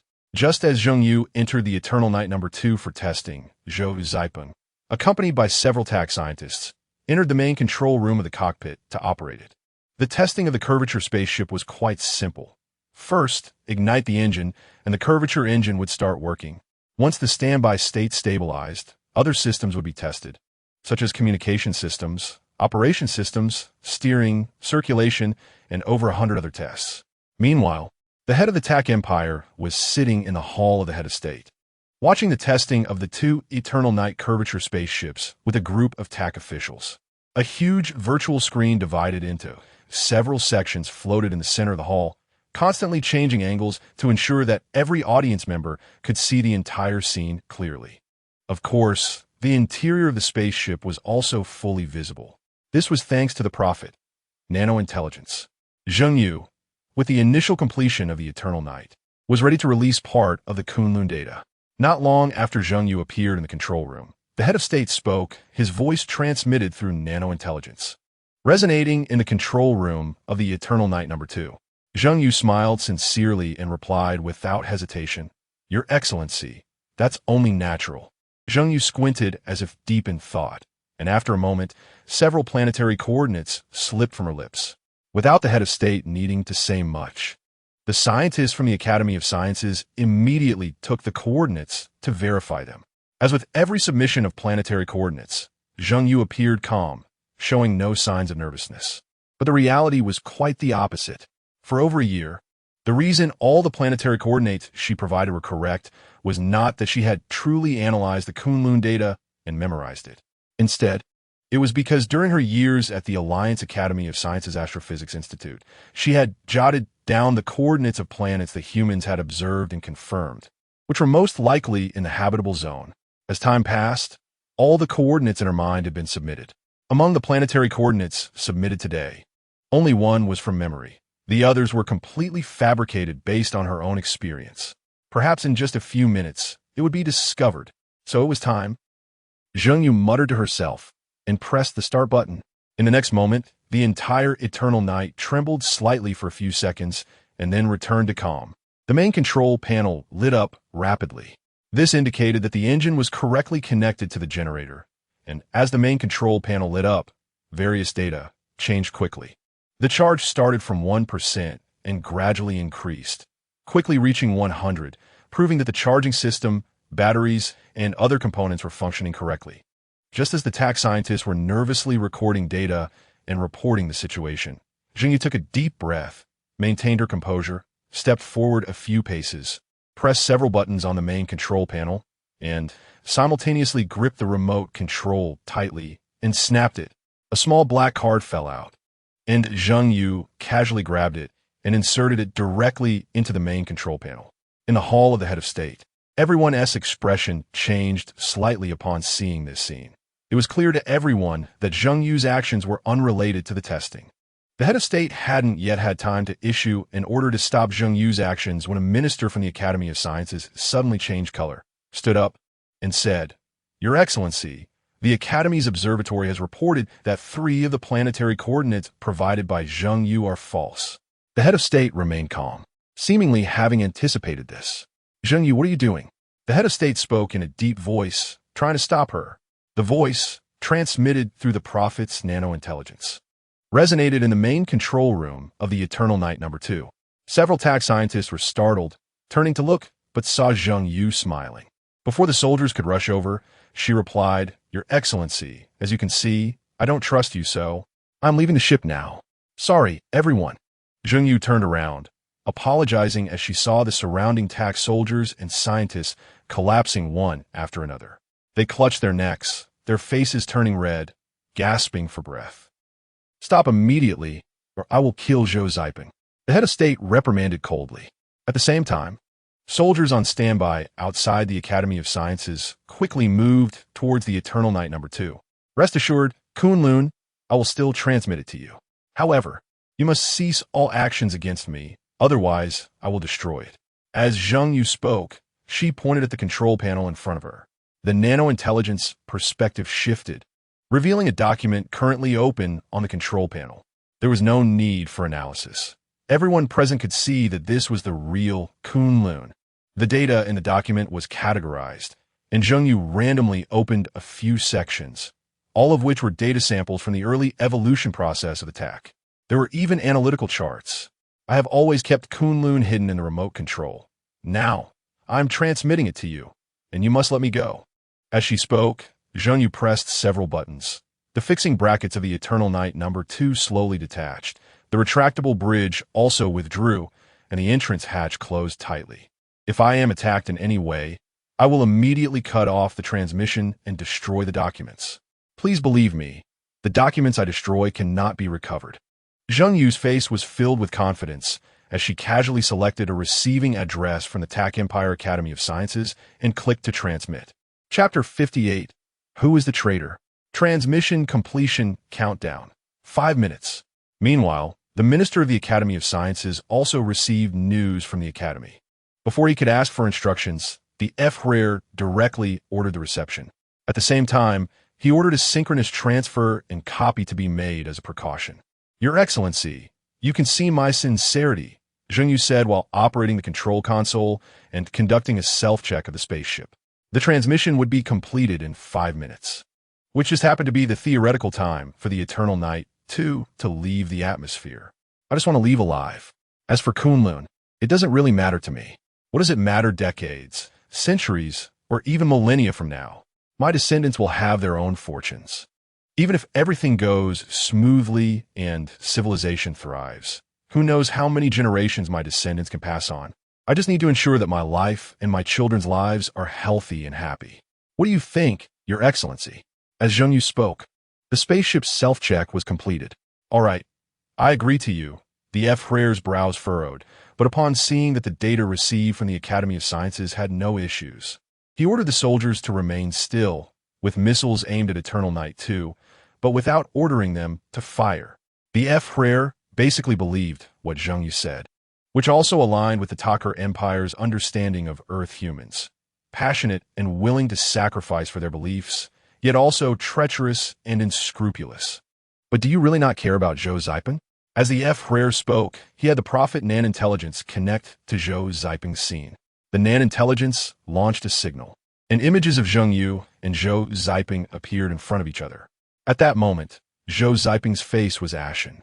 When the connection was made, the Nan-Intelligence played back the conversation between Zhou and the F-Rare at an accelerated speed. Zhou Ziping saw that Kunlun was indeed real.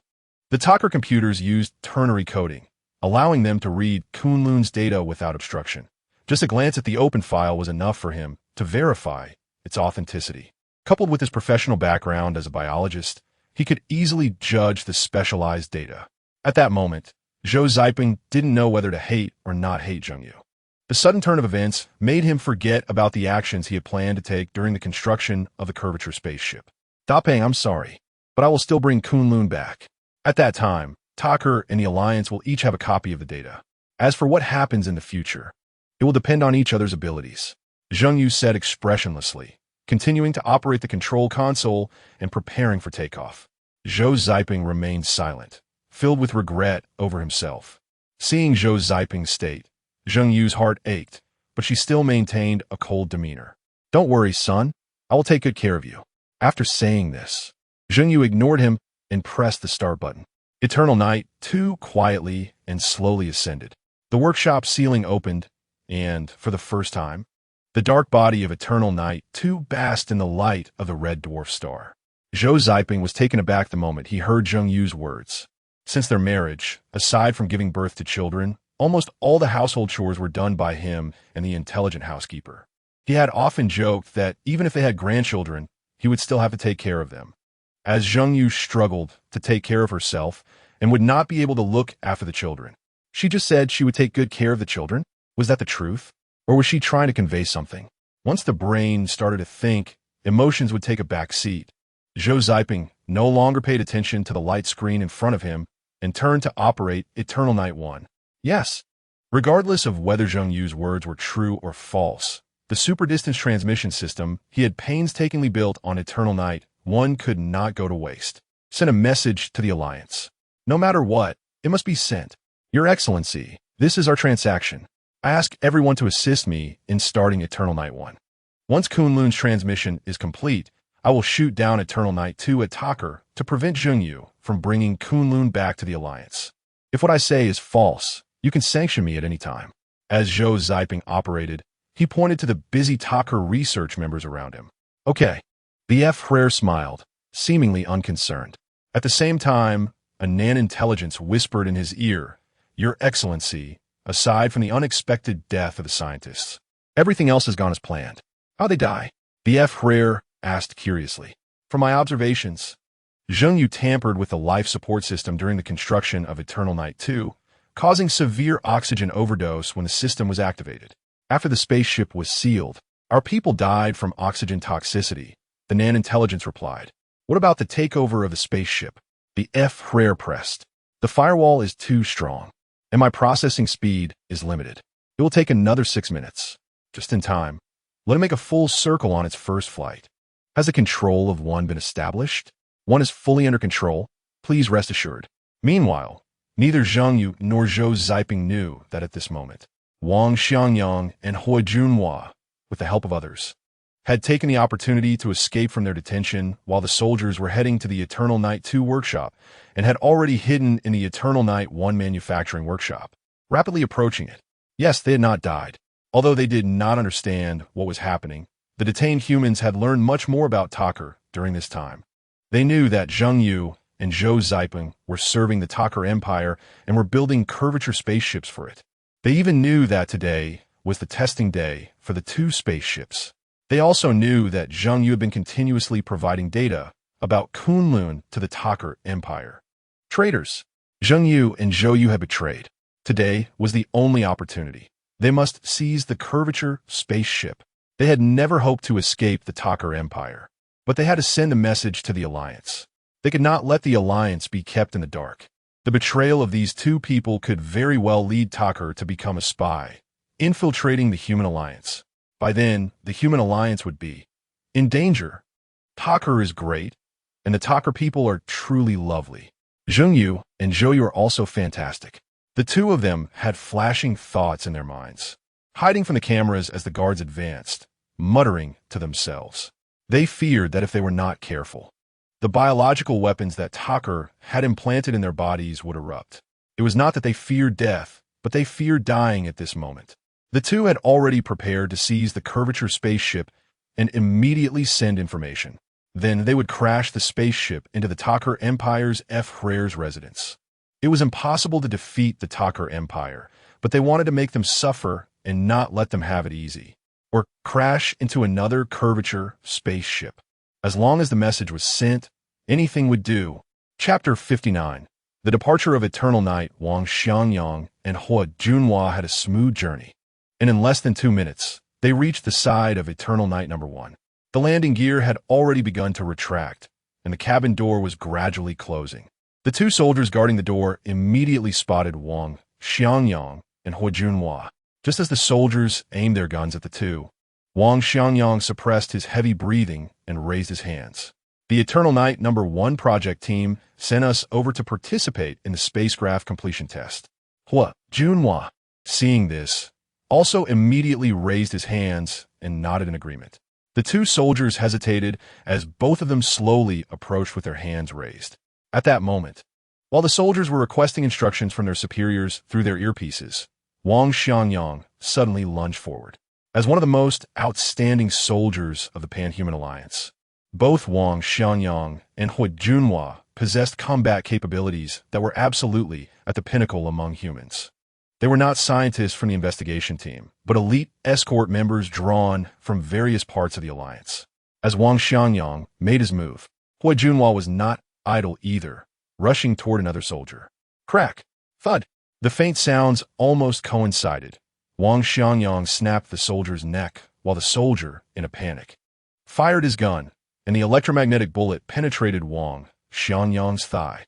Wang Xiangyang seized the electromagnetic gun from the soldier's hand, releasing the soldier's head, who then collapsed to the ground. Turning to look, Hua Junhua was aiming the electromagnetic gun at the head of another soldier. Thud! The sound came, and the soldier, brought down in the same manner by Hua Junhua, twitched a few times before falling silent. How is it? Hua Junhua frowned slightly, glancing at the hole in Wang Xiangyang's thigh. It's fine. It's just a prosthetic leg. The circuit is probably damaged, so I might be a bit lame, but no problem.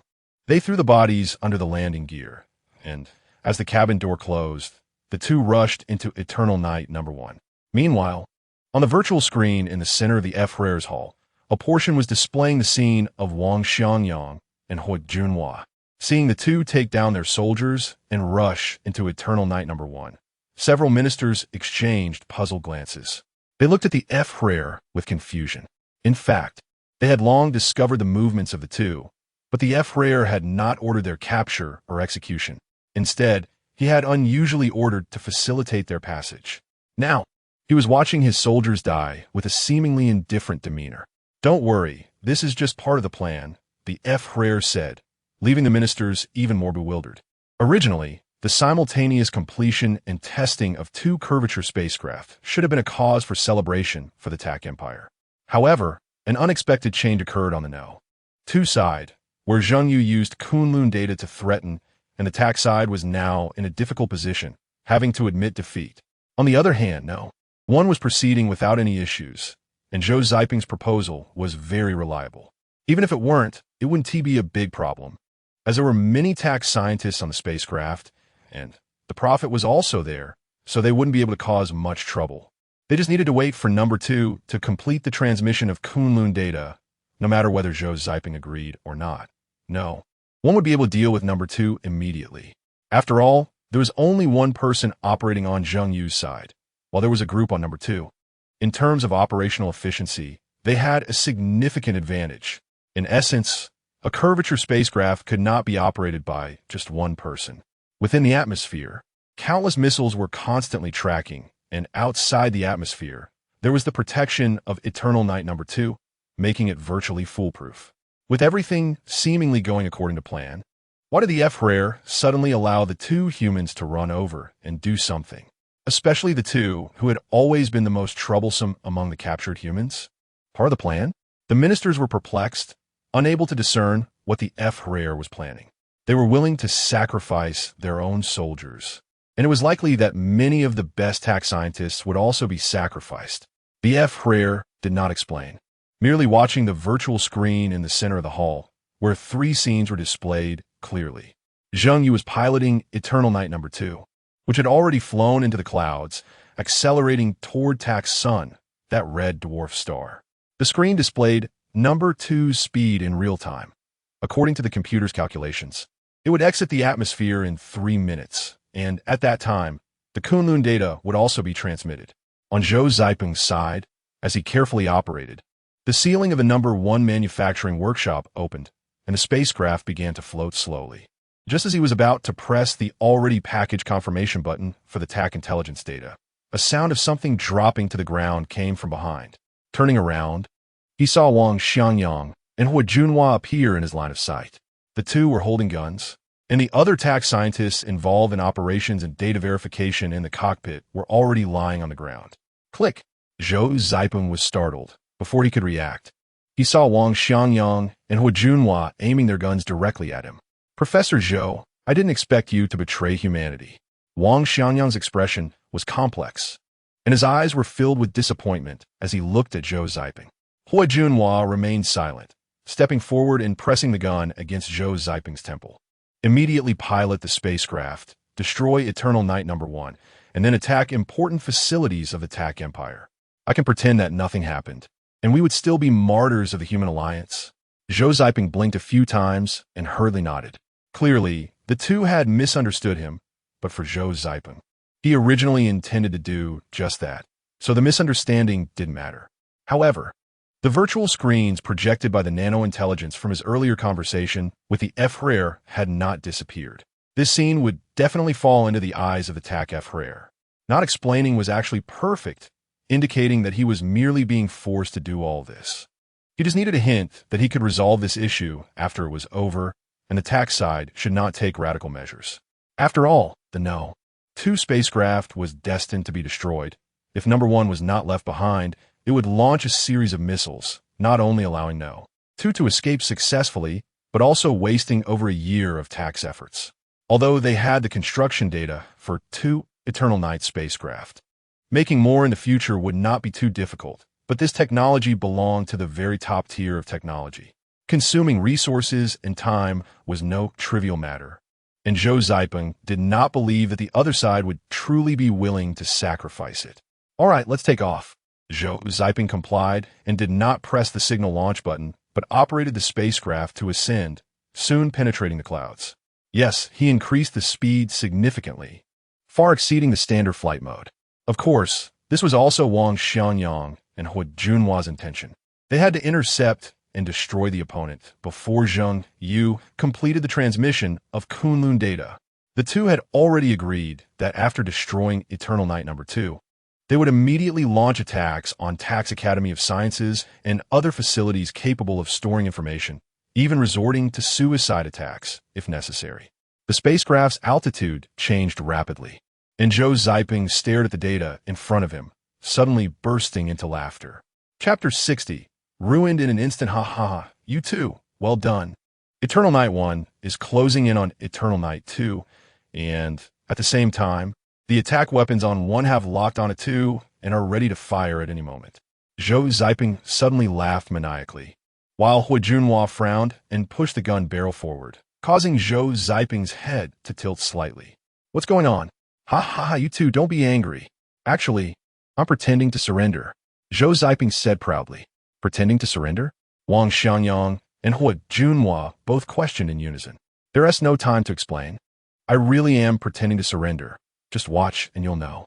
Zhou Ziping straightened his head and pointed to a certain spot on the control panel. First, send all the intelligence from the TAC side to the Alliance, and then shoot down Eternal Night 2. Regardless of whether it's a laser attack or hyperspace transmission, the energy required is enormous.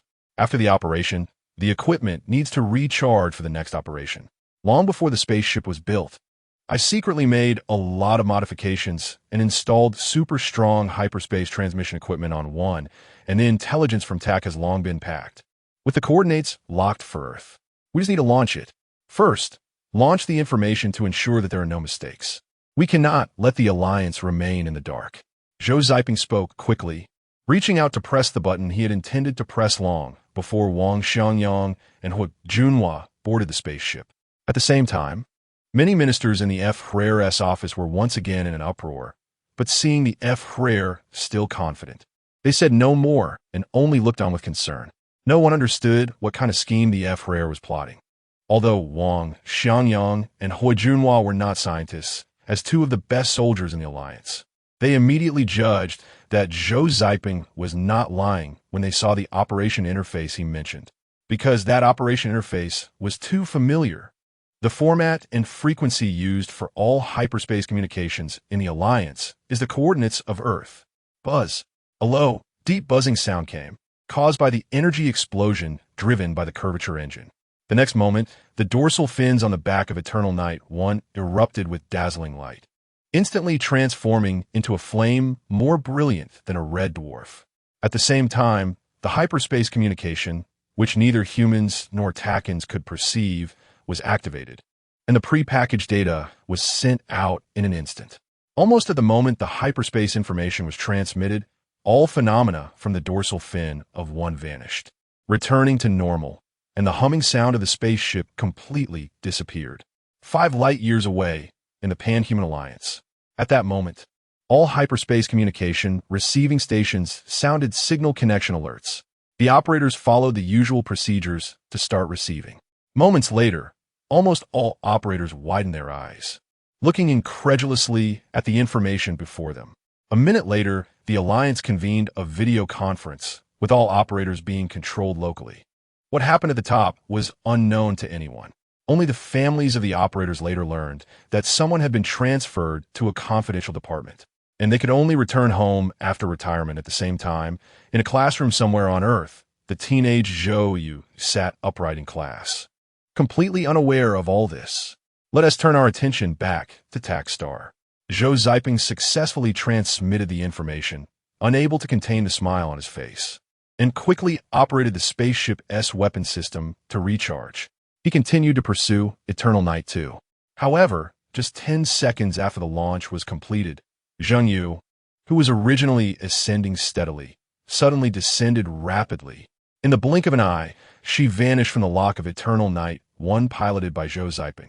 When the spaceship monitoring system captured 2 again, the opponent was already hovering less than 2,000 meters above the ground of the TAC Empire's F. Herrera's office.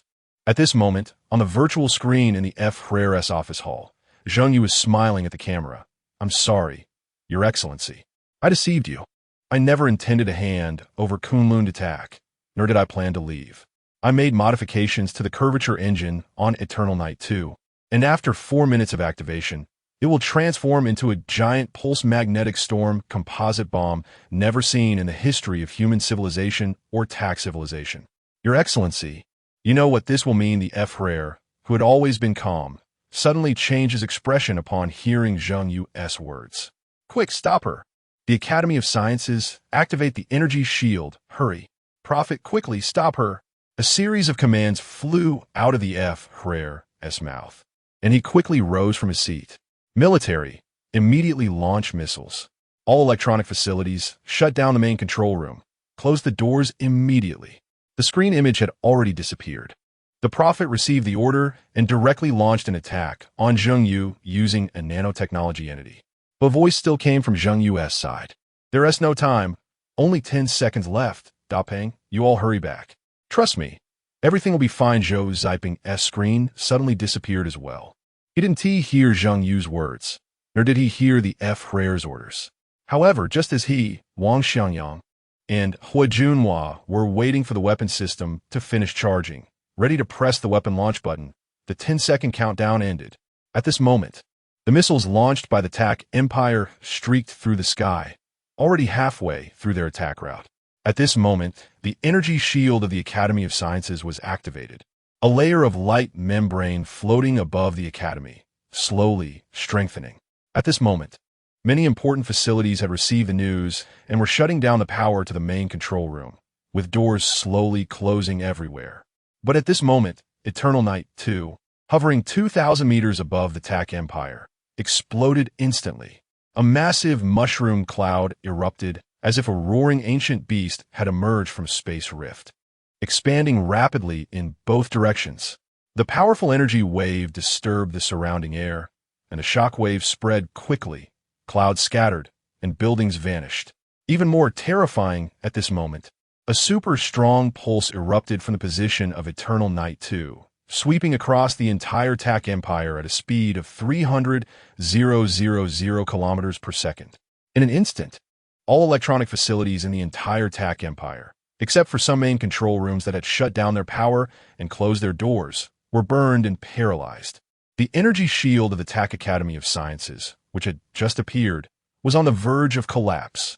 Even more terrifying, the super-strong electromagnetic explosion reached the ground in an instant, and the inherent magnetic field of the TAC planet was instantly destroyed by the external super-strong magnetic field crashing in. The entire planet's magnetic field was violently disturbed, and in less than 5 or 6 seconds, it was completely chaotic. The next moment, geomagnetic storms erupted, sweeping across the globe. The parts of the electronic facilities that had relied on power shutdown and pulse shielding materials for protection became a pile of useless magnets at this moment. The energy shield of the Academy of Sciences shattered at the moment of the geomagnetic explosion, and all facilities were not spared. The missiles flying mid-air were thrown off course by the shockwave, becoming a pile of scrap metal before they could explode. No one knew how Zhou spent those brief 10 seconds after her words fell and the screen image disappeared. But the F-Rare, hiding in the underground bunker of the F-Rare's office, knew. It's over. A century of hard work by the TAC Empire has been ruined in an instant. He underestimated humanity's persistence in belief. The F-Rare's eyes gleamed with malice as he muttered to himself. But we still have hope. Fortunately, I arranged for a backup plan. Chapter 61. Unbelievable at the same moment. Above the Eternal Night 2, the Eternal Night 1 was in chaos. Countless alarms went off instantly. On the main control panel, the system that was originally locked onto Eternal Night 2 indicated that the target had been destroyed. Zhou Ziping stared blankly at the data that appeared on the control panel. The spacecraft had suffered shock waves, a super-strong pulse impact, and was in a geomagnetic storm. With overall damage at 50, it was expected to hold out for another 5 seconds, and immediate evacuation was advised. But Zhou Ziping knew he hadn't even had time to press the weapon launch button. Zhou Ziping was in a daze. But Wang Xiangyang and Hua Junhua were more alert than anyone else. Bang! Hua Junhua shoved Zhou Ziping aside, knocking him to the ground, while he quickly pressed buttons to activate the rapid ascent mode. The Eternal Night 1 shook violently and disappeared from its original position in the blink of an eye, shooting straight into the sky. Trained professionals, the more urgent the situation, the more focused their minds became, and the more adept they were at responding to crises. The target was not attacked but self-destructed, coupled with alarms from the spacecraft.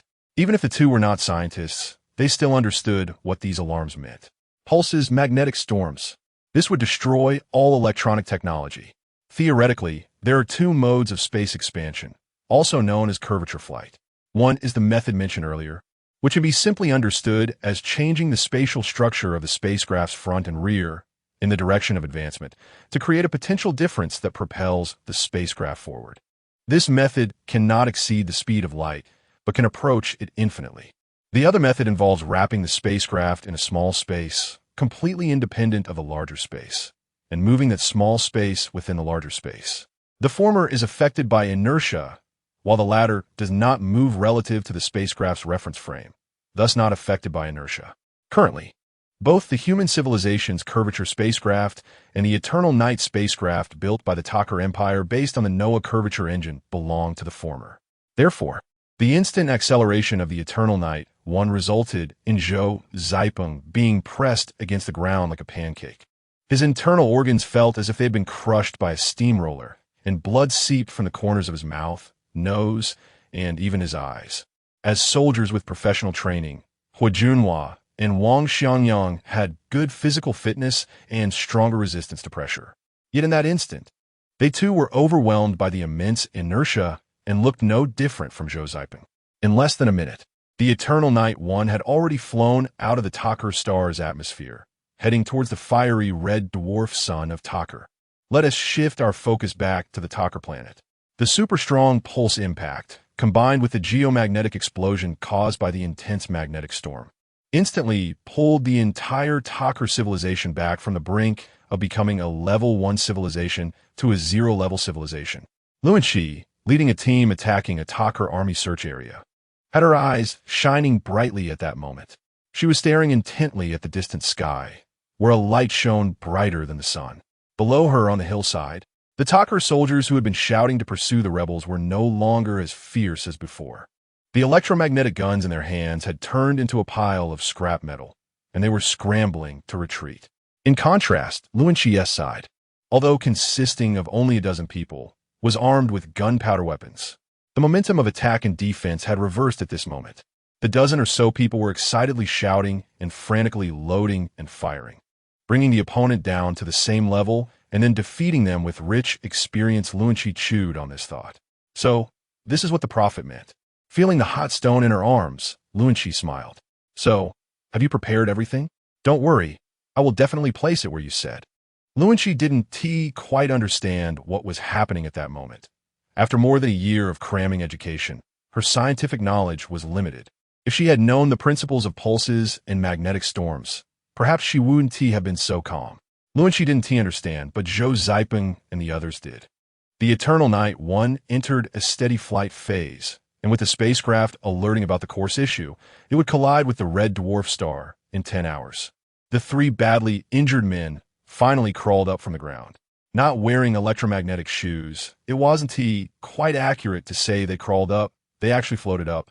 At this moment, Zhou Ziping's injuries were quite serious, appearing as if he was about to pass away. Wang Xiangyang, using his metal prosthetic leg, stood on the ground and pulled the 2 floating in the air back, also giving them electromagnetic shoes. The 3 looked at the data analysis on the main control panel, exchanging glances. From the looks of it, did Eternal Night 2 self-destruct? The second ship had turned into a bomb, with pulses and magnetic storms. Had Takar returned to a primitive society? So, Professor Zheng actually perished with the enemy?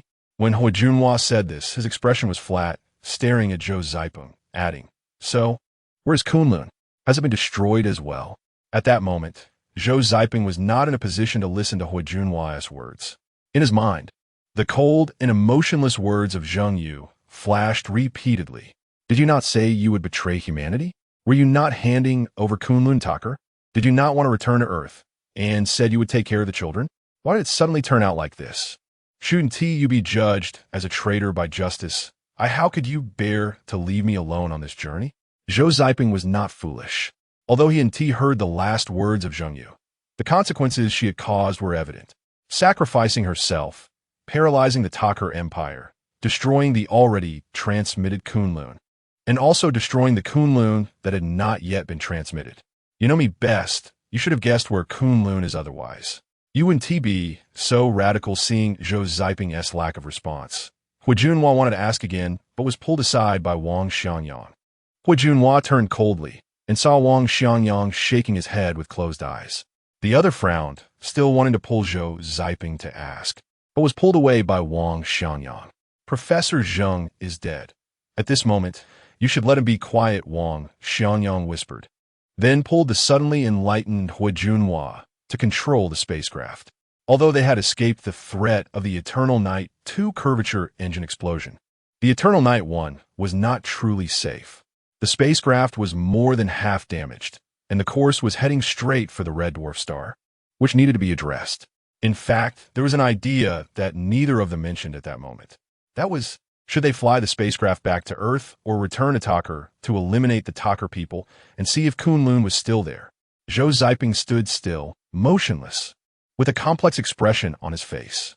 He Junhua and Wang Xiangyang operated the spacecraft as self-repair function, using machinery to address some urgent issues. At the same time, they changed the course. The Eternal Night 2 would slowly adjust its direction, eventually passing at a distant Lagrange point from the red dwarf star. Just as He Junhua and Wang Xiangyang managed to resolve most of the spacecraft's malfunctions with their limited abilities, the previously silent Zhou Ziping seemed to return to normal. He turned around, staring at the 2, and said in a deep voice, You didn't die? Chapter 62 New Plan. So who exactly are you?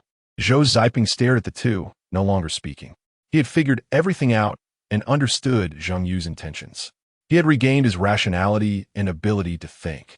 But at that moment, Zhou Ziping suddenly realized the problem. Wasn't Wang Xiangyang and He Junhua supposed to be dead? How could they be alive and well? He Junhua and Wang Xiangyang exchanged glances, and Zhou Ziping took a step back, reaching for his waist. There! He had the weapon he had just picked up from the dead taker. Professor Zhou, don't be nervous. Let Brother Hua explain, Wang Xiangyang said, waving his hands to urge Hua Junhua to clarify. We're not dead. Although we don't know why, we truly are alive. The pain didn't even have time to register before we lost consciousness.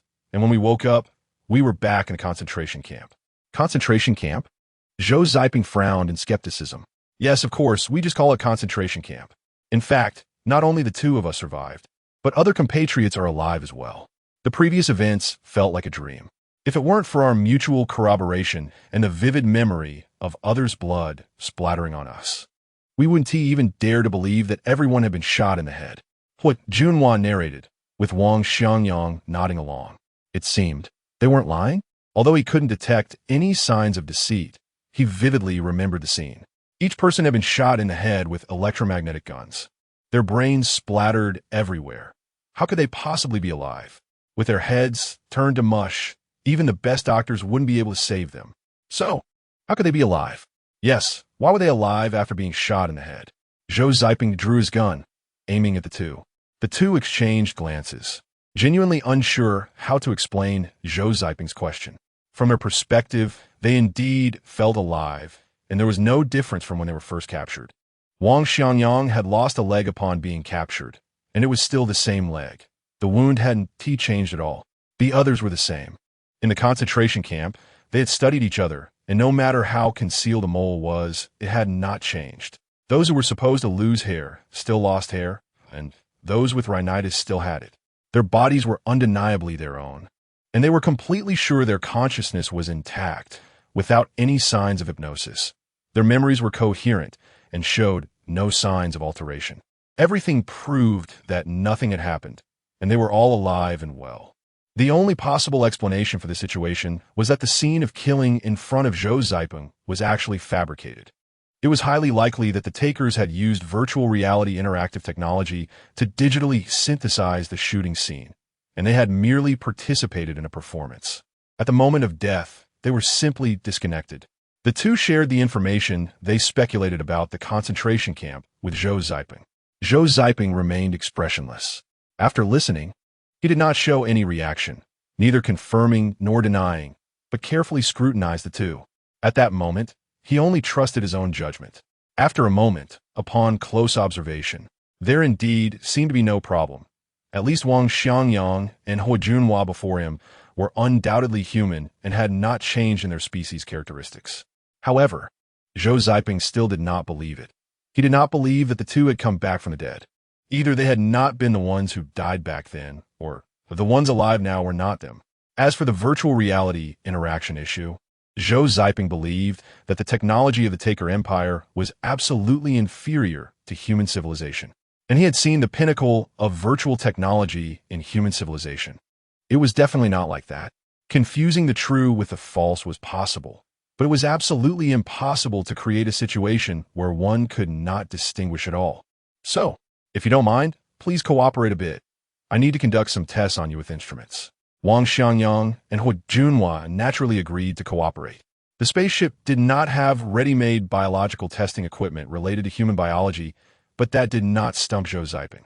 As long as he understood the principles, there were many ways to conduct the tests. Temperature, pulse, heart rate, respiration, blood. The basic information indeed fell within the human range, and they seemed quite healthy. Afterwards, Zhou Ziping also checked their bone age, confirming that their bone ages matched their actual ages, indicating they were not clones grown in accelerated conditions, but rather had genuinely aged bones over the years. The inspection ultimately proved that the two currently had no issues. Professor Zhou, now that you've confirmed we have no issues, what about you? Hua Junhua's face looked a bit unpleasant. Although he understood Zhou Ziping's concerns and was willing to cooperate, that did not mean he was happy about it. He was not one to be easily agreeable, and after all this trouble, it was only natural he wouldn't give Zhou Ziping a good look. Do you want to test me too? Zhou Ziping smiled, but his half-squinted eyes resembled still waters, devoid of emotion. No, what is your purpose in doing this? We saw it. Professor Zhou was obviously trying to take the opportunity to perish with the Taker Empire. What about you, Professor Zhou? Hua Junhua ignored Wang Xiangyang's subtle attempt to pull him back. His questioning remained straightforward. Zhou Ziping didn't mind. If you don't ask, I'll explain anyway. In fact, long ago, when I was fighting alongside the Taker rebels against the Taker Empire, I hid the Kunlun in a certain place. I deceived the Taker Empire's leader, telling him that if he agreed to send me a curvature spaceship to leave, I would tell him how to find the Kunlun. My true intention was to sabotage the construction of the curvature spaceship while ensuring that its super-distance communication system was powerful enough. Then, taking advantage of the test opportunity, I sent a message to Earth. I've already sent the information and told them that the Kunlun was hidden in the Taker, and they should come and look for it carefully. However, as you also know, my plan has clearly been altered by Zhou, so now I actually don't know the whereabouts of the Kunlun. The most likely scenario is that it has already been destroyed in the pulse magnetic storm. Zhou Ziping did not reveal anything about the life gate and the formation issues. Although the two seemed fine, deep down, Zhou Ziping still did not trust them, especially since the two had somehow survived and appeared on the Eternal Night No. 1 spaceship without any hindrance. This was unscientific and illogical. Zhou Ziping was too familiar with the construction workshop of Eternal Night No. 1. The cross-sectional surveillance and infrared security systems were dense and intricate. It was completely impossible for two people to appear on Eternal Night No. 1 without being detected, unless the Taker Empire was blind. Moreover, during the inspection, he had already clarified the two's process of infiltrating. To put it bluntly, it was no different from running naked. Therefore, Zhou Ziping did not believe them at all. As for why the Taker Empire would do this, although Zhou Ziping had not figured it out, that did not prevent him from restraining all his emotions and making rational choices. Thus, a small plan began to take shape in Zhou Ziping's mind. Chapter 63. Reckless Determination. What should we do next? Do either of you have any suggestions? Wang Xiangyang frowned and glanced at Hu Junhua beside him, clearly wanting to discuss it with him, but Hu Junhua seemed to have no intention of doing so. He spoke to himself. Since you know roughly where Kunlun is, and because of the magnetic storm and pulse, I believe the Tak Empire 1T be able to stop us for a while. I suggest we return to Tak Star, search for Kunlun, and simultaneously launch a carpet bombing against the Tak Empire, ideally completely destroying it. After Hu Junhua finished speaking, he turned to look at Wang Xiangyang, staring intently at him. Wang Xiangyang opened his mouth, but before he could reply, he heard Zhou Ziping refuse. No. You know that the Tak Empire has mastered artificial gravity, which is a technology that human civilization currently does not possess. Moreover, based on the fundamental theories of physics, the application of artificial gravity is actually similar to that of a curvature engine. I suspect that the reason the Tak were able to successfully replicate the curvature engine in just over a year is largely due to their mastery of artificial gravity. If they can create artificial gravity, it means they have anti-gravity technology. So, while it seems Zhou Yu has destroyed the electronic facilities of the Tak Empire, do you think they lack corresponding weapons in the area of cutting-edge technology? How does our civilization ensure combat effectiveness with advanced weapons? As soldiers, you cannot be unaware of this, so, although the Tak Empire is paralyzed, their advanced weapons are definitely not paralyzed. We could go back and destroy a lot of the Tak Empire's facilities, killing billions of civilians. But once we go back, there will be no chance of escape. It's not that I'm afraid of dying, but once they wait for me to find Kunlun and then take action like directly activating the gravity field, the spaceship will be completely restrained. At that point, wouldn't that just be making a wedding dress for someone else? Zhou Ziping racked his brains to refute Hu Junhua's proposal. As for the real reason, he did not speak it out loud. Still, the question remained, why were the two of them alive? Until this core question was answered, no matter what Hu Junhua and Wang Xiangyang proposed, he would refuse. Because that could very well be the Tak Empire's purpose. Now, if they wanted to go back, did the Tak Empire want Zhou Ziping and the others to pilot the Eternal Night No. 1 back? What was the purpose of returning? Perhaps it was just as he said earlier, to find Kunlun using their hands. No, when the two of them arrived, Zhou Yu had already begun to transmit Kunlun. This was definitely not the Emperor's purpose. Moreover, it was evident that Zhou Yu's plan had never been uncovered by the Tak. Otherwise, it wouldn't have led to such serious consequences. Kunlun was indeed important, But if the price was the paralysis of almost all the civilization's accumulation, it would not be worth it, unless they had gone mad. With this thought, Zhou Ziping frowned. Could it be that the Frere guessed that when facing these two people who had died before him, he wouldn't believe anything they said? Therefore, when the suggestion to return was made, he would surely not believe it and thus would not return. So would they return to human civilization? Was this the purpose of the attack Frere? The three of us returned to human civilization. Hua Junhua and Wang Xiangyang carried biological weapons, and once they erupted, the consequences would be unimaginable. The Frere couldn't possibly guess that I knew this. He should know that I wouldn't let the two of them return to human civilization. So, the deduction returned to the starting point. What exactly was going on? Zhou Ziping thought in circles until he was almost dizzy and still didn't understand. They couldn't return, nor could they fall. Was it possible to just drift like this? Or charge into a red dwarf? I have to say, this is indeed a good method. After all, human civilization has already obtained intelligence information. Moreover, for the Tak Empire, under such intense pulses and magnetic storms, Kunlun would have no chance of survival. As for the Kunlun in Zheng Yu's hands, such a violent explosion would certainly turn the small storage disk to dust. Therefore, on the surface, it seemed that the Kunlun in the eyes of the Tak Empire had already been completely destroyed. They just needed to wait for the human fleet to cross the galaxy and arrive here. Even if the storage disk I left behind was destroyed, it didn't matter. After all, Zheng Yu dared to do this. She must have made arrangements. As long as her arrangements were sound, with the strength of human civilization, finding Kunlun would be easy. So, in fact, we don't need to do anything. After finishing his analysis, Zhou Ziping finally lifted his head and said to the two, "For now, we are temporarily safe, and we have already contacted the Alliance. I propose that we hover around Tak Star for the time being, first shooting down the Tak Empire's satellites. They launch one, we destroy one. If any spaceship comes out, we must destroy it at the first opportunity. Before the Alliance arrives, your task is to completely lock down Tak's space activities." Wang Xianyang noticed Zhou Ziping's wording and asked, "We? What about you? Do you have other plans?" Zhou Ziping's eyes were cold as he half-squinted and turned to the control panel. "Yes, as for me, the White Emperor fighter is mounted on the Eternal Night No. 1. I will pilot it to the Tak Empire. Although it was damaged due to the previous pulse and magnetic storm, it shouldn't be difficult to repair." Hua Junhua pressed. "What are you going to do in the Tak Empire?" "To destroy the Frere's residence, destroy important facilities, destroy skyscrapers, destroy top talents." Zheng Yu sacrificed herself. "I have to go back to accompany her and take revenge for her." Zhou Ziping's words were resolute, his cold gaze showing no signs of change. Hua Junhua and Wang Xiangyang were clearly startled by this. If the three of them were to die together, the two had no objections. If all three lived, waiting for the Alliance to arrive, the two also had no objections.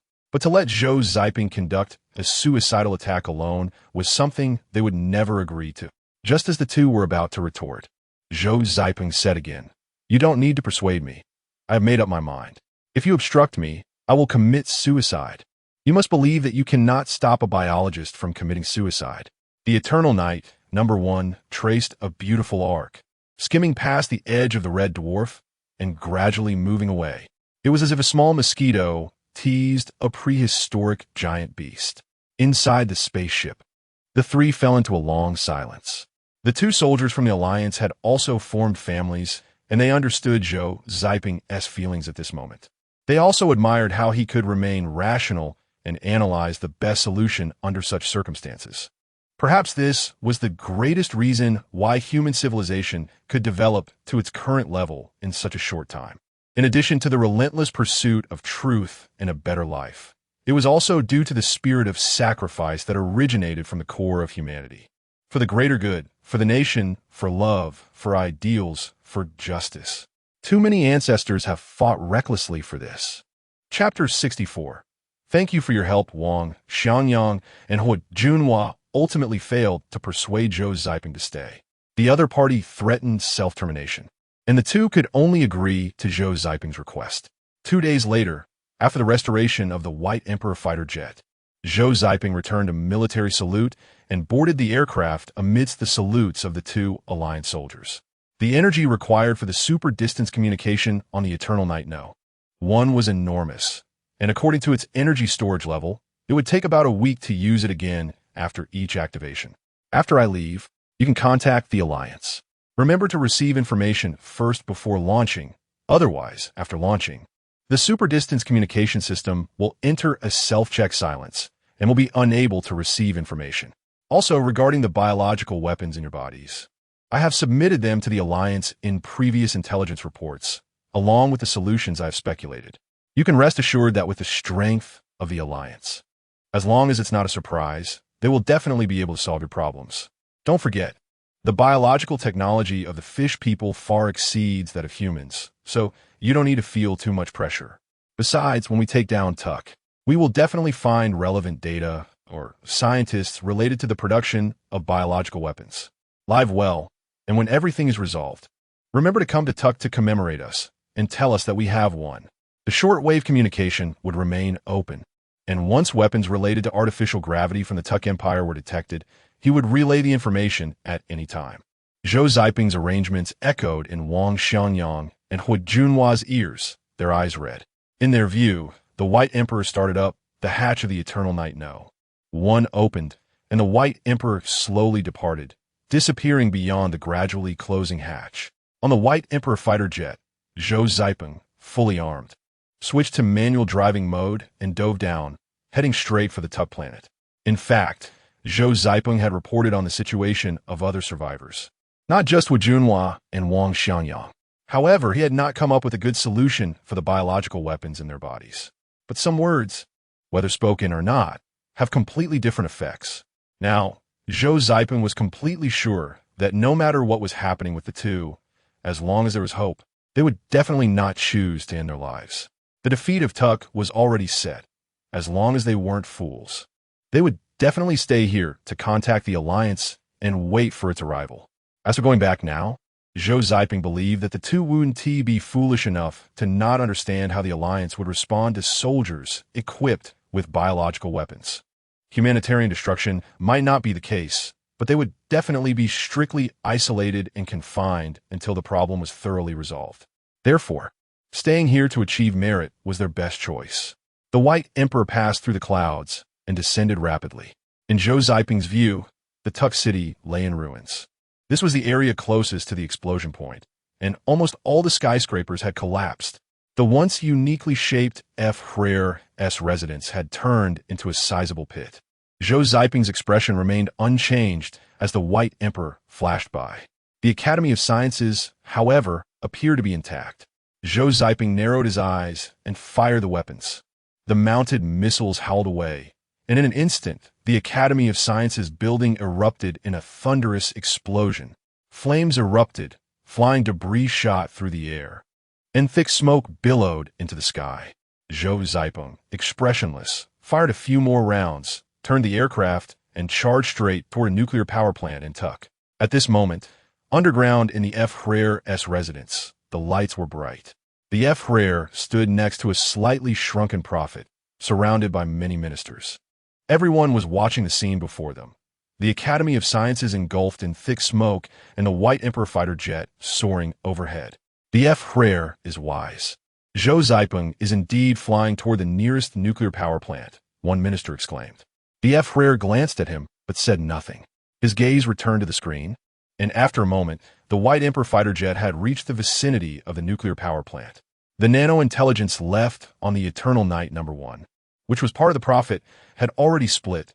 One part remained on the Eternal Night No. 1, while the other followed Zhou Ziping aboard the White Emperor fighter jet. Zhou Ziping was aware of this. Although he had only seen it when the virtual screen was displayed on the Eternal Night No. 1, he had not discovered it since. But he would never be foolish enough to ignore this point. Therefore, all his previous words also had the intention of informing the F. Rare. The Prophet was a product designed by that perverse scientist Tian Shishio, who referenced the cellular structure of biological entities, creating a polymerizable nano-intelligence to safeguard his divine plan. After witnessing the new information launch station of the Tuck Empire last time, Zhou Ziping had confirmed that the Tuck Empire had already mastered this technology. At the very least, they could replicate it, Otherwise, with the scale of the divine plan, it would be impossible to launch so many nano-intelligences sufficient to form humanoid quantities. This was another reason why he charged into the Tuk Empire without hesitation. The Prophet must not continue to exist, at least not be mass-produced. Otherwise, there would be endless troubles. A towering nuclear power cooling facility appeared before him, and Zhou Ziping sneered, manipulating the White Emperor fighter jet to charge rapidly, seemingly aiming to crash into the nuclear reactor. Although the previous pulse and magnetic storm had almost paralyzed the entire electronic facilities of the Tuk Empire, and the nuclear power plant was not in operation at the moment, Zhou Ziping knew that the nuclear power plant had multiple protections. Even if damaged, it wouldn't be too severe, and recovery would not be difficult. Destruction was imperative. Underground in the F.R.'s residence, all Tuk people nervously stared at the scene before them. Closer, closer. Several ministers didn't even dare to breathe. After the self-destruction of the Eternal Night No. 2, the ministers were anxious. But the wise F.R. stabilized their hearts with a single statement. The Empire's research and application of artificial gravity had not been damaged in this incident. Zhou Ziping would definitely return, and then capture the opponent using artificial gravity. Moreover, long before Zhou Ziping made his choice, the F.R. had already predicted the outcome. The ministers then realized that the Eternal Night No. 1 had been deliberately left there by the F.R. Although the F.R. knew that this was not the original plan, given the current situation, it wasn't a bad thing. What the F.R. truly cared about was just the White Emperor. After a series of changes, the F.R. also modified part of his plan to capture the White Emperor for replication. Previously focused on the manufacturing of curvature spacecraft. Although the White Emperor had retained almost all parameters, there hadn't been enough time for replication, and now, all data had been destroyed by the pulse and magnetic storm. Therefore, a day prior, this nuclear power plant had already laid out a web of traps. The artificial gravity weapon was set up here, waiting for Zhou Ziping to take the bait. Saying it took a long time was actually just a moment. Zhou Ziping entered the effective range of the artificial gravity. However, at the next moment, just as the F.R. ordered the weapon to be activated, Zhou Ziping suddenly pulled the control stick, and the White Emperor darted away like a dragonfly skimming the surface of the water, escaping from the edge of the gravitational field. At the same time, all buildings in the nuclear power plant collapsed under the suddenly increased immense gravity. Your Excellency, thank you for your help. Zhou Ziping suddenly laughed wildly as the missiles howled down, heading straight for the already exposed artificial gravity-related facilities. This time, the pulse and magnetic storm had not destroyed the artificial gravity, indicating that after the electrical system was destroyed by the pulse bomb years ago, upgrades and optimizations had been made.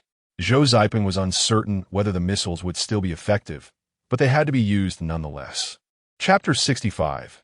Each with their own thoughts, Zhou Ziping secretly thought that his speculation was indeed correct. The Tuk Empire still had a backup plan.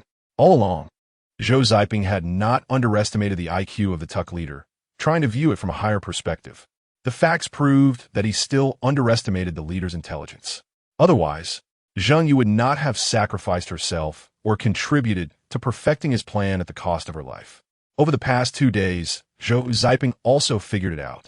Perhaps Zheng Yu discovered that there were fatal flaws in his plan, which is why she acted this way. The result of this action clearly dragged the Tuk Empire's civilization level down to the lowest point. The foundation of civilization still existed, and the spark of life would continue to shine, but in a short time, the military strength of the Tuk Empire had been reduced to a level comparable to that of the insurgents. What he needed to do now was to deliver another blow, bringing the Tuk Empire back to a feudal level. Looking at the 2 missiles diving down, Zhou Ziping maneuvered the fighter jet, once again skimming past the edge of the gravity field. Boom! The moment one missile entered the artificial gravity field, it exploded violently. The other one hit the ground and detonated. Zhou Ziping was momentarily stunned, but quickly understood what was happening. It turned out that the Tuk Empire's artificial gravity did not cover the entire area. Judging by the situation, it was a point distribution. They probably did not have the capability to create a large-scale coverage and could only arrange small areas together, leaving gaps in the gravity field. The first missile triggered an explosion due to the sudden change in gravity. The second one passed through the gap and exploded on the ground. At the same time, underground at the Tuk Empire's leader's residence, many ministers, holding their breath, exchanged glances. For a moment, some dared not look at the leader's expression.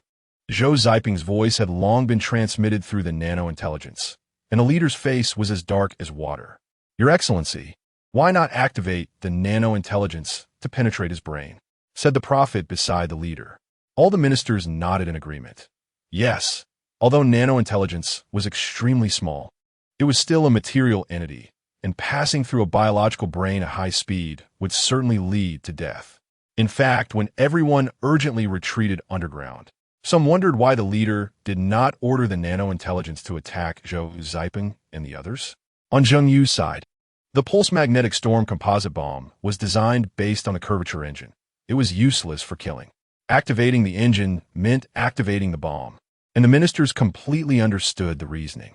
Moreover, not killing Zheng Yu left no possibility of survival. However, on Zhou Ziping's side, as long as he dealt with the three of them in a timely manner, the Eternal Night #1 could still be controlled. Why would there be so much trouble? Or did the leader think that the nano-intelligence could not kill the three of them and prefer to remain on the spaceship to monitor? But now, it was only Zhou Ziping, and the other party clearly knew he had nano-intelligence monitoring him. So keeping the nano-intelligence would not be of much use. Rather than being a mere decoration, it was better to follow the prophet's suggestion and eliminate the opponent. Seeing the minister's gazes turn towards him, the leader sneered contemptuously. "You think of what I cannot think of. No need to rush. The nano-intelligence will remain inactive. Without my orders, it will lie dormant for now." Just as the leader's words fell, there were two more violent explosions as Zhou Ziping dropped two more bombs. The nuclear power plant had become a sea of fire. The ground facilities were reduced to rubble. Under the dual effects of the gravity field and the missiles, even the ultra-high-strength radiation-resistant materials were shattered into pieces. However, Zhou Ziping did not feel any satisfaction. Even the wild laughter from earlier was gone. The nuclear power plant had been blown to such an extent, yet it did not explode from within. Moreover, no matter how one reasoned, there should be a presence of nano-intelligence here. Why was there no message from the leader, nor any attack from the other side? Zhou Ziping had seen nano-intelligence kill before, last time at the new information transmission base of the Tuk Empire. If it weren't for the power outage causing the nano-intelligence to run out of power, all the insurgents would have been wiped out. Something was wrong. Something was not right. Zhou Ziping realized that the situation seemed to be more complicated than he imagined. Was the energy system of the artificial gravity not provided by this nuclear power plant? Otherwise, as long as the reactor was in operation, it should not have been able to withstand these waves of attacks without a scratch. Was it possible that the nano-intelligence was not on the White Emperor? Otherwise, how could there be no reaction from a Tuk leader? Not killing me, nor even talking to me. What was the reason? Oh, he knows I am maintaining communication with Wang, Xiangyang, and Hua Junhua on the Eternal Night #1. So he wants to avoid exposure? Avoid exposing the nano-intelligence? Could it be that the Tuk leader still aimed to use nano-intelligence to defeat the two soldiers and then seize the Eternal Night #1? Zhou Ziping felt that something was off, but after thinking it through, he could not find the best explanation. He could only grit his teeth and conduct another round of bombardment on a nuclear power plant area. The missiles mounted on the White Emperor fighter jet were already limited, and after using quite a few, after 3 rounds of bombing, the nuclear power plant seemed completely destroyed, yet the gravity field still did not disappear, and the nuclear reactor had not exploded. Underground at the leader's residence, Zhou Ziping's face was clearly displayed on screen. Seeing the confusion in Zhou Ziping's eyes, the leader's mouth curled into a satisfied smile. It was unclear when the internal situation of the Eternal Night #1 had begun to be displayed in real time on the virtual screen in the underground hall. At this moment, Wang Xiangyang and Hua Junhua were perhaps putting all their effort into repairing the spaceship to alleviate the pressure brought by Zhou Ziping's solo venture. After the spaceship's self-repair and urgent repairs over the past 2 days, along with the two's earnest cooperation, the faults on the Eternal Night #1 were basically repaired, leaving only some minor, inconsequential areas. Although the two seemed to be silent and completely focused on their work, their attention remained primarily on the earpiece. This communication had been set by Zhou Ziping to one-way reception, and they only discovered it after he left. Therefore, after Zhou Ziping flew away, their focus was always on the earpiece. However, Zhou Ziping only mocked the leader of the Tuck Empire and provided no further information, which left them anxious. Unknown to them, the Prophet's nano-intelligence was currently resting on their earpiece, waiting quietly. At the same time, at the moment all faults on the Eternal Night number 1 were eliminated, a series of data appeared on the main console without warning, only to vanish again in an instant. Wang Xiangyang and Hui Junhua were completely unaware of this. Just as the data disappeared within the life pod of the Eternal Night number 1, a cube wrapped in the sleep facility slid out automatically. Each of the three parties had their own thoughts, yet none knew where the outcome was heading. Chapter 66 Show weakness to the enemy almost at the same time the life capsule slid out of the cube. The nano-intelligence that had been on the earphones of Wang Xiangyang and Hui Junhua silently divided again. At the same time, underground at the headquarters of the Tuck Empire, a new screen appeared in front of the leader and the ministers. It was the perspective of the newly divided nano-intelligence. The nano-intelligence was moving quickly and soon appeared at the life capsule. The large cube had been removed from the sleep chamber by the automatic system and was quietly lying on the ground. The moment the nano-intelligence arrived, it swiftly flew into the body of the auxiliary robot inside the life capsule. The next moment, the robot activated and opened the cube. As the perspective was exposed, all the Tuck ministers looking at the screen gasped in shock. Inside the cube was a thin layer of ice membrane, and beneath the ice membrane were countless milky white particles the size of peas. If it were anyone else, they might not understand what these things were. But the Tuck ministers knew all too well. This was an egg. Inside the egg were countless seeds. Everyone's breathing became rapid. At this moment, one word flashed through everyone's mind: the plan of the gods. The moment they saw this, almost all the Tuck people were stunned, and the doubts that had lingered in their hearts, the fog that had shrouded their minds, dissipated in an instant. All the negative emotions, such as dissatisfaction and speculation regarding the leader's mysterious operations, disappeared completely at this moment. It turned out that everything was prepared for the plan of the gods. Although it seemed a bit complicated and costly, as long as the plan of the gods could proceed smoothly, everything would be worth it. The robot controlled by the Prophet carefully took an egg from the cube, gently placed it in the robot's embrace, covered the cube again, and activated the sleep chamber button. The cube was automatically returned to the sleep chamber, and as the lid of the sleep chamber closed, everything seemed to return to normal. There was no difference from before. The robot returned to its original position, motionless. At that moment, all the ministers focused their attention on the perspective of the nano-intelligence, while no one was paying attention to Zhou Ziping. Just as everyone was anticipating the next operation of the nano-intelligence, they heard the leader give an order to the Prophet. "All right, you can turn off the artificial gravity." "Understood, leader." As the Prophet's words fell, the nuclear power plant that Zhou Ziping was bombarding, which had previously been limited by extremely strong gravity, changed from the scene where the explosions were pulled back by gravity before they could fly far. It returned to normal. Debris soared high and fell far away. Zhou Ziping's expression did not improve. The White Emperor fighter jet had limited carrying capacity, and at this moment the bombs were all used up. It was as if God had calculated everything in advance. With the last bomb falling, the artificial gravity was destroyed. Too coincidental. Zhou Ziping did not believe it at all. Moreover, before this, he had dropped all the pulse bombs, which had no effect on the artificial gravity, indicating that the equipment was likely protected by a thick underground shelter, unable to be penetrated even by pulses. Was it just a coincidence that the last bomb destroyed it? No one would believe it if he said it. The White Emperor fighter jet changed direction and headed straight for the next nuclear power station. Meanwhile, Wang Xiangyang and Hui Junhua's earphones again received Zhou Ziping's voice. "Tuck has mature artificial gravity weapons. I just destroyed them, and the video information and combat parameters have been sent to Eternal Night number 1. Remember to send it to the Alliance for verification. I suspect it hasn't been completely destroyed, but rather it's a show of weakness." "Received," the two replied. But Zhou Ziping did not open the reception, so he naturally could not hear it. However, the leader and the ministers heard it clearly because of the presence of the nano-intelligence. A smile finally appeared on the leader's face. The ministers looked puzzled, but soon showed expressions of realization. Clearly, many had understood the leader's meaning. Eternal Night Number 1 must remain in outer space. It cannot go to the human alliance nor return to Tuckstar.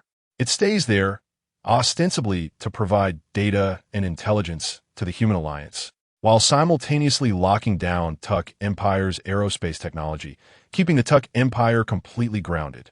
When the human alliance arrives, they can effortlessly destroy the Tuck Empire and then search for Kunlun. Although Kunlun has likely been completely destroyed by the pulse and magnetic storms, there is still a glimmer of hope for preservation. After all, what if it were placed in some special material? In reality, with the nano-intelligence on board Eternal Night Number 1, the Tuck Empire will monitor Eternal Night Number 1 at all times in the years to come. No matter what information Wang, Xiangyang, and Hu Junhua communicated with the human alliance, the Tuck Empire would be fully aware, and the nano-intelligence, which had not appeared since Zheng Yu's self-detonation, would not appear before humanity in the future.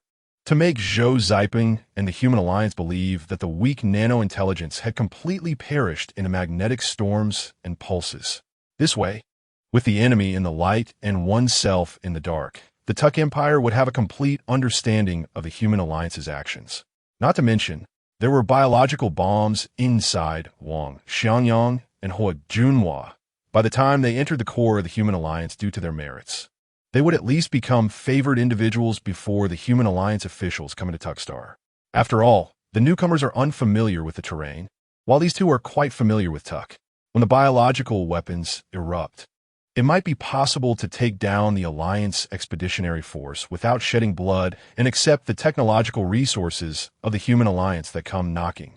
Meanwhile, Zhou Ziping's side seemed unconcerned, allowing all of his trump cards to be destroyed, which would be more beneficial for the human alliance's misjudgment of the military strength of the Tuck Empire, increasing their chances of victory. Even if Zhou Ziping emphasized showing weakness, so what? Even if the alliance analysis believed that the Tuck Empire was likely showing weakness, it didn't matter, compared to having direct evidence proving trump cards. The persuasive power of analytical speculation was much weaker. Furthermore, to make the human alliance believe this, all surviving facilities on the surface would be destroyed by the White Emperor.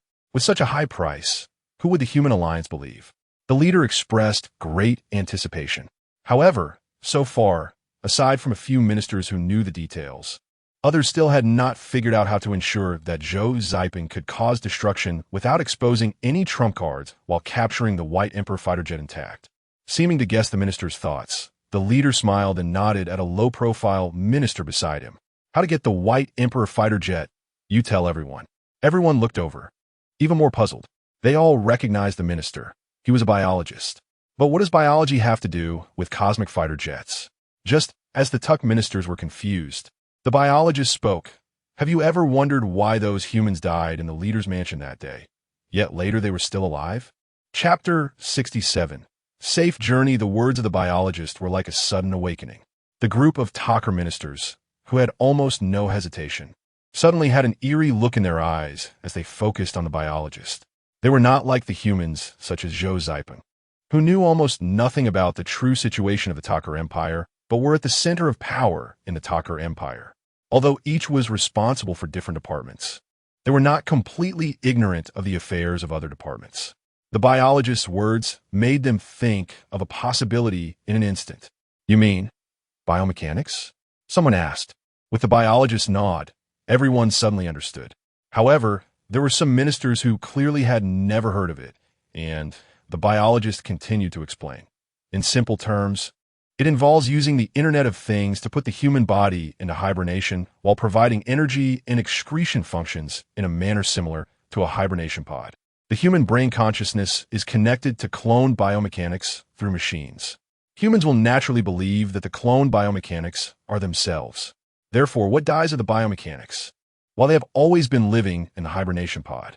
As the biologist finished speaking, someone immediately raised a question. What about Zheng Yu and Zhou Ziping? Same. But these two are a bit troublesome. One is holding a bomb, and the other is remarkably clever, so it took a lot of effort to deal with them. Of course, to prevent them from discovering anything unusual, that remote control only did a preliminary scan and was not opened. It was moved intact.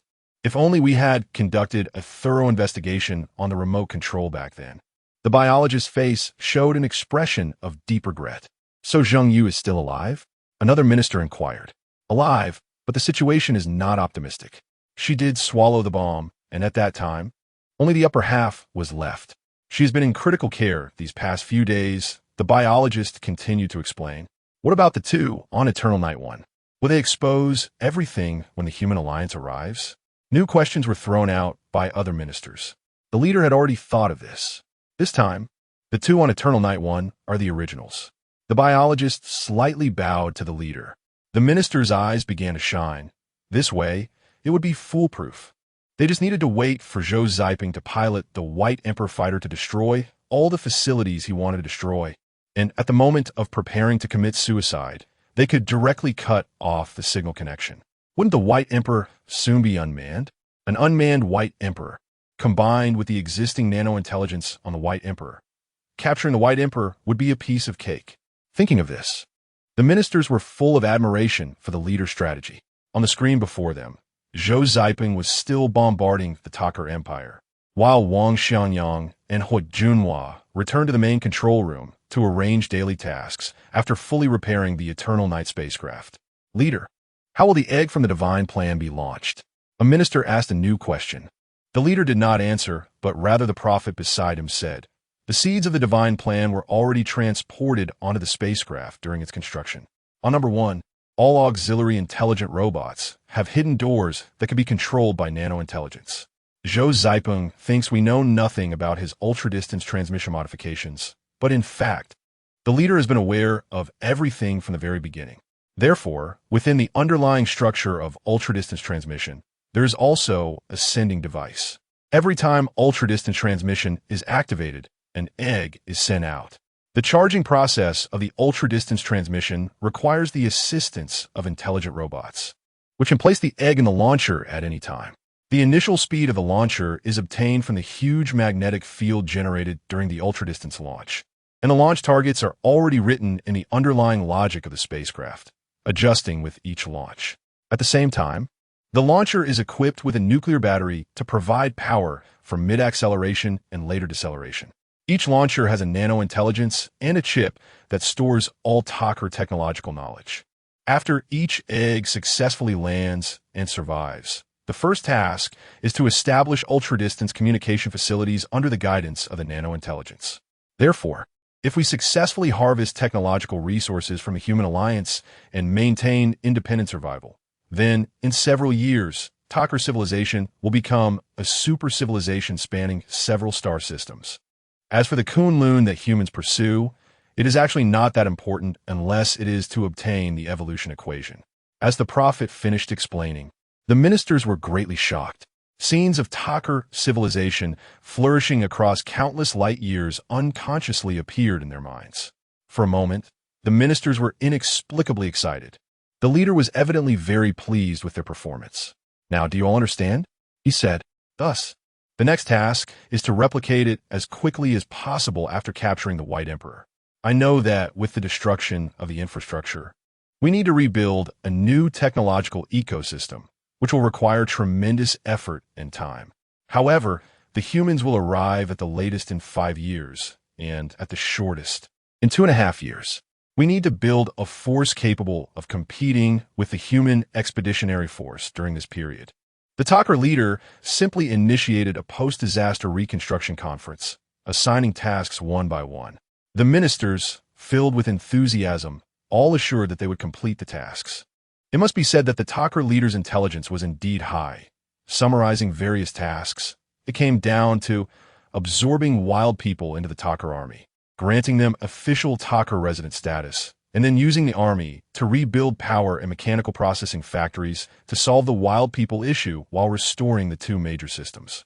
Mechanical processing would mainly rely on intelligent robots, supplemented by intelligent robots to carry out the production of advanced weapons, including the replication of the White Emperor fighter and the manufacturing of curvature spacecraft. At that time, the army would be responsible for rebuilding living facilities. Top talents would be responsible for upgrading and optimizing artificial gravity weapons, developing ground-to-air weapons, and creating pulse and magnetic storm bombs, especially for defenses against pulses and magnetic storms. They must be arranged on all important military strike facilities, just in case. As time passed, without ballistic bombs, Zhou Ziping had to use laser weapons to destroy nuclear power stations and other surviving high-tech facilities.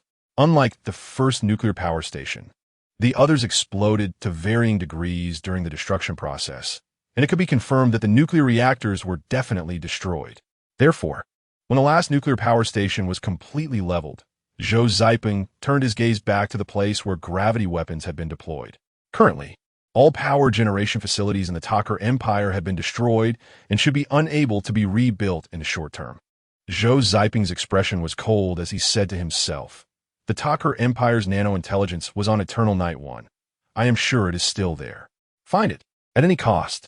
From the perspective of the nano-intelligence, after Zhou Ziping finished speaking, he took off his helmet and threw it aside, exposing himself to the air inside the White Emperor. The Takar ministers stopped discussing and stared at the screen, waiting to witness the scene of Zhou Ziping's suicidal attack, cutting off the signal and controlling the White Emperor. However, the next moment, something unexpected happened. Zhou Ziping suddenly smiled. If it were only that, it wouldn't matter. The key moment was that at this moment, Zhou Ziping's emotionless gaze was fixed on the Takar ministers. This meant that the other side was watching the nano-intelligence smile. "Leader, long time no see." As Zhou Ziping's words fell, the entire screen suddenly went black, and everything disappeared. "What happened?" The leader frowned, and the prophet beside him immediately replied, "Electrocution. That crazy person connected the main circuit of the spacecraft to the outer shell. The nano-intelligence is burnout. Hurry, disconnect Zhou Ziping's connection." The leader gave the order, and the prophet quickly relayed the message. But no one knew that just in the brief seconds of conversation between the Emperor and the prophet, Zhou Ziping, with smoke billowing from his mouth, murmured, "I'm sorry, but I have no choice." He pressed 2 buttons, then tilted his head to one side, and fell silent. The White Emperor fighter jet sliced through the sky, continuously accelerating, with the intelligent driving system broadcasting updates. The White Emperor Martyr mode was activated, with overload propulsion engaged, 10 kilometers to the target, estimated final speed of 50,000 meters per second. Attention, this command cannot be changed. The pilot must parachute immediately. Meanwhile, on the Eternal Night number 1, the USB drive that Zhou Ziping had used to send information to the Human Alliance displayed a series of garbled numbers. At the same moment, Wang Xiangyang and Hua Junhua heard the broadcast from the White Emperor's intelligent driving system in their headsets. They exchanged a glance, combining Zhou Ziping's earlier words with a long string of garbled data, instantly understanding his meaning. Without time for sadness, the two quickly took action. They closed the interface to only display the data receiving progress. A few seconds later, the information reception was complete and a harsh electrical noise came through the headsets, followed by complete silence. Wang Xiangyang trembled as he packaged the data directly and saved it to the USB drive, pulling it out. "Professor Zhou, safe travels. We will find him." Meanwhile, in the Tak Empire, the first nuclear power plant attack by Zhou Ziping's White Emperor erupted with a deafening explosion. The previously impenetrable special materials cracked like tofu under the high-speed impact of the White Emperor fighter jet. The hidden nuclear reactor beneath the ground exploded directly, and the artificial gravity devices built around it turned to ashes. A mushroom cloud rose slowly in the underground of the Tak Emperor's palace. With the earth shaking violently, many ministers stumbled. The Emperor, supported by the prophet, had a pale face. Chapter 68. Initial exploration of the mystery of the story that took place on Tukstar has not yet ended. Let's pick up where we left off last week and turn our attention back to the distant light years away, to the Juman star. The Pioneer Legion has developed a production area here, which is the location that the bald man mentioned during his time in prison, a place where he and his comrades made a significant and shocking discovery. The mysterious person who guided Zhou Yu out of prison and was revealed by Zhou Yu on the evening of his release is none other than the irritable Commander Bob, whom Zhou Yu met on the day of his investigation. He made a detour and explained what he knew about the Gods Project, ultimately telling Zhou Yu that. From the investigation team of the Gods Project back in the day, only two people returned.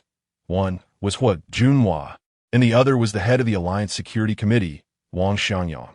At this moment, Zhou Yu's eyes widened in disbelief as he asked, "Are you saying it's Wang Xiangyang?" "Yes." Bob's answer was very straightforward, without the slightest hesitation. How is that possible? Zhou Yu quickly recalled Wang Xiangyang's resume, finding no trace of the Gods Project within it. The records indicated that back then. Bob interrupted Zhou Yu's thoughts, somewhat mockingly saying, "Stop recalling the so-called materials you have. You know that the records are just for show. All right, this is all I know." Wang Xiangyang and Junhua were both investigators who worked alongside your parents. And they were investigating a plan that was underestimated by both the Alliance and the fourth-star domain. What happens next is no longer my concern. The transaction is complete, and it was a pleasure to cooperate. The other party said without dragging things out and left directly, seemingly unconcerned about whether Zhou Yu believed him or not. Watching Bob's retreating figure, Zhou Yu turned off the recording pen and fell into deep thought. Yes, since the moment he stepped out of Earth. Except for the time spent in prison, all of Zhou Yu's investigations and conversations were recorded. This had become a professional habit over the years. Zhou Yu wasn't doubting the authenticity of the information provided by Bob. There was no need for Bob to lie to him about this. Rather, since Junhua and Wang Xiangyang were both members of the investigation team that was with his parents at the time, although he was unclear about Junhua's situation, Wang Xiangyang, as his superior, must be fully aware of Zhou Yu's background. Would he not know that Zhou Yu had been searching for his parents all along? If he knew, would he hinder or help? Not analyzing Wang Xiangyang's choices for now, since he was aware. What could be the purpose of approving the investigation of Juman Star and the arrangement to excavate some Juman Star fossils? Aaron and Wang Qi mentioned that the investigation team was merely a surface-level bait, while major star domains and some organizations were secretly involved in Juman Star. Could these be related to Zhou Yu's search for his parents? Or, as Bob mentioned during the transaction, were the various parties actually trying to control the Pioneer Legion, which was already on the brink of losing control, making the Third Legion serve their organization? Thus, Bob represented the four-star domain, while he ensured that Zhou Yu fabricated a flawless investigation result to deceive the Alliance. At the same time, he held real evidence to threaten the Pioneer Legion, essentially Junhua, to work for the fourth-star domain. For instance, he spoke of the expansion of human territory and the follow-up of the Gods Project hosted by Tian Shishio, proceeding to the coordinates of the planets from back then to develop territories, acquire resources, and grow the population. Then, if we do not consider Zhou Yu's investigation into his parents' whereabouts, would Wang Xiangyang, as a powerful figure in the Security Committee, be aiming to take down Junhua on behalf of the Alliance? They were all teammates from back then, so is there a disagreement between them? With too little information to analyze, Zhou Yu couldn't come up with any useful conclusions for the moment. Coming back to his senses, Zhou Yu was about to head back when his footsteps suddenly halted. He looked up and scanned his surroundings, but under the twilight. The developed area was illuminated by local plants and fields. Yet, he could not see a single person. During this period, Zhou Yu had been investigating in various places during the day, and there had always been human activity in sight. Moreover, soldiers from the Pioneer Legion had controlled access and had never allowed him to enter undeveloped areas for investigation, let alone at night. To verify what the bald man had said in prison about the glowing mycelium connections between the local plants. But now, Zhou Yu suddenly turned around and strode into the darkness. Bob. At this moment, Zhou Yu's mind once again conjured the image of Bob, who had just left. Yes, the development of this area had recently been rotated back to Bob's unit for responsibility. He had arranged to meet Zhou Yu here for a transaction, and after the deal, he withdrew the soldiers on guard, allowing Zhou Yu to conduct the investigation of the local plants at night, something he had applied for multiple times without permission. Was this a favor for himself, or did he have ulterior motives? Zhou Yu wasn't sure, but he knew that this opportunity must not be missed. After so many years of searching for his parents, he wasn't in a hurry at this moment. The bald man's description was indeed intriguing. Moreover, since others were aiming to control Junhua, perhaps he could emulate that as well, not to control the other party, but to exchange for information about his parents. As for Wang Xiangyang, since the investigation team of the Pan-Human Alliance had an incident on Tuxstar and only 2 people returned. Would the Alliance simply drop the matter and not conduct a second investigation on Tuxstar? Tuxstar is 5 light-years away from Earth, and his parents arrived there 10 years ago. No, by now it should be 13 years ago. Wang Xianyang, if you remember correctly, took office in the Security Committee 7 years ago. With a 5-year journey, it means that Wang Xianyang had spent at least 2 years on Tuxstar. Although he was unclear about how long Hua Junhua stayed on Tuxstar, it should be similar. If they returned separately, would the investigation team have 2 curvature spaceships back then? 2 years is a long time for many things to happen. Zhou wasn't sure about others, but he was certain about one secret between him and his father. He was sure that his father was still alive, and this was the fundamental reason that had supported Zhou in never giving up on searching for his parents over the years. Wang Xianyang and Hua Junhua must know the whereabouts of his father. Did he return with them, or was he left behind on Tuxstar as a pawn? Perhaps, by grasping the real secrets on Juman Star, he could not only trade information with Hua Junhua, but also with Wang Xianyang.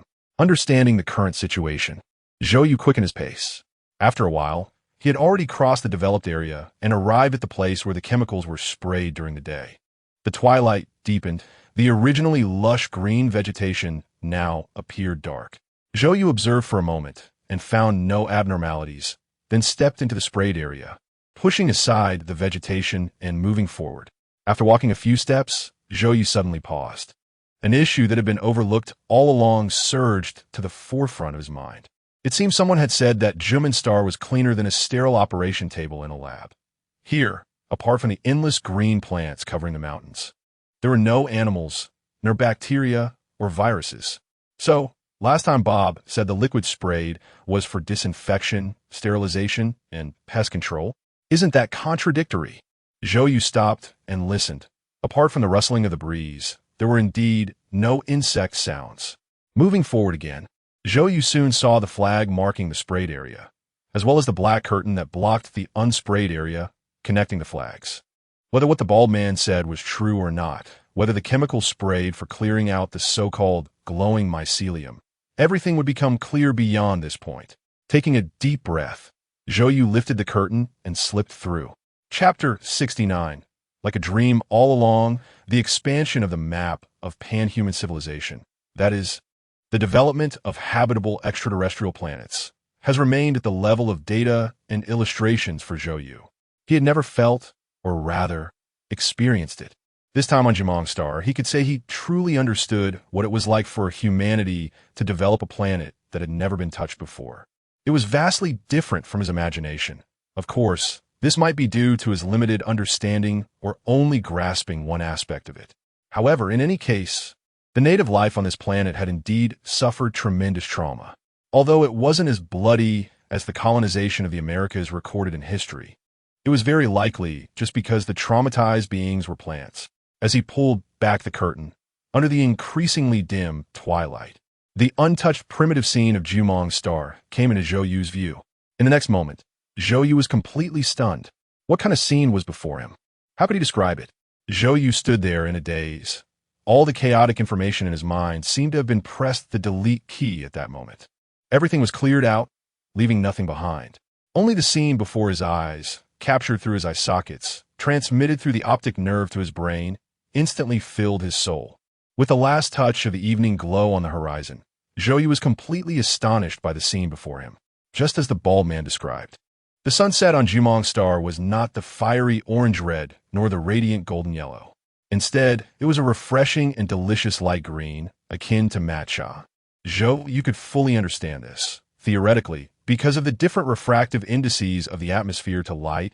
When light slants into the atmosphere, it will be refracted and scattered, causing the human eye to see different colors. The shorter wavelengths of blue-violet and even indigo green had long been scattered to almost nothing during their long journey through the atmosphere, leaving behind the longer wavelengths of red, yellow, and orange light, which could make their way into our eyes, creating the colors of the sunset we usually see. Of course, at sunset, the sun would also appear much larger. However, Juman Star had a somewhat special situation. The entire planet was wrapped in green vegetation, and according to the data provided by the Pioneer Legion, This wrapping was virtually seamless. It would not be wrong to say it was a green planet, because the ground presented a complete green. During sunset, the light brushing against the surface of Jumong's star would be reflected by the ground plants, leaving all colors except green. As a result, the entire horizon looked light green. Indeed, it was a rare exotic style. Yet this was not what truly made Zhou unable to think. It was the vast green ocean on Jumong's star, filled with luminous pathways as dazzling as the Milky Way. The distant parts were misty, while up close, various planets were interconnected and emitted a soft glow. It was as if a computer simulated human neural networks, with the light gently undulating, resembling living beings. It was unclear how much time had passed before Zhou returned to his senses from the shock. Taking a deep breath, he slowly crouched down to closely examine the bright lights tugging among the countless plants beneath his feet. Indeed, as the bald man said, these glowing filaments looked like cotton fluff. A gentle touch would scatter them. The phenomenon of glowing disappeared as the filaments dispersed. At the same time, the surrounding glowing filaments seemed to receive some kind of command. Their flickering frequency quickened slightly, and the interconnected plants gently swayed. To rule out the influence of wind, Zhou walked a few steps deeper. All the phenomena remained the same. After advancing for a while, the surroundings completely darkened. Those glowing filaments became even brighter. Zhou stood still, looking around, feeling as if he was in a dream. The plants that originally appeared dark green in the dim light now intertwined with the softly glowing filaments, looking like a sweet and delicious matcha cake. The filaments formed a net, as if he was immersed in the galaxy. It was as if the starry sky had been brought down to the earth. What exactly were these filaments? What purpose did Bob have in letting him see all this? While pondering, Zhou recorded several video clips, took numerous photos, and finally took out a sealing device to collect some filaments before leaving. The return journey was as smooth as the way there, and he didn't see anyone on guard to obstruct him. What Zhou did not know was that until his figure disappeared behind the curtain, a silhouette appeared in the place where Zhou had left. The soft glow illuminated the face of the person, who was none other than Bob, who had left earlier. At this moment, he was not the earlier irritable self, nor the minor role he played when exchanging information with Zhou, but rather a figure of confidence and superiority. Report: Zhou has returned to his residence. A soldier's report came through the earpiece. Bob acknowledged with a got it and hung up directly. Then he spread his arms, tilted his head back, squinting his eyes while spinning in place, looking extremely intoxicated, muttering to himself, "What a great achievement. It's a pity that some people have such a narrow vision that they can't see the value behind this." After a moment of reflection, the other party pressed the earpiece, and a magnetic male voice came through. "Is everything arranged?" Bob's expression returned to calm. "It's arranged. The bride's veil has already been lifted a corner. The next sleeping task is up to him. I can't just hold him up to find a hole, right? Keep your perversion to yourself. Be cautious. Remember our goal. And don't create unnecessary complications." The voice in the earpiece was calm and unruffled. All right, got it." That night, Zhou thought a lot, always feeling that some things should have been simpler in his mind. However, when he replayed all the experiences from the departure from Earth until now in his mind, he found no new discoveries. The investigation of Jumong's star, combined with what he saw tonight, indeed concealed great secrets, but if he did not deeply intervene, it should not pose any danger. As for his parents' whereabouts, it seemed that after picking up Wang Qi and Eileen tomorrow, it was time to find Hua Junhua, a night without conversation. Meanwhile, on the distant home planet of Earth in the solar system, at the headquarters of the Pan-Human Alliance Security Committee, Wang Xiangyang was saving the scene from Zhou Ziping's perspective while expressionlessly conversing with his superior in the video. "Leader, I wasn't wrong, right? For Kunlun, they are willing to do anything. Look, how many times has the Jumong Star Alliance investigated? It's always been fruitless. But once it involves Kunlun, they act like wolves smelling blood, rushing forward one after another." The leader nodded slightly in acknowledgement and asked, "What about that, Bob? Have you figured out?" Just as he said, the other party was indeed an old subordinate of Tianqi Xiushi. According to our analysis, he should be from the reformist faction. Chapter 70. Partners release: where there are people, there is struggle. Where there is struggle, there is power and violence. Where there is corruption, there are petty intrigues. Zhou Yu is not the first pawn on the chessboard, nor is he the only one, and certainly not the last. Some people, unaware of their role as pawns, foolishly dream of jumping out of the chessboard to become the players, not realizing that as pawns, they still have their uses. If one is solely focused on jumping out, they are likely to be discarded as a useless piece. Though the difference in wording is slight, the outcomes are worlds apart. Will they be the player who laughs last? Or will they surrender themselves midway? The choices involved are incredibly intricate. There are also some pawns who know their place, proceeding steadily with little turbulence. When it comes time to determine victory or defeat, they suddenly look back and find the battlefield strewn with smoke and ruin, while their tea and porridge are still intact. Wang Qi is one of the latter. At the entrance of the Jumong Star Prison, Zhou Yu arrived early to wait for someone.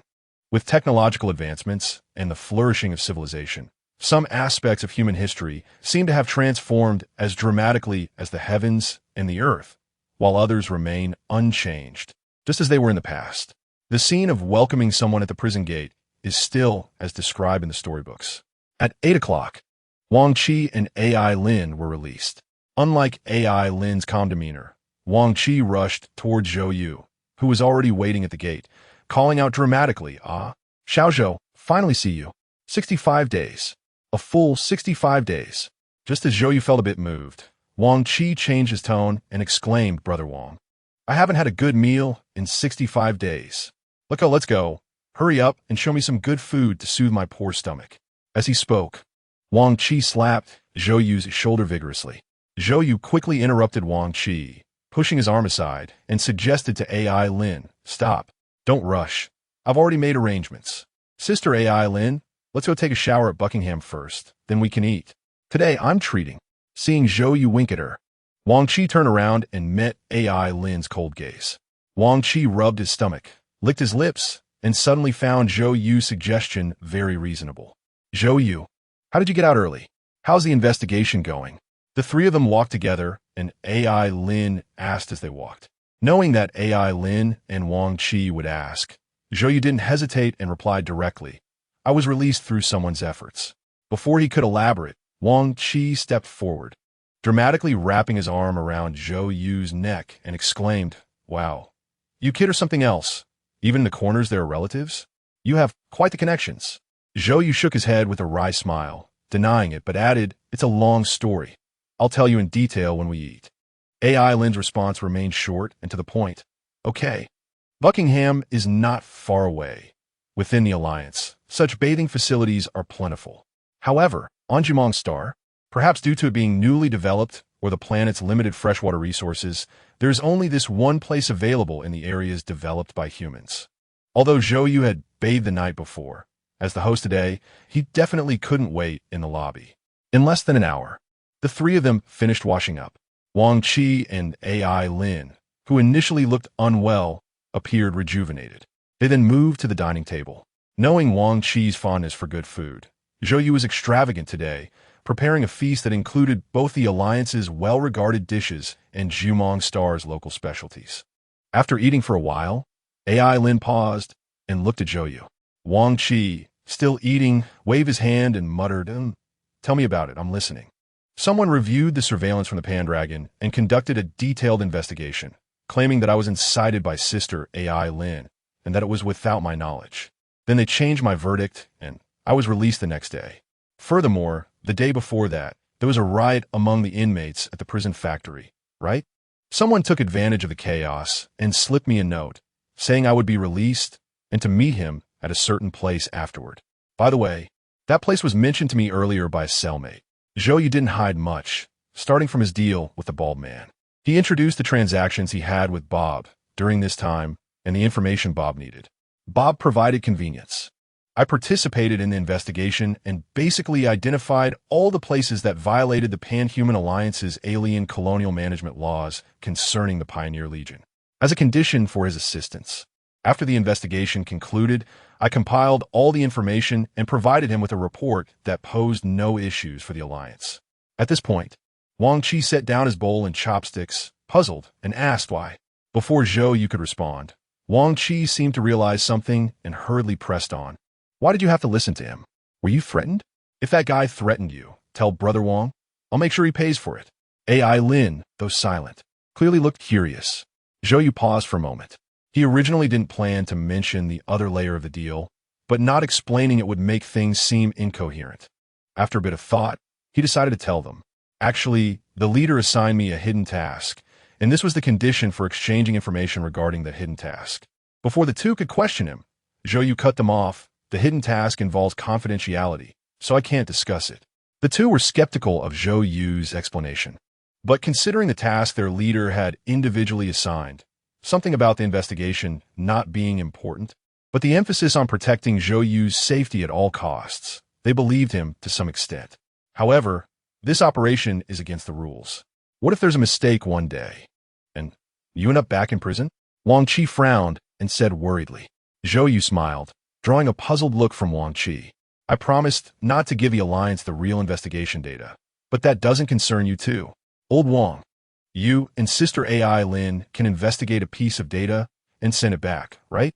As soon as Zhou Yu said this, Wang Qi's eyes lit up, bursting into laughter and giving Zhou Yu a thumbs up. Haha, then send me the data, and in a couple of days, I'll have my investigation ready and send it to the Alliance. Zhou Yu and the others were far away on Zhumang's star, 3 light years from Earth. But the ease of information transmission was mainly because a launch platform had already been set up here at the first opportunity when colonizing the planet. Moreover, the frequency bands used for sending and receiving were universal within the Alliance, allowing for two-way communication, making it quite convenient, and information transmission was almost instantaneous. Superluminal communication is a groundbreaking application of counterfactual quantum communication technology, capable of ignoring space and time, and generally understood through the synchronization of quantum entanglement. However, after completing the transaction yesterday, I made a new significant discovery. Chapter 71 Bold Guess What Discovery?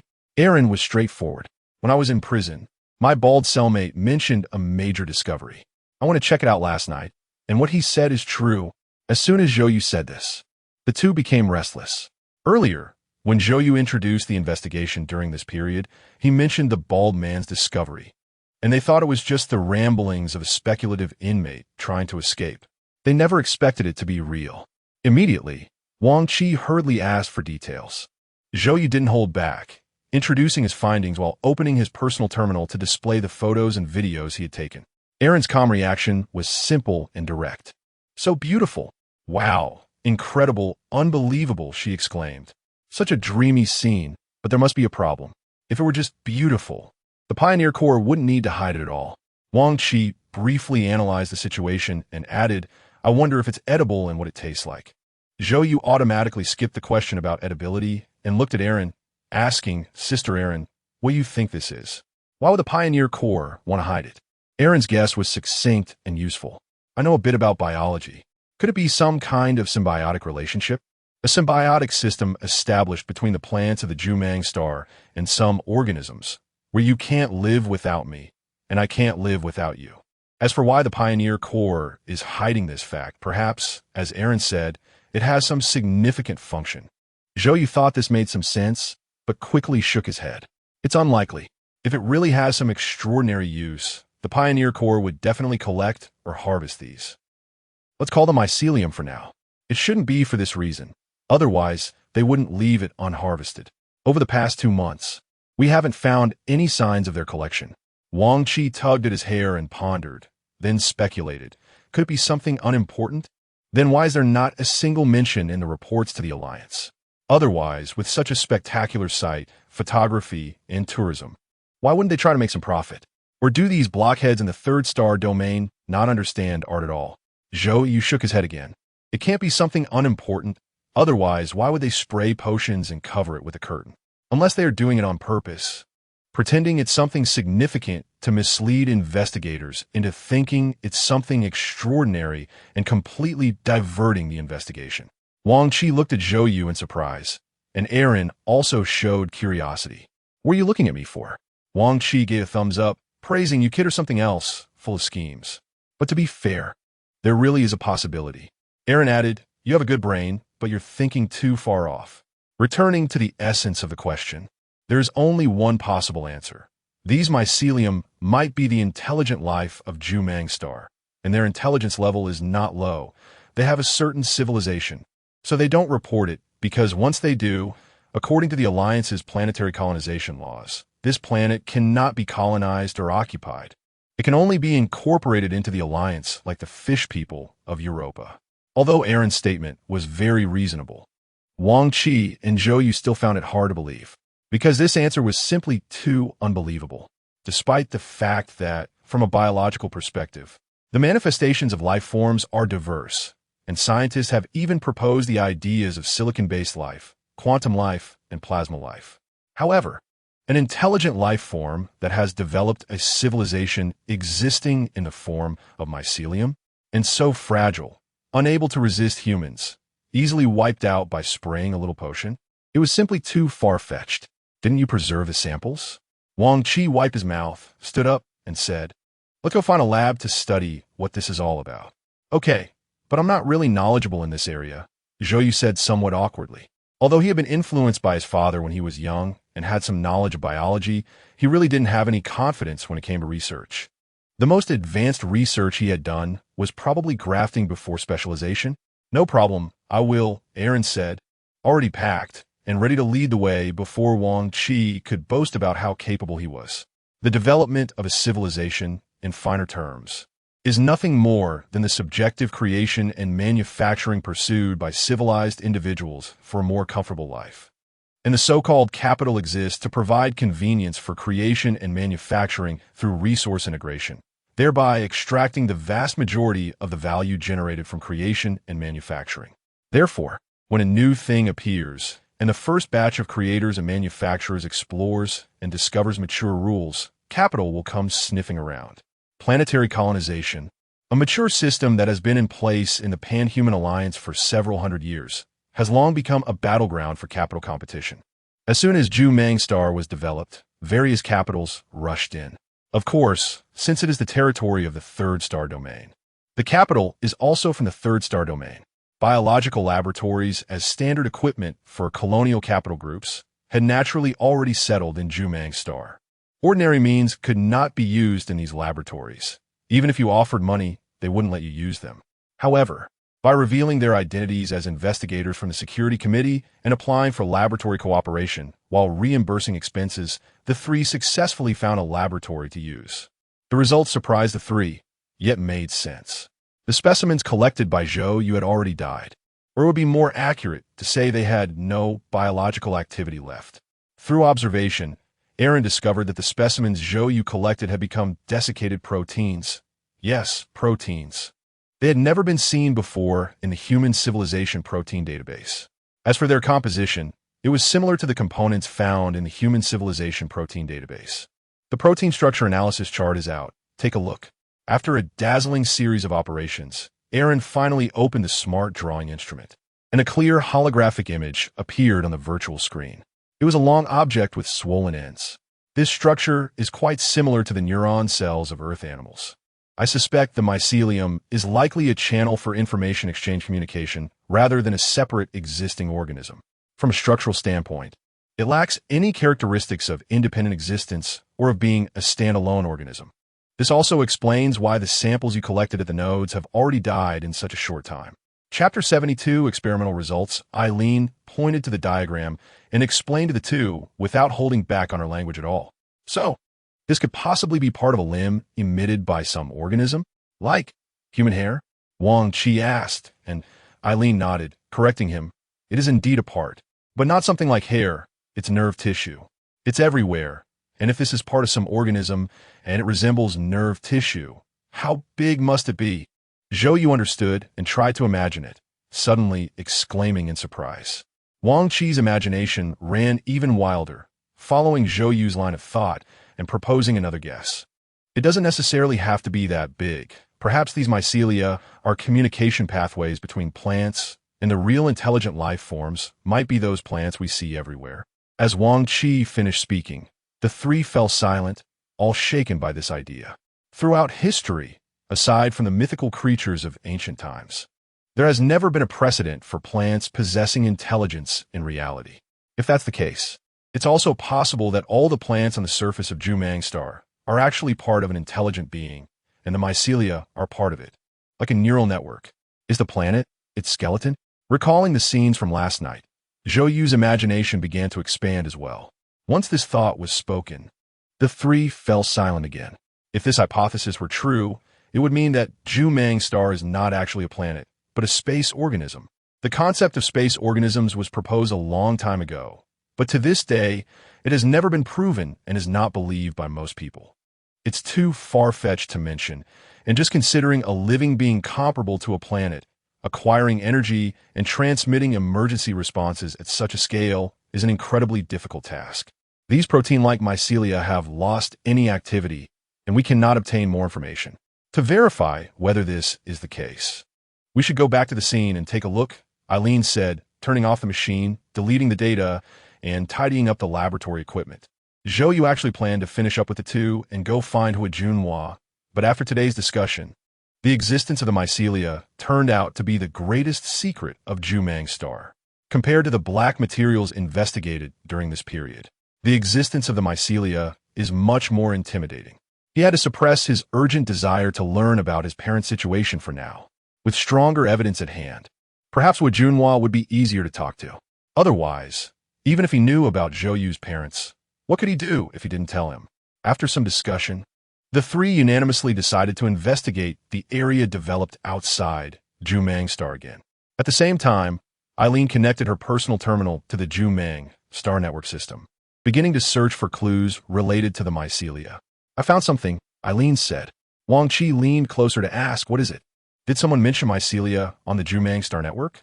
No, there is no relevant information on the network, but I categorized, organized, and analyzed the information and found that the focus of the Pioneer Legion's work is not on developing the surface of Zhou star.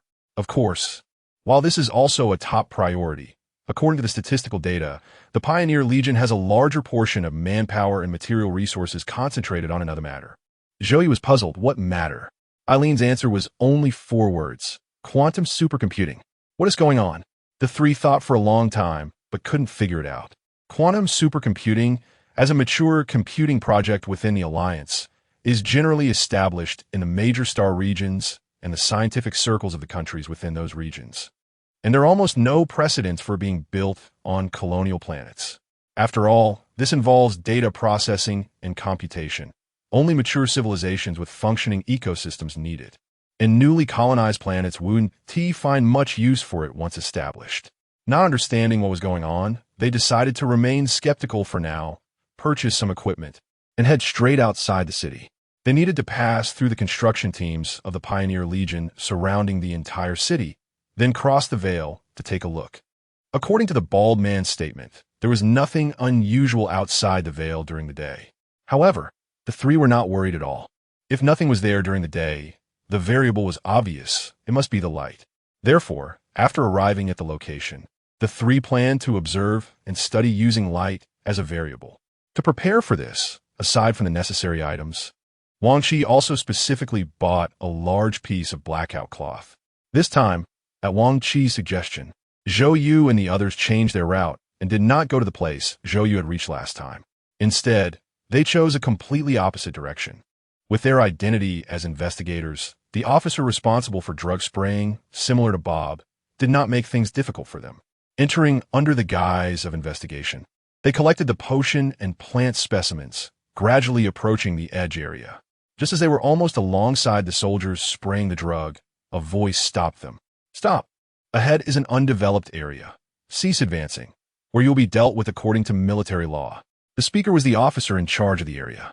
Zhou Yu immediately put forward the name of the investigation, but the other party was adamant, saying it was an order from superiors and absolutely not allowed. Wang Qi looked around and saw that many people were busy spraying drugs, with not many paying attention to them.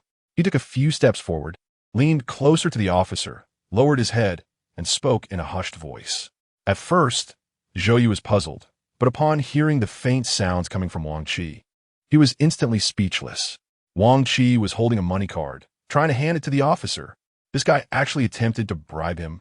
The officer looked down on him, almost with his nose in the air, and even took the opportunity to mock Wang Qi, saying something about how high the salaries of the Pioneer Legion are, and that Wang Qi's annual income doesn't even match the tax he pays in a month. which made Wang Chi's face turn green with anger. No matter what, the officer wouldn't let the three pass. It was impossible to force their way through. The officer had many supporters at his call, and if they dared to break through, they could be captured on the spot. If a fight broke out, they wouldn't have anywhere to argue their case. Did they have to wait until night to sneak through?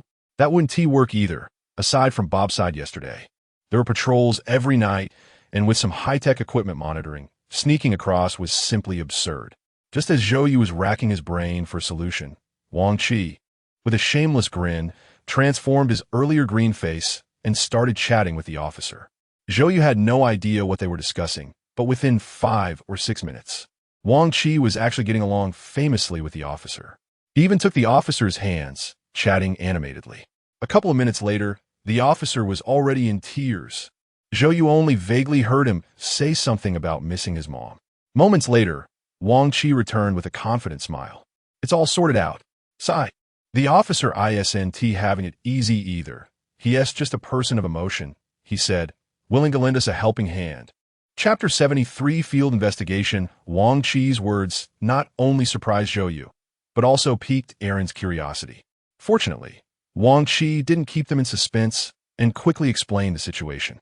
According to Wang Chi, this officer wasn't from a public orphanage. Both of his parents were ordinary human residents of Mars.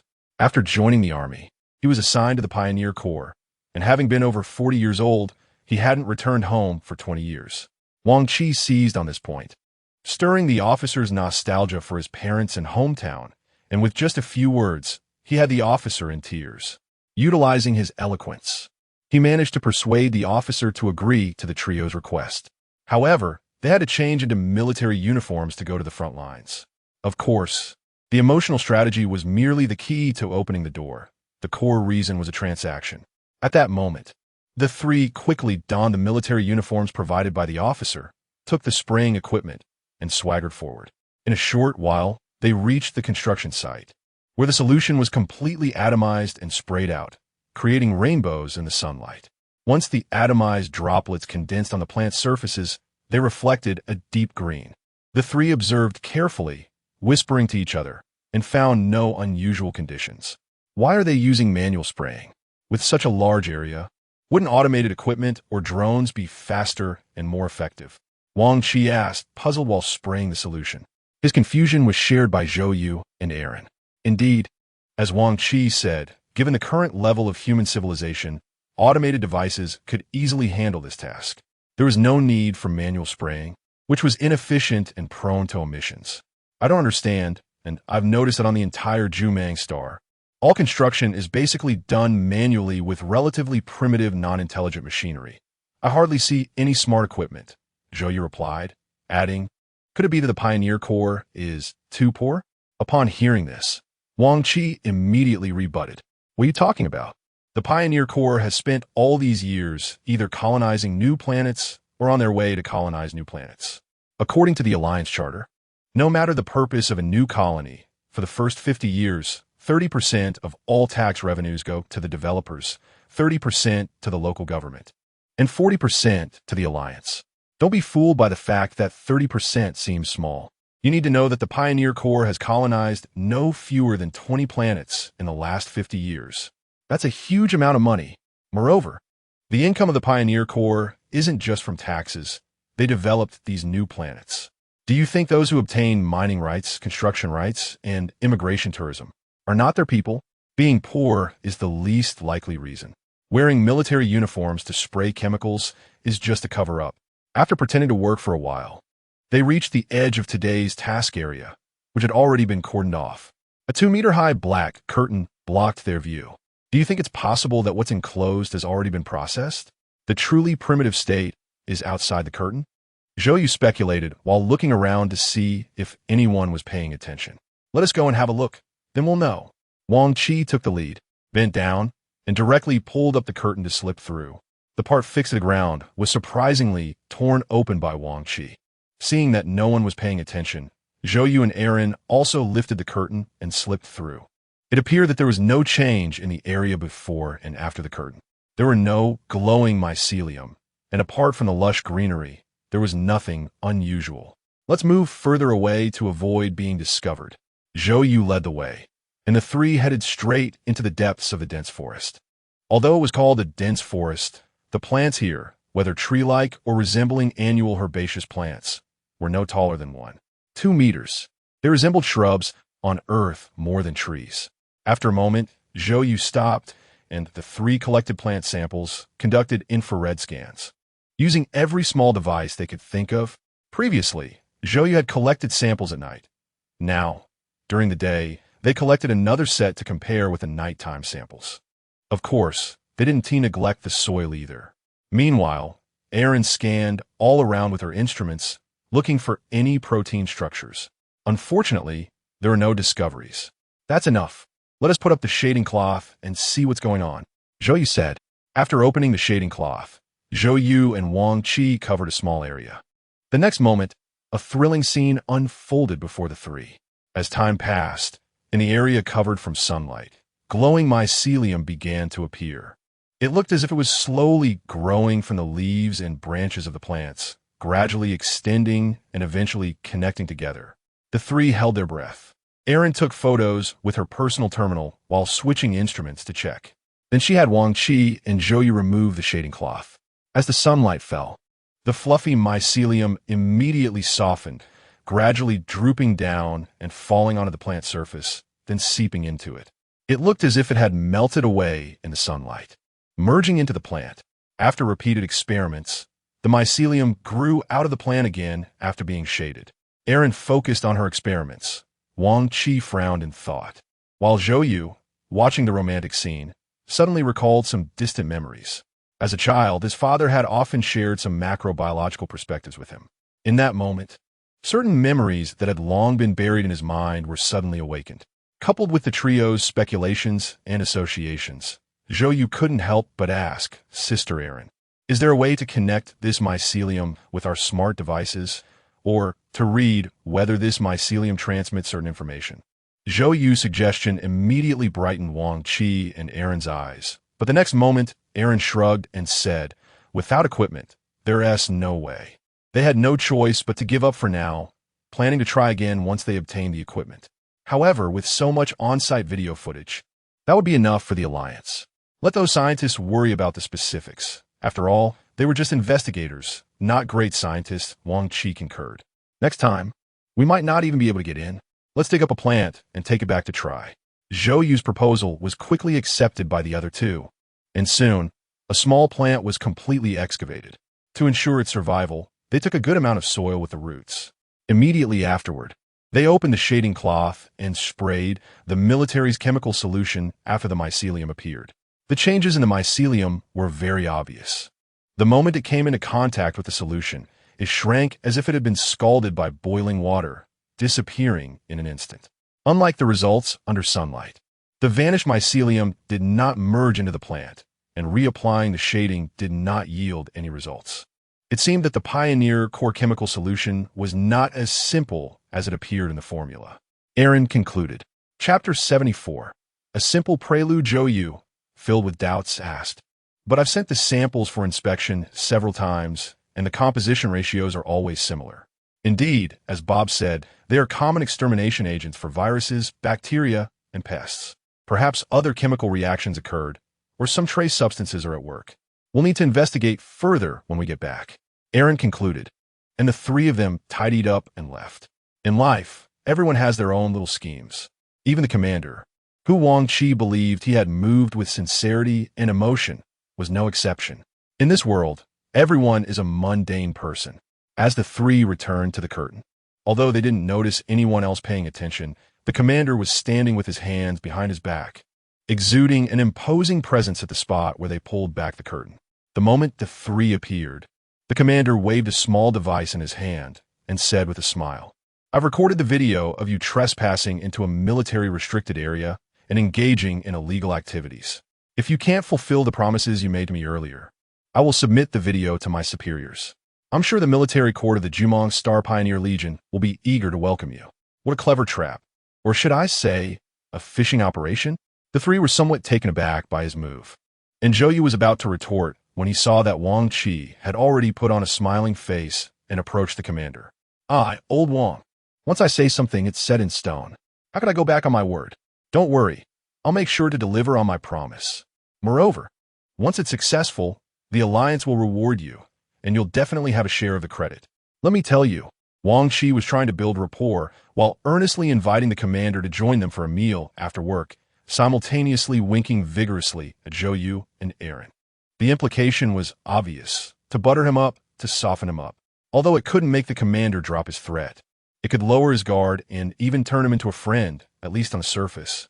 Zhou Yu had thought of this approach, but using it for the first time made him feel somewhat unaccustomed. Fortunately, the main force still relied on Wang Qi's output, so it wasn't a big problem.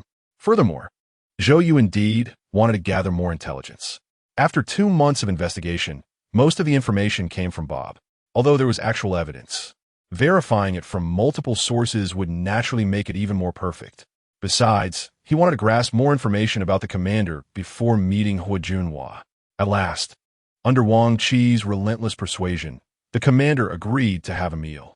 In a high-end restaurant on Zhumong Star, the 4 of them had eaten their fill. Wang Qi leaned back in his chair, contentedly picking his teeth. It was clear that the commander also enjoyed the meal, as the total cost amounted to nearly 5 months of Wang Qi's salary, which was nothing short of extravagant. The taste was secondary. What mattered was the psychological satisfaction. Come on, boss, let us have another drink. This is wine brewed by the fish people from Europa, said to be made from a certain deep-sea nourishing plant. It's produced in limited quantities every year, hard to come by. Without your favor, I probably would never have the chance to taste it in my lifetime. Seeing that the meal was nearly finished, Wang Qi immediately opened the 2 bottles of wine on the table, pouring for the commander while chattering incessantly. Initially, the commander was somewhat wary, but as they drank, he relaxed. The effects of alcohol have been debated for centuries. Chemically speaking, the main ingredient is, of course, alcohol, which can be beneficial when consumed properly, but drinking it carries cancer risks. However, it cannot be denied that alcohol has some inexplicable effects on the body. The 2 bottles of strong wine had a high alcohol content. While Wang Qi was earnestly toasting, he began to extract information. It didn't take long for the information Bob had provided to be validated through the commander's own words. Zhou Yu had been recording the whole time. Bob's information was quite accurate without any errors. Of course, there were aspects the commander wasn't very clear about, but Zhou Yu and his companions could roughly piece together the situation from various sources. Then, Zhou Yu signaled Wang Qi to inquire about things they didn't know. Once the commander was drunk, he answered most questions, except for some sensitive topics that touched on his nerves. As the wine was finished and the guests dispersed, Zhou Yu and his companions finally obtained some new intelligence. When the Pioneer Legion first colonized Zhumong Star, the reconnaissance team sent out was almost entirely wiped out, with only 2 soldiers escaping back in a manually piloted escape pod. These 2 soldiers later vanished without a trace, and no one has seen them since. The first shot of the Zhumong Star colony was fired by General Hua Junhua himself, accompanied by guard team. By the time the main force arrived, a large area of vegetation had already been cleared on Zhumong Star, and a basic base had been established. No one knew what exactly happened with that first shot.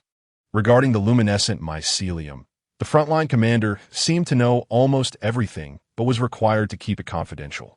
The explanation from the Legion's research department was that it was a potentially risky alien fungus. However, this information was trivial compared to what truly astonished Zhou Yu and the others. The territory conquered by the Pioneer Legion had already reached parity with the 3rd star domain, and the Legion's elders had long wanted to be independent from the 3rd star domain. Establishing the 8th star domain was the dream of all the elders of the Pioneer Legion, a wolf's ambition. At that moment, the same phrase surged in the minds of Zhou Yu and his companions. Any other intelligence paled in comparison to this. So much so that after hearing this news, the commander's later remarks about how it was a pity that the general had never made a clear statement were completely disregarded. It seemed like they were planning a rebellion, and it was about to be put into action. After bidding farewell to the commander, a flushed Wang Qi shook his head and sighed. What do we do about this? This is no longer an issue we can investigate or decide on. I'm worried that knowing this might lead to us 3 being. As he said this, Wang Qi gestured with his hand across his neck. How about we hurry back? We've already gathered enough information for our investigation. Zhou glanced at Aaron. The three-person investigation team had no hierarchical relationship and acted in cooperation. Although he already had an idea in mind, he still wanted to hear Aaron's opinion. Continue investigating the colonization issue and form an evidence chain. Without an evidence chain, hearsay is just that, hearsay. Zhou nodded. This was also his intention. They must separate their urgent desire to know the whereabouts of their parents from the Alliance's investigation into the colonization of Jumong Star. Seeing the two in agreement, Wang Qi, with a sense of resignation, said, "All right, you two call the shots." Meanwhile, far away on Earth, the home planet of the Pan-Human Alliance, Wang Xianyang looked at the scene before him, smiling to himself, muttering, "Very good, it's coming soon. Very soon we can begin." Chapter 75, Superintelligence. Moments later, Wang Xianyang sent an encrypted message. The recipient was the distant Jumong Star. In the following 2 days, Zhou and his two companions spent almost all their time in the laboratory. Although Zhou didn't understand the research, he could still assist Aaron. On the third day, all the experimental conclusions were revealed, and looking at the established facts before them, the three of them felt somewhat bewildered. The soil showed no special characteristics. Its composition was basically identical to that of Earth soil and was no different from the soil in the developed area. The entire plant excavated from the ground did not show any signs of growing mycelium in a laboratory. The mycelium collected from the site at that time remained inactive, turning into denatured proteins. Even more astonishing was that the cell structure of that plant, the ratio of its constituent elements, morphological analysis, and responses to various environmental stimuli were all completely identical to Earth's plants. The roots grew downward, seeking water and nutrients, performing photosynthesis, cellular respiration, and forming vascular bundles. If the three of them didn't know that this was indeed a plant they had excavated from Jumong Star, they would absolutely think it was a plant from Earth. Other than the appearance being different from Earth's plants, there were no abnormalities on a macroscopic level. From this, the three concluded that the mycelium-like substances might indeed be some kind of microorganism, but they were not found on the surface of the plant. Were they parasitic within the plant? However, experimental research indicated that the inside of the plant was clean and still nothing was found. It wasn't until the DNA sequencing results came out that the three were completely dumbfounded. The comparative data showed that it was actually homologous to Earth's plants. How could this be? Aaron looked at the results in confusion, mumbling to herself. Beside her, Wang Qi suddenly asked, "Is it possible that those different genes are what expressed the mycelium-like substances?" Aaron's eyes lit up, and Wang Qi continued, "How about we use an intelligent simulation based on Earth's plant DNA database to see what kind of substances these different genes would produce if expressed?" Cultivating DNA fragments for expression through experimental means was too time-consuming and required a lot of high-end equipment, as well as advanced research skills. But if they used intelligent simulation, although it wouldn't be 100% accurate, the speed would far exceed traditional methods. The general direction of the deduction should be no problem. They quickly sprang into action, inputting data. Moments later, as Aaron pressed the Start Simulation button, the virtual screen before them changed rapidly. A strand of DNA was quickly replicated, and as substances were provided, the genes began to express and form cells. The cells aggregated, continuously growing, and gradually differentiated into a larger form. In a short time, it had transformed into a small seedling. On a macroscopic level, the tiny seedling continuously divided its cells and gradually grew. On a detailed level, the expression of DNA fragments stabilized. Until the simulation ended, the input gene information had grown into a complete plant. It looked no different from the plants found on Jumong Star. Those miraculous mycelium-like substances still did not appear. Should we change the environment and simulate again, perhaps with light? Wang Qi reminded them once more. At that moment, an idea suddenly struck Zhou. Besides light, there was actually another variable that had been overlooked by everyone. He immediately added, "Actually, the variable is also quantity. When these plants were in the wild, they had companions nearby." Upon hearing this, Aaron's eyes sparkled, and she quickly generated patches of plants in the simulation system, continuing to operate to block the light. Immediately afterward, something incredible happened. As the light disappeared, A fragment of DNA that had not expressed itself during the previous simulation suddenly increased in activity. In just a moment, fibrous or mycelium-like proteins were generated from the cells using this as a template. As the cell fluid flowed, these substances gradually aggregated and extended out through the leaf pores, touching each other in the void and then merging. In just a few seconds, these mycelium-like substances formed a large web in the simulation system. They connected in the void, and at the same time, faint lights began to flicker slowly. On the web, countless invisible filaments connected the large web and the plants through the leaf pores.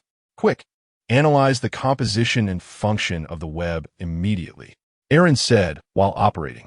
As the answers from the simulation system appeared on the virtual screen, the three were once again shocked by the results. The mycelium indeed existed similarly to animal nerve cells, and before its activity changed, it had the function of transmitting signals. Moreover, it transmitted in the form of weak currents. The phenomenon of luminescence was generated by the flow of electricity, according to the simulation deduction. Although the speed and volume of these information transmissions seemed quite ordinary, when scaled up to the entire area, it was still extremely exaggerated.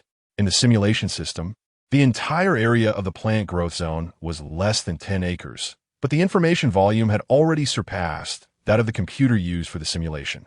It's worth noting that although the simulation computer was not the most advanced computational device of human civilization, it was far from the bottom tier. It was a high-performance facility that ranked just below quantum supercomputers and large-scale computers. These plants, connected in a miraculous way, had such a vast information volume that no one had anticipated it before. If 10 acres were this exaggerated, then the entire Jumong star? Zhou broke the silence and asked softly. Aaron took a deep breath, quickly calculated, and then looked at Zhou and Wang Qi with a serious expression before saying, based on the fact that Jumong star is completely covered, with half of it in daylight and half in darkness, if we calculate for half the area, its computational capacity exceeds our most advanced quantum supercomputers. Do you know what this means? Although Zhou was shocked by this result, he didn't understand Aaron's implication. What did it mean for the computational power to exceed the most powerful supercomputer of humanity? He had no clear answer in his mind. On the other hand, Wang Qi's expression turned serious as he murmured, "Do you remember the intelligent crisis that happened in history? In fact, if it weren't for the subsequent passage of the AI Act, which set limits on artificial intelligence and fundamentally restricted its development, modern AI would have already become incomprehensibly intelligent. Because a self-evolving intelligent system, as long as it has enough computational power, can evolve from the level of an ant to surpassing the most knowledgeable human in just a few minutes or even seconds. And such immense computational power has existed on this planet for countless years," Wang Qi said, looking at Zhou beside him. Upon hearing this, Zhou finally understood. "So what you mean is, Jumong star has a superintelligence?" Chapter 76. Mission accomplished. It seems that it's not just about superintelligence. Aaron operated the simulation system with a serious expression, watching the various data on the virtual screen continuously soar. In a moment, the system indicated the birth of intelligent life. As Aaron accelerated the time ratio and input a large amount of data knowledge, within just a few minutes, a mature, intelligent entity was born in the simulated biological system. Moreover, the existent state of this intelligent entity completely overturned the three people's understanding. In the simulation, it actually possessed intelligence. No, to be precise, it should be said to have consciousness, because at this moment, the simulation system originally developed by human civilization suddenly collapsed. Accompanied by the collapse of the system, a small image appeared on the virtual screen. Aaron's face changed dramatically, and before Zhou could react, Aaron suddenly pulled out a dagger from somewhere and swiftly cut off all the external connections to the simulator. Sparks flew. The virtual screen disappeared in an instant, and the simulation device lost power and stopped. Aaron did not stop there. She violently dismantled the simulator with the dagger and threw the internal storage directly into sulfuric acid. The series of actions was dazzling. By the time Zhou and Wang Qi came to their senses, Aaron had already taken care of everything. "Aaron, what's wrong?" Zhou asked, seeing Wang Qi's grim expression, clearly realizing something was off. Otherwise, he would have exaggeratedly emphasized the issue of compensation rather than being concerned about what had happened right away. Fortunately, it's all good. Aaron breathed a sigh of relief and explained, "You saw it too. The simulation system just simulated the expression of the DNA of the plants from the Juman star, and it simulated a complete artificial intelligence. What's even more terrifying is that this simulated artificial intelligence easily overwhelmed the very simulation system that supported its existence and took its place. Thankfully, I cut off the data circuit transmission channel in time. Otherwise, if it had escaped, it would have been a huge problem. Without the constraints of the Intelligence Act at the foundational level, the consequences would be unimaginable." Although Zhou understood every word Aaron said and fully grasped what she expressed, he still couldn't wrap his head around it. According to Aaron, what just happened was the creation of an artificial intelligence out of nothing. Zhou voiced his confusion, and both Aaron and Wang Qi nodded. However, it didn't make sense. Zhou was still a bit puzzled. There's nothing that doesn't make sense. In fact, it's not out of nothing. The equipment, data, algorithms, all of them genuinely exist, Aaron explained. Then, the answer is very clear.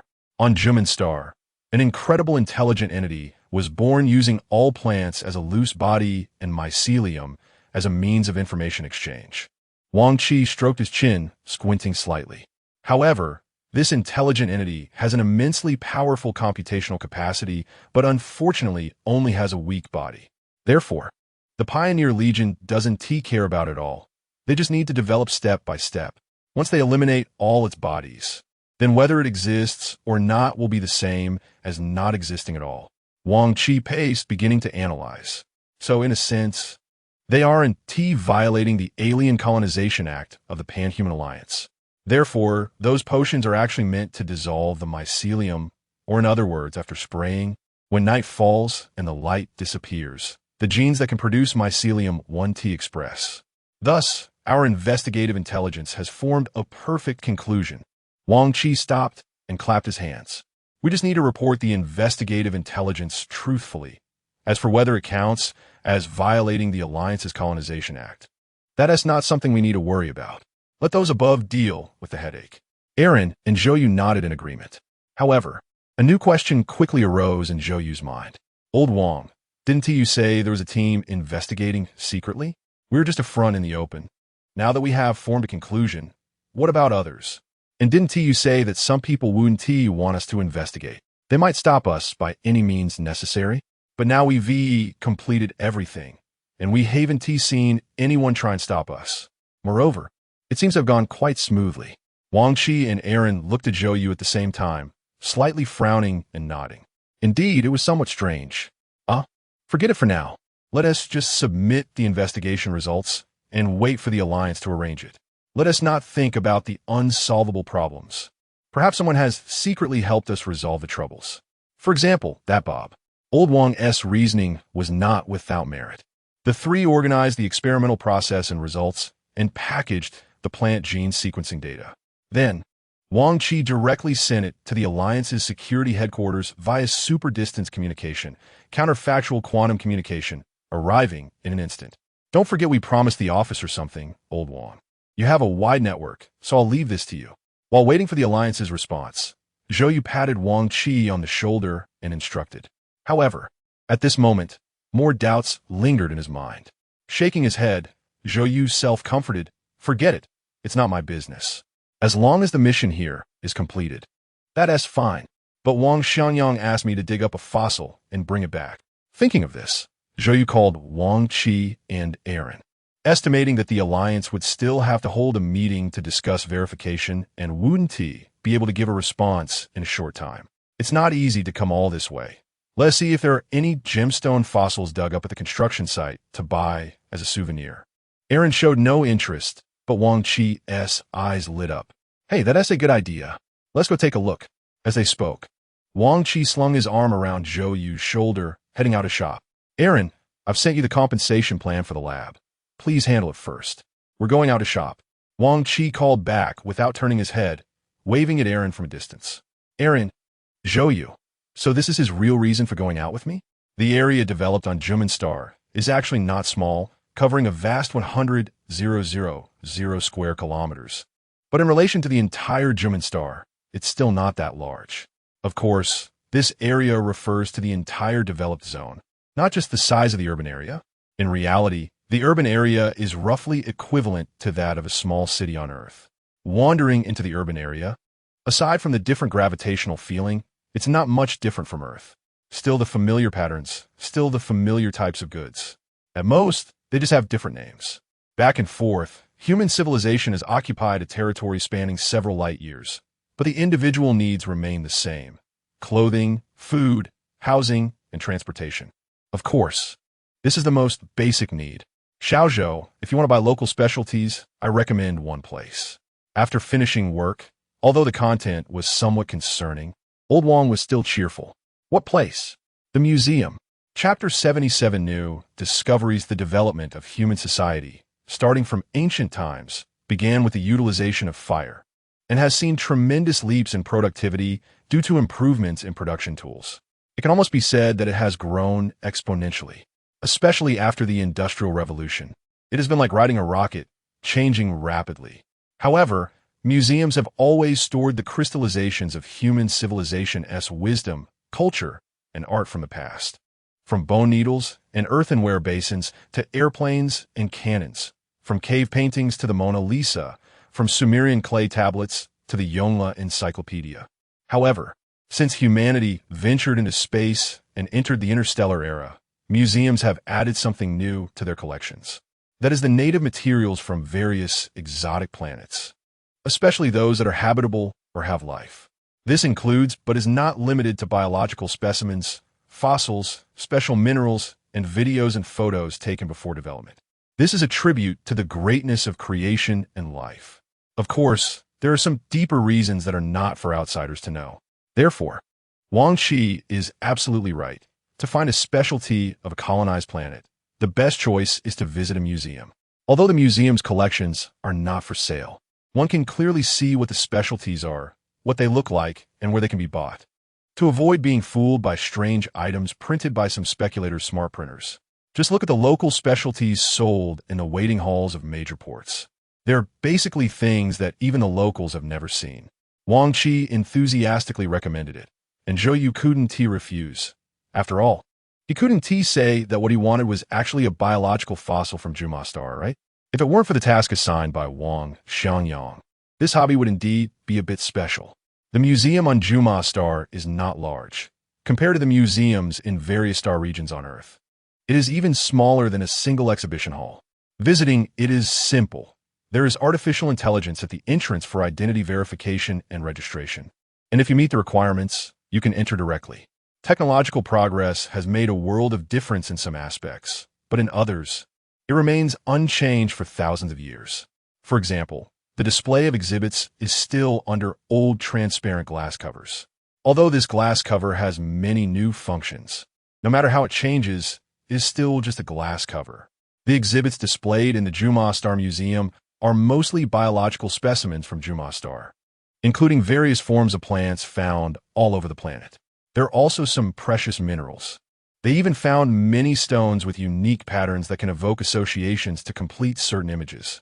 As for fossils, Zhou and Wang Qi strolled around and finally discovered a paleontology exhibition hall around the corner. The moment they entered, Zhou was stunned. The fossils on display were even larger than the prehistoric dinosaurs on Earth, with bizarre shapes. Some fossils were merely half a bone, yet 2 or 3 meters long. What? Can I take this back? After the shock, Zhou couldn't help but recall the doubts about the hidden task assigned by Wang Xiangyang. Wow! Wang Qi beside him was also amazed. So big. ISNT Juma, Star Plant Kingdom? Did such large creatures exist before? Hearing Wang Qi's words, Zhou's heart stirred. Could it be that the reason Wang Xiangyang asked him to dig up a fossil to bring back was just to make him notice this? Prehistoric giants have vanished, leaving only plants all over the planet? But what does this represent? Were the animals eliminated by the plants? Or did the plants that later developed on Juman Star become toxic to the prehistoric giants? Or, at this point, Zhou suddenly jolted. Which superintelligent life form exterminated all the animals? The more he thought about it, the more he felt this possibility. If so, it would mean that this super-intelligent life form is not as weak as Wang and Aaron had analyzed before. It could make such enormous beasts vanish collectively. It definitely wouldn't be unable to deal with soldiers armed with spray guns.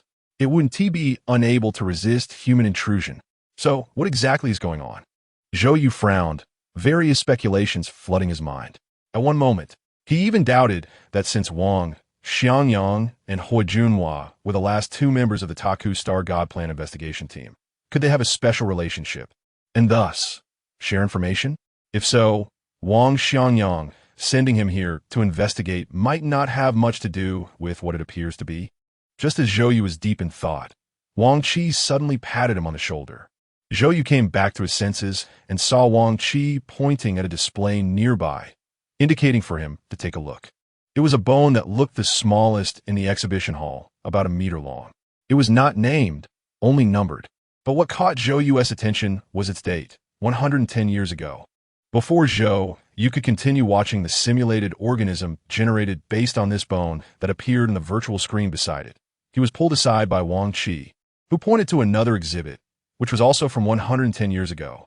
Soon after, Wang Qi led Zhou around, seeing quite a few bones from around 110 years ago. Yes, at first, Zhou didn't notice. After the shock, he finally saw clearly that these displays from around 110 years ago were not fossils but real bones. The bones were covered with various deep and shallow, bizarre scars. It was as if they had been bitten by beasts of different sizes. After looking around, the two exchanged no words, but with the previous discoveries as a foundation, they both realized what had happened. At some point, they walked out of the museum and went straight back home, completely forgetting about looking at local specialties. Once they confirmed that the conversation environment was safe, Wang Qi immediately shared, and Aaron quickly understood what was going on. So, the super-intelligent life form must have been born around 110 years ago. Its birth caused the extinction of Juma star's creatures, no animals. Even now, there are no microorganisms left, only plants filling the world. In other words, it itself. Those huge interwoven marks must have been made by plant roots. Aaron, who usually has a cold demeanor and speaks little, always gets straight to the point when encountering issues. Therefore, it is impossible for it not to pose a threat to humanity. Perhaps for some reason, it is waiting for the opportunity to strike. Or, the Pioneer Corps has corresponding restraining measures. I tend to lean towards the latter. Aaron directly concluded. The three briefly discussed and decided to report this new discovery to the Alliance Security Committee.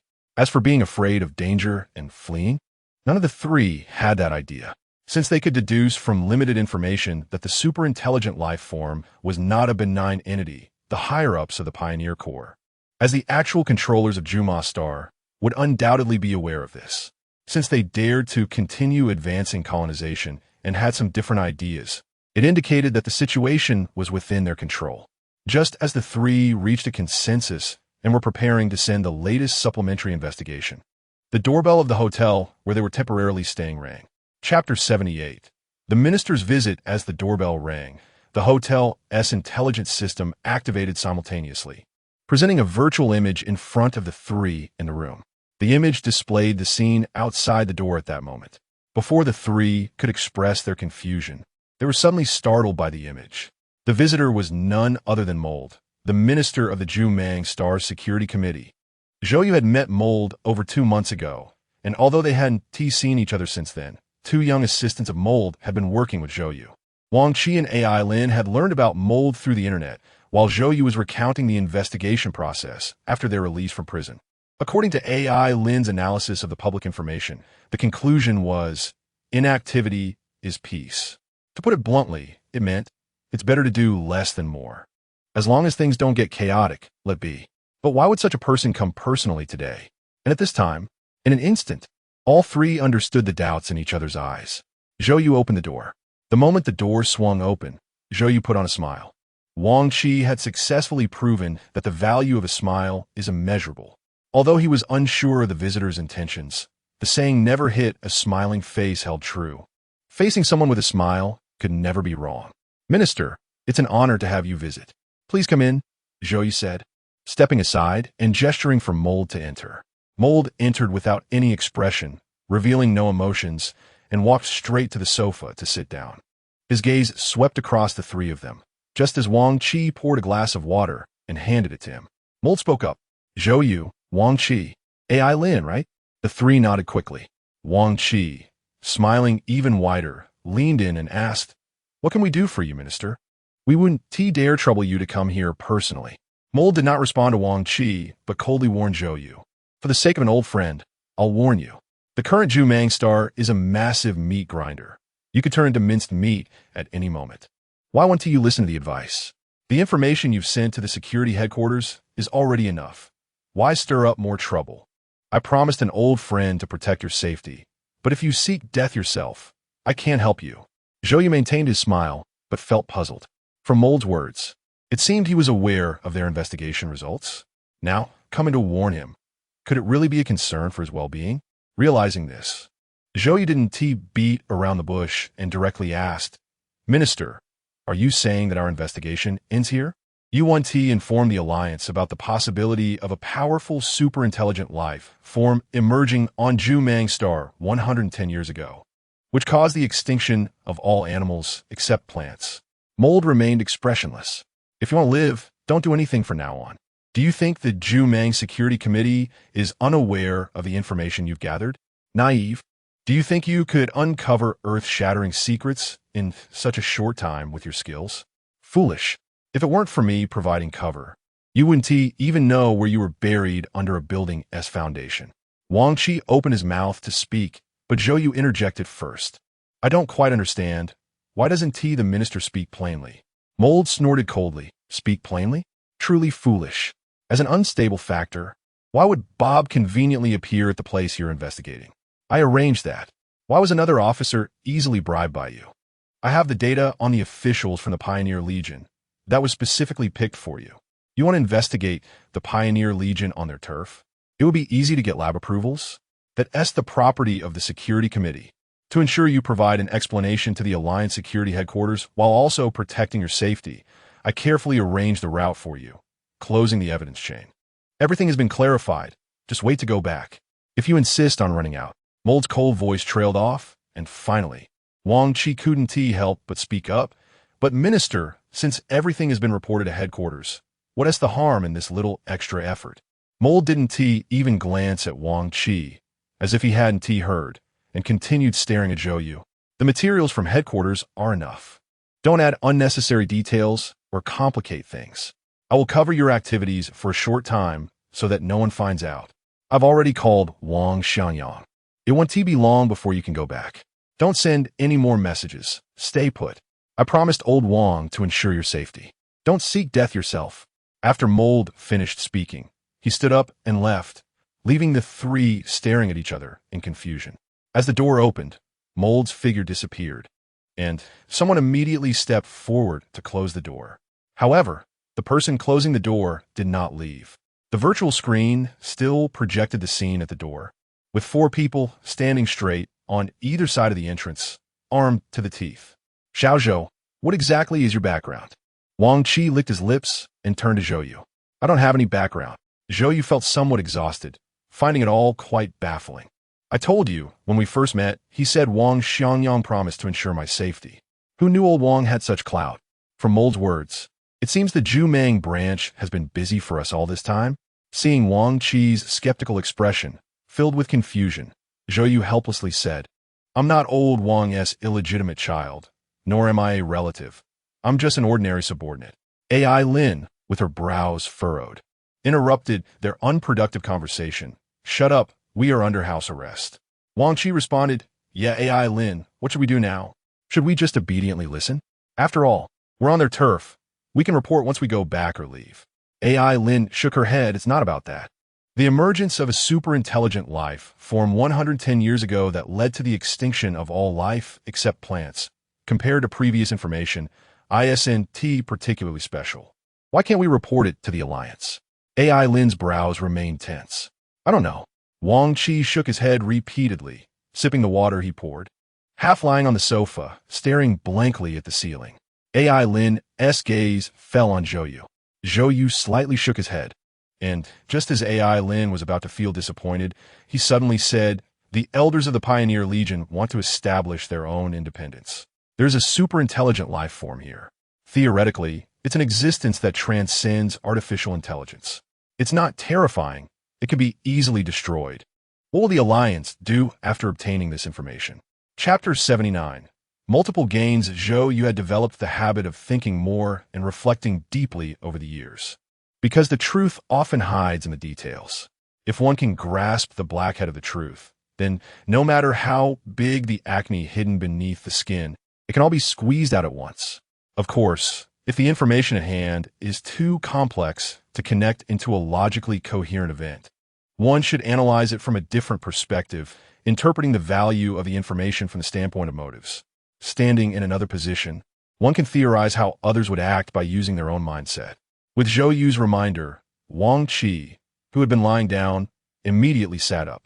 Let me think. The Pioneer Legion belongs to the 3rd Star region, which is an important part of the Alliance.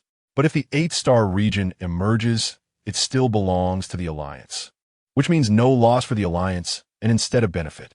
This news, the Alliance would likely welcome it, right? Zhou Yu took over Wang Qi's words. Superintelligent life forms are a rare research subject for the Alliance, especially in the fields of biology and information engineering. So the Alliance will likely want to participate in the research. Aileen then added, without information about the superintelligent life form having strong resistance capabilities, the Alliance's research team won't be overly armed with powerful military force. At this point, the three of them exchanged glances. They were all smart people and instantly understood the Pioneer Legion's intentions. So, the Pioneer Legion wanted the Alliance to send a high-level research team without strong military backing. Zhou Yu continued to deduce. As the vanguard of human civilization's expansion, the research capabilities of the Pioneer Legion are relatively weak. Are they trying to keep the research team for their own use? But if that's the case, it would sour their relationship with the Alliance. Although the Pioneer Legion is strong, they are definitely not a match for the Alliance. Therefore, the only truth is that they want to temporarily obtain the help of the Alliance's research team. What do we need to do?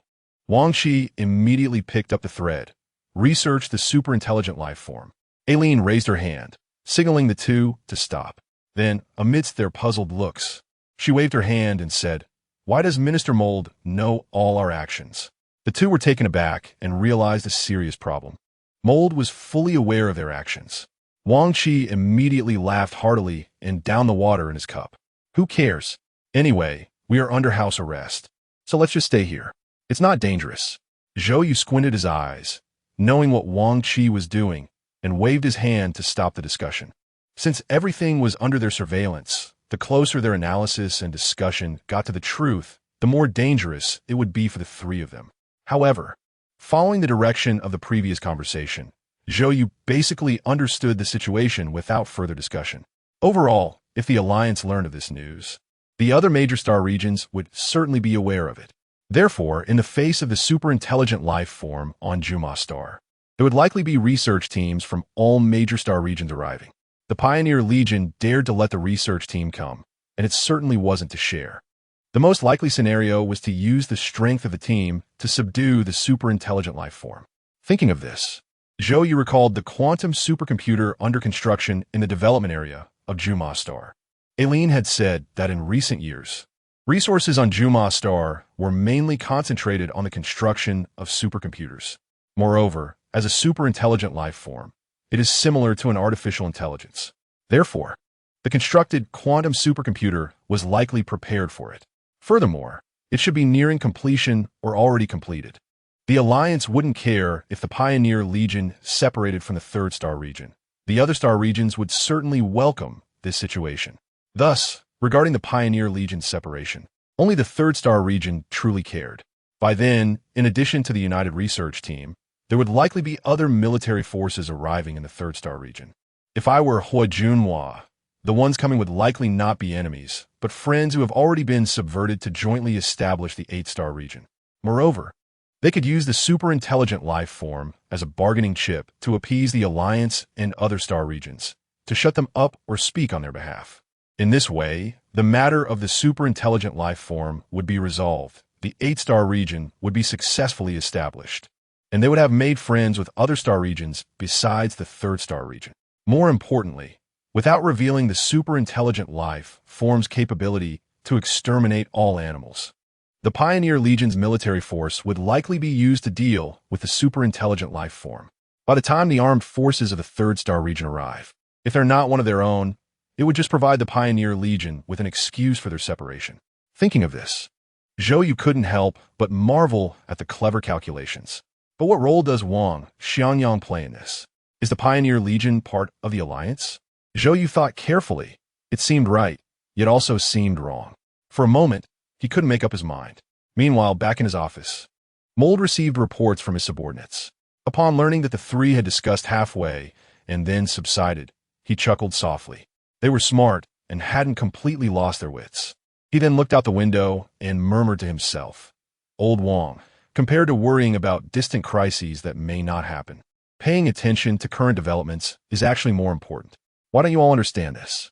As long as you are strong enough, there is nothing to fear from any crisis, right?" No one heard his words, but that didn't mean no one knew what he intended to do. Far away at the headquarters of the Alliance's Security Committee on Earth, Wang Xianyang's virtual screen remained focused on Zhou. Everything that had just happened naturally fell into his view. This time, the old leader just happened to be present. The old leader remained calm and collected, showing no signs of any thoughts, and asked lightly, "Little Wang, if I hadn't come, would you have intended to withhold this news from the Alliance?" Wang Xianyang shook his head with a bitter smile. "What the leader said is correct. However, I still hope the leader 1T disclosed this news to avoid unnecessary complications. Is there no other way? This is currently the best method. It can help resolve the issue and reasonably cause other organizations to withdraw from the competition, alleviating our burden." Wang Xianyang's expression grew serious, and after a pause, he continued, "In fact, there is one very important piece of information. Speak. Actually, like Taka Star, Juma Star is also one of the planets that is relatively close in the Gods plan. I know. What I want to say is that the superintelligent life form was created from the seeds of that year. I also know, but its development to this point is the masterpiece of Professor Zhou." Hearing Wang Xianyang's words, the old leader's eyes narrowed, and he stared intently at Wang Xianyang without asking for details. After a while, he said, "How many things are you still hiding from the Alliance?" Wang Xianyang felt a bead of sweat form on his forehead and answered dryly, "Nothing. Do you believe that yourself?" Chapter 80. The Pillar of Heaven. Wang Xianyang naturally did not believe it, and neither did the old leader. "When we find Kunlun, I will resign and accept the punishment of the Alliance's laws." Before Wang Xianyang could finish his sentence, he was interrupted by the old leader. All right. If I didn't believe you, there wouldn't be all of this today." The old leader initially wanted to say more, but seeing Wang Xianyang's expression, which seemed ready to sacrifice himself at any moment, he immediately lost the desire to continue. After a moment, he solemnly gave a few instructions. The great ship of human civilization drifts through the vast sea of stars. Its direction cannot be decided by just one or two people. Every citizen is a helmsman. Wherever the people's strength is directed, the great ship will move in that direction. Individual contributions are indispensable, but the power of the collective must not be overlooked. Each person must be responsible for their own life, while also being responsible for the fate of civilization. I hope you understand what I mean. The old man stood up, patted the upright Wang Xianyang on the shoulder, and slowly left. Act now. Don't think you're the only one working hard. The troops closest to Jumong Star are already prepared, and there is an Alliance scientific research station there, waiting for your command. I will persuade the Alliance meeting. Wang Xianyang opened his mouth, wanting to say something, but ultimately could not find the words. Looking at the old man's back, he seemed to see countless compatriots sweating profusely, forging ahead, mutually supporting each other's frail shoulders, shouldering everyone's fate. He also seemed to see the old man's thin arms, like a pillar of heaven supporting a piece of sky, blocking countless storms. On Jumong Star, Wang Qi and Aaron could stay in the room, but Zhou was different. Even if he didn't intend to complete the task assigned by Wang Xianyang of digging up a fossil to take back, he absolutely could not stop searching for his parents' whereabouts. Putting everything else aside, he had to see Hu Junhua. As for Wang Xianyang, after meeting Hu Junhua, he had to clarify the news about his father. But now, being monitored and under house arrest by the Star Security Division. What should he do? Time passed day by day, and Zhou grew increasingly anxious. The Alliance Security Committee also conveyed news, commending the three of them, while notifying them that the investigation team was on standby at Star. The message was delivered by Mold, who did not acknowledge the trio's urgent pleas for freedom. It was as if they had never heard them at all. Old Wang, this won't work. One day, Zhou finally couldn't hold back anymore. If things develop as we suspect, from the Alliance's decision to the research team arriving, it will take at least 3 years. Are we really going to be under house arrest for 3 years? Zhou leaned closer to Wang Qi and whispered. In the past few days, Zhou had observed very carefully, but still did not discover any listening devices from Mold. The room clothes, and even personal items showed no abnormalities. But some words had to be said, and he decided not to care, since he wasn't afraid of the other party knowing. Wang Qi glanced at Aaron, looking as if he wanted to say something, but held back. Zhou was puzzled and asked, "What are you looking at Aaron for?" Aaron slightly nodded. Receiving Aaron's response, Wang Qi immediately spoke up. "Don't. I would rather hibernate for 3 years without eating than lose my freedom for delicious food every day. Indeed, food and freedom are irreplaceable, but if I could only choose one, I want freedom." As Wang Qi spoke, Aaron inexplicably pulled on a long wire, not revealing what she was doing. Zhou glanced at it but didn't pay much attention, grabbing Wang Qi to stop his obviously nonsensical behavior, and asked seriously, "Old Wang, do you have any good ideas?" Wang Qi rolled his eyes. "Ideas? What good ideas could there be? Isn't it better to stay here? Why bother? Running out is just staying on Star anyway. It's just changing to a bigger hotel."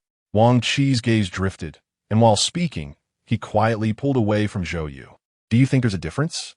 In reality, there is no difference. Suddenly, a sharp sound pierced the air, and a spark reflected in Wang Qi's eyes. Wang Qi, like a startled rabbit, darted away, turning around with a pained expression. In reality, he wasn't hurt at all. However, this did not prevent Wang Qi from imagining the scene before him. In his eyes, Zhou's clothes were emitting a wisp of blue smoke, his hair standing on end, and he was twitching on the ground. Behind Zhou, Aaron was silently holding 2 wires with a cold expression. "Aaron, the electricity." Wang Qi worriedly began, but was cut off by Aaron. "Shut up." As Aaron spoke, she bent down and extended her hands again. Wang Qi's expression became even more pained, as if the wires were touching him instead of Zhou. He simply closed his eyes, gritting his teeth and shaking his head. Zzz. Another sound rang out. Hearing the noise, Wang Qi even shivered. Opening his eyes to see Aaron about to continue, he hurriedly waved his hands. No, Aaron, the electricity." Wang Qi's words were interrupted again by Aaron. "Don't make a fuss. I'm about to electrify him."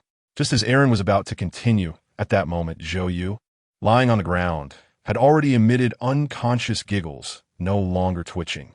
Wang Qi panicked, rushing over and lying on top of Zhou. "What are you doing?" "The voltage isn't adjusted. It's too high. If you keep electrifying him, someone will die." "Aaron."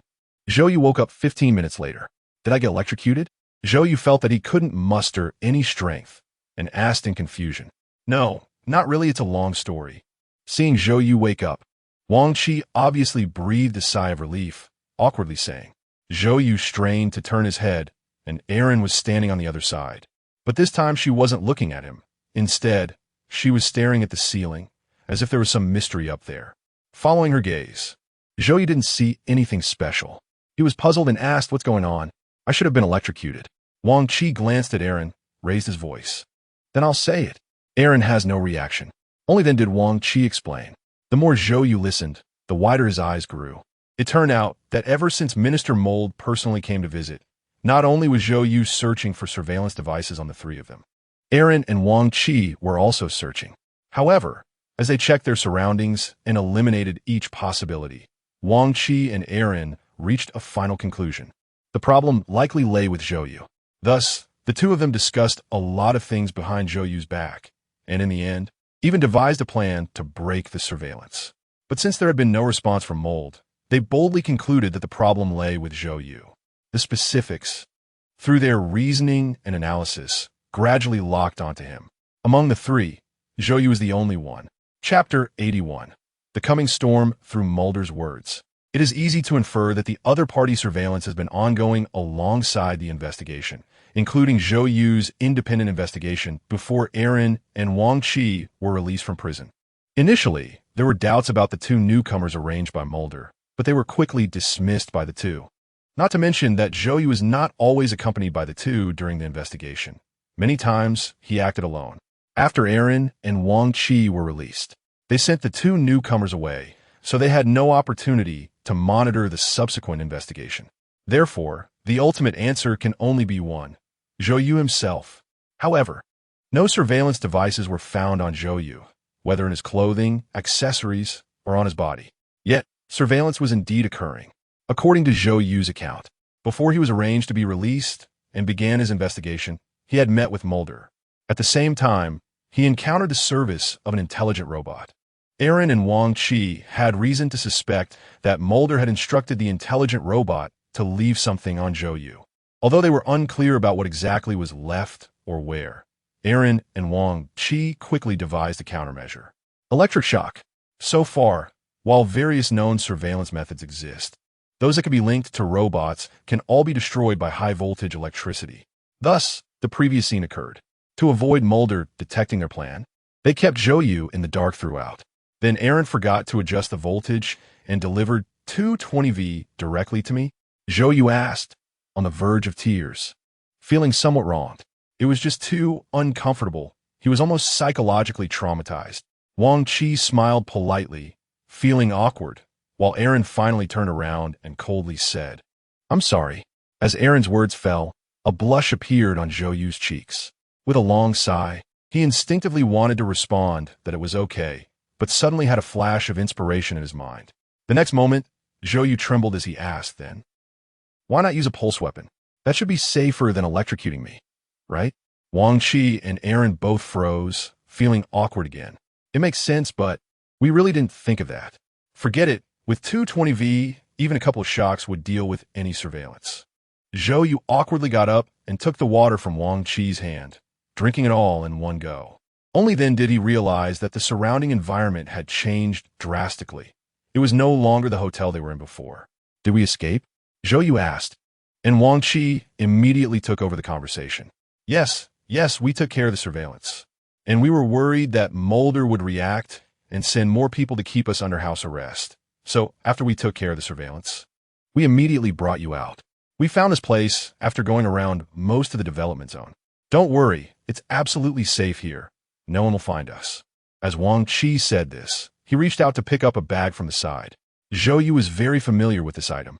He had made one in elementary school for a physics-related craft class, a shielding backpack. Any electromagnetic signal placed inside would be shielded, unable to send or receive messages. After returning the empty cup to Wang Qi, Zhou Yu suddenly froze and said inexplicably, "I think I understand." Wang Qi asked, "Understand what?" "It should be the water poured by the intelligent robot that has a problem. For example, there might be nanotechnology in the water, which I drank into my stomach." "Nanotechnology?" Wang Qi said, somewhat puzzled. "Isn't that used for medical purposes or search and rescue?" "Yes, but isn't it also very simple to let it monitor?" "That makes sense. By the way, there are 4 people guarding the door. How did you manage to escape with me?" "Hee, you don't know this, do you?" "Let me tell you, Sister Aaron single-handedly took on 10. In less than 3 seconds, while I was still carrying you and hadn't even stepped out the threshold, the 4 big guys outside were taken down by Sister Aaron." "TSK, TSK, TSK," Wang Qi said while shaking his head in admiration. As Zhou Yu regained his strength, his physical abilities gradually returned. He just felt a bit lightheaded and had a strange sensation of his soul detaching, as if he could float out of his body and drift into space at any moment. When he was finally able to move around the room, he discovered that the place where the 3 were located was actually a basement of a construction site. Zhou Yu thought this place was a bit risky.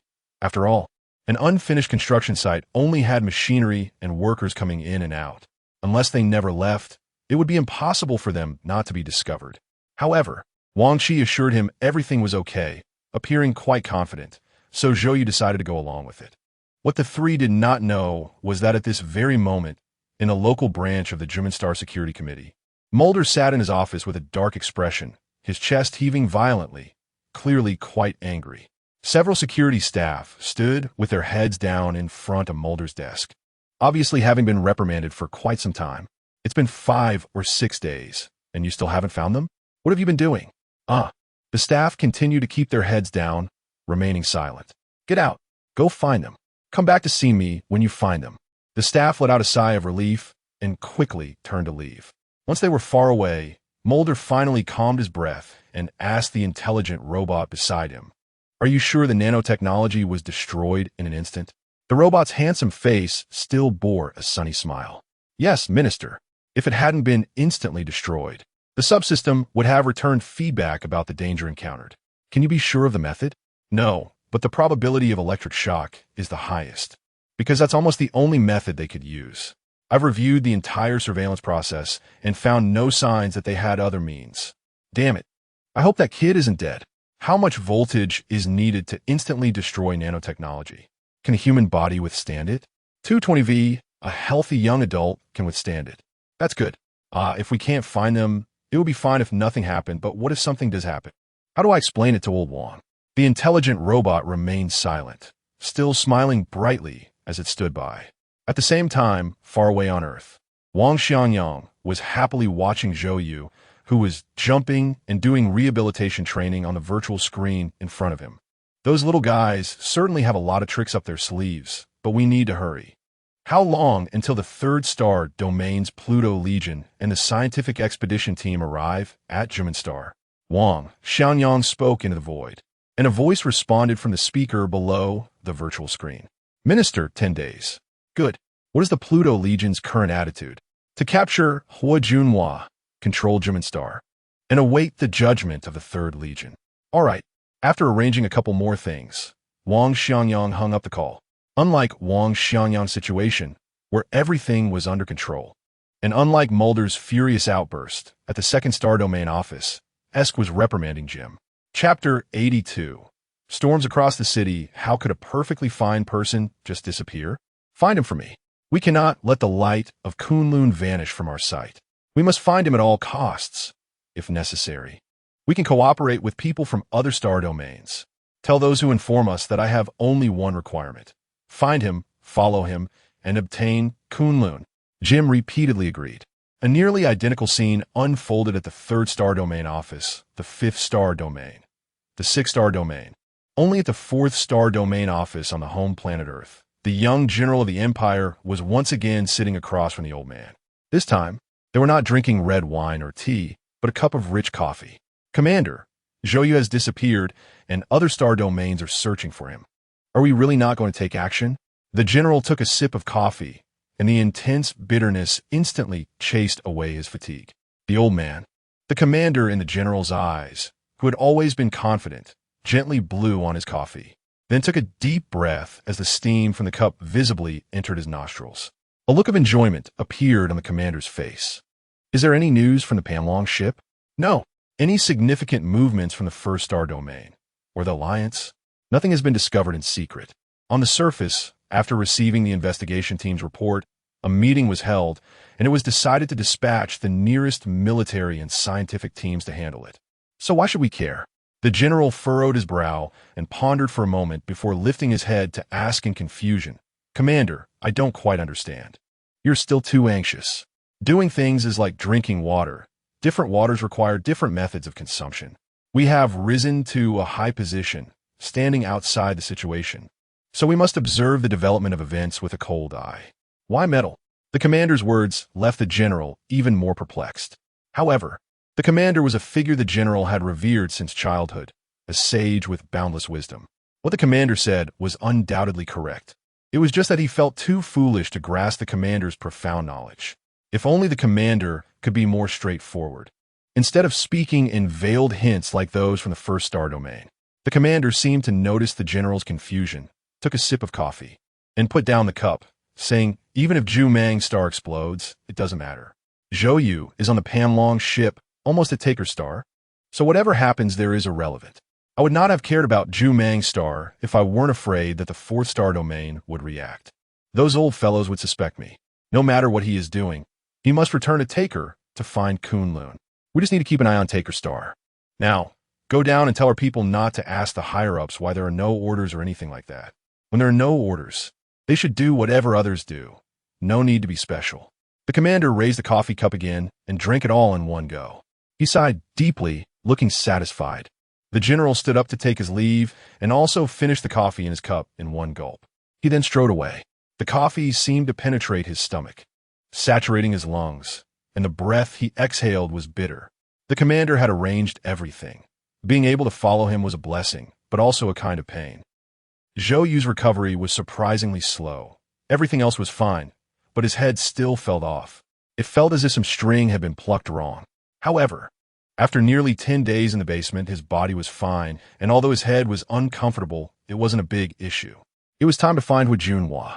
In the past few days, Aaron and Wang Qi had devised several plans and already had a strategy for seizing the super-distance launch device to launch the super-intelligent life form towards the Alliance.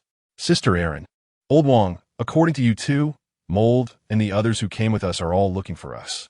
If we go out now, we'll probably be discovered quickly. Zhou Yu spoke, and the two looked at him in confusion. Our plan is indeed good, and the chances of success are high, but I still have a suggestion. Wang Qi asked, what suggestion? Aaron prompted, speak. Zhou Yu said, we should split into two groups. You continue with the established plan, but you must disguise yourselves to look like me. After the information is successfully transmitted, hide immediately, and I'll take the blame. At this point, Wang Qi was about to interject, but was stopped by Zhou Yu's hand. Zhou Yu continued under their puzzled gazes, I will go out first. Head straight for the Pioneer Corps General's office to find Junhua. When I'm caught, I will admit that I seized the super-distance launch device and that it was Junhua who instructed me. As Zhou Yu narrated, the two's eyes widened more and more. By the time Zhou Yu finished, they looked at him as if he were a ghost. Gulp. Wang Qi swallowed hard, waving his hand in front of Zhou Yu's eyes, only to be brushed aside by Zhou Yu. Old Wang, be serious. What are you doing? Wang Qi replied, I'm checking if you've gone crazy. This roundabout plan, not to mention whether it could be executed smoothly. Do you think Junhua will meet with you? The actual controller of the Pioneer Corps is not someone a mere security investigator, like you can just meet. What do you think? Upon hearing Wang Qi's words, Zhou Yu smiled confidently. I naturally have my ways. What ways? That's a secret. Then what's your purpose in seeing him? To seek justice for the bald man's 3 jailmates. Is it really that simple? Why not? Although it's ridiculous, I like it. Isn't that enough? Are you not planning to fulfill the deal with that officer who wants us to shoot a blockbuster? Well, if you had said so earlier, I would have understood. In the Pan-Human Alliance, near Jumang Star in the 3rd star domain jurisdiction. 5 billion kilometers away from Jumang Star, a massive dark gray mothership was slowly decelerating. Surrounding it were 7 or 8 reconnaissance ships. More conventional ships were docked on the mothership. Captain, the fleet is expected to arrive at the designated location in 2 days. In the mothership's control room, a muscular man stood before the young captain, reporting. The young captain was engrossed in a book, not lifting his head as he responded. The giant pulse cannon has been repaired and is ready to be activated.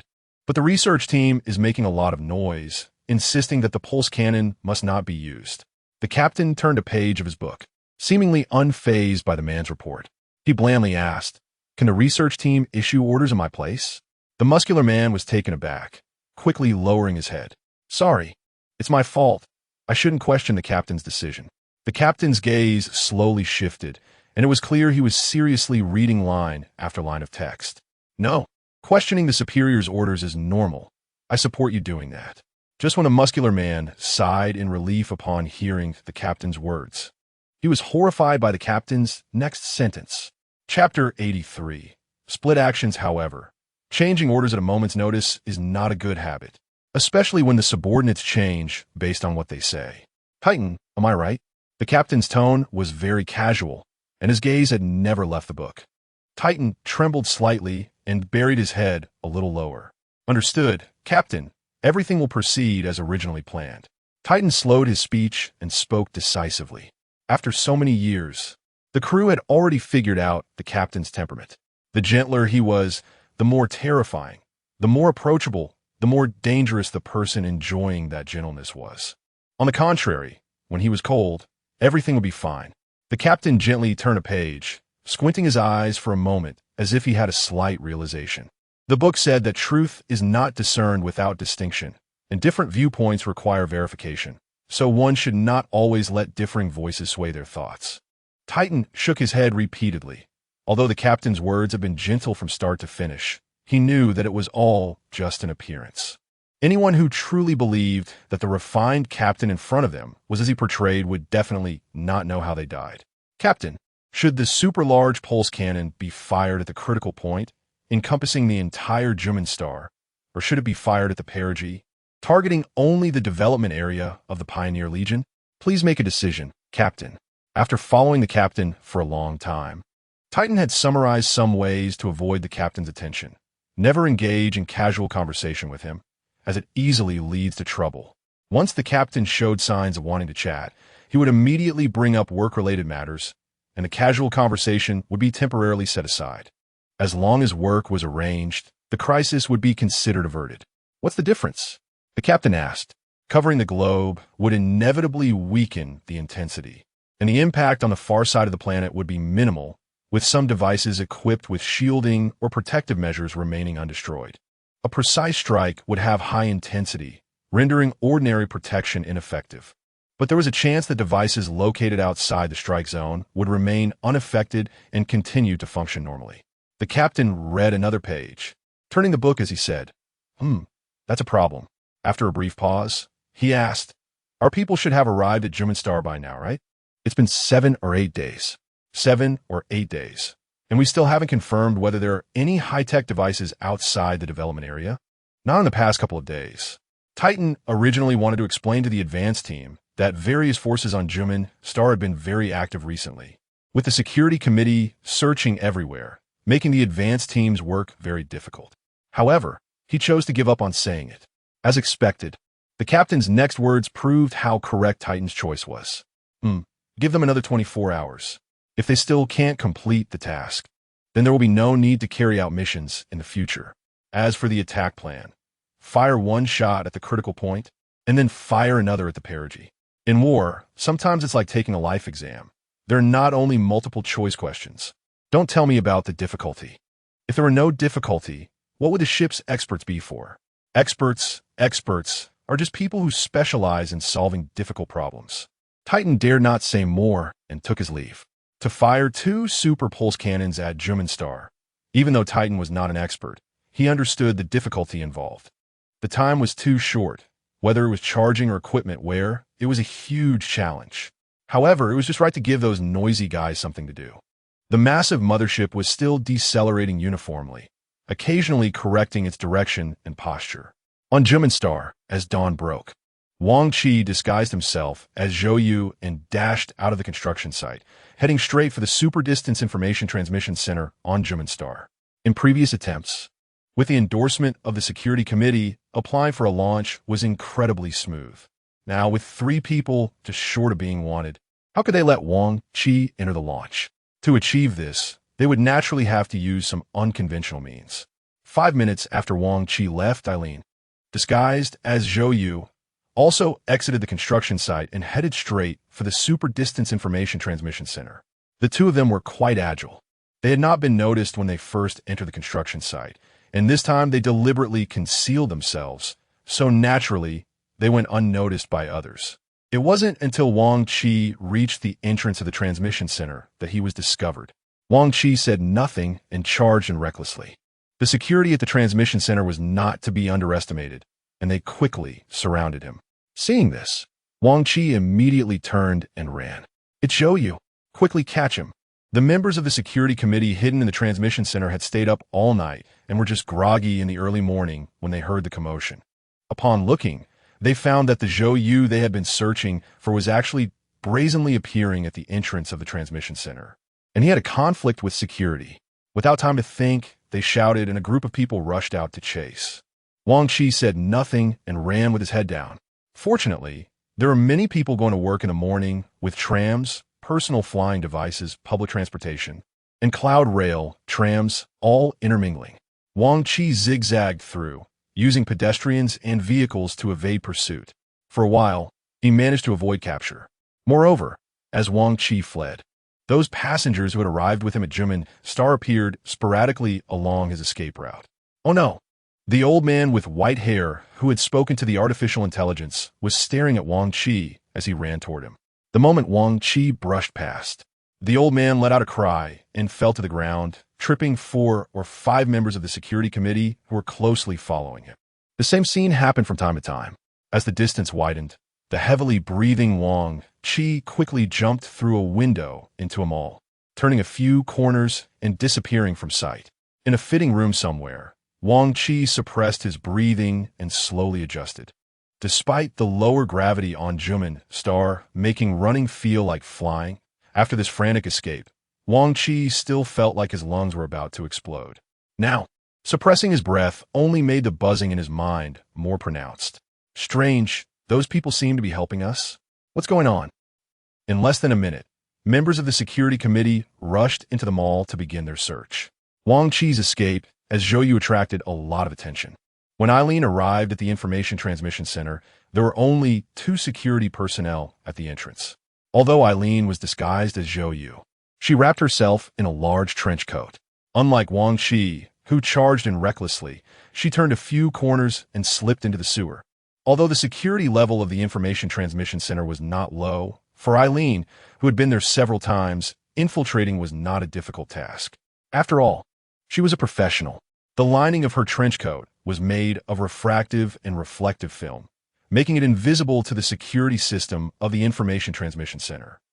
While Wang Qi lured the snake out of its hole and created a diversion, Eileen took the opportunity to sneak in. Meanwhile, Zhou disguised himself with a big beard, quietly left the construction site, and headed straight for the administrative building. Over such a long time, Zhou and his companions had already figured out where Hu Junhua's office was. Chapter 84. Meeting General Hua in keeping with human architectural traditions. The style of the administrative building of Jumong Star, while somewhat rugged, is still a solemn structure. Guarding the administrative building, in addition to the regular armed patrols in the courtyard, is an intelligent system at the entrance, as well as an ancient profession, the doorman. Moreover, compared to other obstacles, the presence of the doorman is undoubtedly the most troublesome. Just then, Zhou, with a beard on his face, arrived at the entrance and was stopped by the doorman before he could enter. What do you want? I'm looking for someone. Which department? I'm looking for General Hua. Swish. The cameras of the entrance's intelligence system instantly turned to focus on Zhou. Please provide appointment information. I don't have an appointment, but you can contact General Hua directly and say I'm his relative. No appointment, no entry. If you're just messing around, I suggest you walk away. I don't have time to deal with your nonsense. I urgently need to find him. It's a matter of great importance, and I can't afford any delays. How about this? You initiate a video call, and if the general is displeased, he will only punish me. The doorman frowned and stared for a moment. If it were a normal situation, someone like this fool would never be allowed in, no matter what they said, as long as they had no appointment. However, today, the situation was a bit different. Although this scruffy-looking guy appeared quite old, the voice indicated he was definitely not very old. Thinking of this, the doorman half squinted and agreed to Zhou's request. He then initiated a video call to Hu Junhua, reporting that it was a relative looking for him. Someone.Zhou. The entrance's intelligent device activated, and Hu Junhua's virtual image appeared. At the same time, Zhou's image also appeared in front of Hu Junhua. The instant the video call connected, a moment of daze flashed in Hu Junhua's eyes. Throughout the process, Zhou stared unblinkingly at the forming image. Hu Junhua's fleeting change, though momentary, was still captured by Zhou. At this point, Zhou understood. He knew he looked very much like his father, especially after growing a beard. They were practically identical. This subtle expression from the other party indicated that he must have seen his father before, and their relationship was likely close. Otherwise, there wouldn't have been such an instantaneous reaction, accompanied by a moment of distraction. General Hua. Hello, it's me, Zhou. Zhou Zipeng is my father. Zhou said with a smile. What do you want? Hu Junhua asked expressionlessly. I've come to seek justice for someone. Hu Junhua was somewhat bewildered upon hearing this. Although he frequently communicated with Wang Xiangyang and even shared intelligence, he had not delved into such detailed matters. The few soldiers imprisoned in the jail were not his doing, and he had no idea what the situation was. This was normal, as Hu Junhua was responsible for broader issues. For instance, he would let Zhou Yu receive and send out those messages. However, he didn't care about how they were obtained or sent. He had thought Zhou Yu was here to inquire about Zhou Ziping, but unexpectedly, it turned out to be about seeking justice. Seeing the mysterious smile on Zhou Yu's face, Hu Junhua couldn't help but recall a distant past. That man was also like this. In a daze, the virtual image of Zhou Yu seemed to transform into Zhou Ziping, smiling mysteriously at him. "Come in," Hu Junhua said, and Zhou Yu directly entered, leaving the doorman somewhat dumbfounded. It wasn't surprising that the general agreed to meet. Rather, if he remembered correctly, the security committee had been hunting for Zhou Yu for the past few days. Although the big, bearded man in front of him looked quite different from the image data, if one looked closely, it was still discernible that it was indeed Zhou Yu himself. What puzzled the doorman even more was that several old friends in the chat group had said that Zhou Yu had provoked the security committee early in the morning and would be blocked and searched at them all. So, how did he suddenly appear here? The doorman thought about shouting in the group that Zhou Yu was here, but then remembered he was there to see Hu Junhua. If that were the case, it might not be good. After hesitating for a moment, the doorman gave up on this idea. Anyway, it wasn't his business. He was just a doorman. Meanwhile, Zhou Yu strode in and climbed the stairs. Hu Junhua's office was on the second floor of the administrative building. Within a few minutes, Zhou Yu had pushed open the door. What came into view was an extraordinarily spacious office, occupying almost half of the second floor of the administrative building. Not far from the entrance stood two soldiers, standing straight with their guns at the ready. Further inside was a huge virtual scene. Yes, it was not a screen, but a visible virtual scene. A gigantic green planet was slowly rotating, with the light source fixed in position, creating alternating light and dark as the planet turned. Zhou Yu knew without asking that the scene in front of him was undoubtedly a model of Jumong Star. However, what surprised Zhou Yu was that, apart from the developed area, there were several visibly sparse green areas in other locations of Jumong Star.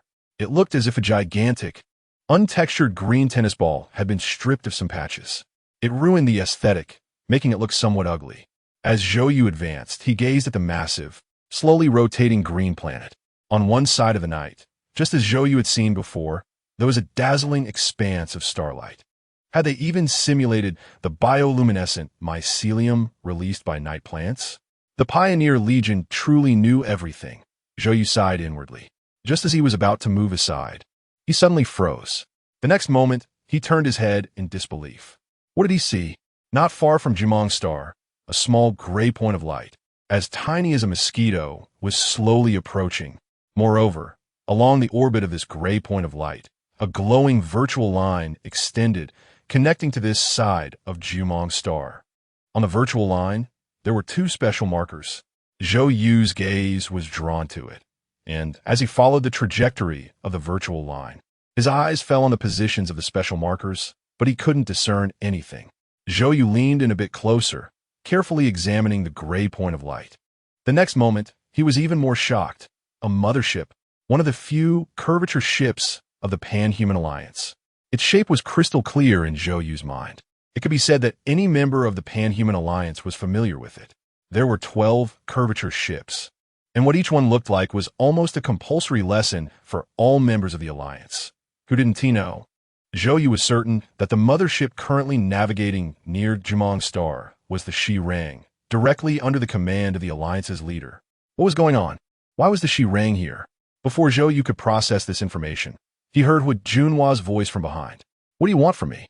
If the information is correct, you should be fleeing at the mall. Let me think. That's your teammate, right?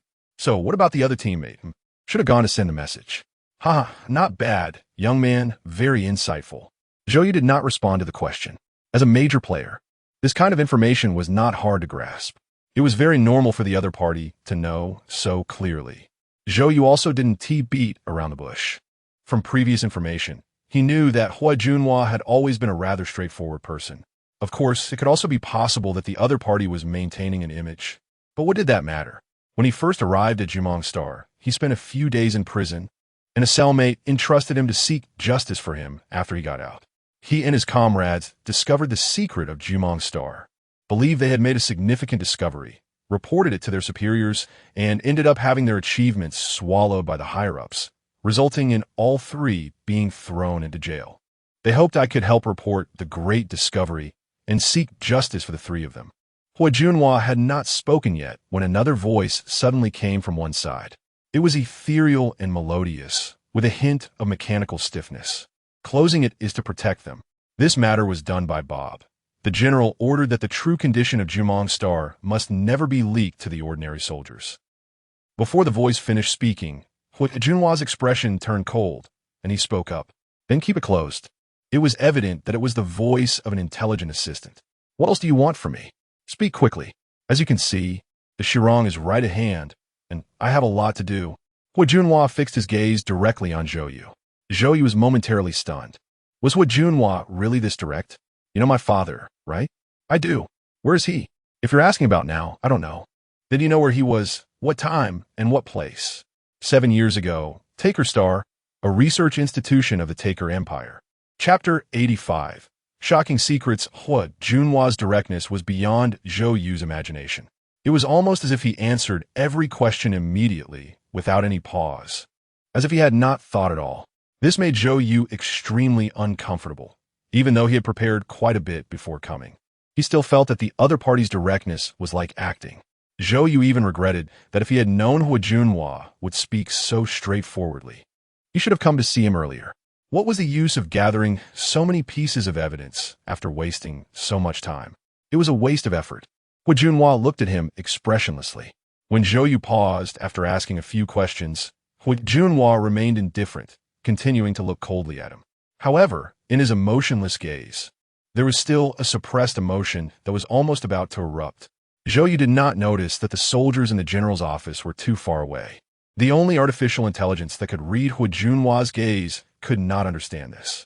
After a moment, Zhou Yu came back to his senses and took a deep breath.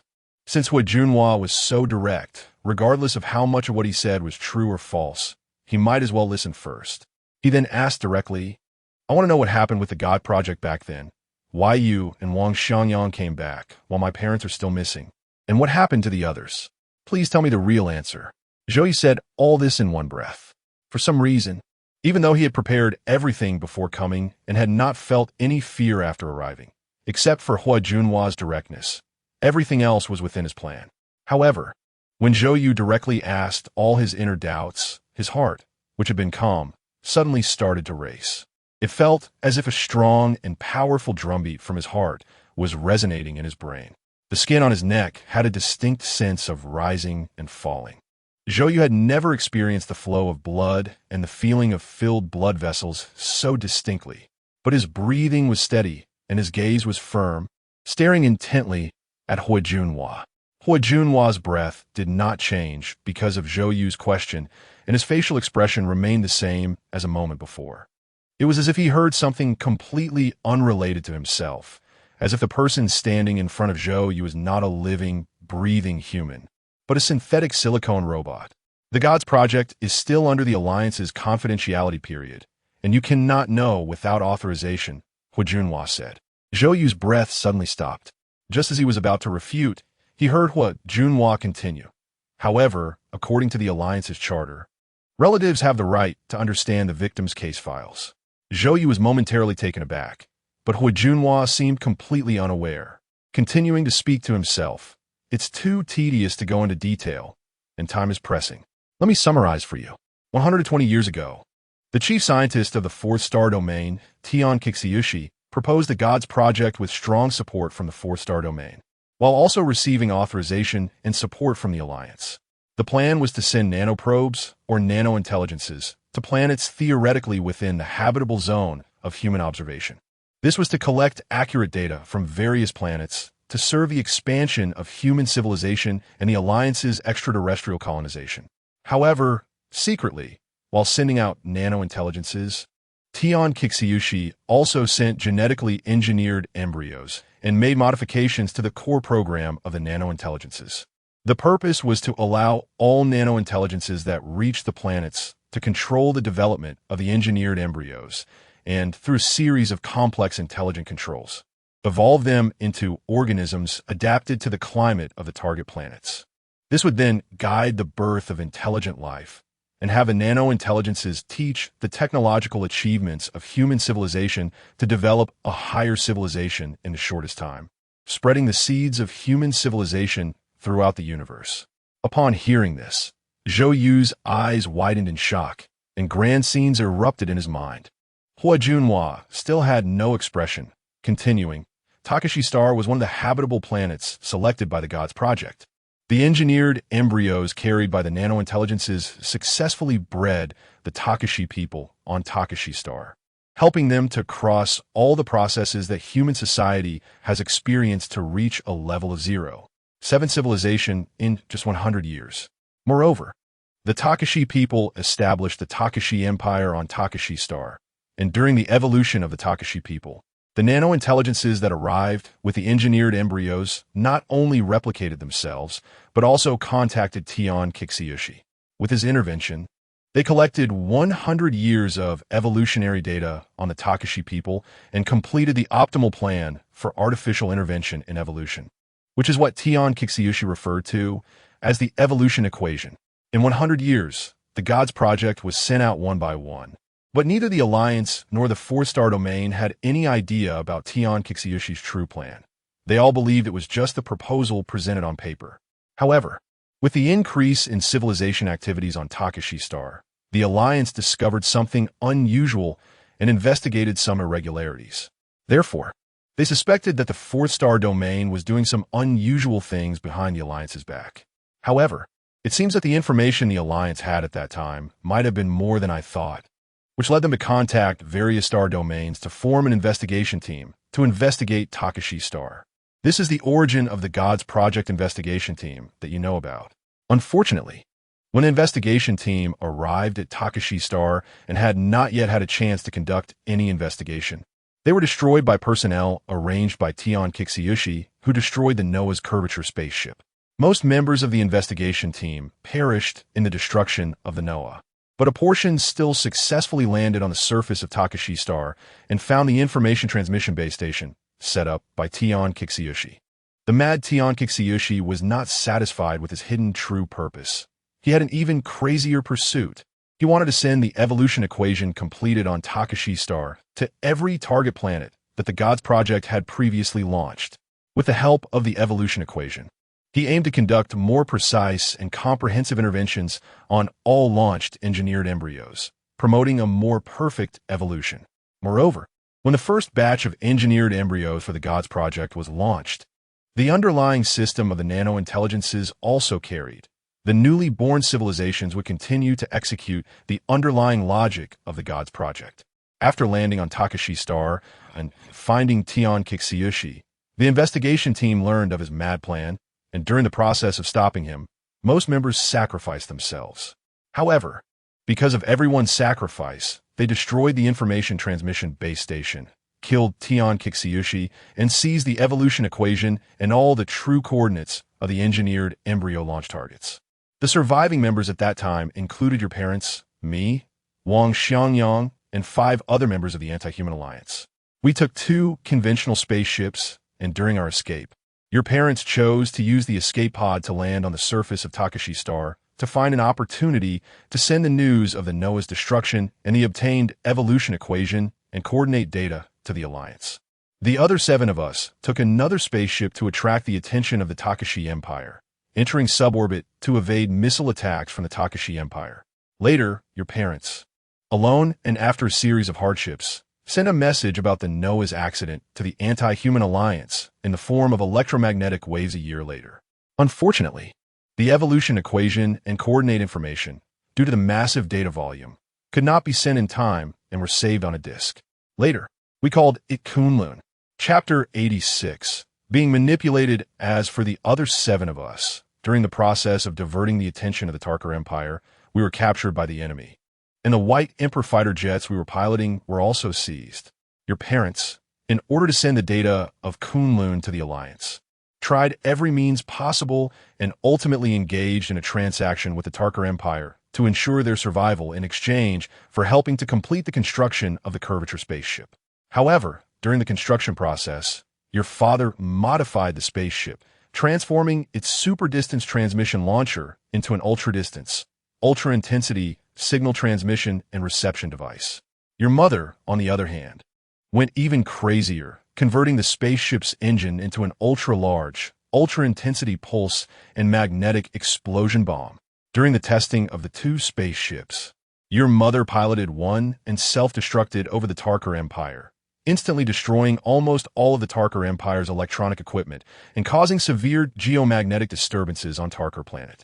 Your father sent super-distance information to the Alliance, allowing them to learn the true content of Tian Qixu's divine plan and the series of changes that occurred on Tarkar planet 2 years after the Noah incident. Upon hearing this, Zhou Yu's eyes turned red, and he could hardly control his emotions. According to Hui Junhua, did my mother really self-destruct? Although he couldn't imagine what the scene of the curvature spaceship self-destruction would look like, he was certain that a human being could not survive such an explosion. Fortunately, Hui Junhua's next words sparked new hope in Zhou Yu.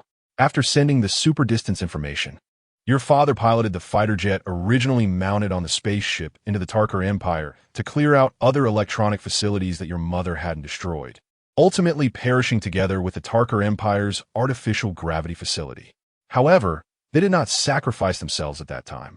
Long before your parents joined the Tarkar Empire's curvature spaceship construction under various threats, the scientists of the Tarkar Empire had secretly tampered with them. The image of your mother and father exposed to everyone was not actually themselves, but rather biomechanical suits created through the Tarkar Empire's twisted and insane human experiments inherited from Tian Qixiu. Or more accurately, bionic robots. Bionic robots operated by the consciousness of your mother and father. Therefore, afterward, Wang Xianyang and I concluded that all of the Tarkar Empire's electronic facilities had not been completely destroyed. At least, the connection between your father's bionic robot and your father's brain had never been severed. So, on the surface, Kunlun was destroyed by your mother's actions. However, before the suicide attack, your father sent us a message. In the message, he shared all his speculations and suggested how we should proceed.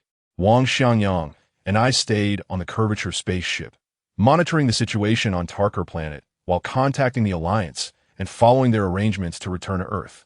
On the journey, we encountered the human fleet advancing towards Tarkar planet. As you know, approaching the speed of light in space travel is not an easy task. We brushed past each other, bringing the Tarkar Empire's curvature spaceship to the Human Alliance to report. The Alliance analyzed all the intelligence and concluded that Kunlun had not disappeared but should have been hidden by your father.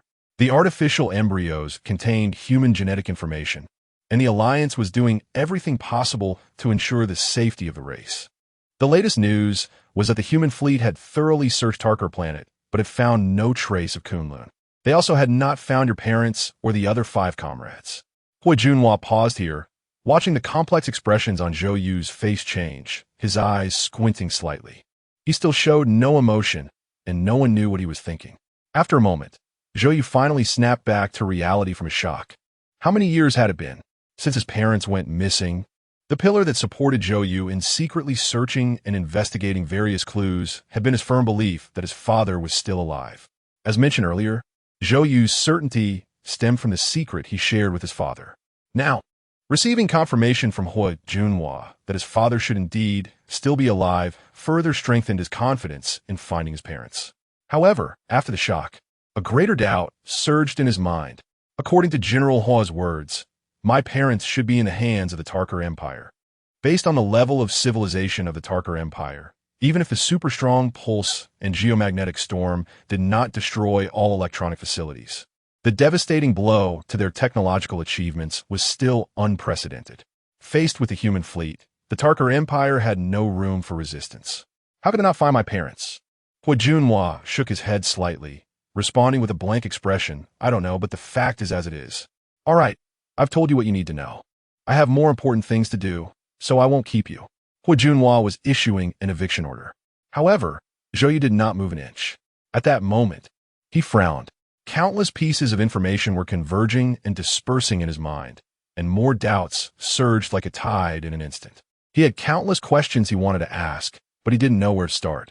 Just as Hui Junhua turned around and ignored him, and the omnipresent artificial intelligence reminded Zhou Yu that it was time to leave. Suddenly, Zhou Yu's confused gaze, lost in thought, burst into brilliance. He suddenly raised his head. Hua Junhua seemed to have said a lot, explained many things, and even revealed countless incredible pieces of information to him. But the most critical hidden message in these words was, what should be told to you has already been told. Zhou Yu's mind raced with deductions. In other words, there were still some things that were not meant to be told to him. That was the key. Zhou Yu would never be foolish enough to think that the Human Alliance's fleet searched the planet thoroughly and couldn't find his parents, and that he could just rush to Tarker planet and find them. The Alliance couldn't find Kunlun, couldn't find his parents. If Hua Junhua hadn't said that last sentence, his purpose, no, he and Wang Xiangyang shared life and death. Their relationship was certainly extraordinary. Wang Xiangyang sent me here. I found Hua Junhua, and he said all this. If it were just to simply send me to Tarker planet to find my parents, Wang Xiangyang could have told me directly. There would be no need for such a roundabout way. No, perhaps the real purpose was to have me find Kunlun. After all, even though my parents were great scientists, they weren't important enough to the Alliance to that extent. So, sending me here to hear this information, the purpose, even if it wasn't Kunlun, was something else. In fact, the other party had already hinted at where my parents were. The answer was likely in that last sentence, the content that should not be told to me. Then why emphasize that it should not be told to me? It must be to exchange or obtain something. Manipulation? Exchange? I have some value that I'm still unaware of? Chapter 87. Calculations from all sides. Understanding Hua Junhua's hint was not difficult at all. In fact, from certain perspectives, Hua Junhua's implication was almost explicit.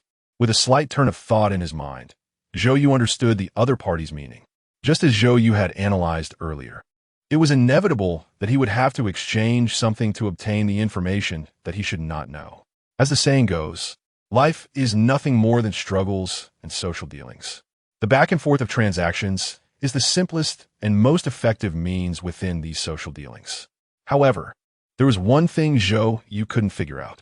Hua Junhua answered his questions almost flawlessly. It was too smooth. Even if the other party had personal experience, it must have been carefully thought out and polished, clearly prepared in advance. Otherwise, it would be hard to explain how he could speak so freely, as if giving a work report. Therefore, since there was prior preparation, it likely indicated that Zhou Yu's arrival on Jiumeng Star was actually the result of a joint operation by Wang Xiangyang and Hua Junhua, including the fact that he sought out Hua Junhua. This too had probably been arranged long ago. Thus, it was fundamentally unrelated to his application to investigate the colonization issue of Jiumeng Star. Even if he did not apply for the investigation as long as they wanted, they could certainly send him here through other means. Then, a new question arose. Whether it was Wang, Xiangyang, or Hua Junhua, both were significant figures in the Federation of Humanity. What could be the real purpose of such big shots, spending considerable effort to send him to Jiumeng Star? Zhou Yu absolutely did not believe that Wang Xiangyang and Hua Junhua were doing this out of pity for him, kindly sending him 3 light years away to Jiumeng Star just to meet Hua Junhua and inquire about the whereabouts of his parents. It was completely impossible. As for the previously analyzed secrets about Jiumeng Star concealed by the Pioneer Corps and the goals of the Corps veterans, anyone could accomplish that. It didn't have to be him. If it were merely an exchange of certain information, why wouldn't Wang Xiangyang complete it with him on Earth? There must be other special reasons. Zhou Yu initially thought he had inadvertently gotten caught up in a high-level game, but now it seemed he was not an inconsequential pawn. At this moment, the only answer Zhou Yu could think of was related to the whereabouts of Kunlun. However, he could not be certain. Perhaps the answer was hidden in what Hua Junhua had said at the end, the content that he should not be told. To elaborate, all of this had flashed through Zhou Yu's mind in just a few seconds. Having figured it all out, Zhou Yu suddenly looked up at Hua Junhua. He did not directly ask what the content was that he should not be told. Having experienced the previous surveillance incident involving Minister Mold, Zhou Yu already had a shadow in his heart. Who knew if the artificial intelligence in Hua Junhua's office, which had only been heard and not seen, would record everything that happened today? It might not matter what others said, but as a small employee of the security committee, if he were caught with even a tiny piece of evidence, he would lose his job. Losing a job and not making money was a small matter. But once he became unemployed, how would his parents go about searching? Zhou Yu then chose to take up Hua Junhua's conversation, with a hint of curiosity on his face, and asked, "I wonder what the general is busy with. Is there anything I can help with?" Zhou Yu only wanted to continue the conversation and did not want to leave just yet. Although he said these words, he did not expect Hua Junhua to actually have anything for him to assist with.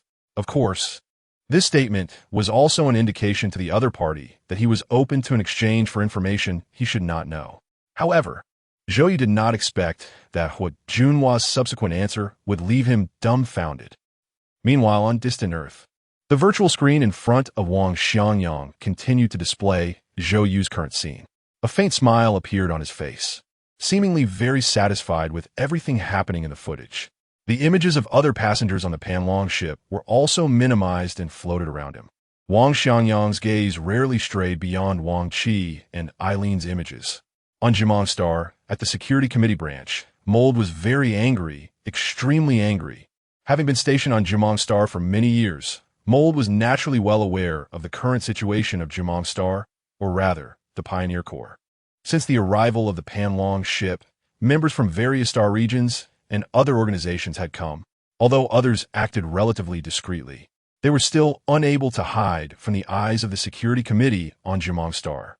Of course, this included Zhou Yu and the others. Mold's first reaction was that the Federation was about to take action against the Pioneer Corps. The real core reason was not about illegal colonization or similar issues, but rather that under Hua Junhua's leadership, the Pioneer Corps had long been in an uncontrolled state. Whether in the Third Star region or the Federation itself, there were no means to restrain the Pioneer Corps. Zhou Yu, as a visible investigator, was merely bait thrown out. There was always a risk of death. If it were someone else, it wouldn't matter whether they lived or died. What did it have to do with Mold? But unfortunately, since Wang Xiangyang had entrusted him with taking care of Zhou Yu, he at least had to ensure Zhou Yu's safety. After all, regardless of whether the Pioneer Corps succeeded or failed with his qualifications, as long as he didn't make a major mistake, he could hold the minister's position until retirement. In Mold's view, stability was the most important thing. Whether it was social conflicts or personal conflicts, it was the same.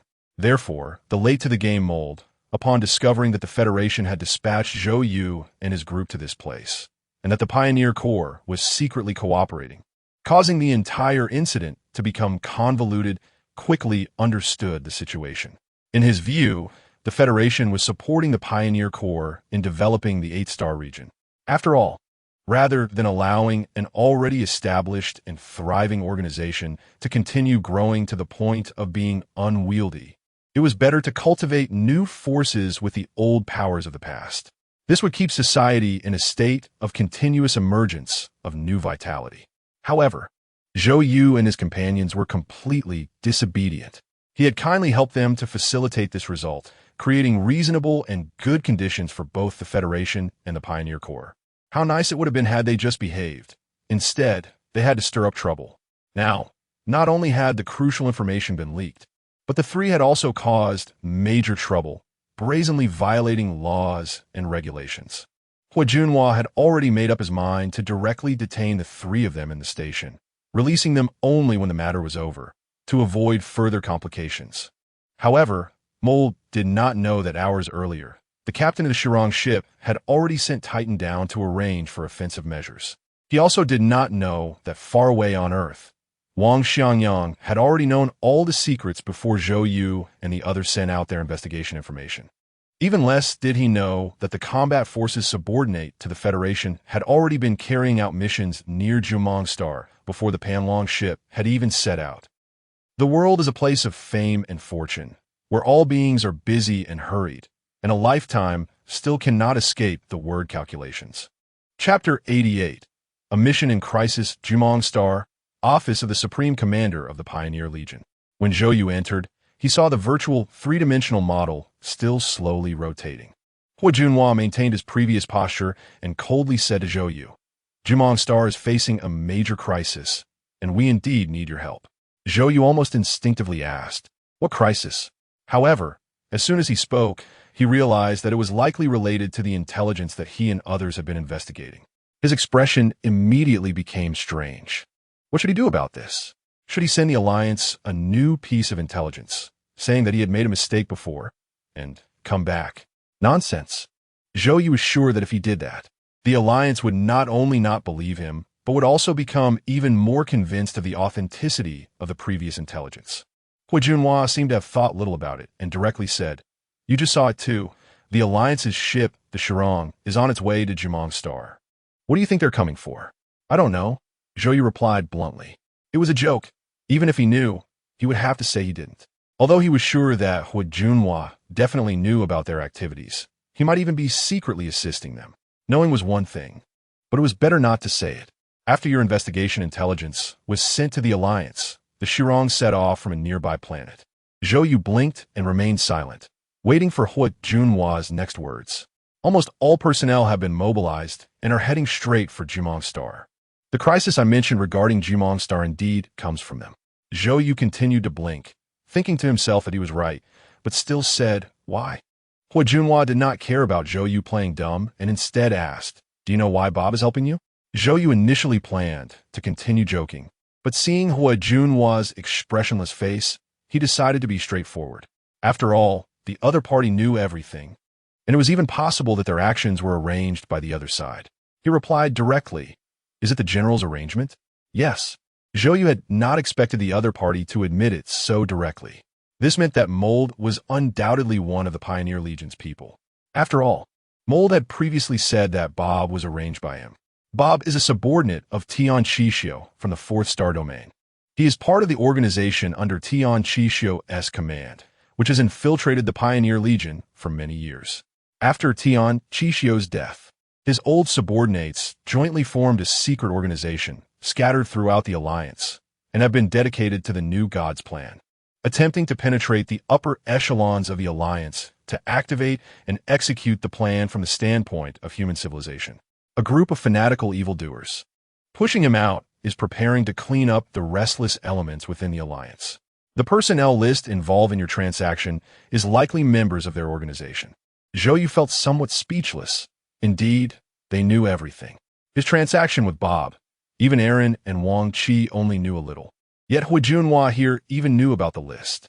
It should be noted that when he was negotiating with Bob, they had only discussed fabricating information in exchange for news about his parents. As for the list, neither of them had ever mentioned it.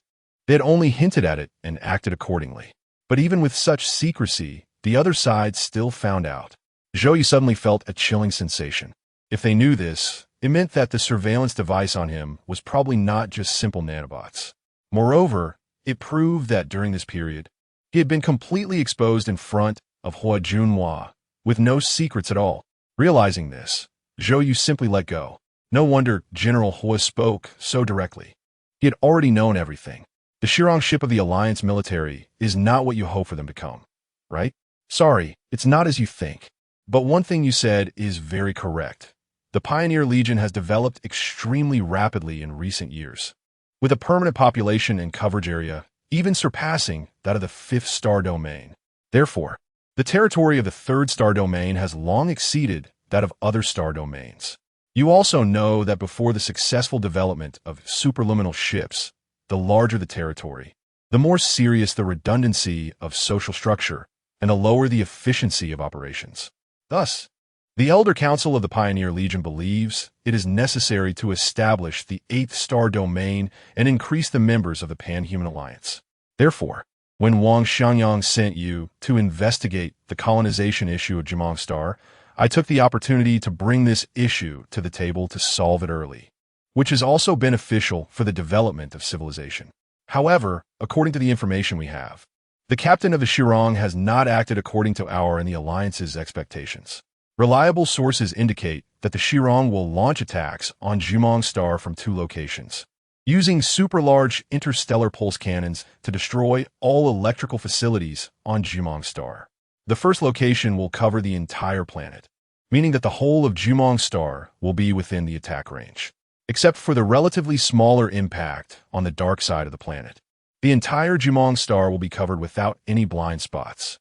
The second attack location is specifically targeting the areas developed by the Pioneer Legion on Jumong Star. According to the intelligence systems calculations, if the other side successfully launches all compatriots on Zhumong star will return to the most primitive state of human civilization in an instant.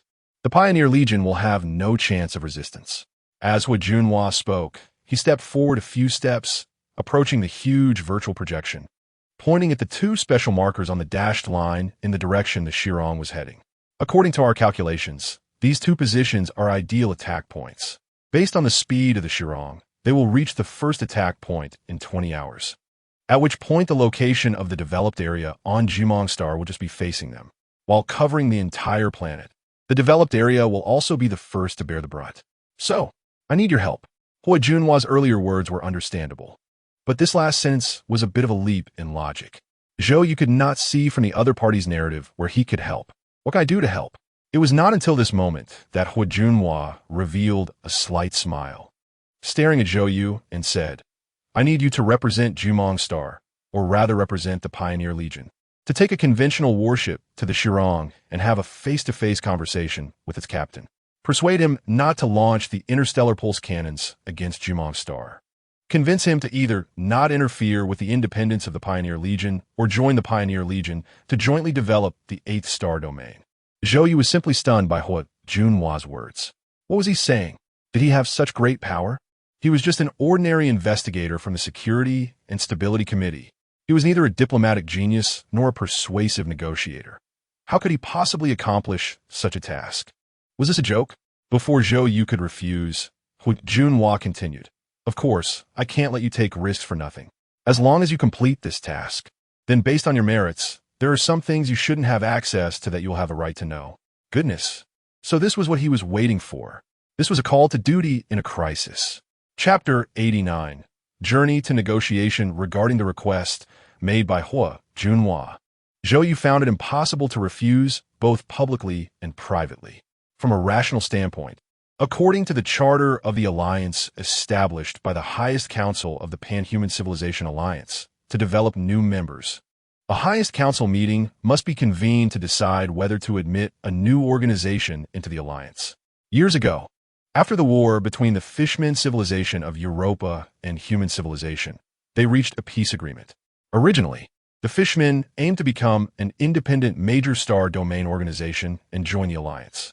However, after extensive discussions and meetings, the entire Fishman civilization was dismantled, and they joined the Pan-Human Civilization Alliance as individuals within various major star domains.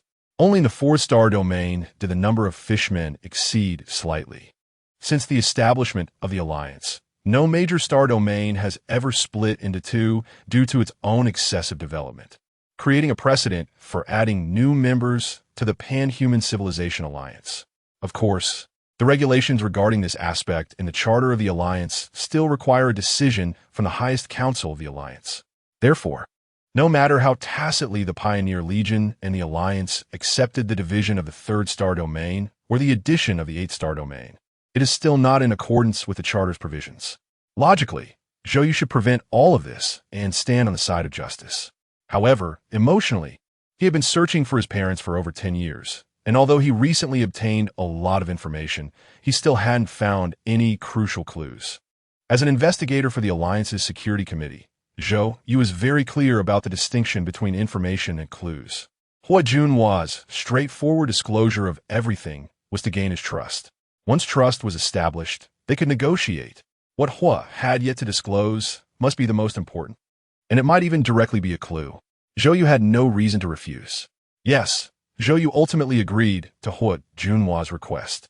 Half an hour later, he boarded the Pioneer Legion's conventional spaceship, heading towards the Shirong ship. As the vanguard of human colonization satellites, the Pioneer Legion's weaponry had always been quite advanced.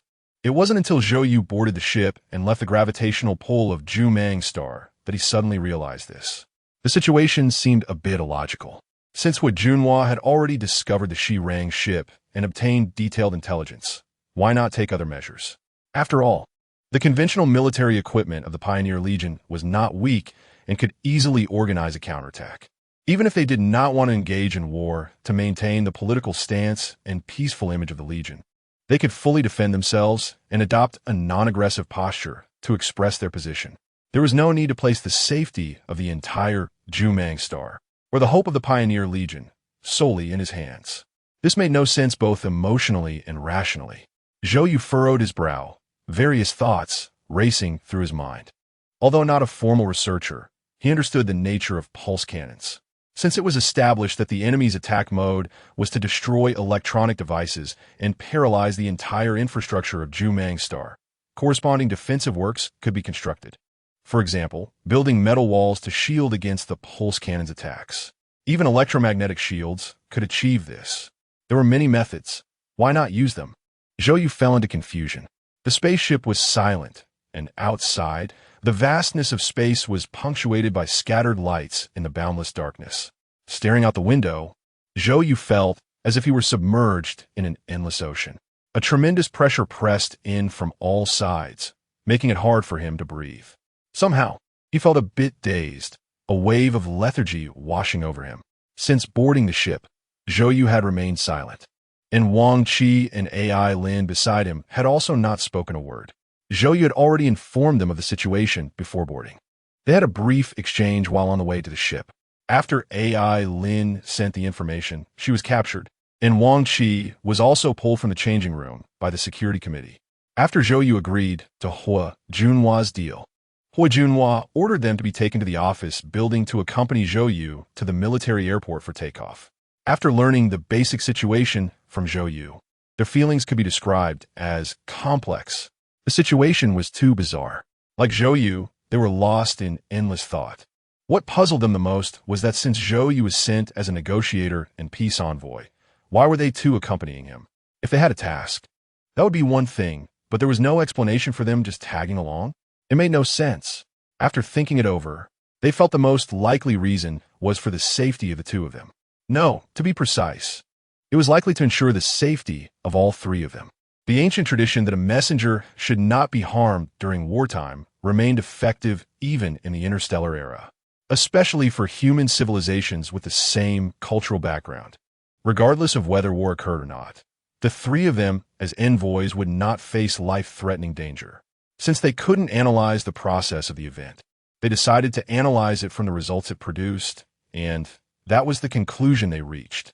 Silently, for hours later, the spaceship carrying Zhou and the others had passed the best location for the Shi Rang ship to attack the Zhou star development area, which Zhou had seen at the general's mansion. 8 hours later, they had reached the scheduled point for the Shi Rang ship to launch a super-pulse electromagnetic cannon against the entire Zhou star. Another 6 hours later, they were finally approaching the Shi Rang ship itself. The spaceship's pilot sent an electromagnetic wave signal to establish contact with the Shi Rang ship and submitted a request for docking, while also explaining the purpose of their visit. In response, the Shi Rang ship seemed unfazed, as if it had long anticipated that the Pioneer Legion would send envoys and that they would surely master the Shi Rang ship's movements. In space, it was not easy for the two ships traveling towards each other to dock. The conventional ship carrying Zhou and the others first slowed down until it came to a stop, then accelerated in the opposite direction. During the acceleration process, it finally aligned parallel to the Shi Rang ship. Once their speeds matched and they were relatively stationary, docking could proceed. This was a lengthy process, taking a full 3 hours before the docking was successful. Once the pressure in the decompression chamber was balanced, Zhou had just exited the conventional ship when he saw a muscular man with a large build. The newcomer was Titan. "Hello, I am Zhou. I am Titan. Follow me." After a brief exchange, the group, led by Titan, headed straight for the captain's location. Wang Qi and AI Lin followed quietly, observing their surroundings. The structural differences between the Shi Rang ship and the Panlong ship were still significant. Chapter 90. Negotiation and Failure. Both the Shi Rang and the other ship are curvature spacecrafts, but their structures are completely identical. The Shi Rang, as a combat vessel, has all its facilities designed for maximizing offense and defense. The Shi Rang still uses electromagnetic shoes to fix the human body in place within the ship. Historically proposed devices that mimic gravity through centrifugal force could never occur on a combat ship. After all, to provide gravity through centrifugal force, one would need to construct a massive rotating device, which would make the ship bulky and increase its attack surface. To meet combat requirements, The Shirang can almost be described as a patchwork vessel. Throughout the ship, there are hatch doors everywhere. If any area is damaged, the two adjacent hatch doors will immediately close to prevent air pressure from leaking. Zhou and his companions walked forward while observing their surroundings. In a short while, they arrived at a very spacious hall. Zhou initially thought this was the control room of the Shirang. But when Titan opened the door and guided the three inside, he realized that although the hall was wide, the interior was extremely simple, resembling a study. In the center of the hall was a sharply defined square table, around which sat a refined young man, dressed in white. He held a book in his hands and was reading it with great interest. Surrounding the hall, or rather the walls, was a circle of bookshelves filled with densely packed books. The lighting in the hall was soft, and light music wafted in from all around. The young man seemed oblivious to Zhou and his companions, keeping his gaze fixed on the book in his hands. Somehow, perhaps influenced by the environment or the music, Zhou's initial sense of disorientation seemed to improve after entering the room. "Captain, the people have arrived," Titan said softly as he stood beside the table. Only then did the man referred to as the captain close his book, slowly raise his head, and look at Zhou and the others. "Zhou Ai Lin. Wang Qi, right?" The captain spoke in a gentle tone, as if he were not a high-ranking leader, but rather a friendly neighbor. Zhou nodded, clearing his mind of chaotic thoughts, and looked directly at the captain.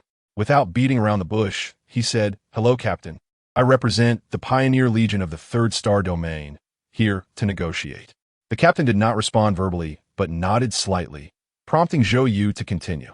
"General Hua hopes that the captain will refrain from launching an attack on Zhumang Star. Peace is paramount. Let us sit down and talk. Zhumang Star can open any port for the Shirang to dock, and will also open the entire network to accept monitoring from the Shirang. The request is simple. We hope both sides prioritize peace and resolve issues through negotiation, without resorting to violence. After all, once an attack is launched, it not only signifies the outbreak of war, but will also destroy the fruits of human civilization's hard work. The Alliance has enjoyed peace for hundreds of years, and General Hua does not wish for that peace to end at your hands." The captain leaned back in his chair, smiling as he looked at Zhou, then slightly tilted his head, straightened up, placed his arms on the table, and rested his chin on his crossed hands, staring at Zhou as he said, "So, you're here to plead for the rebels? You want me to sit down and have a good talk with the rebels? What are we going to discuss? What outcome can we expect? Am I supposed to agree to the Pioneer Legion violating the Charter? Do you think that's possible? As a member of the Alliance, one must abide by the Alliance Charter. Anyone who violates the Charter must be punished." After finishing his statement, the captain raised his arm to check. He saw that on his personal terminal, a virtual screen was currently displaying a countdown. "Therefore, I cannot agree to your request, nor can I agree to negotiations. Unless the Pioneer Legion surrenders immediately, shuts down its power generation facilities, turns off its radar, and disables all offensive capabilities. Waiting for the Shirang to fully take over everything on Zhumang Star, and the Pioneer Legion collectively accepts the review of the Alliance's highest military court. Otherwise, everything is off the table. In 20 minutes, we will proceed with the original plan to destroy all power facilities on Zhumang Star. You need not attempt to persuade me further. Since you are here, just stay put. After the war ends, I will hand you over to the highest court, and how to deal with you is no longer my concern. Titan, relay my message to Hua Junhua." The captain concluded and reopened the book he had been reading, engrossed in it once more, ignoring Zhou and the other two. Zhou certainly could not simply give up, so he stepped forward to argue, but was blocked by Titan. Unable to advance, Zhou spoke directly. He expressed that individual human lives could be endangered, and that the super-intelligent life forms on Zhumang Star could also be directly destroyed by the war. The losses would be immensely significant for human civilization in terms of scientific discovery. Unfortunately, for a full 5 minutes, the captain seemed not to hear Zhou's arguments, continuing to focus on the book in his hands, flipping through the pages. As the countdown drew closer, with less than 15 minutes remaining, the hall suddenly filled with the voice of the intelligence system reporting. "Dear Captain, the ship will arrive at the preset launch point in 10 minutes. The super-strong interstellar pulse cannon will fire in 14 minutes and 30 seconds, targeting Zhumang Star with maximum intensity. Please confirm, Captain. Confirm. The captain simply uttered 2 words and resumed reading his book. At this point, AI Lin and Wang Qi could no longer bear it. The two exchanged glances and slowly nodded to each other. Just as Zhou Yu was urgently expressing his views, hoping to resolve the issue without launching weapons, Wang Qi suddenly stepped forward. Before Zhou Yu could react, he heard Titans shout, followed by 2 thuds. When he turned to look, he found Wang Qi and AI Lin both collapsed on the ground, faces contorted in pain, clutching their chests and gasping for breath. Interesting. Are you trying to coerce me into agreeing not to fire weapons and resolve this peacefully? This is somewhat reminiscent of an event that happened in ancient Xi'an, before the rise of the first star domain, but I am not Jiang, and you are not Zhang, the captain mused. If this continues, the Pioneer Legion won't even have time to surrender. Take them away. As soon as the captain finished speaking, soldiers rushed in, regardless of Zhou Yu's protests, lifting the nearly immobile AI Lin and Wang Qi and dragging Zhou Yu away by his arm. Once everyone had vanished through the door, the captain finally set down his book. He slowly said, Interesting, interesting. It seems these 3 are quite important. Chapter 91. Prepared in their own ways. Meanwhile, on the distant planet Earth in the solar system, at the headquarters of the Pan-Human Alliance Security Committee, Wang Xiangyang had just finished watching a scene unfolding aboard the Shirong ship. What puzzled him was that he felt no anger towards the actions of the ship's captain. Instead, he seemed quite pleased. Even the old leader, sitting not far away, wore a smile. Xiao Wang, how can you be so sure he would act this way? What if he doesn't go through with it and actually follows the Alliance's hints, teaming up with Hu Junhua to establish the 8-star domain? What will you do then? The old leader asked slowly, smiling as he observed the scene of the 3 individuals in the Zhou domain. Wang Xiangyang put away his smile and respectfully replied, That would still be fine. For the Alliance, it doesn't matter whether the 8-star domain is established or not. What the Alliance needs is a strong military that is wholeheartedly dedicated to it. Whether he is part of the 8-star domain or the Shirong fleet, it's all the same. The old leader nodded, paused for a moment, and then asked, I can understand you temporarily sending them away from Jumang Star for their safety, but so far, I still don't understand the significance of your elaborate efforts. Is it just to let him get news of his parents, through Hu Junhua? Facing the old leader's question, Wang Xiangyang maintained his usual determined expression. Yes. He still chose not to speak. All right then, you continue to hold your ground. I'll just watch what you and Hu Junhua are up to, the old leader said. Wang Xiangyang immediately stood at attention and saluted. Please rest assured, leader, everything is for the Alliance. Jumang Star, Administrative Building, Hu Junhua's office. A dozen men stood formally in front of Hu Junhua. The intelligence system transmitted a message, announcing that the captain of the Shirong ship had refused to negotiate and demanded surrender. Hu Junhua appeared unfazed by this news, and the other men also seemed indifferent. Are we all ready? Hu Junhua asked. Almost in unison, the others replied, ready. What about the directional super-distance signal relay? Hu Junhua inquired of one of them. Rest assured, General, unless the pulse cannon hits the relay directly, it won't be damaged. That's good. Let's go. We'll leave this to them for now. Hu Junhua smiled slightly and took the group down the elevator. Someone input a series of numbers in the elevator, which unexpectedly opened on a side that wasn't the exit, revealing another elevator. The group filed in as the new elevator began to operate. It descended for a full minute before coming to a stop. When the doors opened, a long corridor appeared before Hu Junhua. The walls were reinforced with prefabricated modules, lacking any decoration and retaining their original color. However, light strips had been added to the 4 corners of the walls, illuminating the entire corridor. Everyone remained silent, and no one expressed surprise. Clearly, this wasn't their first time here. In less than a minute, they exited the corridor, arriving at a circular hall. The passage they had just walked through closed the moment a few of them left. In the next instant, the reinforced prefabricated modules surrounding both the elevator shaft and the entrance to the circular hall began to shake, and cracks appeared. Soon, countless mud streams flowed out, filling the entire corridor in a matter of moments. Even more bizarrely, the prefabricated modules submerged in the mud were rapidly dissolving, disappearing into the sludge. The circular hall still had the unfinished surface of prefabricated modules, but unlike the corridor, the dome here was arched, resembling a giant pot lid. Many people were busy at work. Upon seeing Hu Junhua and the others approach, they merely glanced up without stopping their tasks. "How's it going? How much longer?" Hu Junhua asked as he approached a young man nearby. "1 minute," the young man replied. "Is the emergency preset program for the development area ready?" "No problem. We can force all transport equipment to be immobilized at any time." "Good. What about the spaceport?" "It has already circled to the back of Zhumang's star. According to our estimated parameters, the pulse cannon won't have much impact on it. However, we still recommend that the port shut down all power systems for a few seconds at the moment the pulse arrives." "Very well. General, there are 40 seconds left. It's time to initiate the immobilization." "Okay, initiate it."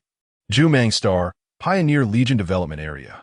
Yesterday was chaotic, with the security committee arresting people everywhere, and many took the opportunity to cause trouble, seemingly challenging the committee. Today was much quieter and more peaceful. However, compared to ordinary residents and soldiers, those who had arrived on the Panlong ship with Zhou, you were all in a hurry, mostly gathering near the office building. Reliable sources confirmed that Zhou Yu's team had indeed been summoned here by Hu Junhua.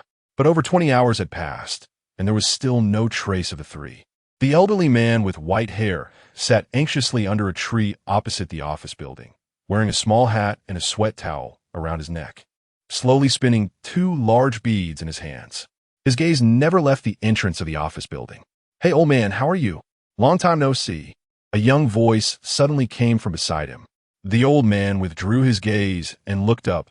His heart stirred as he recognized the young man, one of the passengers from the Panlong ship, who had knocked on the door before, leaving a deep impression. "Good to see you, young man. Long time no see," he replied. "Old man, what are you doing?" The young man looked curiously at the 2 beads in the old man's hand and asked, but then seemingly reconsidered, "Are you here for a vacation on Zhumang Star?" The old man smiled slightly, glancing at the beads he was spinning. He then cheerfully replied, "Yes, I'm here for a vacation on Zhumang Star." The young man nodded, introducing himself while sitting beside the old man, and they chatted casually. On the suspended magnetic road in front of the office building, magnetic selection vehicles came and went incessantly. The old man occasionally looked across, hoping to catch sight of Zhou Yu and the others. The young man did the same, though they seemed to be having a pleasant conversation. Neither was truly focused on chatting. As the old man spoke about the benefits of the beads, his gaze shifted back across the way. Suddenly, the old man fell silent, as if someone had suddenly choked him by the neck, his eyes widening in shock. The young man's expression changed as he turned his head back just in time. The next moment, he too was stunned. Before them, all the suspended magnetic vehicles that had been floating above the road suddenly fell to the ground. It was as if the magnetic surface had instantaneously lost its magnetic force. Chapter 92. One step to success, that's not all. Under normal circumstances, even if the magnetic force disappears, the magnetic levitation vehicles still have tires and can be powered to move forward. However, strangely at this moment, all vehicles came to a halt. Every vehicle collectively stalled. In an instant, it was as if someone had pressed the pause button. "What's going on? Did the power go out?" The young man blinked twice and wondered in his heart. The next moment, he dismissed his thought because the park music on this side of the road was still playing just fine. Meanwhile, across the entire Zhumang Star, all operational vehicles had stopped. No matter how the drivers operated them, they remained unresponsive, just as everyone was at a loss, unable to resolve the situation. Some got out of their cars to make phone calls, while others lodged complaints. Far away, tens of thousands of kilometers from Zhumang Star, the Shirong spacecraft had already arrived at the preset launch site for the interstellar pulse cannon. The captain had not received any news from Hu Junhua, and the intelligence system had already programmed the interstellar pulse cannon to launch on time. A few days later, a driver assistant of the escort ship wrote in his diary, "That was my first time accompanying the escort ship. Previously, I had only stayed on the mothership to handle maintenance work. As an assistant for the first time, there were many new and exciting aspects. The driver told me that today we would launch the interstellar pulse cannon toward Zhumang Star, and he even timed it down to the second. In fact, we received this news many days ago. I don't know who leaked it, but everyone was saying we couldn't tell others, yet everyone seemed to know. The driver said that the launch of the pulse cannon would be a brilliant spectacle that one must see with their own eyes." So, as the time approached, We violated the escort ship's driving regulations and opened the window while wearing spacesuits. This was also my first time seeing the universe through just a layer of glass. The first thing I saw was the darkness without a lens and the boundless starry sky. The universe felt so vast, endless, and mysterious to humanity. I couldn't believe how many unknown civilizations existed at the ends of those starlights. Just as I was immersed in this thought, suddenly, a beam of light flashed in the starry sky, like a little star shining brightly, almost instantly transforming into a beam of light. I didn't know if it was an illusion. Theoretically, there shouldn't be any matter in this part of space, and even if the beam was emitted, we wouldn't be able to see it from the side, but at that moment, I saw it. The beam was too fast. My sight couldn't keep up with its speed. By the time my gaze landed on the end of the beam, that half-black, half-green planet had completely changed its appearance. How to describe it? It was like a soap bubble in the sunlight from a historical documentary, shifting colors and flickering in and out of existence. It was extremely beautiful, but I knew what it meant. That was the result of the super pulse interacting with the atmosphere of Zhou star and the planet's own magnetic field. In that second, all electrical facilities on Zhou star would be paralyzed. Ships burned out, power cut off. The levitation vehicles would roll and collide according to inertia. Public transport would have no brakes and no direction, only charging forward until all potential energy was exhausted. They might crash into pieces or be compressed into metal discs. I admit I was scared at that moment. Not afraid of the power of human technology, but afraid that one day I might be like some driver on Zhou star at this moment, watching all the devices in my hand go dark, helplessly crashing into something, like a planet, a sun, or a comrade's battleship. Let us turn our attention back to the old man with white hair and the young man under the tree across from the office building. Just as they were about to step forward to see what was happening in this bizarre scene, suddenly, some drivers who had already exited their vehicles looked up and cried out in astonishment. The old man looked up and saw the sky changing colors, like the aurora. Before he could react, he felt a sudden dizziness in his mind, and the next moment, his consciousness plunged into endless darkness. Meanwhile, the young man beside him also swayed and collapsed to the ground without any awareness. In an instant, all electronic devices on the surface of Zhou star were burned out. The singing in the park stopped abruptly. All vehicles turned into lumps of metal. Cries of alarm kept coming. Dozens of people, like the old man and the young man, quietly fell to the ground at the moment the pulse arrived at Zhou star. Heartbeats, pulses, all signs of life vanished completely. Some people noticed the old man and the young man as abnormalities, but unfortunately, the communication systems were down and personal terminals became useless. Calling for an ambulance was futile. Those with some medical knowledge checked the old man's eyelids and shook their heads. He was dead. There was no saving him. If someone were to investigate, they would certainly discover that on the day the Shirong launched its interstellar pulse weapon against